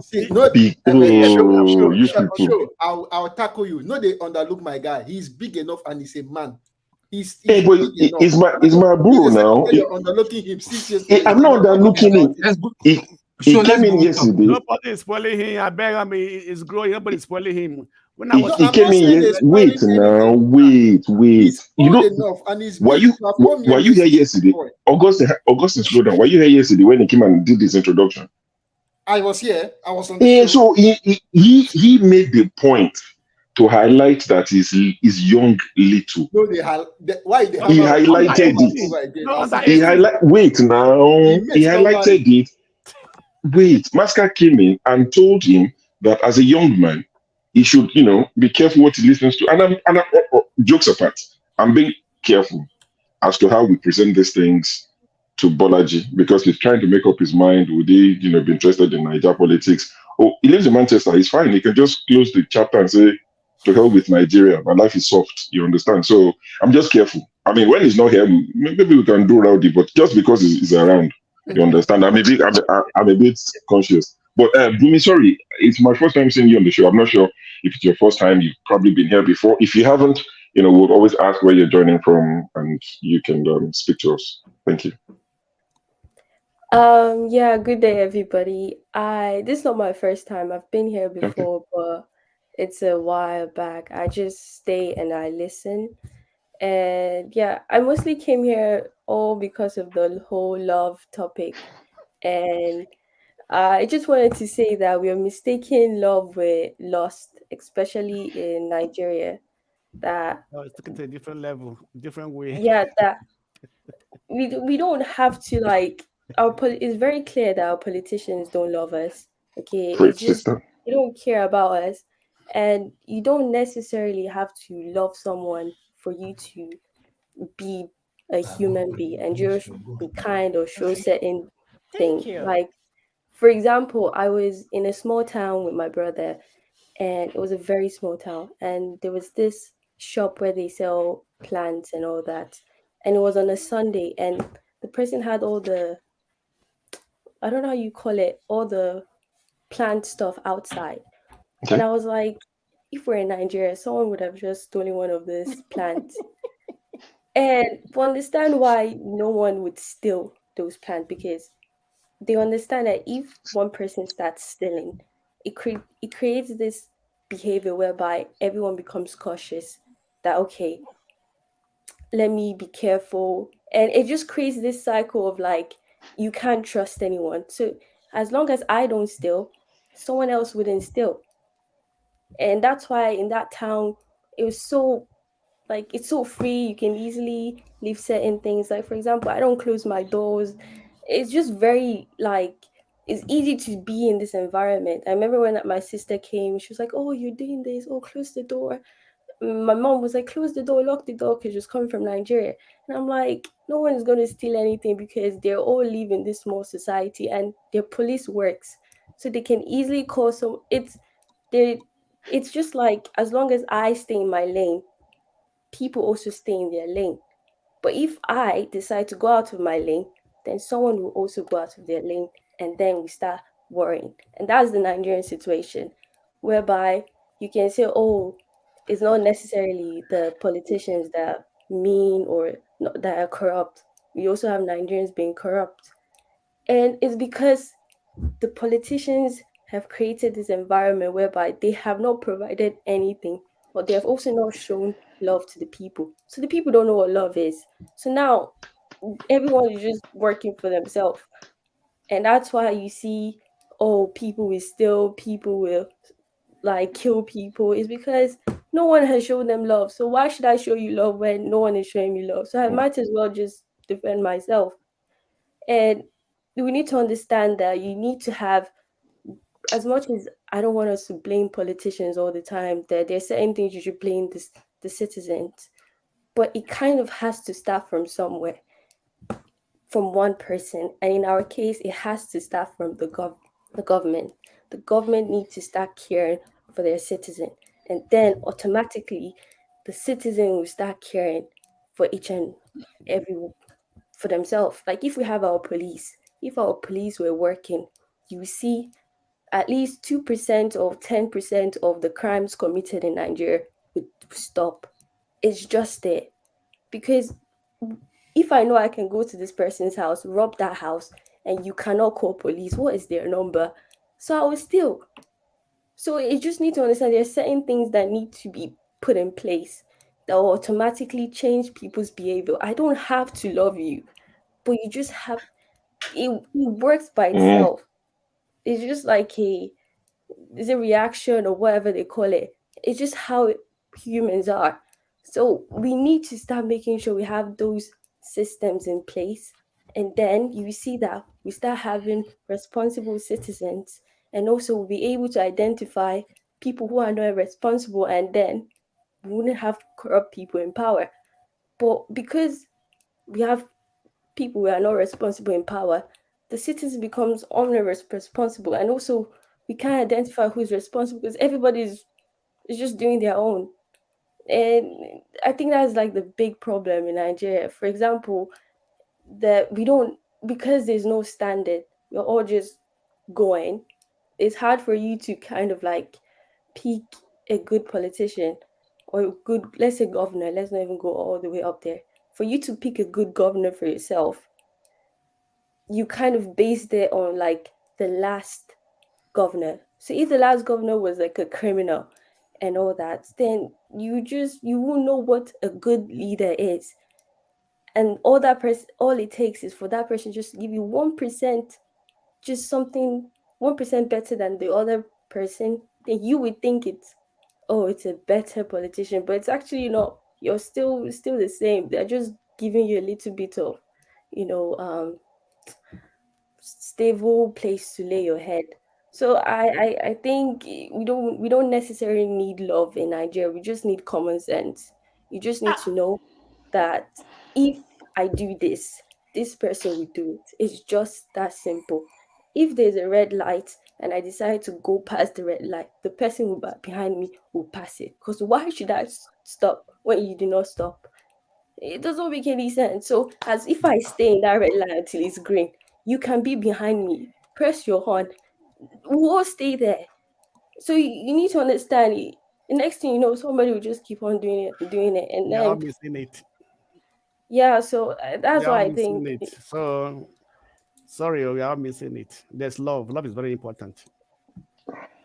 There is one thing. That is not what we need now. No, love for your country. Blackstone, Blackstone, you are misconstruing what Bumi is saying. No, see, no, the whole thing that Bumi said here. Hold on. Yeah. Love for your country is very important. That's why I'm trying to say love for your country. But that's not love one another. Yeah, that's not love one another. Yeah, so love for country has never been the debate. It's not a problem. It's a different way. We have to love our country. When we love our country, you don't even talk because what do you think of Bumi's submission? Let me make some well comment, said, Bumi, thank you. Well said. Thank you, Bumi. But let me make some comment. What Bumi has just said is very simple. Responsibility. Love is an individual character trait, but the sense of responsibility should be a character that everybody should demonstrate as far as you are a citizen of any country. It's just responsibility. Once I feel responsible to do what is right, do you understand? Somebody behind me will copy from me. Somebody behind that will copy from that. Somebody behind that will copy from that. Our sister here, if he made something, he said, okay, they called the council to come and fill up potholes. The council came to fill that pothole not because they love that community, but because it is their responsibility. That's right. So no love. Love doesn't build any country, but responsibility does. Yeah. If we are all responsible, today in the UK, you can't drive past the zebra crossing when somebody is there. Try it. You can't. Responsibility. What we lack in that Africa is not just Nigeria alone. It's an African thing. We don't have that sense of responsibility. What we are all looking for is just self-aggrandizement. We want to oppress people. I told somebody that they were saying something. I said, if you see many Nigerians, you understand, many African American having their DNA attached to Nigeria, it's not because it's not a good thing to celebrate. It indicates how wicked our forefathers were, selling their brothers and sisters into slavery. And anybody that tells you slavery has stopped, slavery has not stopped. What happened is that they've just changed the pattern, and we're all victim of all of us here. We're all victim of the pattern of slavery that they've changed to. That's why we are here today. Thank you. Guys, yeah. I don't know. There is something I wanted to say. Wait, can I just have my own turn? It's your turn, actually. I think Bumi made some statement at first about loss, and it got me thinking about the topic of love having different dimensions. You know, love of a parent for their child, and the lost aspect of it for a nation. And kindness is a form of love. I think when you love your child, you show kindness, you show affection, and all the other bits that come along with it. And it doesn't mean there is no discipline. It doesn't mean there is no responsibility. We discipline our children for that reason, because we understand it's for the greater good for that child. And the same can apply to your citizenry and your nation. If you apply that to your nation, you can love your fellow citizens and still hold them accountable. Exactly. You can love your nation and still hold your nation accountable, because it's for the greater good, just like you do for your children. So I try to simplify it to that point of view, and that's where I think maybe TA is coming from. Thank you very much, forefathers. I think it's as if you read my mind. You understand? When we're talking about love, yeah. If you look in Nigeria, for example, if you were saying that, somebody's trying to get a rent for 700,000, another person comes to 1 million, yeah. The one that comes to 1 million, if you love that person as yourself, you won't do that. You should have a conscience. We're all human. So what I'm preaching today, you might think, oh no, we have to, it's common sense, it's this, it's that. You understand? If you love, when the scripture that I read was talking about love the Lord thy God with all your heart, all your soul, and all your mind, and love thy neighbor as thy friend. If you love your neighbor, be it politician, be it your friend, be it your family, you will not want to hurt your neighbor. You will not want to kill your neighbor. You will not want to steal from your neighbor. You understand what I'm saying? The things that you'll be doing is to help one another. You understand? So we're always focusing on the politician. But look, we Africans, yeah, our heart, yeah, is so dark to the extent that when you even look at the way things are going on in Nigeria, we're always talking about the politician, about us, about the so-called the ones that owns the company. How about the common man on the street? How about those people that are doing rituals? How about those people that are killing each other? It's because the love is not there. Come to the Western world, it's not done that way. If they don't love, see, the Bible is incorporated, yeah, into American Constitution, into UK Constitution. We have challenge our own too now. Why is it not working? Yeah, we have challenge, but the thing there is just that. Why do I have food bank for those that are hungry? It's because of love, and that's why I'm always preaching this. That look, love one another. How do we legislate love? How do we legislate it in Nigeria? We can't legislate it. Let's deal with the one that we can legislate first. We can legislate love. Yeah. See, when we're talking about we can legislate love, yeah. When the common man on the street start respecting one another, yeah, doing one another. We had love for each other back in the days, but now the next person wants to be the top man. You want to climb on somebody to reach up. We don't love one another in that country. Africa as a whole don't love one another. I disagree. I disagree. I think it's actually it's my turn anyway. So since we're going around, so let me spend my 2 minutes to first thank Bumi. I love your submission completely. You said more common sense would do more for us in Africa than love, and I agree. I don't need to love you to do right by you. I also agree, and I'm not trying to say love is not needed. Even in the Bible, as Tia would often quote, that, love, faith, and hope, and that, out of all these three, love is the greatest. And I agree. But we cannot take love to replace responsibility, especially as adults. People need to be responsible. And when you talk about loving one another, I agree we should. But I think if we look at it critically, which does greater harm to us as a people? You not loving your neighbor or your government not loving the people?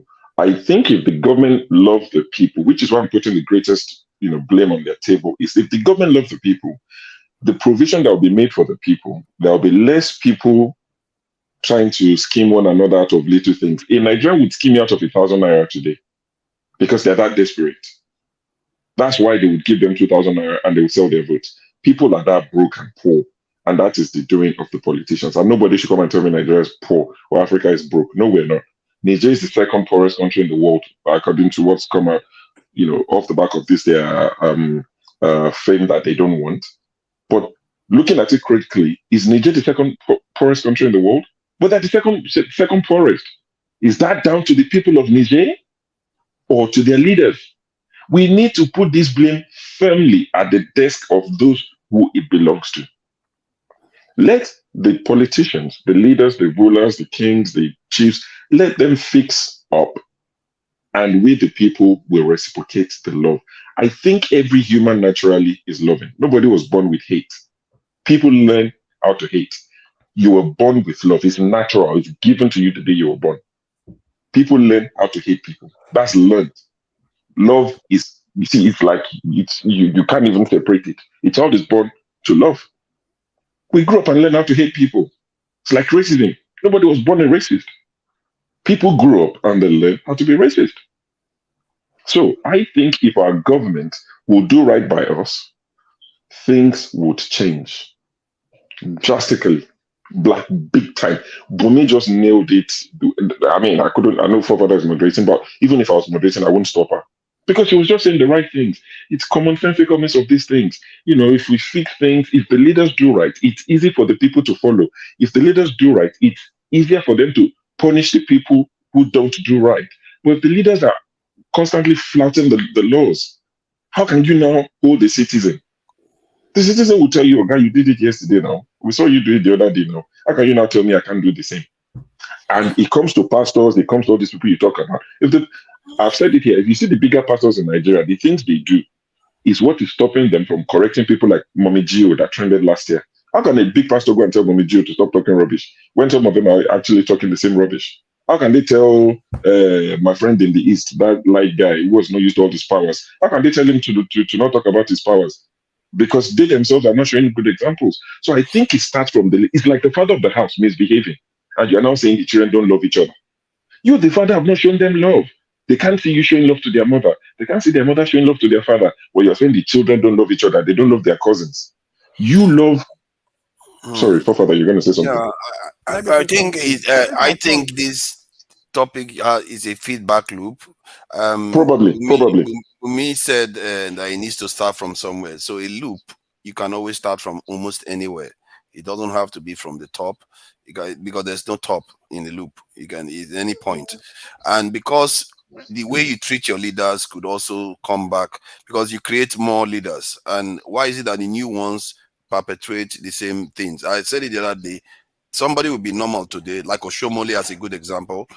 He's the poster child for that now. And he gets into office and suddenly it transforms into something else, because the system at the top is just, I believe that the people that sold us as slaves, that class is still there. They've not moved. And if they don't change, what are we going to do about it? Because this is beginning to be clear, because they have thrones out there in the South that were earned from selling people as slaves, and they are still there. This class has never been moved. If you look at most of the other nations that have moved on with their lives, there was a serious class change or a big change at the top. And for some reason, the top of Nigeria, they just simply refuse to change their culture. I think Splendor said it here, that we are technically still being treated as slaves. That's why we are all in the West. And that's why they have all this information on us now. From our WhatsApp, from everything, our leaders submit us to them. And tomorrow, when we want to be leaders, then they have all this information about us. And because Nigeria has a law that if you have criminal or any dodgy history, it will come back to bite you. They have all that information on you. Whatever. It could be something innocent and they bring it back on you because they want to use it against you. And it's going to affect you in your own country. So it's just one of those things. I feel like the elites in we like to call them political elites. I think they are traditional elites. They are quite more widespread than that. It's not like the Dr. Damages of this world. We're talking about the political, traditional, religious elites. They've not moved at all. They are not moved for whatever reason. I don't understand the kind of brainwashing that has been done to them. They are not moved. Let me also give my contribution to this issue. One thing I know that what Blackstone, Blackstone, I'm the next after show. So before you talk, don't jump the queue. You talk I wait. So because Blackstone, because of the love I have for you, I'll let you go. I don't want that love now. That is not love. Take your turn. I don't want that love now. If you don't want the love, let me take my turn. No, you talk. That show talk. That show pattern to forefather. When the other guys talk, you talk. Then I show talk. That show pattern to go for forefather. Yeah. Okay. Go. I mean, go for it. Okay. Thank you. What I want to say is that what you love is what you cherish. Love is of different categories, and love is for different things. What we are missing in Africa is that love, or mostly Nigeria, love for our country. When that love for our country is not there, there's no how we are going to develop. I say one thing, that a nation where the citizens do not love their country, that country cannot develop. Bumi said something. He just gave some our perspective. All those things he just said is responsibility comes from the love you have for your country. You cannot be responsible for anything if you don't love your own country. If he said that there was a pothole in our street, the person that called, because he loved the state, he loved his country, why he called. He can say, I don't care. You understand me? He can say, I don't care. The pothole will be there. You understand me? So if you even call the local council, you can even say, I don't care. They don't even come and visit. Because it is the love of our country that lead to responsibilities, that lead to us working for our country, that give us that zeal that we have to make things work for us. You understand me? I always say that, I try to equate that a love for a country is like a love for your wife or for your husband. Because of your children. Because you can, if you are shaking your head, you are in America. American president will not see an American citizen in trouble in any part of the world. You see, Mr. Blackstone, I'm not even rejecting what you're. I'm here talking on the phone. Okay, you're talking on the phone. Okay, so how you jump on me now? Sorry for that. Because I've seen you shaking your head. That's why. Sorry for that. Wow, for you, Sorry. Mr. So what I'm trying to say is that we should, when we show love for our country, things will change. Definitely.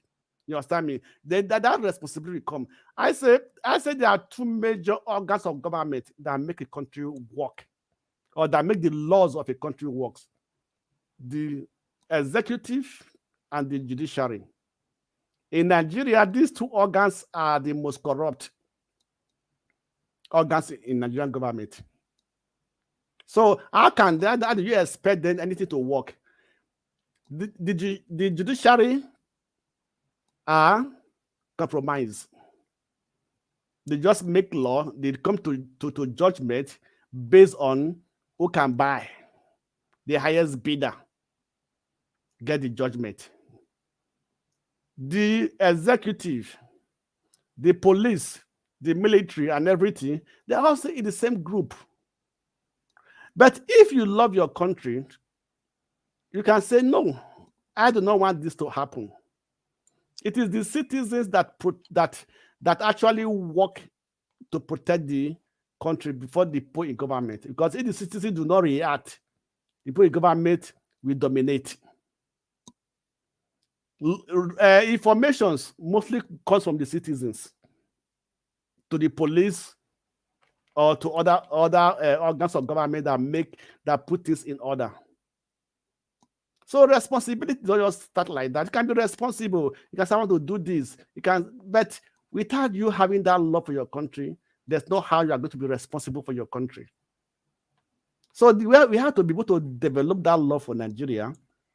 That's when we can be able to change things. We are talking about the slave trade, the Black Americans, so on and so forth. They fought very hard because they want to fight for their freedom. So they love to be free. That's why they were fighting. That's why they took all the risk, all the bloodshed. They shed their blood. They died for it. People were humiliated and everything because they love their freedom and they were fighting for it. So we cannot say that love is not important. Love is important in almost everything. For a country, a love for the country is very, very important. Every developed country today, the citizens do not play with their country. They show that love for their country, and the government people in power also show them that love by standing behind them. So that's my own submission. So let's try to love our country. It is very important. Thank you. Thank you. Who is next? It's me, I think Tia was supposed to go next. Then I will say something before I move. Okay. Should I go on? Mr. Tia? Yeah. Can I ask Mr. Tia a question so he can add it to his submission? So you talked about love, yeah? My question is, how do you expect, let's say, like the average Nigerian, like someone, you know, all those people where like when you're in traffic, you have all those kids that come and they knock and they beg. How do you expect people in that, let's say, environment to actually show love to a country that since the day they were born till today have never received love, not even from a country, forget country, from individuals? How do you expect them to one day wake up and say, I love my country, I need to fight for it? And don't get me wrong, I'm not disagreeing with you. I know we need to, but how do you expect that to actually happen? Like, they've never gotten love, so how can they give love? How do they even know what love is? Like, those are the things. Like, can you explain how that would be possible in the Nigerian case? Like, putting it in practice, like how is that going to work? That's a very good question, Bumi. Thank you. The first thing I'm going to say is, first of all, changing their mindset. You know, now Nigeria is in that situation that America was when John F. Kennedy was saying back then. You know, I love to bring the guy in because it's just like what people were complaining about, the agitation. The country is not working. You know, the government is not doing this. You know, why is everything not working? We're not being paid. People are hungry and stuff like that. And he made that statement. And he set the mind of Americans, you know, to doing the way forward. It's just like what Fafada was saying, that, look, guys, we've been complaining and complaining and complaining. What is the way forward? Yeah. And he told them, he made a speech. He said, my fellow Americans, do not ask of what your country can do for you. Ask of what you can do for your country. You know, my fellow Americans, ask not what your country can do for you, but what you can do for your country. Now the mindset of those people started changing. Yeah. They started looking at what they can do by themselves to make America great. And that's why you have the slogan in America that let's make America great again, just like before. Yeah. Now, those kids that you just talked about, that they've never been showed love, yeah, it's just like you going into the wilderness, yeah, and you see an animal that's never been showed love, and you offer that animal that, look, this is the way forward. You know, Not those ones that you start preaching and not, helping them out. Bring them out of that cycle of where they are. Yeah. Now, nourish them, feed them, clothe them. Yeah. Let them see the other side of life and they will become better. I've seen some people doing it in Nigeria where they'll go to the slums. Yeah. In Mushin, there's one that I watched of, way back. That guy was smoking marijuana and doing all this. Very young boy. Yeah. The guy now is an ambassador. The guy that took him is, I don't know whether he's a pastor or something, but maybe from the South or something like that. I don't know. But the guy's life has now been turned around. And the guy was saying, they were asking the guy that, look, what made you choose that? He said, because he was born into poverty. That's the only thing he knew. But now he had seen the other side of the world. When the guy was entering the plane, the guy was really shocked. So it's not everyone that is born with a silver spoon. And I totally agree with a lot of things that you guys are saying. Fine, common sense, or this or that, but it takes that love for you. When you love someone that can be able to treat people the way you treat yourself, yeah, is that love that you have. If we're all here now in the Western world, yeah, if they don't fix their place, we will not be there. Yeah. Let us fix. We keep on slagging Nigeria. Some people will even say Nigeria will never be better. They never see anything come good from that country. Whereas we're the best in the world. We know that country has challenges. And that is why we need to work when you love one another. I was brought up with love. You understand? And that is why, as I am now, I pass my love on to people, apart from my family, people on the street. When they say, even my missus will say, my wife will say, that people, I shouldn't trust people that way. That I said, look, when you love someone, yeah, I have a pure heart to love someone. You understand? If it doesn't replicate that to me, I don't mind. In as much I've shown that person that is the way I'm just born. It is high time we start speaking good about our country and looking for a way to forge ahead, looking for a way to move forward. All those countries that you see that are good today, they have their challenges way back. Some people will be clamoring for war in Nigeria. Why? When you see war, you will not go and look at Sudan. At least some people still have a place to put their heads down. But now, even in Sudan, they can't. You can't even sleep in your own house. And that's what some people were clamoring for. So we should be looking for what is the way forward. So, guys, either I like it or not, I'll always be preaching love. So I've got nothing but love for you guys. Even on the comment section, when they say, oh, TA is this or TA is that, oh boy, I love you all. I love you all. Thank you. Thank you. Yeah, obviously it's not kumbaya kind of this thing. Let's not make that mistake, because when I like to simplify it to using a family narrative. We have that stubborn child now that wants to break all the rules, and so you have to make them accountable like everyone else. So yeah, it's not kumbaya. I think I like to look at it from the point of view of nationalism and putting the nation first. If you see what other people have done for their nation, it's unbelievable. And the nation has barely given them anything back other than hardship. That's it. Okay, and yet they sacrifice so much. Look, I wanted, when Bumi was talking, I remember when I met one of my professors here, and I was speaking with him, because I remember there was a time I was supposed to submit his assignment, and I had to go somewhere. So he knows I'm in Nigeria. I told him, as I talked to him, he said, I've been to Nigeria once. I said, wow, that's beautiful. Where were you? He said it was in Abuja.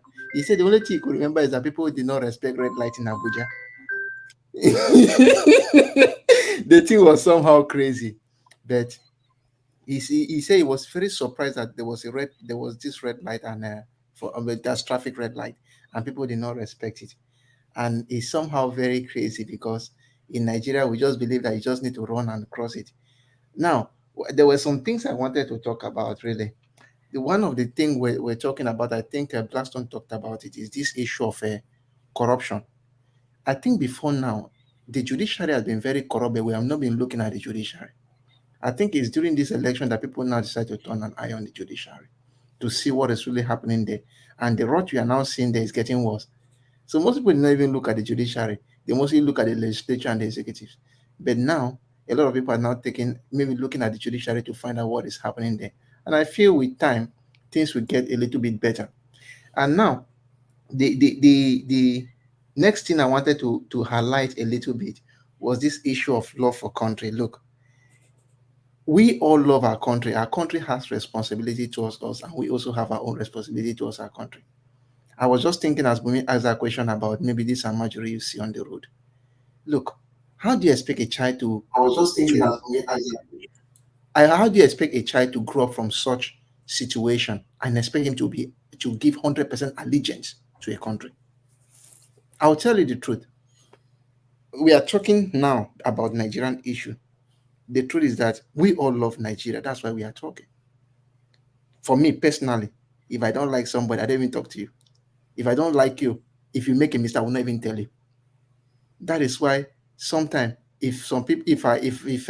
sometimes I correct somebody, say, why? Maybe if I correct something about somebody and the person say, you commented on it, why? I say, look, it's because I have your time and I care for you. If I don't like you, you go to make mistake, they kill yourself and not go talk. So if we are all here talking about Nigeria, it's because we want Nigeria to be better. It's because we have our allegiance. Most of us have gone to the West. Most of us have been, in the West now. We have seen the development and the rest. Some people here earn big paychecks. They earn big money. But why is that you are not satisfied? Because you know that you love somebody more. You love that country. So that is why you see we are talking. And that is why we are saying, okay, judiciary or the executive should do well with their duties. So it's because we love our country and we will always be responsive toward that country and also help the country to be better. And so it therefore means that the country has its own duties to perform to us as well. And that is why I wish that if we had the executive and the rest, you see these Amajiri people, you could have given them the basic thing they can do. The basic things, that's the basic help they can get. You will see them respond very well to their country and contribute meaningfully towards the well-being of that country. And with that in mind, I feel that the Nigerian elites or the Nigerian political elites are just a little bit wicked. These things have not been rocket science. So. Like, for example, somebody was mentioning of a proposal. I think Blackstone was mentioning of a proposal that he took back to Nigeria. This is not any big deal. If you see that the proposal is good, approve it, let him go and start a business. And from there, employ 1 or 2 or 3 people, employ 4 people. You have removed those people from the labor market. And before you realize, even if you are stealing, they will not know. But the point is that you stop a good innovation. When you stop the good innovation, you don't still provide jobs for the people. What do you expect? He's talking of his own. Me, I also have my own proposal that I proposed, and it was also blocked. Because you don't know who knows somebody who knows somebody. That's what we are talking about. And the last thing I wanted to talk about, which I just saw recently, I don't know whether you have seen. I saw some videos where the Wagner forces from Russia are beginning to land in Niger. And that is becoming scary. So they are importing. I learned that recently, almost about 5 hours ago, about 4 fighter jets arrived in Niger. So therefore means those guys are ready in case Tinubu and his allies decides to do anything crazy. And you and I know that this is just a cold war between the America and Russia, trying to find who they are going to just brainwash into fighting. So I'll just keep on highlighting that Tinubu should not just do anything crazy, because if he does it, America and Russia will settle their problems with Nigeria and Niger. It's no longer getting funny. And the point is that Nigerians today went to their national stadium to show support for the military junta. So why are you fighting people when they are showing support for their own military men? We and I know that if you ask me, military coup has never been the best. But it's just that civilians also have failed woefully over and over. That's when a drowning man touches everything to survive.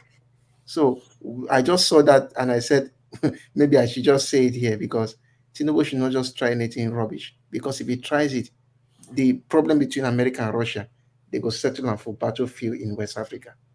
So that's just what I wanted to say. Forefathers, ladies and gentlemen, I think I have to bow. Mr. Loverman is out of the house. So good night, all. Thank you very much. Yeah, I have to give it to you. Two days in a row. You yeah, I tried. Conversation. Don't worry.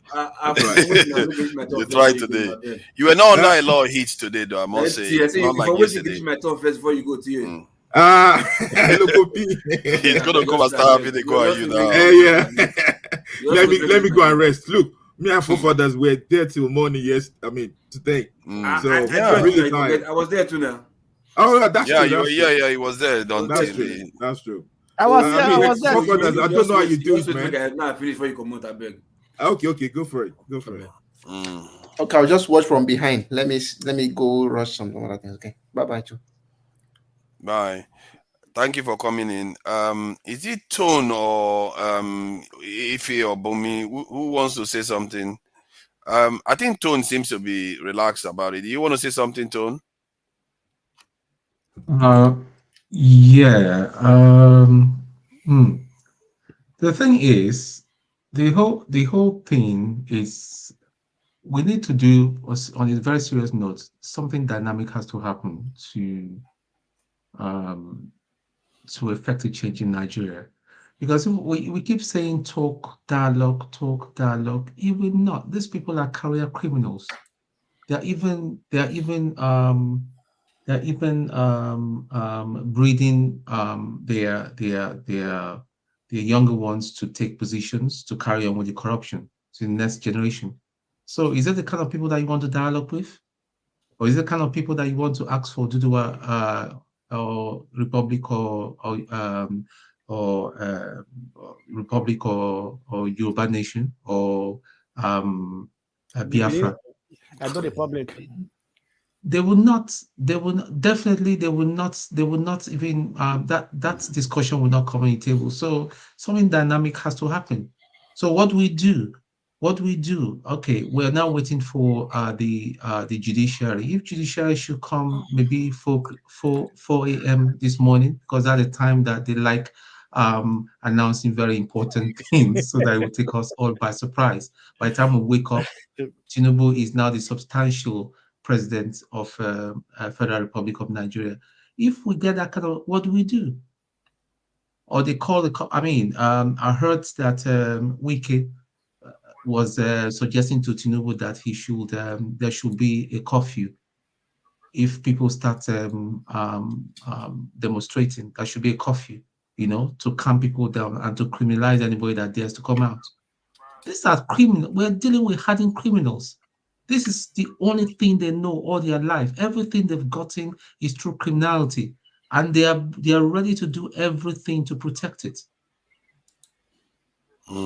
So something dynamic has to happen. If it takes a kinetic action, so be it. That's just my stance. I feel like you may be onto something there, because if one realizes that this is a class and elite issue, to change it, I don't know whether they would change willingly. I don't know, because too many of them have properties overseas. Too many of them have too many assets overseas. What would it take them to back off? In the case of Putin, many of his people have assets overseas. But what it took him to say, you know what? He was saying it on the last day. He said, we have so many things we have overseas. I don't want this war. But it took Americans coming to his doorstep to do it. What would change our leaders' mind that they would say, okay, our people first? Forefathers, do you remember there's no salvation? Do you remember the Arab Spring? Yeah. Tunisia, Egypt, and try to even to take power, killing each other and stuff like that. What has it solved? The same people are still there in Egypt, although the country is doing better now, because they know that, look, the people are agitated, but the same set of people are still there. Arab Spring was so deadly. They killed each other a lot. They changed the government out. The same government came back in. The people that took power, the guy is being sent to jail. I think maybe the guy's been sentenced to death. He died in jail. Morsi died in jail. Yeah, that's it. The Saudi regime funded the coup that removed him from office because they feared that if he succeeded, he was going to, because he's going to happen. Yeah, exactly. So the kinetic reaction. That's what I just said. I said without a shedding of blood, there's no salvation. They didn't change the elite in the case of. I think they did overturn them to an extent because it was the Muslim Brotherhood that was now in charge, but they brought them back again. They brought the old guys back by exactly. Yeah. Yeah, I think this is the problem. If you don't remove, although the current one is performing, compared to us, it's performing. 1.3 million in terms of their military alone, and their power supply is through the roof compared to ours. They went to the Russian African summit with Nigeria and many black countries. They are the only ones on the African continent that is actually building their nuclear power plant now. Yeah. We are still twiddling our thumbs. Let's give you want to say be the nuclear for Nigeria. They just sleep before you know I don't blow off. Just in case, sorry. Local people, because I'm waiting for you. Yeah, because actually I came because of Bolaji and Bumi. So like but Bumi, Bolaji, see her. Well done. Thanks. Yeah, Bumi, you don't know what you're signing up for. This guy will twist your heads today. Thank you. Thank you. Right? Both of you. Because at least I now know that means I see some people who are following us who say have sense. Because what we are seeing on social media, on this youth, doing drugs, everything, TikTok generation, anything just for fame. You understand? You never can tell. So seeing both of you really, coming interested, discuss with us, regardless of the age, you're still able to say your mind and make sense. I mean, come on, man. I totally agree. Bumi was always coming before. It was here, I think 2 or 3 times before. Yeah. My first time I've seen her. I don't think I've seen her. Yeah. Maybe I don't know. I don't think I've seen her. But man, thanks a lot, right? And during time of the election campaign, I think she was there 2 or 3 times. Oh, really? Yeah. And even this, what's this guy? Even this NS girl. She always tapping. She don't show her face. She can't even come here still. NS girl, look like your mate Bumi is here right now. Your mate Bumi is here. Be tapping. Don't come online. Be tapping and be covering your face. Oh my God, they are very intelligent people. Oh, they are. NS girl, very intelligent and important too. They need to understand their importance, and because somebody has to take the baton on when we are done. And I hope our generation is actually able to make the change that is required, so that they have something to work on. Exactly. That is, if at least we don't see people behind us that we can work with. You understand? NS girl, Bumi, Bolaji. I mean, having them spread across like that, at least we know. Yes, it's easy for us because most times we just think it's only us, in the diaspora doing all these things, and nobody else behind us is taking, a cue from what we're doing. I mean, thank God at least they are beginning to come out, showing themselves that they listen. At least they still have brilliant ideas. They can do more. For the coming back to what I wanted to say, because of both of them that I came. For the love and responsibility stuff or common sense that we were talking about. You see, for real, I think she's 100% correct. Why I say so is this, right? Love is immeasurable, right? Love is big. Love is life. Love. God is love. You understand? So you can't equate responsibility to love. You understand? I will only equate responsibility, gratitude, mercy, kindness, care, whatever, right? They are all together. But all these things put together is what makes love, what makes up love. You get? So if Bumi is saying, yes, we should forget love first, let's look at those small ingredients that we don't do amongst ourselves that is making society to become what it is right now. Let's focus on, because if you talk about love, it's easy to love everybody, but it's also easy to become corrupt. You understand? It's also easy to you can show love to your wife and your landlord in the co-landlord in the street and still become corrupt. You understand? So and still become irresponsible. You understand? Hold on, let me finish. Let me finish. Yeah. So what I'm trying to say is, like, Yeah, we can love. Love, yeah. People hear this love in the church, in the traditional houses, in religious houses. You hear this love. Yeah, they don't practice it because they know there are things out there that do not make them feel responsible. You understand? Because like she was saying something about how this maybe a Nigerian on the streets begging you this and that. Sometimes you give them 10 naira because the money is too small. They trade back to you. You understand? Because no love, they don't appreciate anything. You understand? No love, they believe 5 naira is too small for them. Your mate is giving them 15 naira. You are giving them 5 naira. Who are you? They'll use money to turn you back. You understand? Because they don't know anything has to do with your responsible. What I'm trying to say is, if you are responsible, right? The government is responsible. We are responsible. See, love itself we manifest in our life without even knowing that we're loving each other. You get love will manifest because that's how love is spirit. Love is spiritual. Love is not something you can just physical thing that you can do and just no. Love is spiritual. That's why I say God is love. Love is big. So if we do the needful, love. What's called you know, there's a red light there. Don't stop. Sorry, I said don't stop. Stop when there's a red light. I told you people now. It's gonna fly ahead.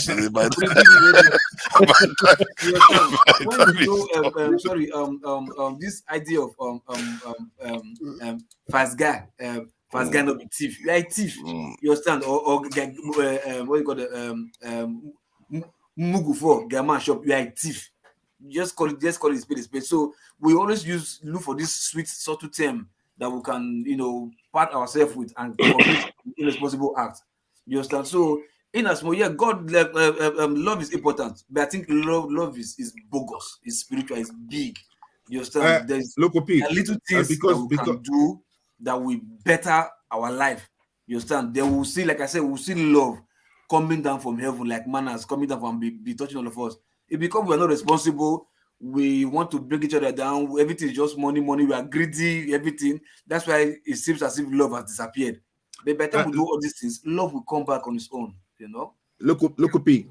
I know you know about the story of the Good Samaritan. You remember? No. Can you tell us? Continue. Yeah. So why you've said it all, Local P. Love's there. It has a lot of attributes in it. Kindness, and all those bits. But the basic foundation. Now, I'm trying to use a scenario here. Somebody was wounded on the road, being robbed, and was injured. Yeah, people were walking by. The guy was crying for help, even while he was on the road. Was crying for help, but nobody, even a pastor, a man of God, walked by. He said, "I don't want to. Let me just go my way." Until a Samaritan, in the Jewish stuff around that time, they are the lowest of the lowest. I don't know the lowest in Nigeria anyway, but they're the lowest of the lowest. Because even the lowest in Nigeria, they've turned to witches and wizards right now. Because sometimes you see somebody that's very poor, the amount of wickedness in their hearts, you'll be shocked. But look, that is where we start missing the point, Local P.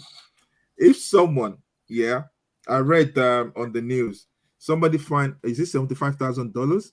Airport or something like that. At airport, and he gave it back. The majority will not do that. There's still some good people there in Nigeria. Well, they are, of course, you understand? So that's why I always say one thing, that some people say nothing good can come out of Nigeria. It is wrong. No, it's totally wrong. No, that's not true. It's not true. You understand? So that is why you should love that country, with all your heart. You don't have to. I mentioned the issues of what's it called, John F. Kennedy. When they were in that situation like Nigeria is now, they were clamoring. We're always complaining. Oh, we don't have this. We don't have that. Like the people that what's it called? Because sometimes I just looked at maybe the Nigerians here are the true Israelites that they were chased out of Egypt. Which they mumble, complain. Even when they saw all the work that God has done, they still complain. Kennedy told the Americans then, do not think of what America will do for you. Think of what you can do. Sorry, I'll stop you there. Hold on. Let me see what else. I'll stop you there. Right? You see, America, right from inception, even if it's micro, but at least they are creeping upward. So if they are going upward little by little, and the president comes and tell them, no, it's not what America can do for you, it's what you can do for America. That one is okay, fine, it can be heard. But in Nigeria, we are going down. We are going down. Yeah, so, but you have to listen. So to tell people like that are going down, and it is you who is deliberately taking them down, and the words coming out from you that you should do for your country, no, it's not going to work. America is different because the American president, they are doing for their citizens. It might be small, right? It might be small. They might still be poor, but at least they are seeing the effort of their president doing something. So you can tell them that, yeah, what you can do for the country is better. That can be a bet. In the case of Africa, how about leaders just deliberately taking you down. How about China? China was worse than Nigeria before. I said the leaders is deliberately, right, taking us down. In America, the leaders is deliberately taking them up, right? No matter how small, but they are still crippling up a little bit. They are going upward towards success. So if JFK said that kind of word, it will resonate in their citizens' ear. But in Nigeria or Africa, our own is deliberately taking us back. Yeah, so that is why it's just not a word that can come from them. And if you even speak the word, we won't even listen. So listen. Now you hear someone like Bolaji and Bumi coming online, and speaking and saying good words. You understand what I'm saying? That look, this is the way, this is what I feel, and that's why I'm saying that country is not finished. I can believe Nigeria is gonna. So because what majority always think is that look, nothing good can come out of Nigeria, and now that's why I'm citing the issues of America. Go to China, go and look at what China went through. You understand? Forefather, what's the that guy's the leader of what's it called? The Chinese communism then. Mao Zedong. When people were rationing food, just for the betterment of the whole country. China is more than Nigeria in terms of size. So they've been there. So is that if someone could say, okay, let us be rationing food with each other, is that love? It has that love for one another. If I don't love you, I don't care about you. If I don't love you, why should I help you? But if you love someone, you will care that, okay, look, I want to help this. I want to bring this one up. I want to do this. I want to do that. You understand? All this Western world, they've been through it as well. They were worse. Do you know that in Europe, they were eating people in Europe, eating human beings. When was that? But their leaders were supporting them. Their leaders were helping. Was that? Their leaders was helping. When was that? Our leaders are not helping. That is just different. I don't know the time. I'm just saying that, look, every country evolves. Now, the Africans are waking up. People are now waking up. They're now saying that, look, things has to change. But that's why I'm always saying that, look, we need to love one another. You know, if we love one another, a lot of things will go further. Let's take Nigeria, as a whole. Forget about the tribe, the ethnicity. Just love one another. If you love one another, you'll do good. If you love one another, you'll not take the money of a local community and go and put it in the bank. Yeah. If you love one another, the money that's been meant to create an hospital like Ekene C'Anugo, and you eat it, and that's the wolf. The camera bait. He got caught up. He got locked up. It's because he doesn't love his people. Because somebody was saying there that look, there's a money budgeted for him to create an hospital for what is happening to his daughter. But the guy hates it. We should always believe that we came into this world with nothing, and we will live with nothing. And that is why in our heart, always know that, look, if you love your brother as yourself, you don't want to do harm. You don't want to withhold what that person meant to eat. You want, because look, go right here now. A lot of people that doesn't have food, they go to food banks. They go there, they queue up. It's some people that created that. It's not the government. It's some people, they came together, come up with that food bank, and people can go there. Some community, although some people are having support now from the local government, but some people created that. They will tell each other. You know what you're doing. You know what you're doing is like preaching. Is it possible for you to love and be responsible? Of course, it is. You have to. It's just like saying exactly. See, responsibility comes first. Love is big. That's what you no. See, love comes first for me. See, the way I look at it, love comes first, then responsibility follows. Like I said, they are not on the same pedestal. They're not on the same level. Everybody can love. That's what I'm saying. Love conquers all. It conquers all. So let's do the small mende inside the soup first. Let's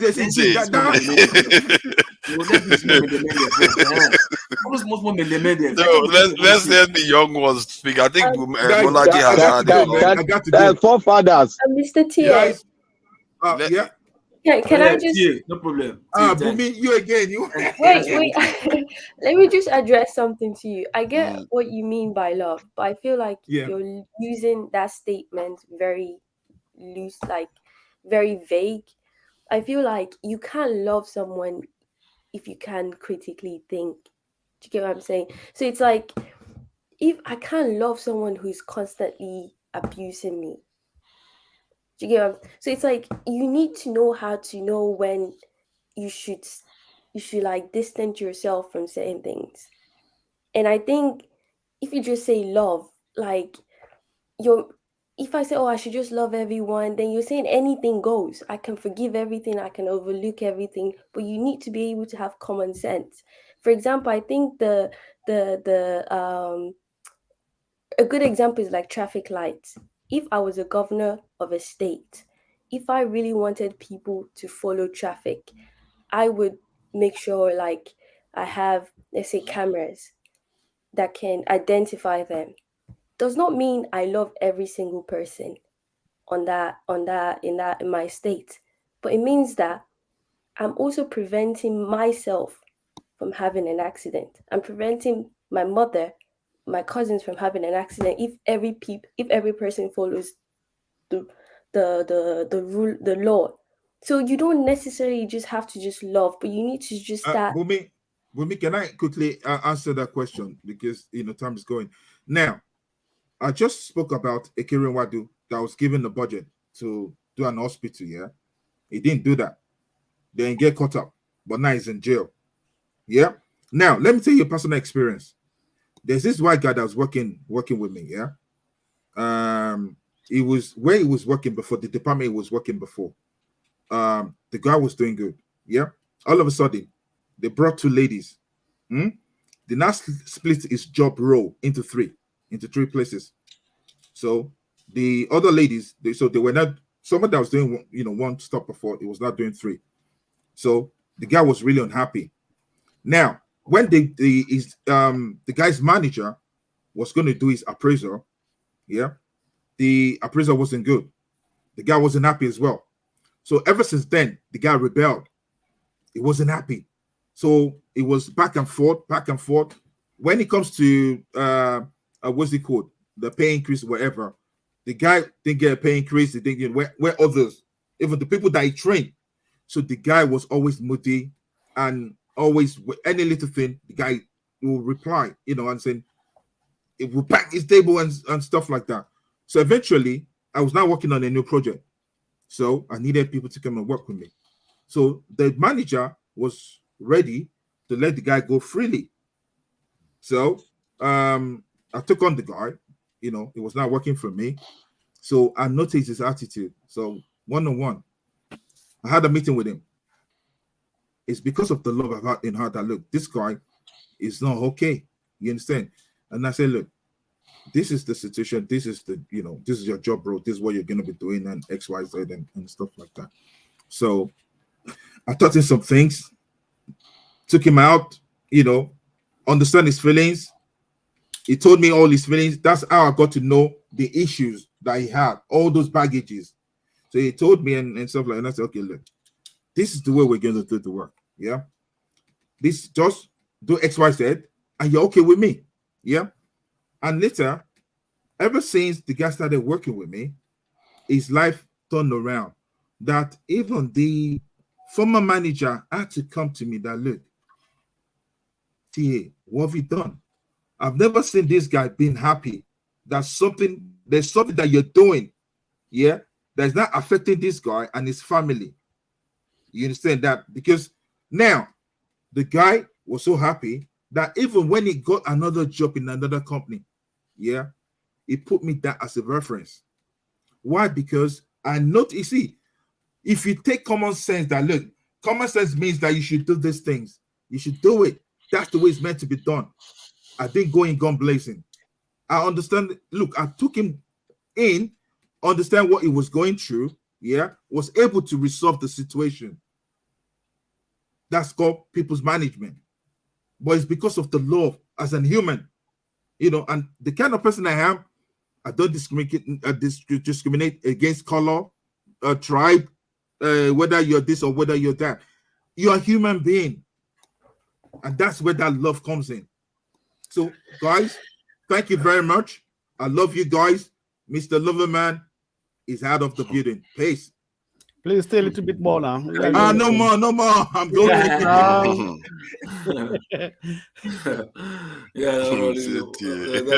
It's a safety. It looks like Bubi kept calling him back.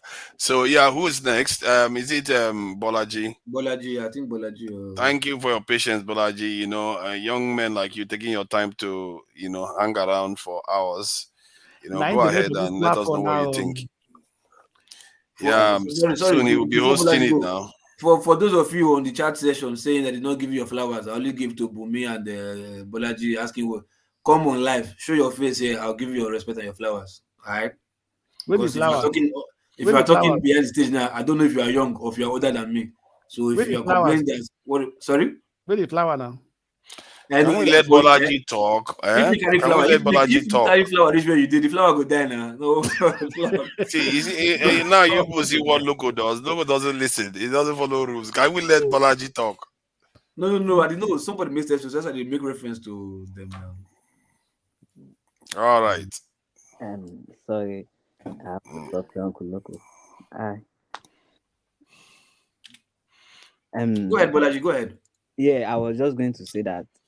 I don't know, like, we still have enough of time now to prepare. We cannot just keep talking. Like, my generation, like my set, you know, they just like trend, and they just, you know, they just follow say routes, not thinking, nothing. So I just feel like all this talking.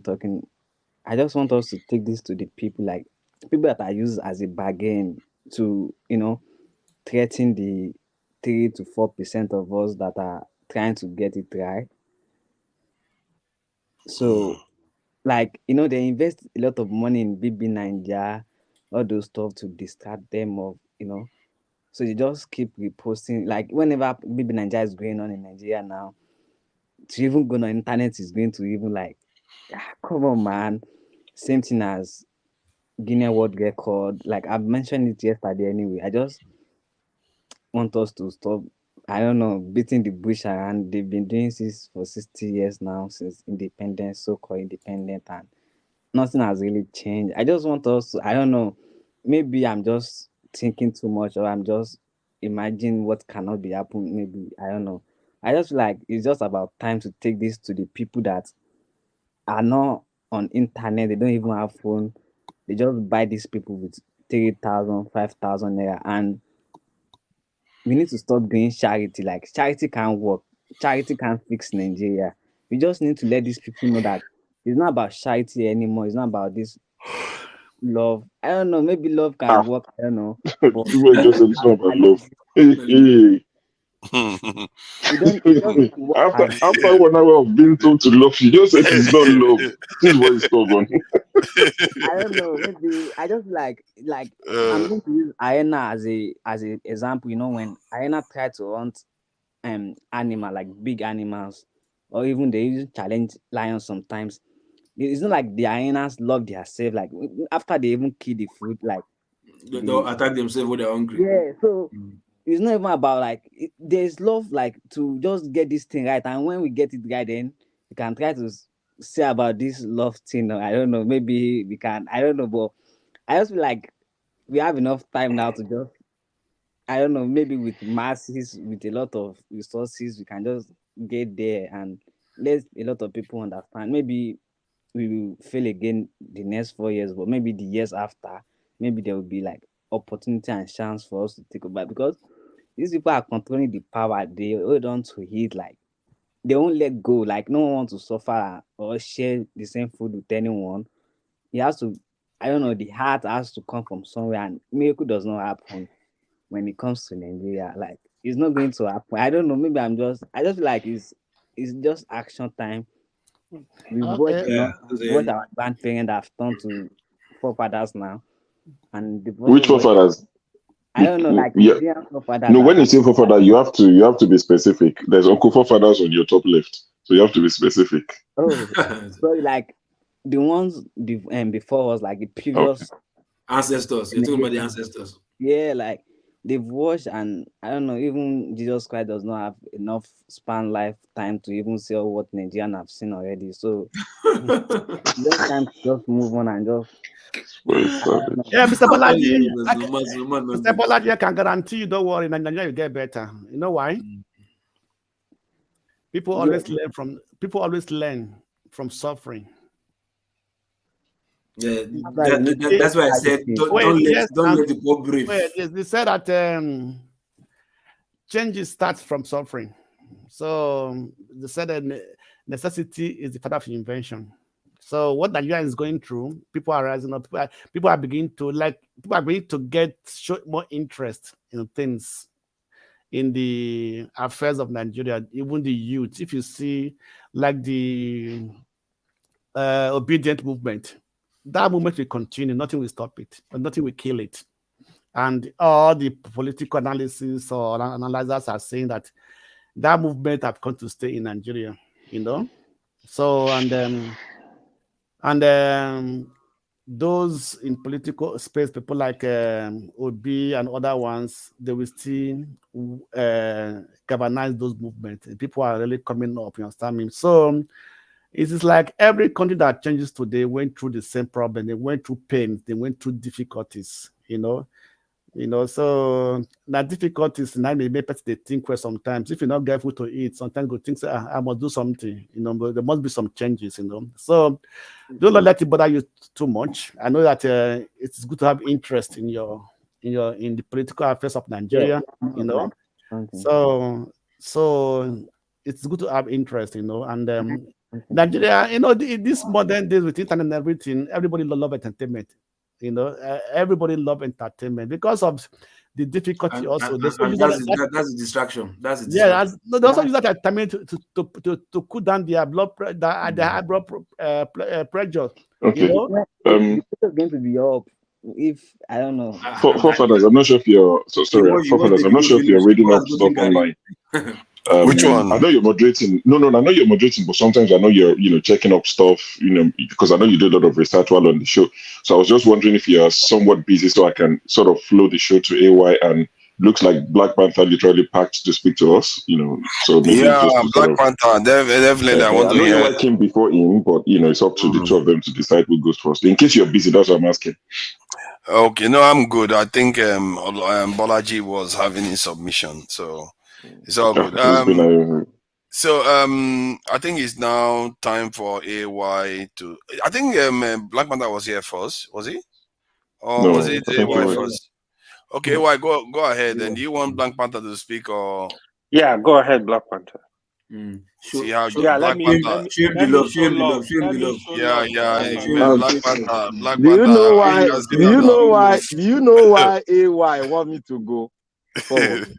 AY want me to put fire on his back so that I can be able to fire out. That is the reason. You see, thank you guys. I've been listening to you guys while I was in the office. I came out on break, and that's why I missed the car. I'm actually at home, but I can't go up because if I go up, I'll get distracted because I know my wife is listening to you guys, and he will talk about this love. What is all this love things they are talking about? You see, there's one thing we should all know here.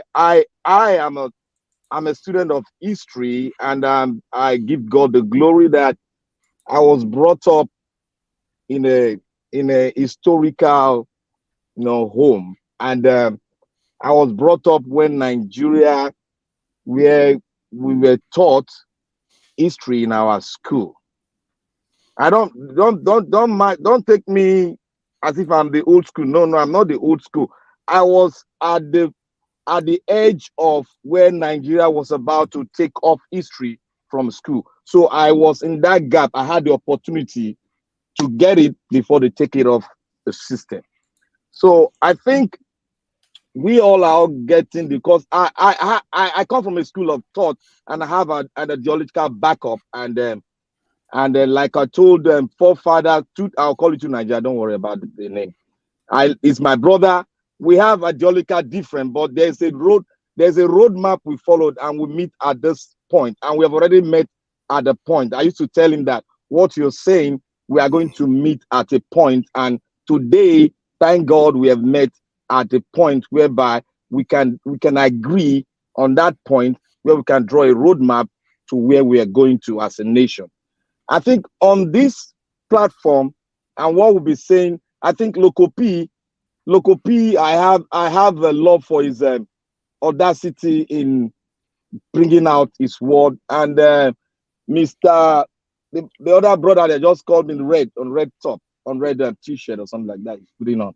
I think, yeah. I think you have that thing in you, that zeal you that keep hope alive. And I want to start from this perspective.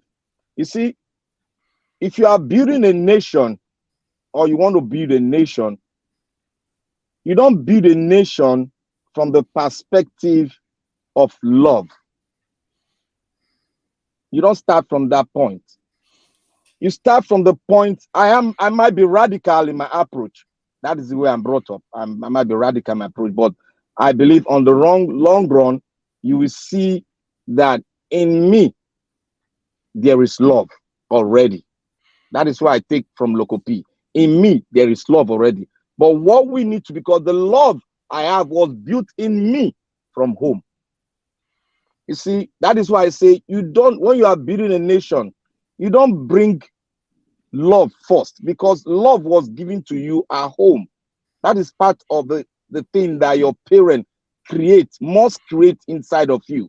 Because you got to love your brothers, you got to love your mom, you got to love everybody around you.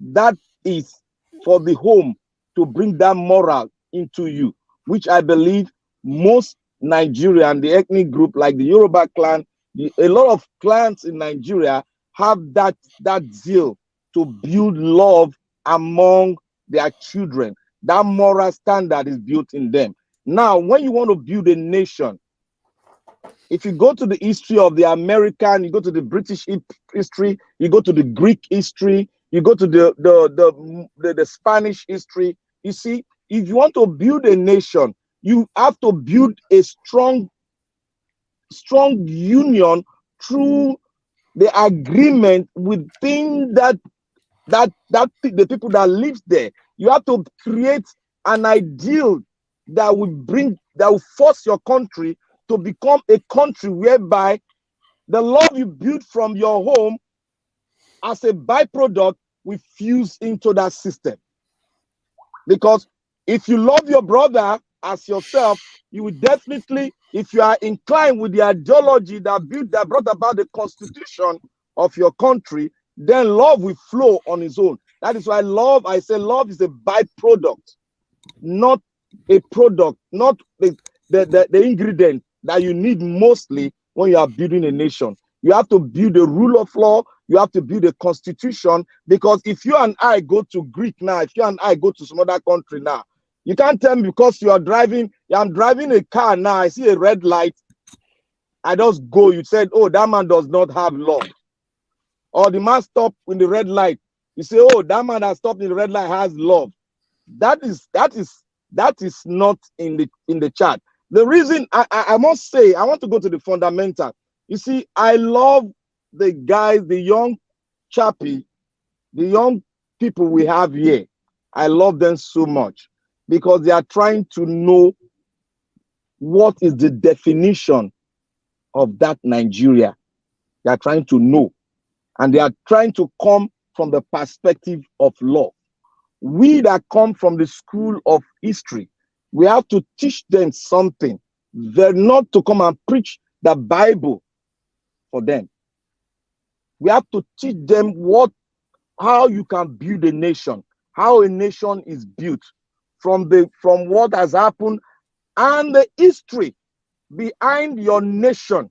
Because I must tell the fact, the reason why you see a lot of youth are giving up hope is because they don't know the history of their country.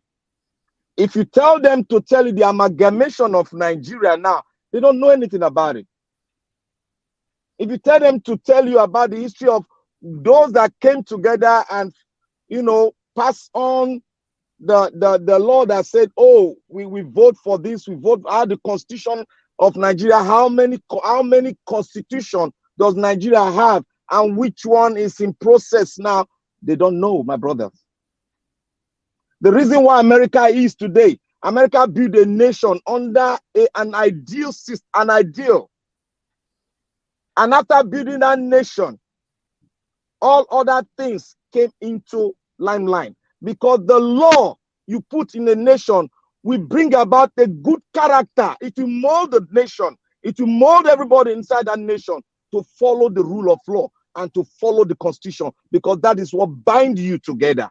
Love comes in while love comes in from what you have built from your home. That is why they say a home is where you build up the character. A home is where you build the love. When you are building a nation, there are two different things. When you are building a nation, the love is a byproduct. It's the byproduct. You don't bring love when you are building a nation, because the nation, sorry, I'll round up now. The nations are made up of different kind of people with different kind of mindset. You have to bring those mindsets and put them together, agree on something, then everybody will agree on it. There comes love. Because you have agreed, you shake hands, you hug yourself. Then love is the salt that you put in to make the bond stronger. But we got to build a nation first. And to build a nation first, we got to let our youth that are coming up now to know the history, where we came from, so that they can know whether there is a light on that tunnel we are passing through. Because if you don't build the history, they will not be able to know if there is a light on the tunnel, the road we are passing through. They will not be able to know if there is light up ahead of us. Because what we have, somebody will say, oh, Nigeria will be good, Nigeria will be good. It is not easy to break out and change a system. People were saying, yeah, should we go this? It is not easy, my brother. We got to take these people out. We got to find a way, a system where we can take these people out, and the new generation can be part and parcel of that system. Because if they don't know the history of Nigeria, it will be very difficult for them to fuse in. That is my submission. If they don't know the history of Nigeria, it is very difficult for them to fuse in, because the social media and other things are taking half of what they are thinking out of the concept called Nigeria. Thank you very much. Thank you. Thank you for your submission. AY, so what do you think so far? Yeah. A different discussion today. After all, it's Sunday. We have to talk about these things. It's Monday already. Honestly, I'm a bit confused, man. I'm a bit confused. I'm still trying to understand the topic you guys are discussing. I guess it's a kind of radical like me, please. It's not getting to me. The second thing is, even what everybody is saying, I try to make sense out of it. I don't know if it's just me. It's kind of like blood. I'm not sure what you guys. Let me try to explain the concept. I maybe it's just mine, but what I got from it was that basically love of a nation means loving the people in the country, treating them with better, consciously treating them better. It's not void of responsibility. It's not void on calling people out of when they are doing wrong or justice. As a matter of fact, those things are also essential because it's for the greater good. My own example is, even when you have a child or a family member do something, you still have to reprimand them, not because you hate them, it's because you're thinking that if you correct them, it's for the greater good. You see what I mean? That their behavior, you're going to alter the behavior for for the greater good. So I think sometimes when we say love, love, love, love, it seems like everybody's saying forgive and forget, take the slap on the other cheek, and so that is not, I think, what TA was talking about. I think we've had a debate here about putting the nation first. I think that we've done that kind of debate before. So it's similar, isn't it? Trying to put your people first, your community first, your nation first. So that's how I'll summarize it. So AY, so that you don't think we're crazy people. Forefather has refined it. He has repackaged it. It sounds better now. Oh, love of a nation, put nation first. That sounds better. The way TA dropped it on us, the solution to Nigeria's problem, love one another. That is how we started. So don't think we are crazy people. It was the way he dropped it on us and said, oh, the problem, to solve it, love one another. And we thought, sorry. But the way Forefather said it is better. So, but take it from there. Thank you, Forefather. So, it's still difficult though to discuss. But here is what I'm going to say. So, you just want to discuss constitution. What I actually hold on. What I actually please, difficult. What I actually notice here, if you watch the people that are discussing this love of a nation, when you check their age, the age range, you will notice that they are speaking different things.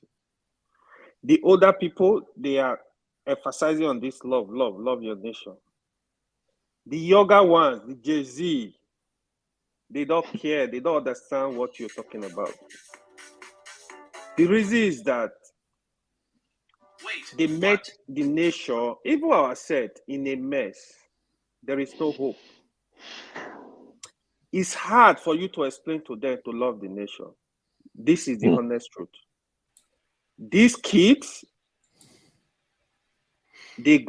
some of them graduated from university, they don't have jobs. They can't feed themselves. They still live under their parents. The nation is giving them nothing. Now you're telling them, love your nation, love your nation. It's going to be hard for them, I repeat. I would say up to like early 2000, people were still having some level of hope. Oh, the nation is going to be better. Just like during my time, we say, I have friends that said, oh, I'm not leaving Nigeria. I will make it work. But today is a different story. I'm going to leave. They all left. Even those that are there, they want to leave. So this is the problem. Like this, our elderly man that is it TA? It was actually emphasizing on it. I think even the Blackstone is also in partnership with him. Because some of them, they still gain, actually. Some of them got scholarship. They went to school for free. Some of them got free food in universities. So they still kind of like have that love for the nation. That is why you see the discrepancies in what everybody is saying.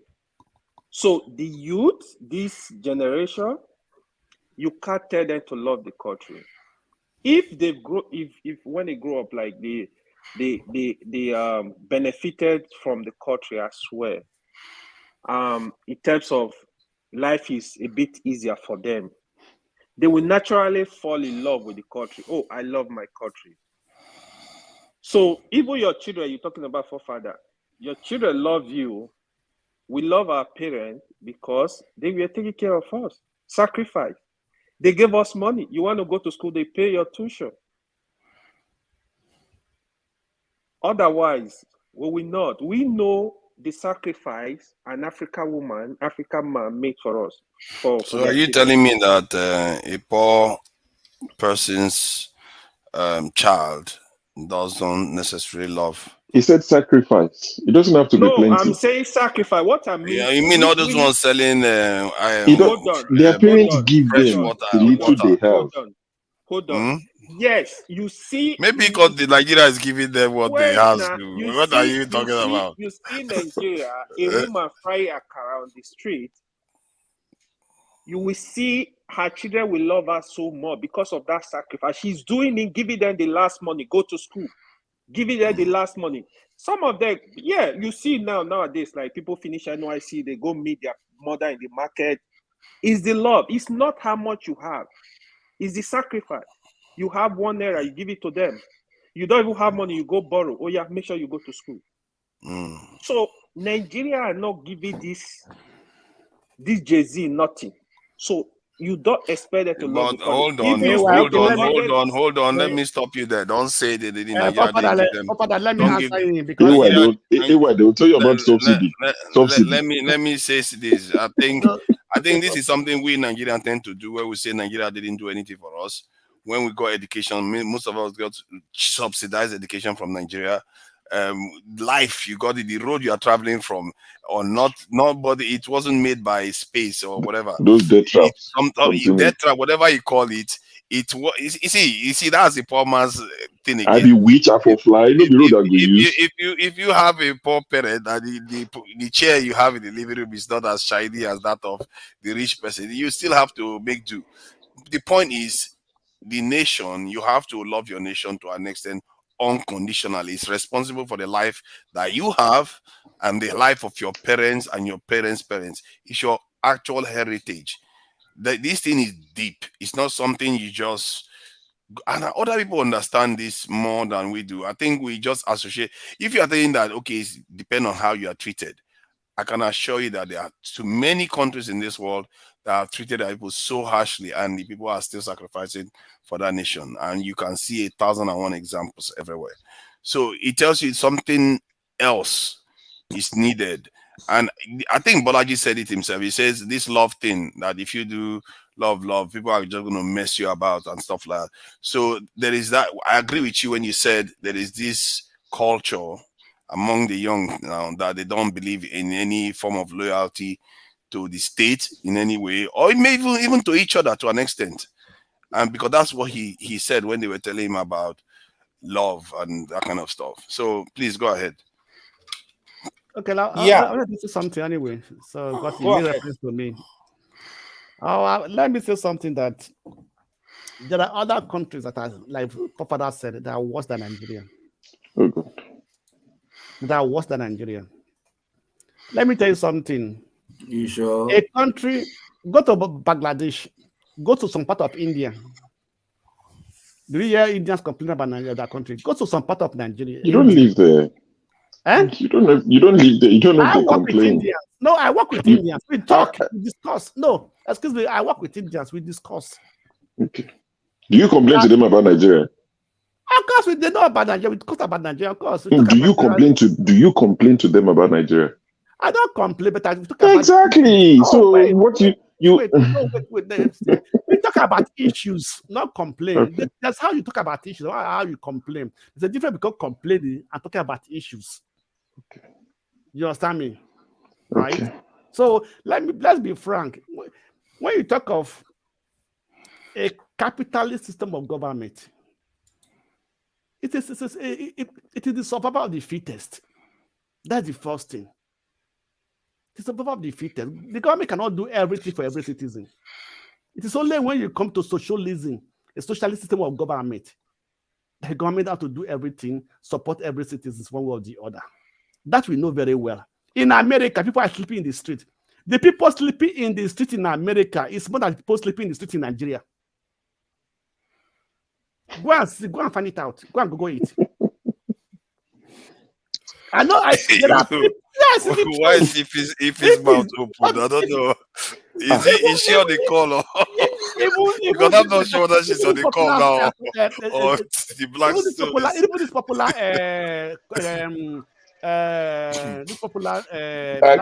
Can I correct him? Let me finish. You'll be corrected. Don't worry. Let him finish. You'll be properly corrected. Carry on.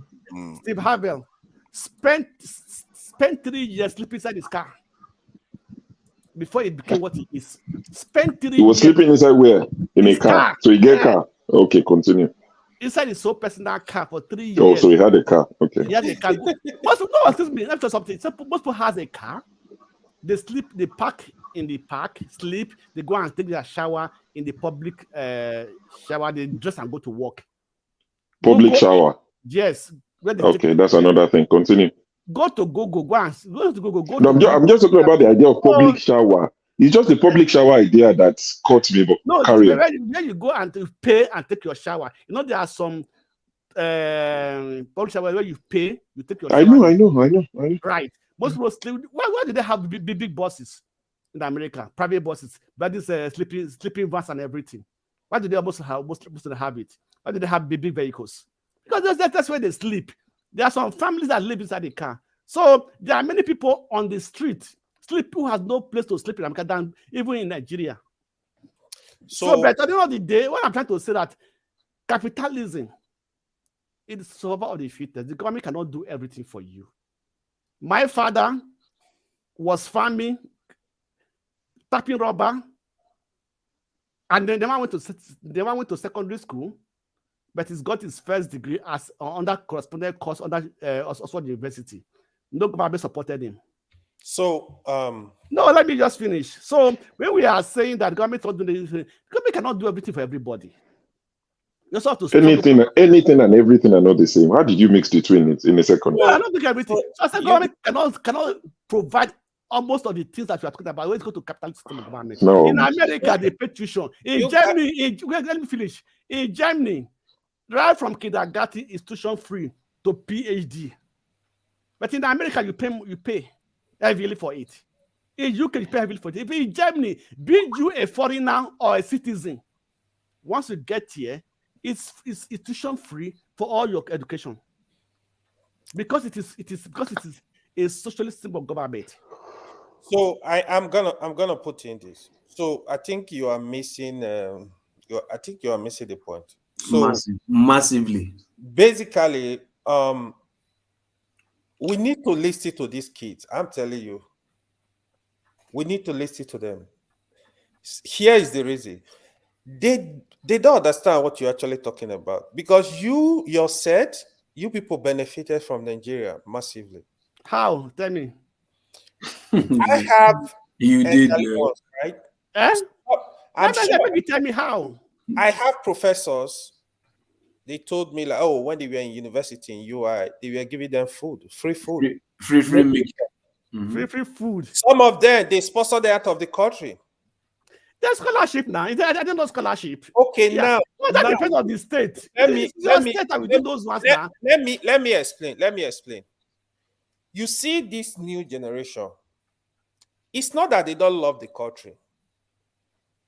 It's the way they are expressing it. That's why you are thinking they don't love it. That's why they complaining of the government. That's why they complain of the senators. That's why they complaining.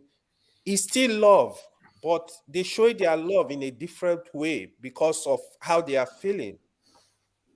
This is the truth. And the other thing you're talking about, yes, in the capitalist system, survival for the fittest, which is true, but it's the responsibility of the government to provide the environment, to provide electricity, to provide water, to provide roads, to provide hospitals. Which one do we have? None. Okay, let me ask a question now. Please, can I come in here, please? I indicated first. In Nigeria, the the Blackstone. Maybe you should let some other person speak now. You've been speaking for how long? Let me react. So I think Bumi wanted to add something. Okay, I see. I forgot. I think I got carried away. My apologies to the ladies.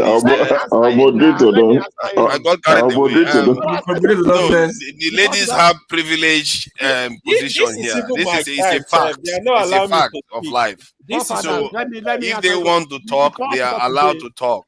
That's how it is, because they are not that many here. We need to correct something. Father, listen, we are sending a message to the public. Hold on, let we Bumi need to say correct something some first. things he said. Yeah, you will correct it. Let Bumi finish, then we can correct it. Bumi, please go ahead. Thank you, forefathers. I wanted to say something that in regards to Mr. Blackstone's point. Well, you're not wrong, but you need to understand that the example you're giving is like from 20 years ago. Our present day life is not the same. You made an example of like you were farming with your father. My father is not a farmer. I didn't say my father was farming. No. That means I didn't say my father was farming. I said my father trained himself by doing those things. At that time. I don't know. I said about more than that. She said we enjoyed something. In a nutshell, she's trying to say your time, the way government was behaving your time and at time are different. That's just at that time. Within the government at that time. No, they're different. That's what she's trying to say. Different. Let her finish. Even at that time, the Blackstone government. At that time, not even government. You understand me? At the time they started doing better in Nigeria was the time of NPN or this the time of Abuja and so on and so forth. Only they were having free education for some time, just for 4 years or 8 years. But it's still different from our time. It's different from the time. Okay, now you see. Okay, please let her finish. Let me. She hasn't finished her point. Let me complete please. My story. Have you finished, Bumi? No. It hasn't finished. Okay, so let me clarify. I'm not trying to say your father is a farmer, but understand what I'm trying to say. There was a possibility in, like, let's say, getting a land to even be in that environment. Right now, it's so hard to even buy a land to, let's say, let me go and farm there.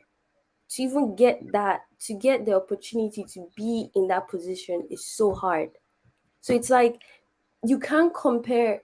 I'm not saying your time was like older back then. I'm not saying your time wasn't hard. I'm not saying no one struggled, of course, but there are different levels of how things have moved. The struggle that you struggle are probably things I will never have to struggle. When it comes to, like, let's say, finding books, I never have to worry about finding books because I have the internet. But there are certain things, let's say, back then you had to. Right now, it's like, because our world is moving to a different direction, there's so many things that the government should be providing for us that we should not be providing, we cannot provide for ourselves. It's just that simple. I cannot provide food for myself because just to look at the place I'm staying, I have not seen grass. Everything is concrete. So if I want to say, let me have a little garden to potato, tomato, I have to go and find ground first to even have that, to just let me feed myself. So all those people in bigger cities, are you telling them that they have to leave all those cities and go to the villages to start feeding themselves? I never met that one, so I didn't put it that way. No, but I'm just trying to tell you that. So that's where the government is. That's where the government has to provide those things. Do you know that people making more money this time than that time? Do you know this so-called? If we ask Nigerians, say that influencers, internet influencers. Do you know what they are making on their own internet pages? All these their so-called. No. Father, can I correct something? Yes. We have a different stroke. Of course, I know this. So let's not forget that people are still making money from doing just little things, from putting video online, having their YouTube channels and so on and so forth, getting money. In fact, the money today is... Wow, did he just say little things? It's not that easy. Hi guys, welcome for YouTube channel. My tutorial. Yeah, don't buy. People make money in different ways, in different form. Let's not rule that out. That's what I'm trying to say. So everybody, this kind of thing, if you don't struggle for yourself, nobody struggle for you. Let's okay. Can I sorry, before you go further, please, just 2 minutes. 2 minutes. I want to correct something. 2 minutes precise. Sorry. You see, the concept of capitalism, they build it into your mind that capitalism is the survival of the fittest. Let me tell you, America, without social welfare, capitalism cannot survive. Let me tell you, let me give you a reason. America does not pay, they don't pay school fees from your primary your elementary to your secondary, you don't pay no school fees. Then secondly, when you are going to your college, you are being backed up with social welfare scheme that will make you go into that college, you finish it, then you pay back at your own rate. You don't pay back under extreme compulsion. So capitalism cannot survive without socialism. So don't bring that concept of saying America, oh, you pay. No, no, no. Socialism backed up capitalism. Look at when GM Motors was falling down in a capitalist state. They have to apply the process of socialism to bring GM back to order so that it doesn't fall, because if it fall down, capitalism has fallen because the tax from the people cannot be gotten again. Thereby, there will be somehow a recession in your economy. So, my brother, we should go and learn capitalism and socialism, because capitalism cannot be separated from socialism. So, when capitalism is saying that socialism is bad, you got to go and understand socialism and capitalism. Can capitalism do without socialism? That's a question for your own mind. Go and study it and give the right answer to this generation that are coming up. Don't make evil of something to explain to the new generation. You got to give them the right thing to put into their system so that they will have a way out of their quagmire. Simple, please. AY, I think I get your point. And this in Black Panther, I get the point you made just now. Go ahead, AY. So let me still push back. Blackstone. Now listen to this. I know you try to defend your generation. So Blackstone has not replaced what was it? TA. Okay. Mr. Everybody is on Blackstone now. Mr. Blackstone is trying to defend his own generation that they did not fail us. It's okay, I get it. So I'll give you this example, right? When I was in university, I graduated like late 2000. When I was in university, right? When I was in final year specifically, I have a professor, right? We are in class, there is a protest somewhere in school, maybe there is something. Then he'll come around, what are you guys doing here? Say, oh, we're waiting for our professor. He's gonna like, but your mates are protesting. I said, no, sir, we want to graduate. All of us we want to graduate. He will stand and look at us and say, graduate to where? I never knew what he was talking about. I was close to this man. He was not telling me stories. He said, you guys will not understand that when they were in school, the benefit, how the country was better. Even as at that, right?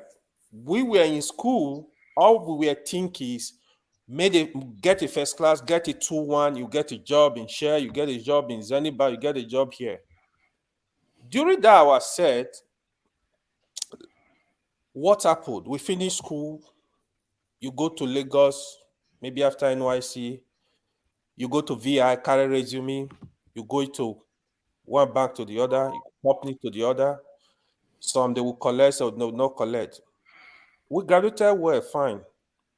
They will call for a test. You go there, you see like 1,000 people. Maybe they only need 20. So then we were still even having little hope.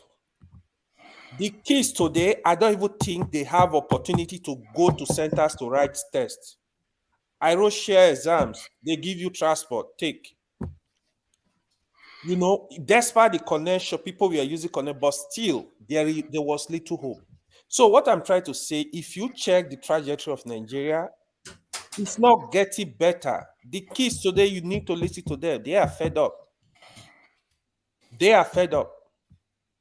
But we don't want to believe that. I'm not saying they love the country. That is why they are protesting. Their whole protest is the politician against the politician. What are they doing? I'm not saying you should. Yeah, all of us, we should love our country. We should think of what we can do for our country.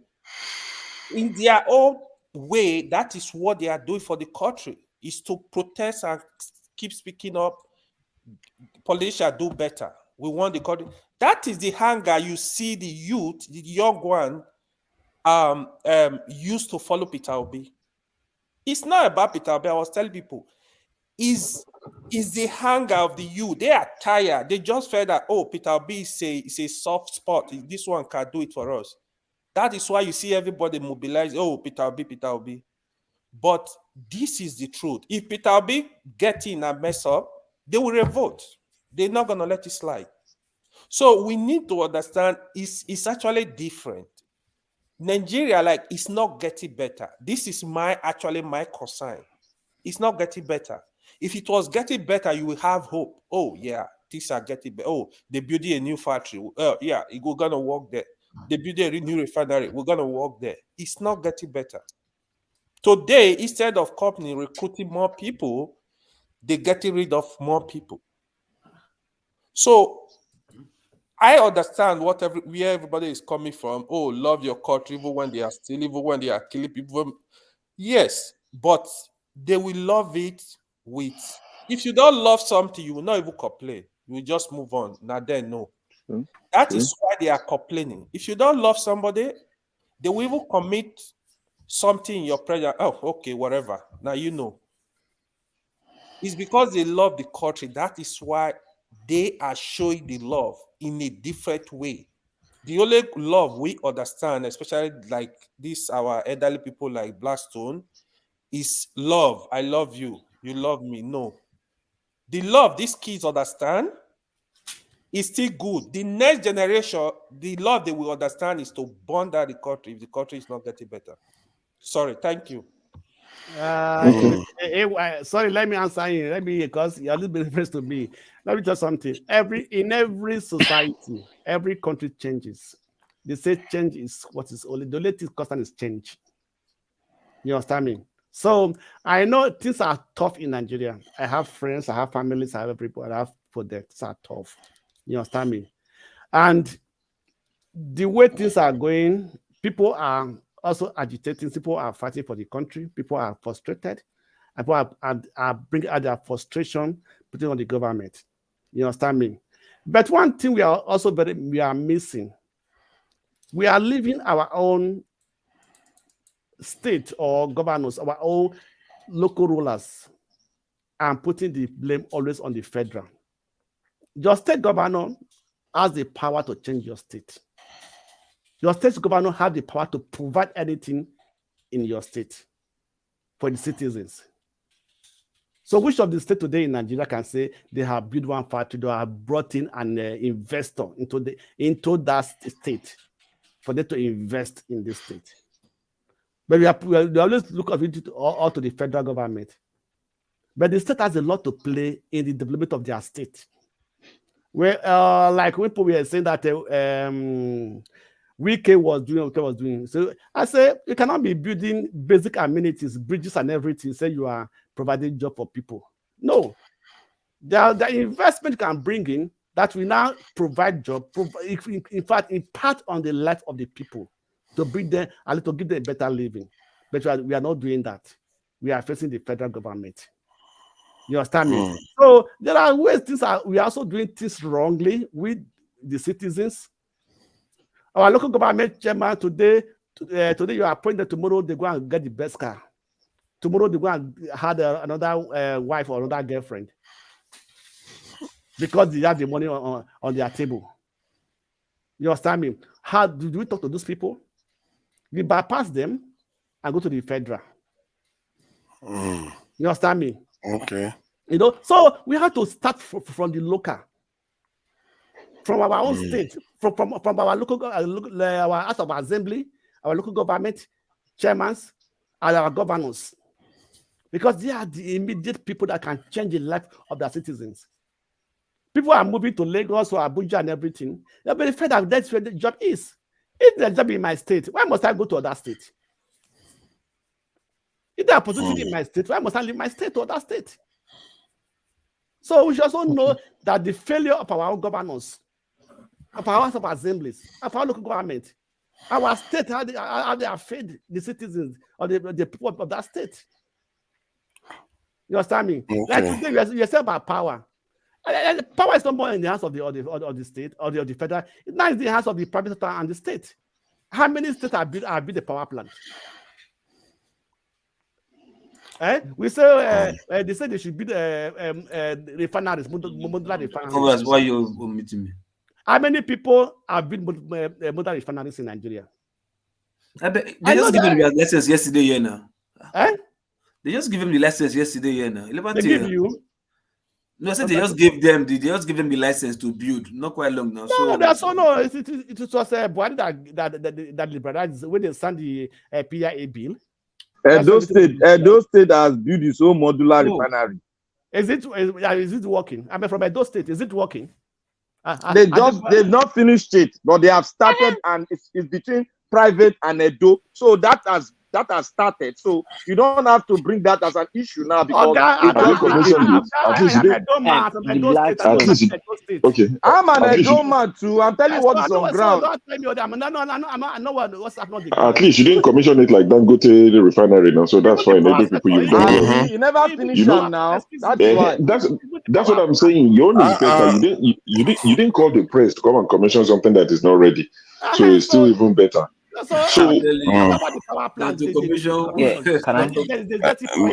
Bolaji wants to say something. Go ahead, Bolaji. Yeah, I'm going, to bed. No.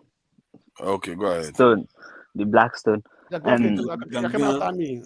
Blackstone is a troublemaker right now. It's just it makes first point, like when he was talking about capitalists, he said Indians, like he was working with Indians and they speak and they don't complain. And I'm just going to make, like, out of people living in India, like, if you look at the statistic, the people who are suffering in India don't even have opportunity to live in India. Like, you need to have starting money to even live in India, talk less of you coming online to even be talking about what's going on in India. But when you dive like in India, there's a lot of mess they are into, just like Nigerians. And also when he was speaking about the US and public showers and cars, like these people, they can be homeless if they want, but it's not there. Like I was telling someone that if anyone come up now in America, just hold on for a second. I think we need to stop for this guy, for not just for the amount, but I think this guy is one of the highest IQ guys on that chat. Actually, you've just dug yourself a hole. Continue.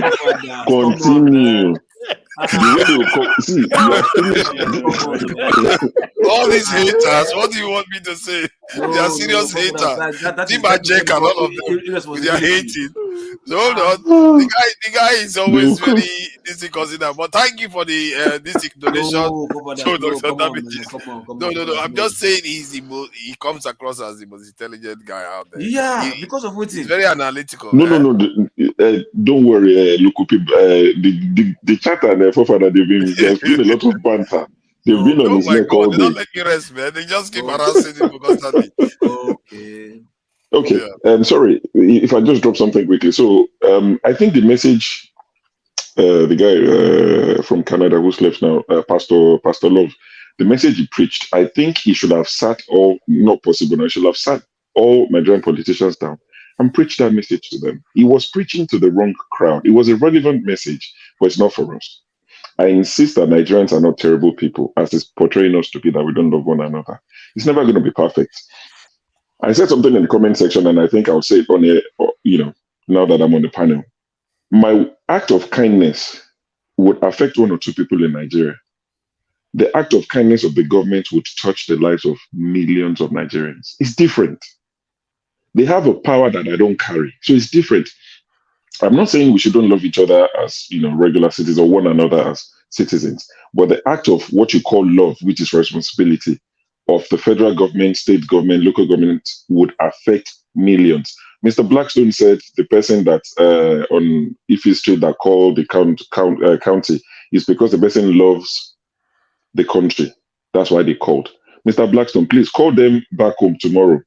Tell them to show love to their streets and pick up the phone and call the council that has no telephone number. No. Mr. Show. Yes. I know people I show my love kindness for. Not you. I said, wait now, wait. You said the person that called the county, they called because they love their country.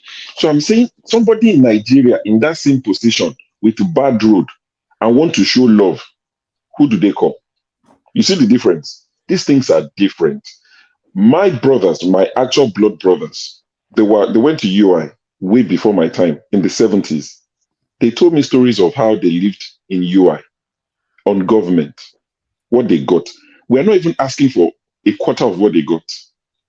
Have you seen have you seen the university? I mean, there was a day we discussed it there when AY and Augustine was discussing the state of universities in Nigeria these days. It's just see, they don't give us anything. In fact, a lot of the supporters of the government, regardless of what government, they said, when they took what's the thing called the subsidy, they said, that's something the government was giving you. Subsidies so that they can. Yes. Do you also believe that some of these public universities are also part of the chancellors? Yes, I agree. I won't absolve them of the problem, but there should be in the UK. You see, any human being is willing to break the law. If you don't put the checks in place, if you allow lecturers in the UK, the professors in the UK, they are human beings. They will try it as well, but they know they cannot. Why don't I break the speed limit in the UK? I know everywhere. I said something here before. Excuse me. I said something here before. I said there are two organs of government that make a country work: the judiciary and the executive. Mm-hmm. Okay. I say in Nigeria, those two organs are totally corrupt. The legislature, exactly. Law. And love is not part of them. I didn't say exactly. love. I didn't say love. I said law. I didn't say love. So exactly. So. Of course, no. Excuse me. It's a part of the police will do its work if you love his country, will not take bribe. Because you don't have to. I don't want the police to love their country. I want them to do their job. Do you think the guys who wake up and go to London Met, do you think they necessarily wake up and think, oh, love? He goes there because he's being paid decent amount to look after himself and his family. He's being paid enough, and he was properly trained. He wasn't trained in a brutal way. No, the system is. Have you seen the way they train our police officers? Have you seen where they sleep? Every human being has an element of corruption in his life, in his DNA. Why is our own prevalent? Why is our own so prevalent? Yes, excuse me. The excuse people you. that change a nation is less than 10% of the population. The people that change a nation is less than 10% of the population. If their hands are tied, If their hands are tied, or I'm not saying their hands are not tied, but there are people that take initiative to change things. Mm-hmm. Okay, for example, now, if you want to talk of revolution, if less than 10% or 20% of the population that we engineer it. If you want to talk of any change, there are less than 10% or 20% of the population that will change these things. And the people that will put those things into work because of that love they have for their nation. If people want to shed their blood for their nation because they love the nation. Let me say something. I think I have a kind of. Bobby Wine. You know Bobby Wine of Uganda. Oh yeah, the one Rudolph went to interview. Bobby Wine. The time I think a couple of years ago when he was trying to contest as against Museveni, you understand? It was few, right? But you saw what Museveni did to him. How he harassed him. The guy would just be campaigning on the street. Police would just go down, pick him up, and start harassing him. They locked him up in the house for how many weeks? Somebody that is just campaigning on the street. Museveni did a lot of. They said they don't want to hear his voice on the street. Yeah. So if you said few persons, right? If the few persons are their hands they are giving the opportunity, all these people they are not harassed by anybody. They are giving freedom to do what they want to do. Nobody give an opportunity. Nobody will give you an opportunity for a change. That's No, Anyway, can I what me are just say just going to say something? is that okay. Can I just say something? Look, I let you talk now. Let me say my piece now before I go and forget what I want to say. I think I'm After you people hijacked my session. Look, let me say my piece. I let you talk the last time. You see, he wants to go again. Let me talk. So the thing I was, when we were thinking about this, talking about this topic before, and I was thinking, I think it's about time I go and ask a senior person I know in Nigeria whether they actually love the country, because I think I know a few top brasses that, and I think maybe we all have a kind of assignment if we know the top people in Nigeria and ask them, because if they tell you yes, you tell them, then what is this? Ask them, how is this things happening if you say you love the country?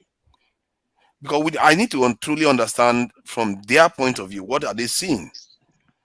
And because I know of a few generals out there, and if you listen, you can ask. And I think that's one of those things. I think you ask regular Nigerians.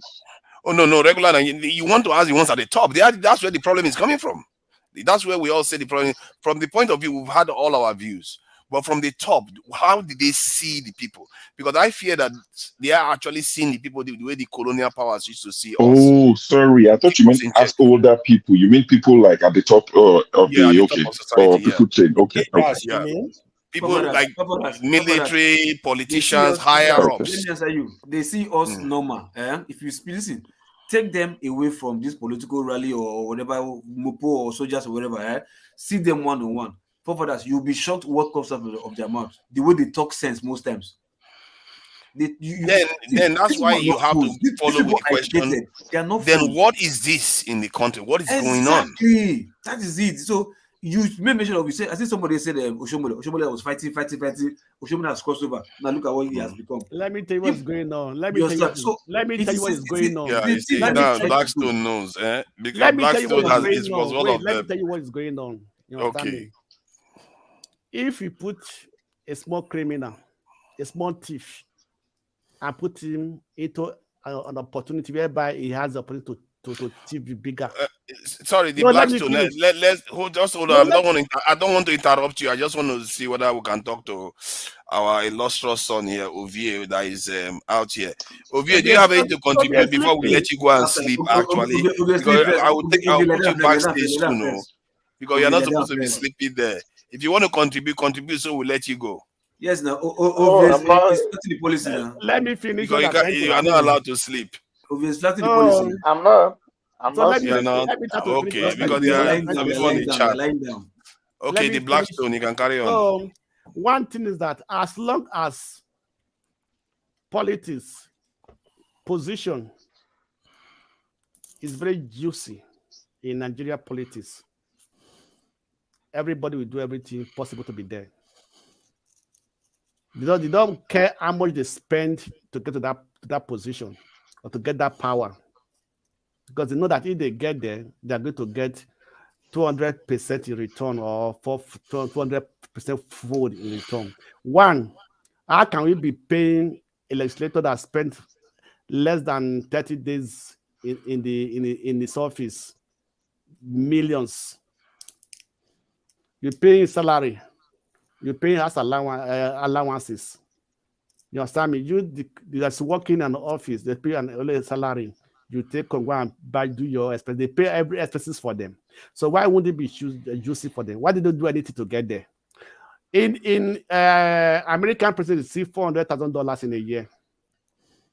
But why don't they do their job? Why do they see the nation the way it is? They don't show any sense that they care about the people. Yes, because a thief does not care for anybody. You see who is going to thief, who he care for. Yeah, but I find that hard to believe that they're just now. Okay, look for example now. I think one of the former governors from the Midwest state, he said that they should stop paying his gratuity or this pension. No, that's Ogun State. Ogun State. So you should stop paying him. You understand me? And now because now it's in the Benga Daniels. Yes, it's now in the Senate. You understand me? Do you know that some people were even making jest of him, some in their eyes and making jest of him that he has eaten money. You understand me? Now he come to say they should stop paying. But it did something good. They can be paying me double amount of money. You understand me? How many governors are there? Past governors are there in the house. Do they follow the same step? Because they want that money. As I say, a thief will always be a thief. A small thief, give me the opportunity to become a bigger thief. So as long as it's not even thieves love something, but these people don't even thieves love their children. Thieves look after their homes.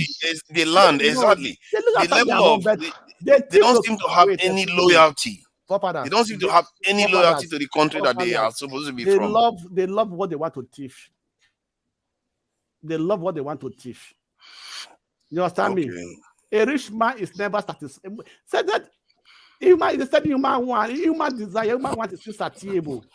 You understand me? But you know there's corruption in the West. That's correct. But when they practice their corruption, when they practice their corruption, their people benefit from the corruption they practice. Yes, they just don't take money and dip it in their pocket. Let me tell you something. PPE scam is still going on till today. It's still being investigated. But at least they gave people PPE during COVID. So the people benefited along the way. But in Nigeria's corruption, it's like they just take 100% of it. You won't even smell it. You won't see any of it. And the money would end up in Dubai, up in Northwest. Sure, that's why I said before that the organs that, PP's investigation, right? Once that gets to court, the people that were copied of it will be persecuted. But in Nigeria, they go and bribe the judges. I think we're now saying the same thing with Blackstone. I think we've come to that place where we're on the same sort of wavelength of the corruption is crazy. The people are not getting not even the crumbs. Simply because every thief in Nigeria, every political thief in Nigeria goes scot-free. You remember this boy that this IT guy that they were screening for minister, the Tijani guy. Yeah, from when the first guy that asked me a question about the tweet he made, right? Yeah. When he explained why he did that tweet, even the guy that asked me a question, I saw his countenance. He was like, "Oh, okay." Of course. You understand? Then this guy, actually, for the first time, he impressed me. This Bobrisky boyfriend. Senator Abu. First time that guy's ever impressed me. This will like him. I say when he got to was when he said, let me speak pidgin English. This country at times it a choke. You understand? So he agreed. He as a senator knows this country they choke youth. He know. You understand? And I think maybe several times he has say something that other senators might not like because he's a younger person. You can see that was why Akpabio said this for the first time you have said something that makes sense. All other times we'll be tolerating you because you are a youth. You understand? The guy had to come out like he will be senator, where like he's very bad the guy up and down making money. He said he knows that sometimes this country they choke. So if the youths now are crying, telling you, man, guy, look, things are not working with this and that, don't blame them. Let me ask quickly. I'm going to ask let's bring Ogie in. Ogie has not contributed at all. He said he doesn't have anything to say. He doesn't have anything to say. He says he's awake. He says he's awake. He doesn't have anything to say. He's lying down, not sleep. Let me add I'm not lying down. I'm actually on the love chair. He's sitting up. If you're in America, you know what I mean by love chair. Yeah, I don't lose. So, my mama said that which they know which. So, of course, no one. But no, on a more serious note, when I closed my eyes, I was trying to figure out what was the question, what was the topic of discussion, because I literally joined when she was speaking. So that's why I not be saying I had to sleep or I'm trying to actually go zoom in to see what is the actual topic of discussion, because I think let me just give you a short Let me just give you a short. I'm always high. I can see from your face. It's about only when I sleep. I'm very high. Can I explain it, Ovie? It's about love of your fellow Nigerians and the nation. And it's not the fluffy kind, just to be clear. It doesn't mean that you don't hold people accountable. It doesn't mean that you don't punish people for what they've done wrong. Of course, you have to punish them because it's also for the greater good of, because you love everyone. So that is the kind of love. TA was the one that brought the topic. That if we show more of that, that things will improve in the country. And some people agree, some people agree less, and others completely disagree that some other thing is required, rules-based system. So I don't know what you think about it. Okay, I think correct me if I'm wrong. That the question came from the fact that things are not working right. Nothing is working. The government are doing and another, right? Yeah. Is that where that question is coming from? Yes, a kind of that. Everything, even amongst ourselves, it's not working very well. Yeah, but if among ourselves, if for me, I'm seeing it from educational perspective. Even though in a way we went through the same curriculum, regardless of where you go to school, but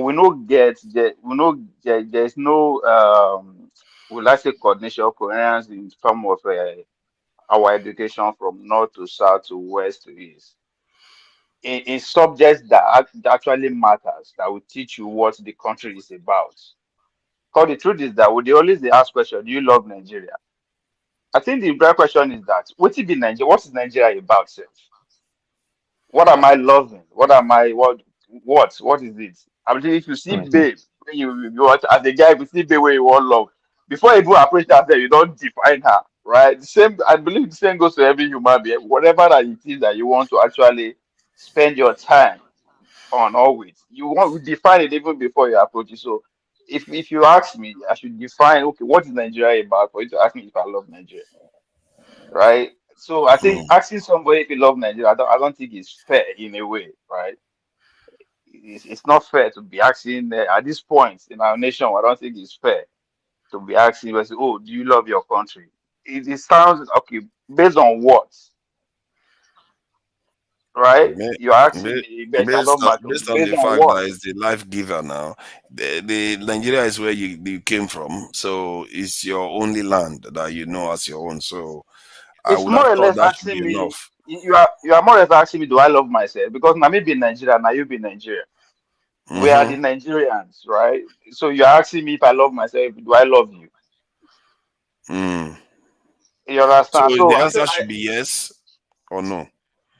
I don't think I think there are a lot of things that one need to understand before even get to that question. As I said, what do you mean? Do I love? What should be Nigeria? I don't understand. That's at the base level, no matter what. Like a parent loves their child no matter what. Even if they are a serial killer, no, it's not a good example. Or they are very, very ugly child. Sorry. Yeah, sorry. Other kind of stuff. So I yeah. think it's more that to just ask a straight question. Do you love Nigeria? I will tell you yes or no. I think it genuinely there should be more substance to it. There's more to it than just like that. And in terms of say, oh well, we don't like us, rule of no day. I mean, for the past 30 years, if you ask me, with a contention everywhere between every class, just contention. I mean, what are we? What with the content for? If you ask, that's why I say, okay, the Nigeria, okay, what if it's Nigeria that we are even fighting each other over? It's right? our land, it's our nation where we live and build and have children and hope to have generation after generation surviving there. That is what it is. But we when we don't old, we begin to realize or understand that at our old age. Then that's why I say our education system no teach us, because this one our land. There's no curriculum that teach me how to actually maintain that land. Everything I was taught is to see how do I fit into the Western world, how do I fit into the external world. Not necessarily how do I make my environment better. There's no subject I took in school. But your national anthem and pledge tells you that every morning when you were going to school in Nigeria. What is it about? Nigeria calls to be patriotic and kind of, isn't it? Pledging to Nigeria and all the rest of it. So isn't that like telling you what you need to remember about where you came from? Honest. Yeah, but that's what I'm saying now. Okay, based on what all those wishes and prayer, whatever you see the national television is leading to what? Because now we now talk about the government that we put together, we don't understand them, and I think that's another thing we need to understand. Because if there's anything athletics teach me is that first you go need to know how to run, that's the techniques, then develop the necessary muscle before you know, say you want try your speed, right? Our democracy where we dey practice is just 24, 25 years old, right? There's no deliberate attempt to educate the Nigerian masses about the government, how it works, how we need to move on for, how we need to develop. There's no attempt on that, and it's deliberate. Because if you don't understand that, how you could fit to attack them? And most of the time, when I refer to elite, from south to north to west, from Maiduguri to Sokoto, for everywhere, people who are in charge of governors, they are not up to 2 million. Your audio has gone. Your audio is gone. He's frozen. He's Yeah, frozen. His village he'll be people back. He'll be back. Who wants to say something? Bumi, whenever you want to intervene, you can intervene. Sorry, Mona, no verse. I will stop traffic for you. It's all good. Yeah. So the point I was trying to make is that so the remaining the larger population have no idea. Moku no use our own standard. Few of us. No, Moku no use our own standard. Few of us standard believing that so everybody should both know about the government. Now, like we understand little about the system. I still very few. I still not even up to that 2 million if I want to argue. So we have pretty much 100 million people who have no idea of what government we are practicing or how it works. So until we begin to invest in educating the citizen in terms of how patriotism should work, how the everything works, then you go begin to ask, do you love your country? Then we go begin know how to actually attack these people. You asked a question that I'm not sure I even answered, but I thought about it again when you said based on what? I think it's also based on creating a better society, a more developed society that can provide a lot of the amenities that we all complain about not having. And because some of all these things can be provided by introducing some of quality to our lives in terms of caring for each other a little bit more. And I think I also want to ask you another question, because someone once said the holiest good of the human heart is loyalty. And I think loyalty flows from this love in something too. But it seems to have a more conscious aspect to it.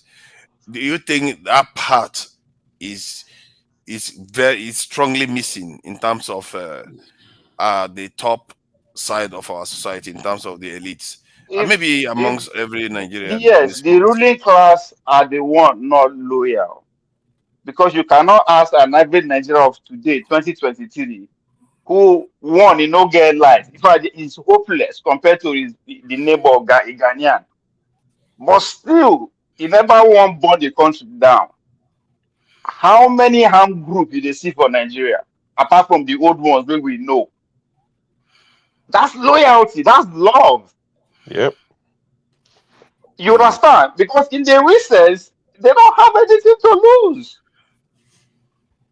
Just no love that you can actually compare to that. And every Nigerian of today, we even know something, who can actually see the world, drive just from the palms of his hand, drive phone. You understand how the world they work. Country where no get half of what they get, they are living better. Yep. But still, he still believes he go better. He go better. That's what my father told me. The same thing. They expect me to tell. Yeah, you'll be back. Again. So I thought you would show up today. What happened?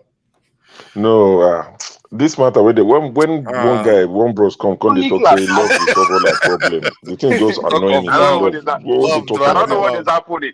So, but our ruling class, are they loyal? Do they love the country? And then we're supposed to I feel like you our don't middle watch class. me before you join. That's exactly, these are my questions. And this generation that we're talking about, the ones after us, they're on Twitter, they're on Instagram, they can see what their mates, not even in America, are doing. They want to imagine Ghana will play Nigeria in a football match.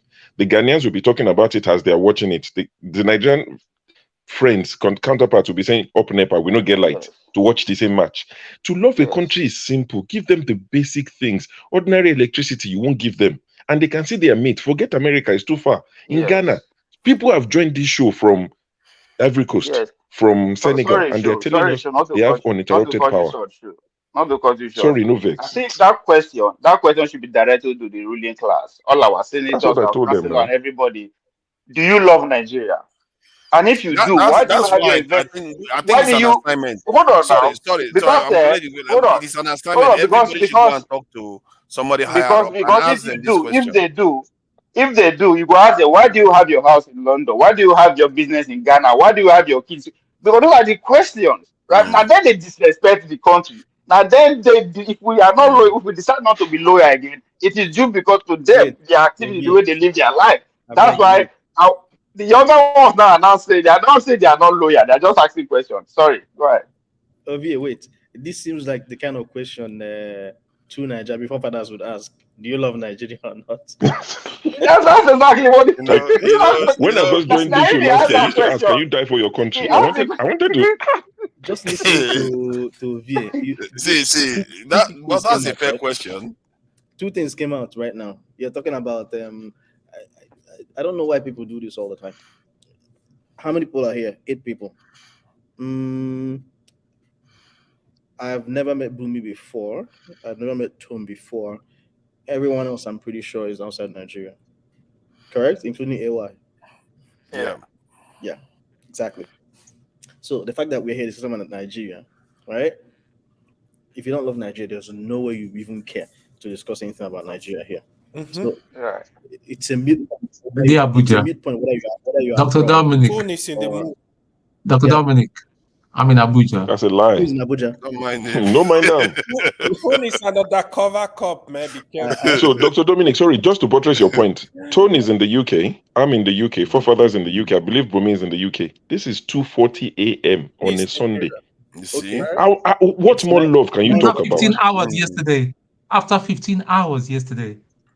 And we've been on this show. See, come away to forefathers, I beg, no vex. Yeah. If person gets relationship or say, do you know a lot of people are calling me? This forum is so addictive, and it just addictive part of my life right now. What is that? The people in the comment section, crazy people and lovely people at the same time. Never see something. People. I mean, when it gets hot here, it's like come for you. I've been here forever. Tell Tone how the longest hours we've been on this show. During the election, we were doing overnight. They did 24 hours. It was one man that came to stop them now. 23 hours yesterday. 23 hours yesterday. All right, Dominic. Amazing. Go ahead. I just wanted to make a few points. So the first thing I wanted to address was the whole Forefathers always does this thing, and me and him always have issue with this. Besides the military complex that Forefathers has, no disrespect, he always talks like if you are abroad, you don't like Nigeria. I'm pretty sure he loves Nigeria. He's gonna be the first person to raise his hand. He loves Nigeria. That's just maligning what I mean by what I'm doing. You know, now sometimes when I throw jabs at you, I throw it out of love. Now I'm not. It's all good. It's all good. We all share the love. You are in UK. I know you love Nigeria. We all are abroad. We love Nigeria too. Secondly, it's actually a good thing that people are abroad because a lot of the remittances that are being made that is sustaining Nigeria, even though the government doesn't give us numbers, is all remitted by people abroad. The only issue that we have is people don't actually come back to fully invest because of the corruption. That's the difference between some place like Singapore versus some place like Nigeria. Having people abroad is actually a good thing. You prevent overpopulation because remember, if all the Nigerians in diaspora come back to Nigeria, there's no space for everyone. So it's actually a good thing to have people abroad.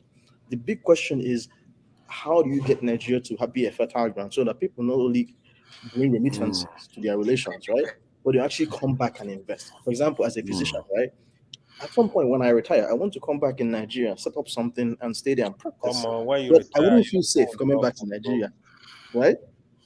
So that's the big question we should ask them. Not every time over is saying if you're abroad, you don't like Nigeria. Dr. Dominic, okay. Most of the problem we have in Nigeria when it comes people from that are going to invest in Nigeria, it's not even the government. It's the people it's your employees. The people you employ is the one that they bring you down. I've had that experience. I'm talking from my own personal experience. You will pay the salary, but it's not to steal from you one way or the other. Blackstone, you're going too far.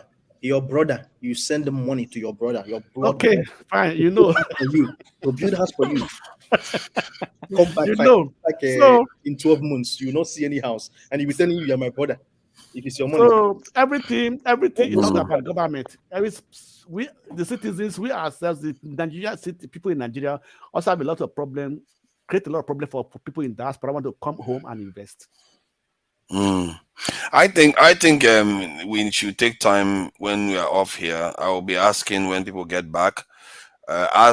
Find your topmost person that you know and ask them whether they love their country, and if they do, if they say they'll probably like to say yes.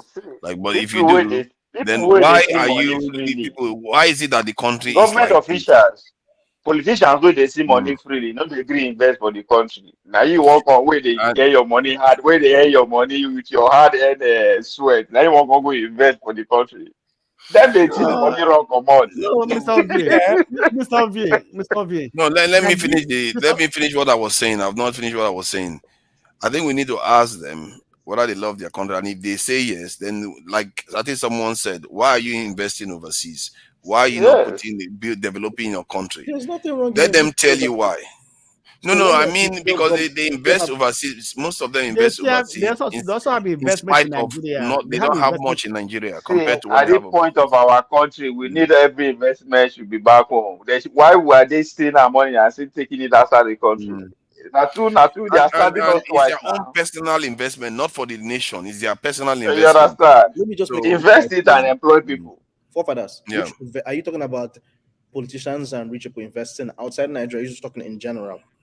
Oh no, I'm not talking about like Dangote that is building cement factories. No, I'm talking about the politicians. I'm talking about politicians that take all the money that they steal and they dump it in foreign banks. Either they use it to buy properties, all kinds of different things. That's actually you're creating ambiguity. They are not investing outside Nigeria. They are laundering money outside Nigeria. Okay. Because when you say they're investing money, you're comparing. Okay, it sounds like I'm sanitizing it. Honest business, honest people. Okay. People. You're comparing them. Make they launder, make they put the money for Nigeria. One way or the other, you go this.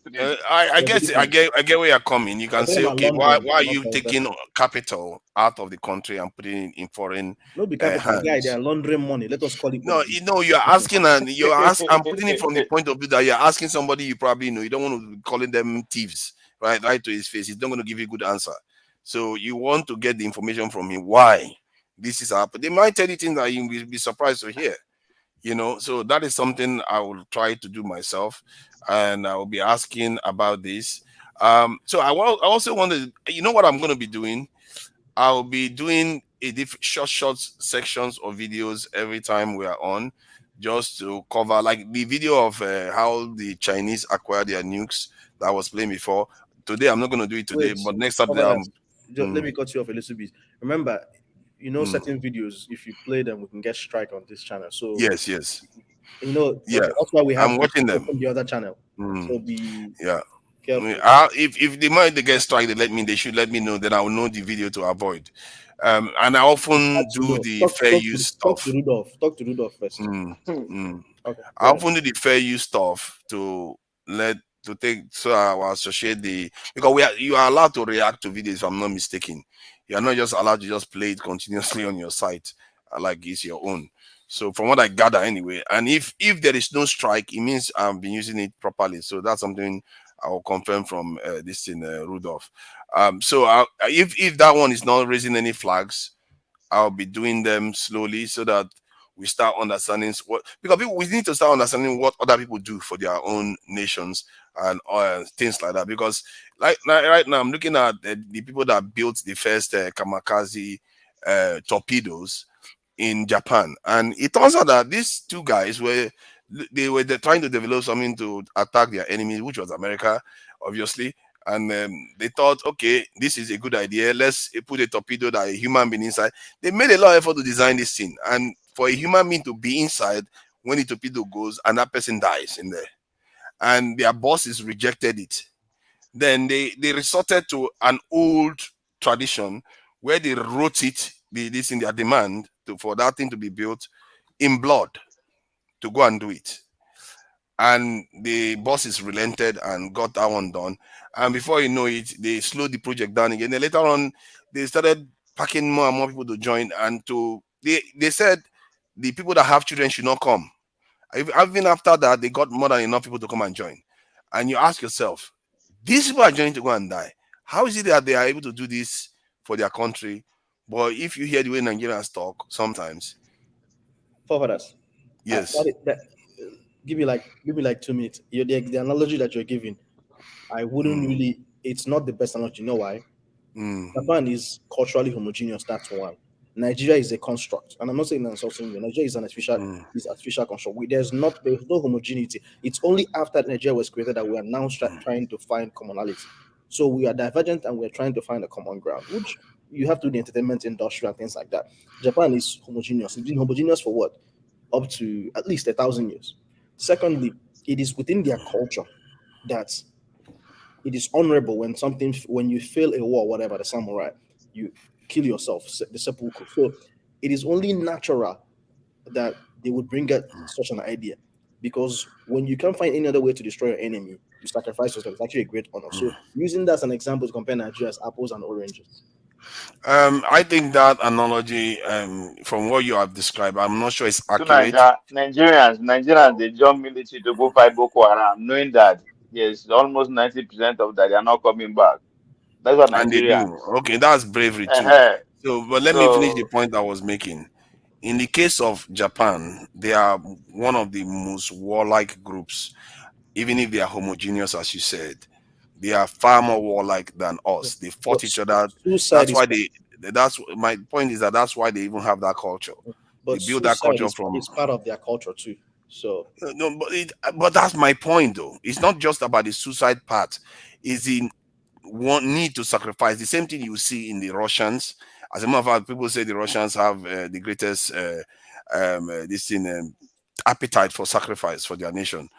Because those people, they really do sacrifice for more than Russia, as they call it. All right, so everybody, bye-bye. Have a wonderful day. Bye-bye, Mr. Blackstone. Thank you for coming in.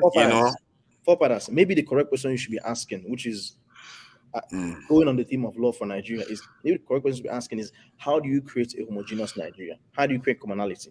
When it comes to football, when it comes to music, when it comes to movies, Nigerian would forget his Hausa, Yoruba, Igbo, Tiv, Jukun, Ishekiri. They'll forget all those things, right? It comes naturally. But when it comes to things outside of these entertainment sphere, how do you create commonality, right? Exactly. Look at what happened in Lagos. The primordial, visceral evil just comes out. The tribalism just oozes out naturally, right? So how do you create a commonality? Because when you can create a sense of belonging and a sense of commonality amongst different groups, that is when then patriotism comes naturally, right? So I think it's the funniest thing. Now only politicians, they use this thing as a weapon, because ordinary Nigerians get along pretty much easily where it doesn't matter where the person they come from. And again, even the politicians too, they get along pretty well. The politicians from Inewi and that one for Kanu, all they need to do is to come in contact within hours or days. They will strike into agreement and they forge ahead. But they use that to divide us, so they will just keep staying in power. Because seriously, a normal doctor, you don't care where now outside, like the regular Nigerian, even up to today, go to where all these killings they happen. You will see Nigerians of different background, different everywhere. they move along easily. Now just at that top, those guys just they adopt that. It's a strategy just for them to just stay in power. Right? But just imagine 2 months ago, they all kidding, they don't want to see eye to eye. But today, all of them don't converge for the government. Pretty much everybody accept whatever that everybody they get along pretty well. Right, let me just add like this. say nothing happened. Like say nothing happened. Okay, let me just add this. Yeah, you see, in terms of this type of culture, in terms of showing its level of loyalty, even when there is danger in it, you can see that in university cults and some of all these. So it's a culture you build somewhere. You have to build a culture that has honor and loyalty to and defending your people kind of stuff, and that is what all that people do. Even in America, if you look at their military kind of culture, it inspires patriotism and sacrifice. They even have terms for this thing, something about freedom is sometimes protected by blood of patriots or something like that. So you always have this culture that they build. In the context of Nigeria, it's almost as if we have been stood down from that point of view. We're never meant to defend ourselves. We're never meant to exert our sovereignty in any way. And it's almost as if we are still living under colonization, where some other entity is responsible for that duty, which is technically the Commonwealth for Nigeria. So I think that is where it is, because I like the question Dominic asked, because he didn't say he asked how we can build it. That's what led me to this point where I am right now, where I said, okay, it's about the culture of patriotism, a culture or a warrior class. We've lost our warrior class. We don't even have them. We barely have them anymore. It's just the ones that are in the military. Forefathers, you too like military and because it's important. I don't know how you see. You are very creative. You tie it into everything. You know why? You know why? Because you can't escape it. Hold on now. Let's try this exercise. Let's try this exercise. Give me any other nation in this world that you know that did everything, that they achieved great stuff, that they reached first world status just by worrying about all the mundane stuff we talk about, economy, healthcare, and all those things. That did that. And remember, don't choose countries that are under the protection of another country. Go ahead. None. There is none. Exactly. You won't find it, because you can't even do it for yourself. You can't do it in your house and go out every day, leave your door window open. Yeah, you will try it one day, you may get away with it, but someday somebody is going to come, take everything you've got, and you will never be prosperous. And that's not a way to raise children anyway. So it's one of the most important duties. You are directing our military, and they are about to go to war with another country that has a foreign military presence, and you are here directing our military. You know when Algeria said they were going to come into the war, the moment Algeria said they were going to come into the war, I was like, Nigeria is done. The war is over. There's no point. Wait, Algeria said what? Yeah, Algeria said they would support Niger. And Algeria has about 700,000 soldiers. How are you supposed to take those? Nigerian soldiers are going to finish the Nigerian soldiers. Nigerian soldiers are ready.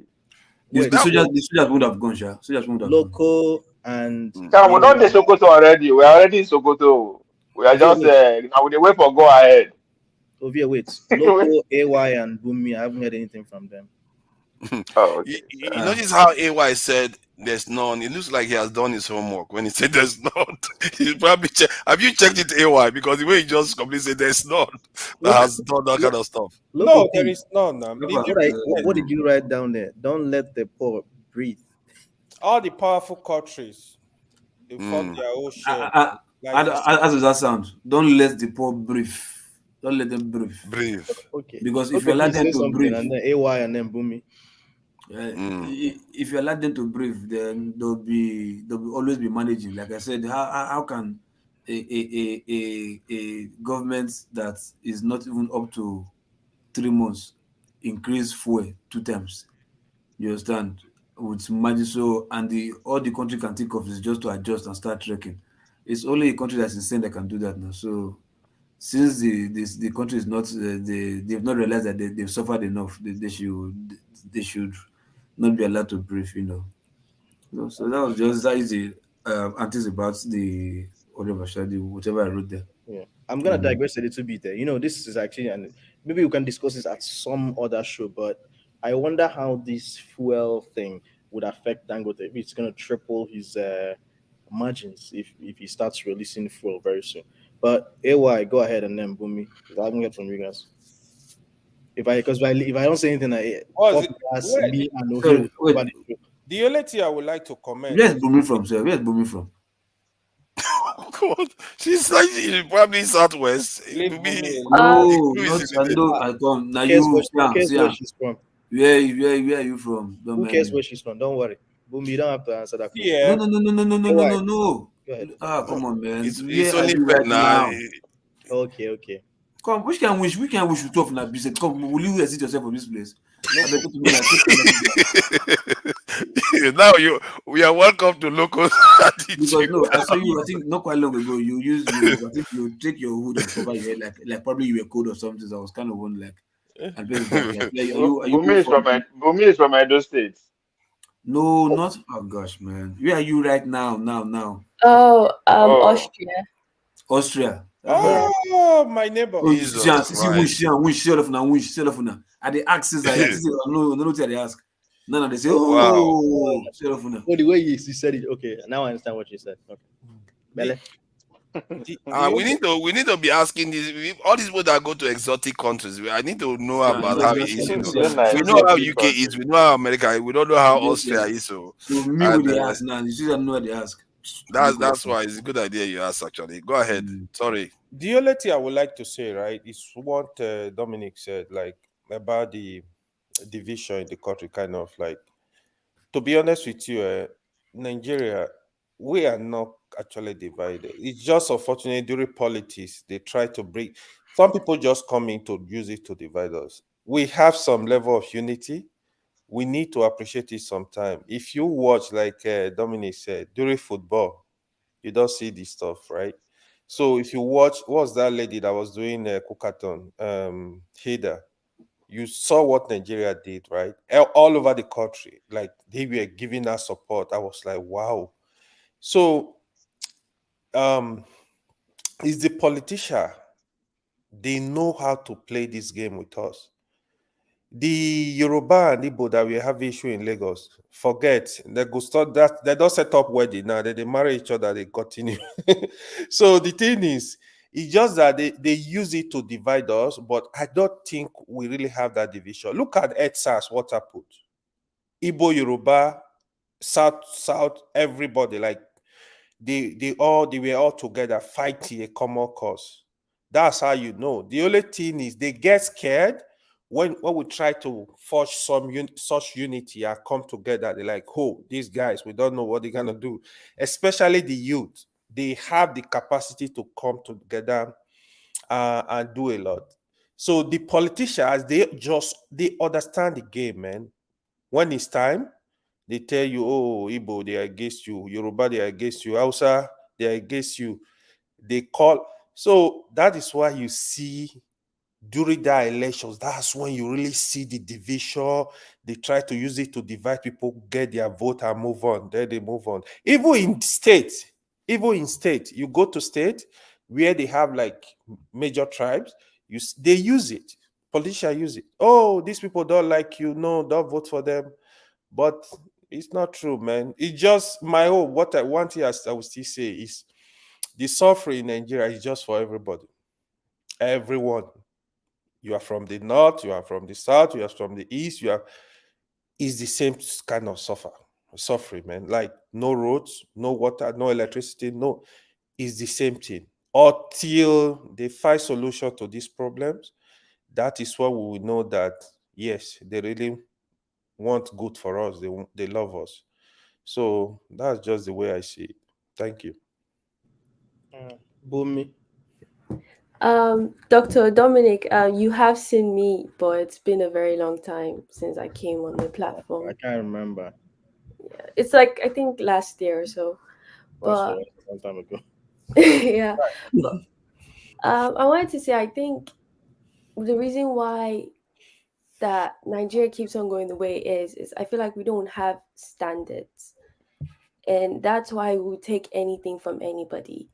Like someone that could be even a pedophile can come and we'll take them even giving electricity to us because, oh, we just want something.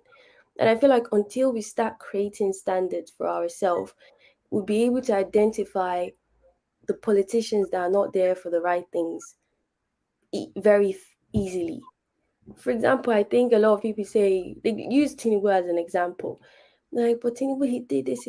But it's like, is your standard that he gives you one or two things, but he takes so many things away from you? Is that the standard that we want for ourselves?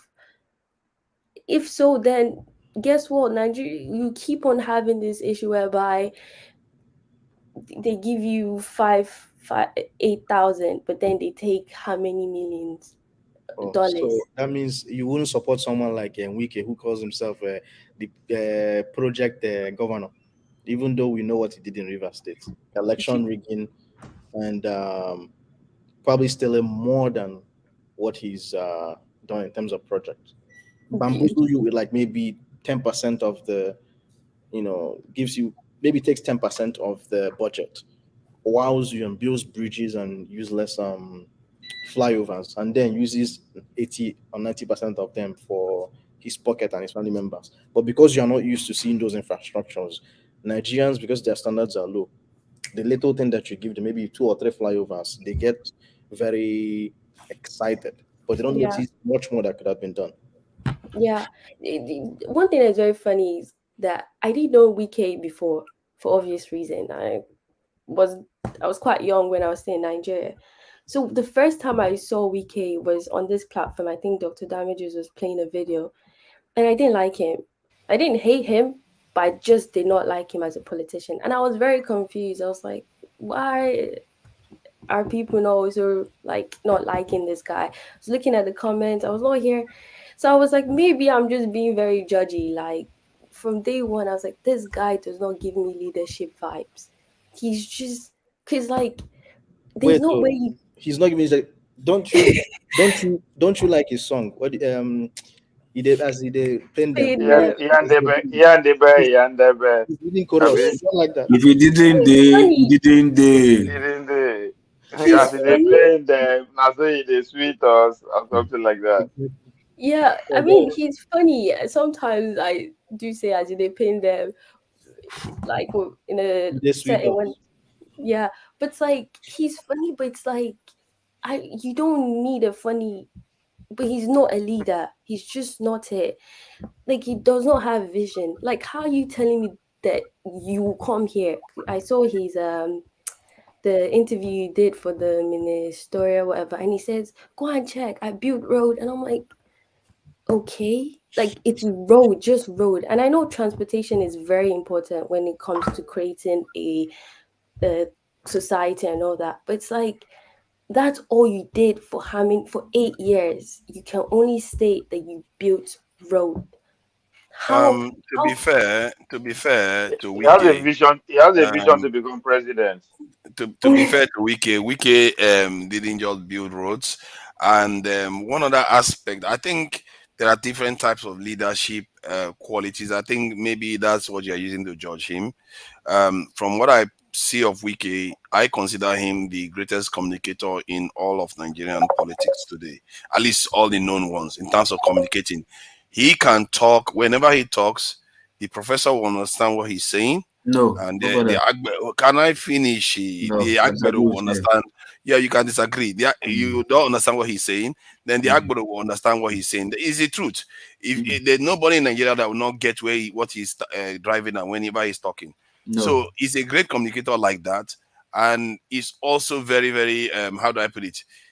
His own leadership quality is authoritarian leadership. And sometimes in the context of Nigeria, you need that to be able to actually get things done. Even if you have to blow past people sometimes, you need that to get things done. So in one term, remember, it was in one term he did most of the stuff he did in Rivers State. When I went there, not much was done. But from what I gather now, there's a lot of things he has built. It's not only roads, it's not only flyovers. He's built in buildings, installations, security installations, hospital kind of installations. I don't know. Okay, I don't know why you're saying no, because this is already facts. I don't know. forefathers. What I want to I've been alive for 30 something years. So you've probably been alive for 40 something years. We've all have some level of experience living in Nigeria, right? Yeah. Nigerian politicians have a formula. The wise ones, if they want to chop money, the best thing to do so that they would look like they did work is to focus on the big things.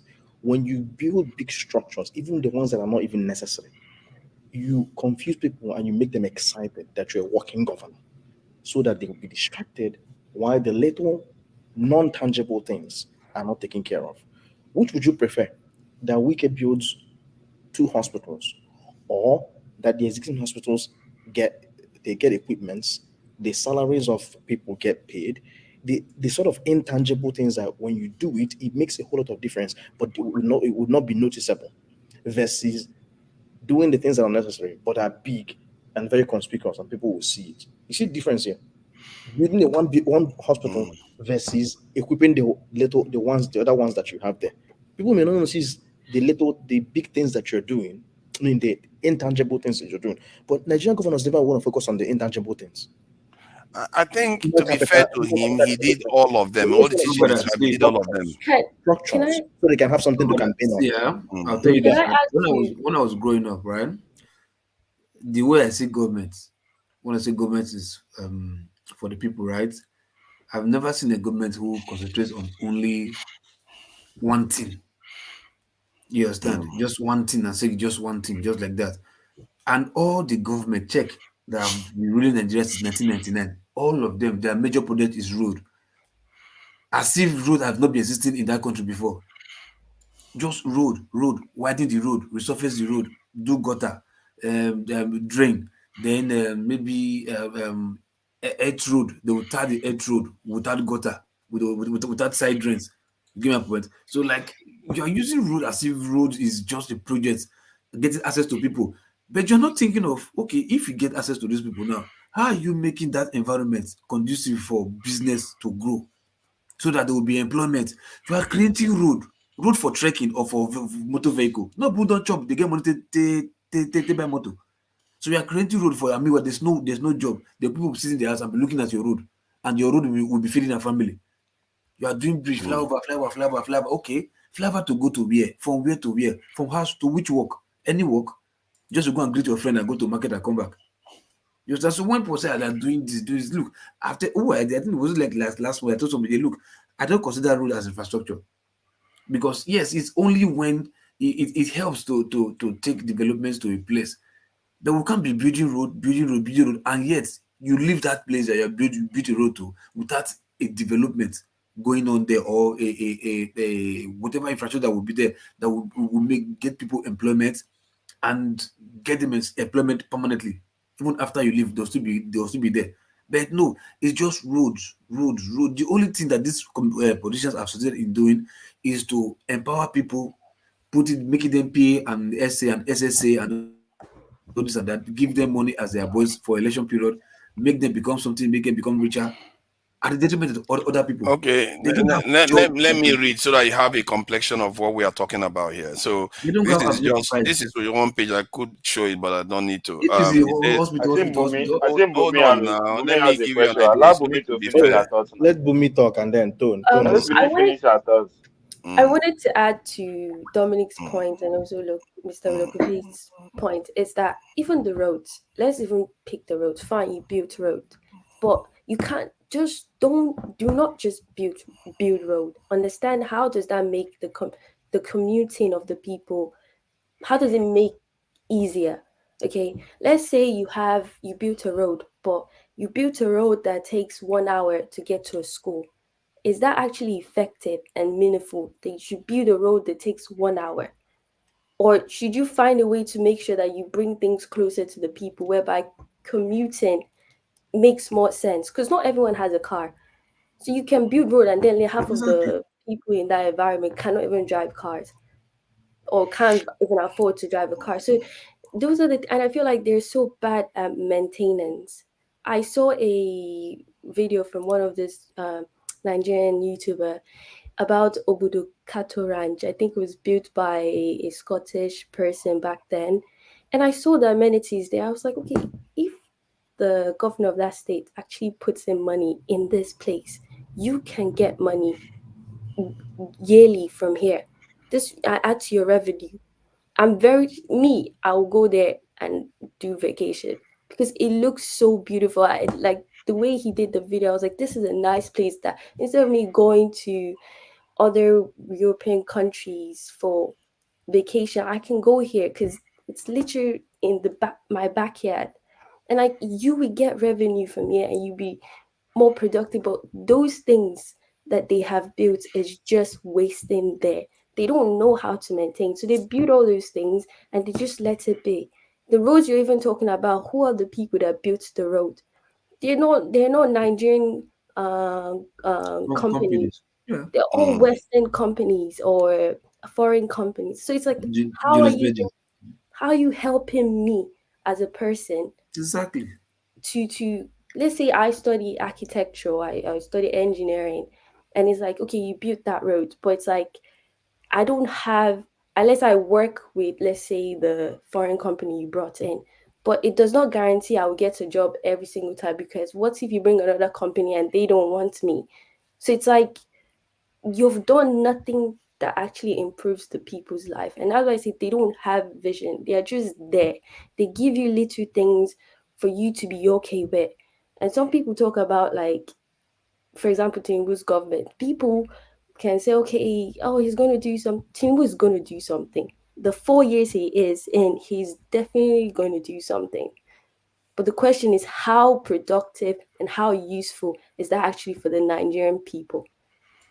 Those are the things, and the leaders are so bad at maintaining and giving the people things. I get a lot of what Choma is talking about. Building Can I respond to that? You cannot just circle jerk all over the place. Let me do this thing. See, let's not. This is what I really frown upon. Where just because we want to persecute somebody, we don't even state the truth anymore. It's not only roads Wike built.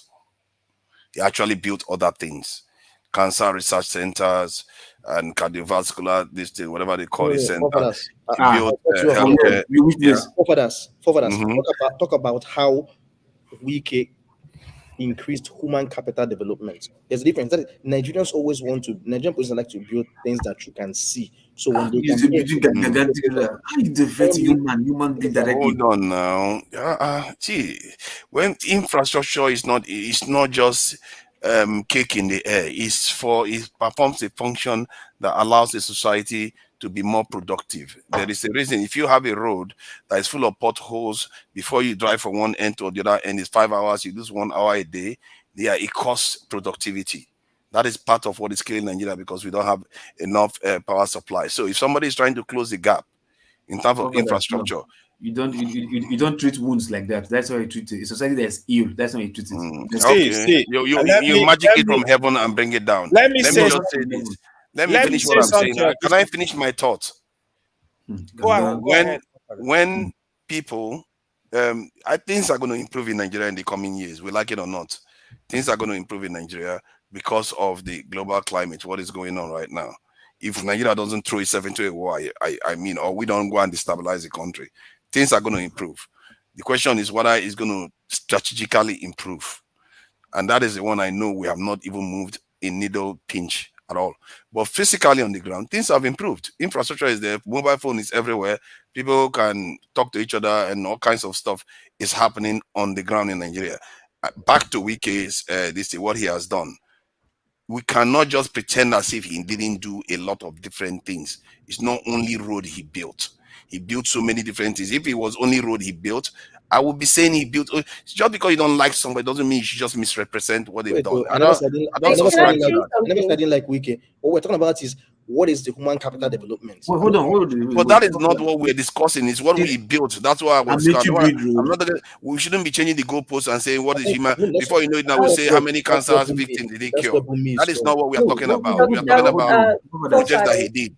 Forefathers, Amechi build roads, right? Peter Delu build roads. Okay. and him came and he built roads. We are still repeating roads. So what are you? What it's not only roads he built. I mean, that's why I need to say this. Let me say something. Let me say something. It's not only roads. Let me say something, please. You know, like, to be honest with you, Black Experience was accusing me on the comment section today. The truth is, I've always been saying this. Let's give some of the governors credit.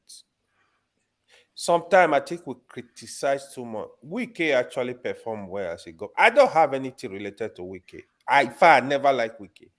But as a governor, he tried. I'm not saying he's perfect. I'm not saying he's not a criminal. I'm not saying he's not, he embezzle money. But Wike tried, not only road, even like world-class hospitals. He built schools. He built a lot. So infrastructure is part of development. The thing is, even America till today, they are still building infrastructure. Talk less of our dead third world country, right? So government is continuous. So if another government that is coming, it can prioritize some things, you know, and start doing them, you know. Either can we bet that this new PH governor will still build road, will still commission road? This new it's normal. It's normal. Infrastructure is continuous. Wait. Is there government? Hold on. Have you ever seen government in America?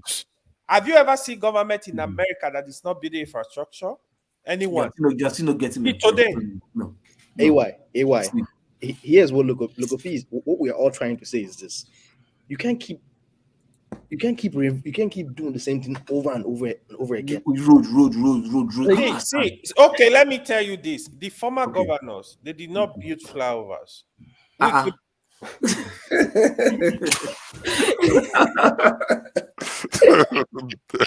Yes, indeed. I think I made you build flyovers from what I got that. I think we're very tired. We should go and sleep. Can I elaborate? This is exactly are those flyovers necessary? If you check, only what do you want me to say again?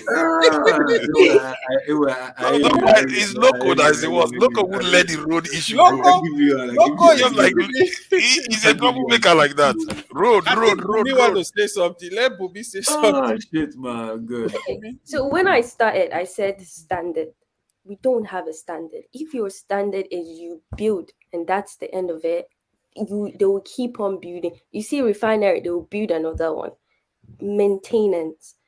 What have you done with the things you already built? The flyovers, how effective are they? That's the question. In River State, you can't tell me they don't have schools already there. You can't tell me they don't have hospitals. How effective are the hospitals and how effective are the schools? How are you able to make sure the salaries of the people are constant? Those are the things I'm talking about. The next governor should not be trying to be building flyovers first. So first of all, he needs to talk about what he has, because he doesn't need to waste money on those things. He just needs to know, okay, does this make sense and do we need it? And use it. And that's why I brought out for example, the Obodo Cattle Ranch. It's there. You don't need to go. We don't make any, like, I think they have this cable cart. We don't make cable carts in Nigeria, but those ones are there. So you don't need to create another beautiful thing. How do you use what you have? So how has this guy Wike made sure that every single thing that he has created connects and work with each other? That's the question. And we don't have standards. Sorry, I think if you listen to him, you will understand. That's very depressing. What is listening? Let me give you this. No, I don't like when people just say stuff without necessarily checking it out. If you listen to him, you will understand. I've had Wike. Hold on now. Let me say what I want to say. I've had Wike make speech. Okay, finish what you want to say. This country I'm in, every single day, every single winter, they are always building some road. I'm even tired. I will see them, they're digging, they're putting borehole. I'm like, Bumi, don't compare Australia. No. Let me tell you. Austria. Let me elaborate. I'm not.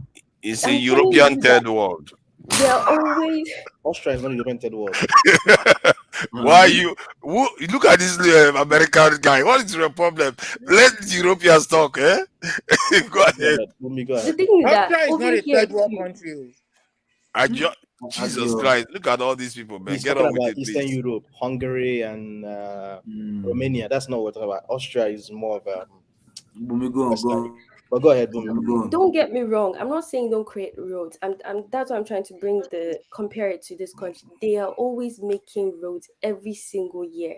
And I look at that road and I'm like, there was nothing wrong with that road in the first place.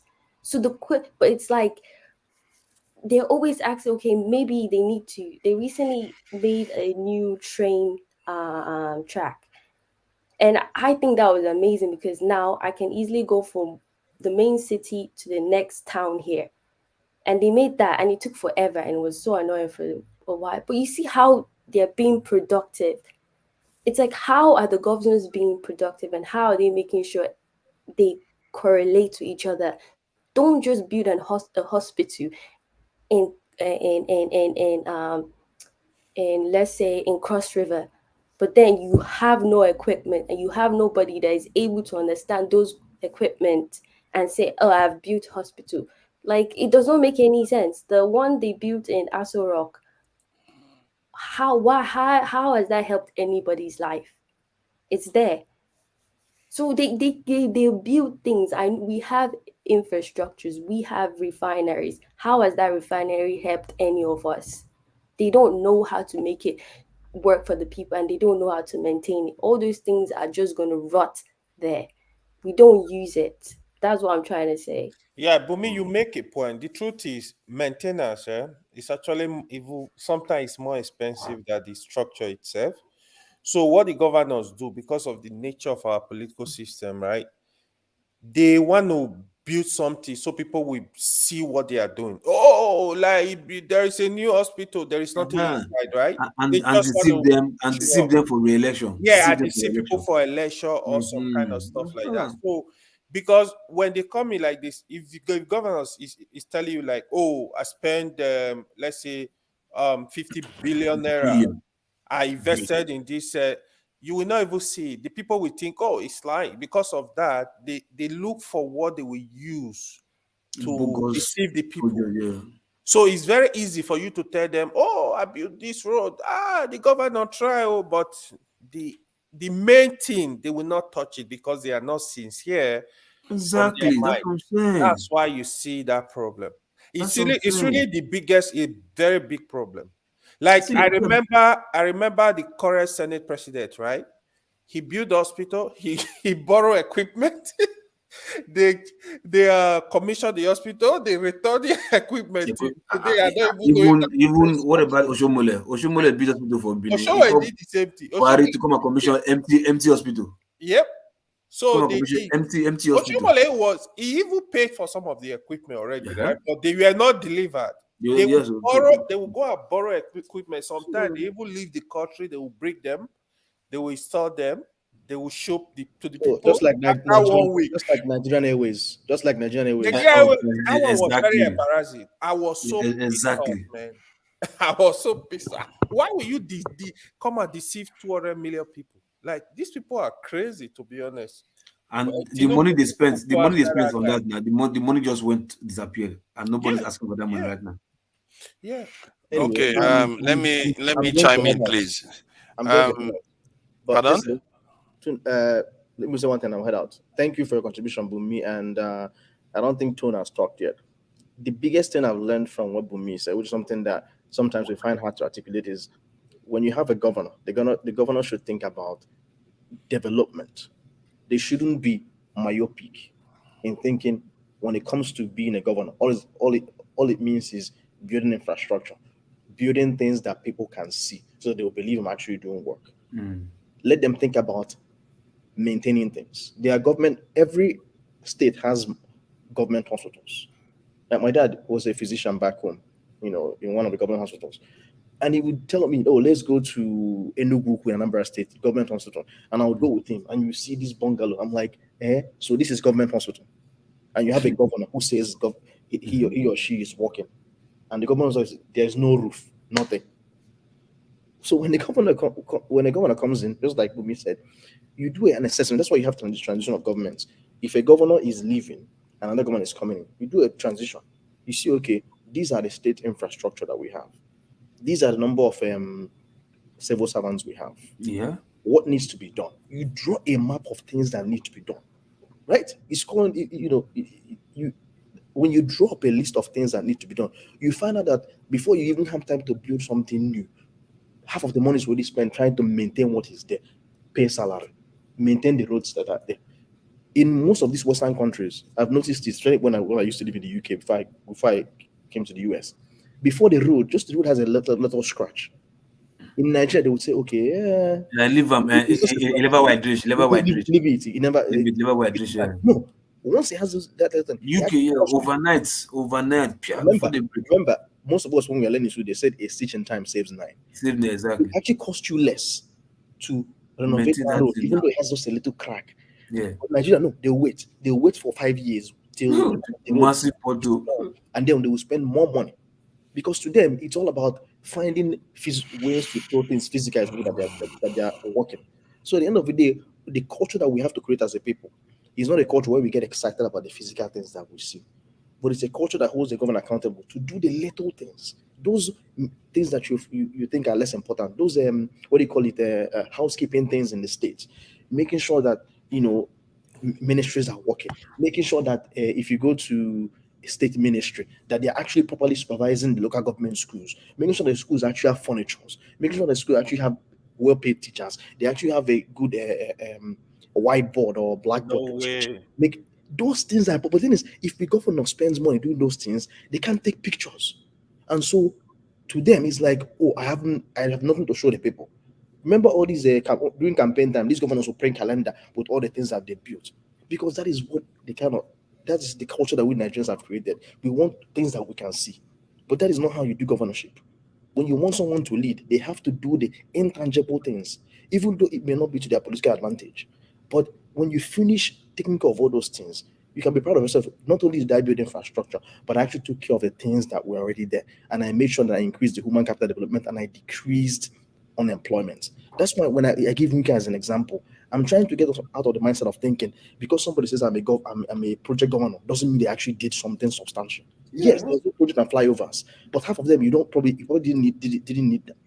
It's not exactly. Development. Somebody mentioned this in the comment section. What is the unemployment rate in Rivers State? We have to think deeply. Think about the non-tangible thing. It's not always about quick gratification. Oh, he built a bridge. Wow. No. Think about did he pay the estate workers? The little things. Is there a desk if you go to Negema or a remote village in River State that has a primary school, is there enough teachers there? Is the roof leaking?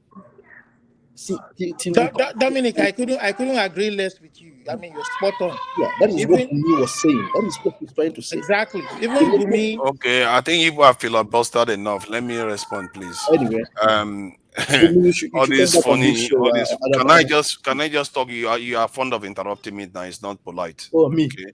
Yes.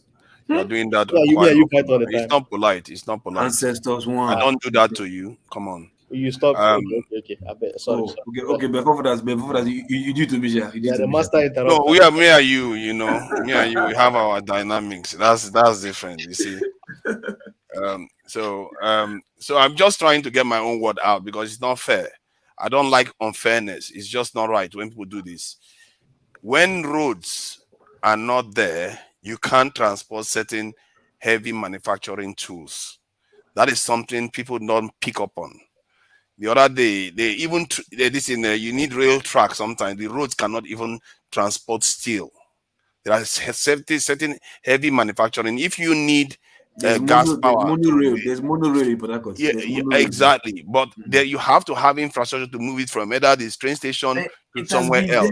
Nothing is happening to it right now. It has been there. Calm down now. My point is that just because it has been there and it's not functional, Nigeria is about to get going. Somebody has to put the necessary infrastructure in place. So what do you want them to do? Not do it. Then when the time comes, then there's no road. Then we start laughing again and insulting the government. I don't know. We just complain for the sake of it now. You know, hold on, let me finish my point. And can I just, Jesus Christ, can I say something without people filibustering me all the time? It's like we are just like, ask what my nation can do for me. Ask me not what I can do for my nation attitude. It's not going to get us anywhere. Somebody, you have to take yes for an answer. This guy is building so many things. And when I'm reading some of the things he has, the project he commissioned, most of them are not even flyovers. University buildings, hospitals, this thing. If I read them here, law school, this thing, different things that he's doing. When I'm saying somebody is doing something, I'm not saying it for the sake of it. I don't praise any stupid politician in Nigeria. And when I say he's doing it, because he actually did it. I was in Port Harcourt, and I thought that place was one of the worst in terms of development. Onitsha looked better. But within 2 years, people are telling me that place has improved significantly because of what he has done. So, and this man, almost every other day was commissioning one other project. Just earlier on this year, almost every other day. That is somebody that has been and he was busy for barely one term. Because the first time he spent most of the time fighting court cases. All the projects he did there, he did do it for the love of the people, for the love of his pockets. Maybe love of his pocket. The point is, that's why I say you take yes for an answer. And when we say roads it's common thing. Without roads, you can't do certain things in your country. Certain development can happen. What Bumi is saying is that those are not the kind of leaders we want to emulate. Those are not role models we want to look up to. So you want to look up to the one that don't build anything. So we don't want to look up to people who are doing it for the love of their pockets, because it's not going to. I understand that part of it, but you also want to. You don't take the bad with the good. You take the good out. You are telling me. With the bad. I agree that he stole money. I agree that he stole money too. That part of him that stole money, we don't want that. But the part of him that did some good things, that money we should also acknowledge it. That money is stole. Do you know how many lives that money can save? I don't know. I don't know how many lives. Most of the money he had it by the time he was the second time. Maybe he stole them in the first time. I don't know. We are not sure where he got money from. Money or not. Anyway, those are allegedly. Yeah, we don't have proof. What I'm trying to say, is like no proof of stolen money. So let's keep that one out of discussion because we don't know. But how can he get that kind of money though? No. Whatever it is, you understand. But what I'm trying to say is, look, Port Harcourt, forwarders, I live there, right? I know how Eleme is. I know how Transamadi is. I know how Woji is, right? I know, yes, Amici did some layouts in that Transamadi side, whatever, some places, some common roads. But yeah, nobody's saying roads are not good. Therefore, what I'm trying to tell you is, look, okay, now imagine things are expensive in Port Harcourt right now in Nigeria, and the roads are there. So how does that road now that I'm going to, when I know I don't have job, you understand? Unemployment has increased, but there are good roads, fine smooth roads, flyover bridges everywhere. We agree, they are there. So you think you want to put all your emphasis on doing bridges and road, while the other sector that affects human welfare of human being, you are neglecting it. You are saying he's building what's called office complex for judges, because I was there. Office complex for judges, right? He's doing this. How universities, all different things. People, hold on, I'm telling you now. Hold on. How does it affect people directly? That I would say, yes, this guy did this. My life has improved. You know, he pays all his salaries. He doesn't owe salary, and he also fixes that the university. I would like to think that university benefits students. Job. I don't have to thank secondary school benefit. No, we're not saying. I'm not saying you should thank him.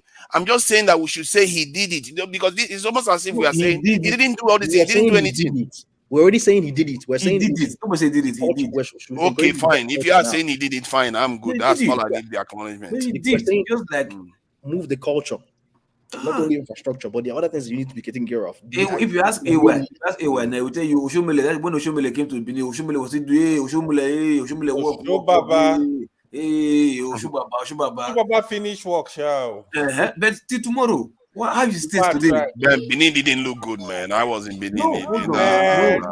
No. Benin didn't look that good when I was there. Today, right? If those doing the Oshobaba does everything, if it affects human life directly, how is it today? Still the same old story. The state, everything is still going backward. Same old story. You understand? That's why Yeah, I tell people Jonathan is the worst president in Nigeria. People don't believe. Till today, Jonathan is still the worst president in Nigeria. Jonathan is the worst, so because I've told people so they say they will not believe. I tell them, look, Jonathan in your time, you had opportunity You see what we do. I'm just checking this in this human development index that we always buy into, that the UN prescribes for us. We don't know how to adjust and navigate through it because we just think, let's just pursue this one because it's going to get us where we need to get to. That's not how it works. They're not going to tell you the truth. How do you mean? Let me ask a question. No, because every time I talk to people, they often bring up this human development index constantly, as if that is the greatest priority in any nation's life. Let me ask a question for others. In order for a society to develop, right? One of the first basic things is the physical structure, right? After the physical structure, what else do you need to do? The next step for society. After road and building, what's after next road and they start creating employment, education, healthcare, and providing services. Okay, isn't it? Those things have to be put on pause while you are building infrastructure. While other things are going on. No. Okay. None of them were put on pause. If a governor builds road and that road spoils again, new governor comes and keeps all they do keep building. Doing that road. Then when would you have time to do other things? We'll be hanging. When would you have time to do other things? Let me add to something that people don't necessarily understand about Wiki. I wish somebody goes and watches the video of commissioning. This I don't say he's done okay just because of what he commissioned the project. It's what he says why he's doing it. He's talking about making sure that they are definitely going to maintain the project and making sure that, and he's also saying things to say encouraging accountability, that anybody that is corrupt within his government, this is what's going to happen to them. And you know how he sounds. The guy that wanted to rent did the guy hold the guy for 80 billion? To be honest, I can't pretend Wiki tried. He actually encourages transparency that people behave. Those projects, some governors, you know what they do? They will do substandard work that will not even last for 2 years. All the project Wiki did, 90%, the contractor was Julius Berger. So not like he managed to build those projects. They were solid projects. So I understand what everybody is talking about, but compared to the Nigeria system, but AY deserve credit. The IDRO, even hospitals, so schools. AY, but you can also argue that Rivers is an oil producing state. So the IDRO, we don't expect anything less from. But what people are saying is the money he collected, is it commensurate? The IDRO that comes from the development that occurred. That is a different question entirely. I agree. Yeah, I get your point. See, and again, this brings us to the fundamental of our nation. You can't speak the same for all the 36 states. Some of them don't have any revenue, or they have to wave cap in hand to get money from the federal government, and some of them cannot even do some of these projects. All they have to do is pay salaries, or some of them are even paying 50% salary. I don't know how families live on 50% salary. That's what we are saying. They are not running a two federal structure. Sharing money every month is not the way to go. Agree 100%. Some of those states are. Why not create a business friendly environment? And how do you create a business friendly environment? Okay. Seriki is making a very good point also on the comment. First thing, what do you do, right? Security is the first thing. Right? Security is the first thing. Then secondly, there are things you do, right? You say, okay, you don't generate power, right? You can tell a company, and you know what manufacturing does in an economy. You understand? You can tell the company, okay, what you would do, you can come and situate your factory here or do a production, whatever you're doing here, right?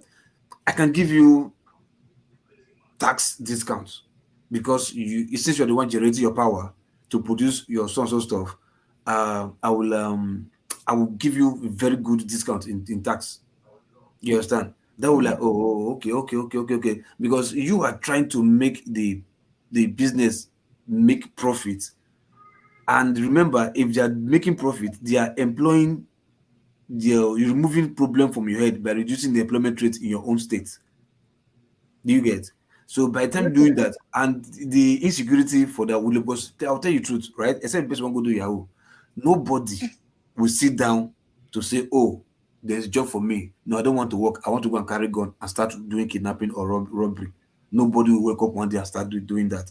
It's because there's like they look at it as maybe this is the only way I can survive, at least maybe bad gang or whatever. Yeah, but if like there's a work waiting for them there, because like I said, where I used to work in the Roma Port Harcourt refinery there, I see people outside the gates begging that we should, as contractors, we're like, okay, give them biometric permits so that they can complete and allow them, because we have different contractors inside they're working. What they are begging for outside is just to go inside the complex and meet any contractor like, I can do labor work, I can mix concrete, I can this and that for your smaller contractors. Boys are outside ready to work, but they are still frustrated because most times we are not allowed to take them in, except we've given them the list of the names that we are going to allow them, we will allow in first. You understand? So what I'm trying to say is, like, by the time you make those place environment available, people come out, they want to go there and work. See, I'll tell you, no matter how small the money is, right? They just want to know I'm going somewhere. Look, let me give you an example. Let me give you an example. People who use Lagos as an example. When Tinubu was governor of Lagos State, he brought in, most of those who were commissioners and served under him were not originally from Lagos. Somebody like Aregbesola was from Osun State. He was commissioner for works. He was a star performer. He was this, he was that, he was, and then they used him to go and be governor. Based on his performance in Lagos, he went on to Osun to campaign and became governor. This guy was there for 8 years and he ran Osun bankrupt. Okay. Bankrupt. You understand? They couldn't generate any internal revenue to sustain the state. This guy was paying 10-20% salary based on the KEDA level. Can imagine. 40-50% salary. You understand? So that Osun State is a typical example of a state that is not oil producing, but they are depending on revenue from the federal to sustain themselves. How do you make 36 states viable? With the way they are sharing money, development can come. You understand? Because I understand. Is there anybody that want to work where there's free money? If there's free money is coming, nobody wants to work now. Please, can I come here? Can I come in here, please? Nobody wants to do anything now. Can I come in here, please? By the time, hold on, sorry, bros. By the time you ask everybody, right, to take care of what they produce, so we shall, okay, since there's no money coming from federal, what do? They'll start to improvise that time. But that true federalism is what we are not running. So, bros, Joe, is it Joe? Doctor, and you see, there's one thing. There's a kid making noise in the background. Yeah, doctor, we all are on the right track. We are coming from different angles. We are trying to get to a point. But there's one thing we have to know about development in a third world country. Now, we have to know the concept. Okay. Development in a developing country. Okay. There's one thing we got to know. Now the question should come in here. How do you develop a state or a county? What are the basic infrastructure needed to drive home development and bring in other infrastructures which are privately supposed to be infused into that county? Now, they are trying to develop. When you want to try to develop a county, for example, the government have to provide a basic infrastructure, because government role is not to provide employment, because you are running a federal system of government and you are a capitalist state. It's a capital driven is a state. So what we have to say here what do we understand by developing a county in a capitalist and a federal system? I can answer your question. How do we develop a county as a federal, running a federal system, and how do we understand the concept? Because Two Nigeria was making a sense, because I'll support Two Nigeria. One, the reason why I will support Two Nigeria is that the basic amenities is not, I'm not giving him 100%, but I'll say it's 75%, which is a pass mark. The basic amenity needed by Rivers State, and what you people should know is that development of road is a continuous process. It's not something we should shout about. All over the world, developed state, it's a continuous process. And when you develop your road network, because your road network brings about more development, infrastructure structures we go, and it will try to bring in private sectors to come in. Because if you say the government should provide everything, it's not possible. Then you are not running a federal system. You're trying to run a socialist system, which is not going to really work, because you cannot run a capitalist system while you are trying to put away a socialist system. They go in pari passu. So now, what Wike is doing, Wike has done a lot in the health sector. I've went through it. He has done a lot. Secondly, Wike has started very well on the road network in Rivers State to try to bring in private sector to come in. But the problem with our system is because it's unitary. We don't have a system whereby, because if you have a true federal system, there will be thinkers that will come into the government. Thinkers that knows they have a vision to move, to sway and lobby private investors to come in. Look at the oil sector. The oil sector can give birth to so many industries. But how do you do that? How do you do that? That is where brains should come in. Because we all need to know how development comes in a state. We have to provide water. We have to provide good network of roads. We have to provide land for private sectors to come in and invest. Let me answer your question. Go on. See, hold on, doctor, yes. Hold on. See, God bless you what you said, right? And before I started, I say, how do you do society? First of all, you do security. Now look at the whole roads, right, in Rivers State right now you're talking about, right? It's even giving security access to who escape easily. You understand? Because now security is still high in Rivers State now. Even before we get entered, and even as it is right now. Now that things are even expensive in Nigeria, security is even now higher because everybody looking for who to kidnap in Rivers State to make money. Because there's no job. So if you're talking about road, I like sometimes you forget, like this hunger, like you don't know what hunger can do sometimes, what hunger can turn a human being to sometimes when he cannot feed, cannot eat. You don't know what it can turn them to. You understand? So if you're saying like, look, he does this, he does this, he does that, the company that are even coming, what would they come to do? I can remember I said there was a time I even had a contract in one community in LMA just to put my materials on the ground. I have to set to first to put my own materials on the ground. And these are the people that I want to employ to do those jobs. You get my point? But there is road. I have access to go to the place. Not even this new road, the old road before we started doing all this old stuff. I have road to go there. So they have road in that community. Now I'm taking employment to that place now because with my small where I sit get for body, Jagudaya, okay, I can see whatever. But yeah, this is to be bros, engineer. But bro, now because we know you. But nice, so the bill you got to drop and before even nail leave the truck to touch the ground. I said I have to settle. That's okay, no problem. See, if I said bros, you talk long. You see, what do we really need? What do we really need? That's one question. Let me answer. I told you earlier on that road is a continuous progression in any developing state. So you don't need to say he has done well on road network. He has done well on road network. Where he has not done well, we'll pick that out.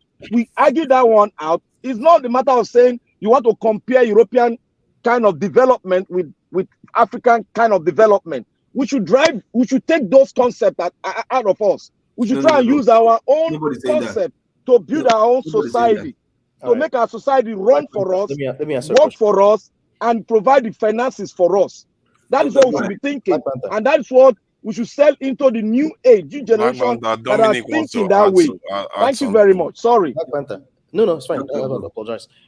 There's nothing like European way of development and Nigerian way of development. Exactly. Here's why. Here's how I'm going to answer your question. If you want to build an airport, right? Do you just go into a random bush and build an airport? No.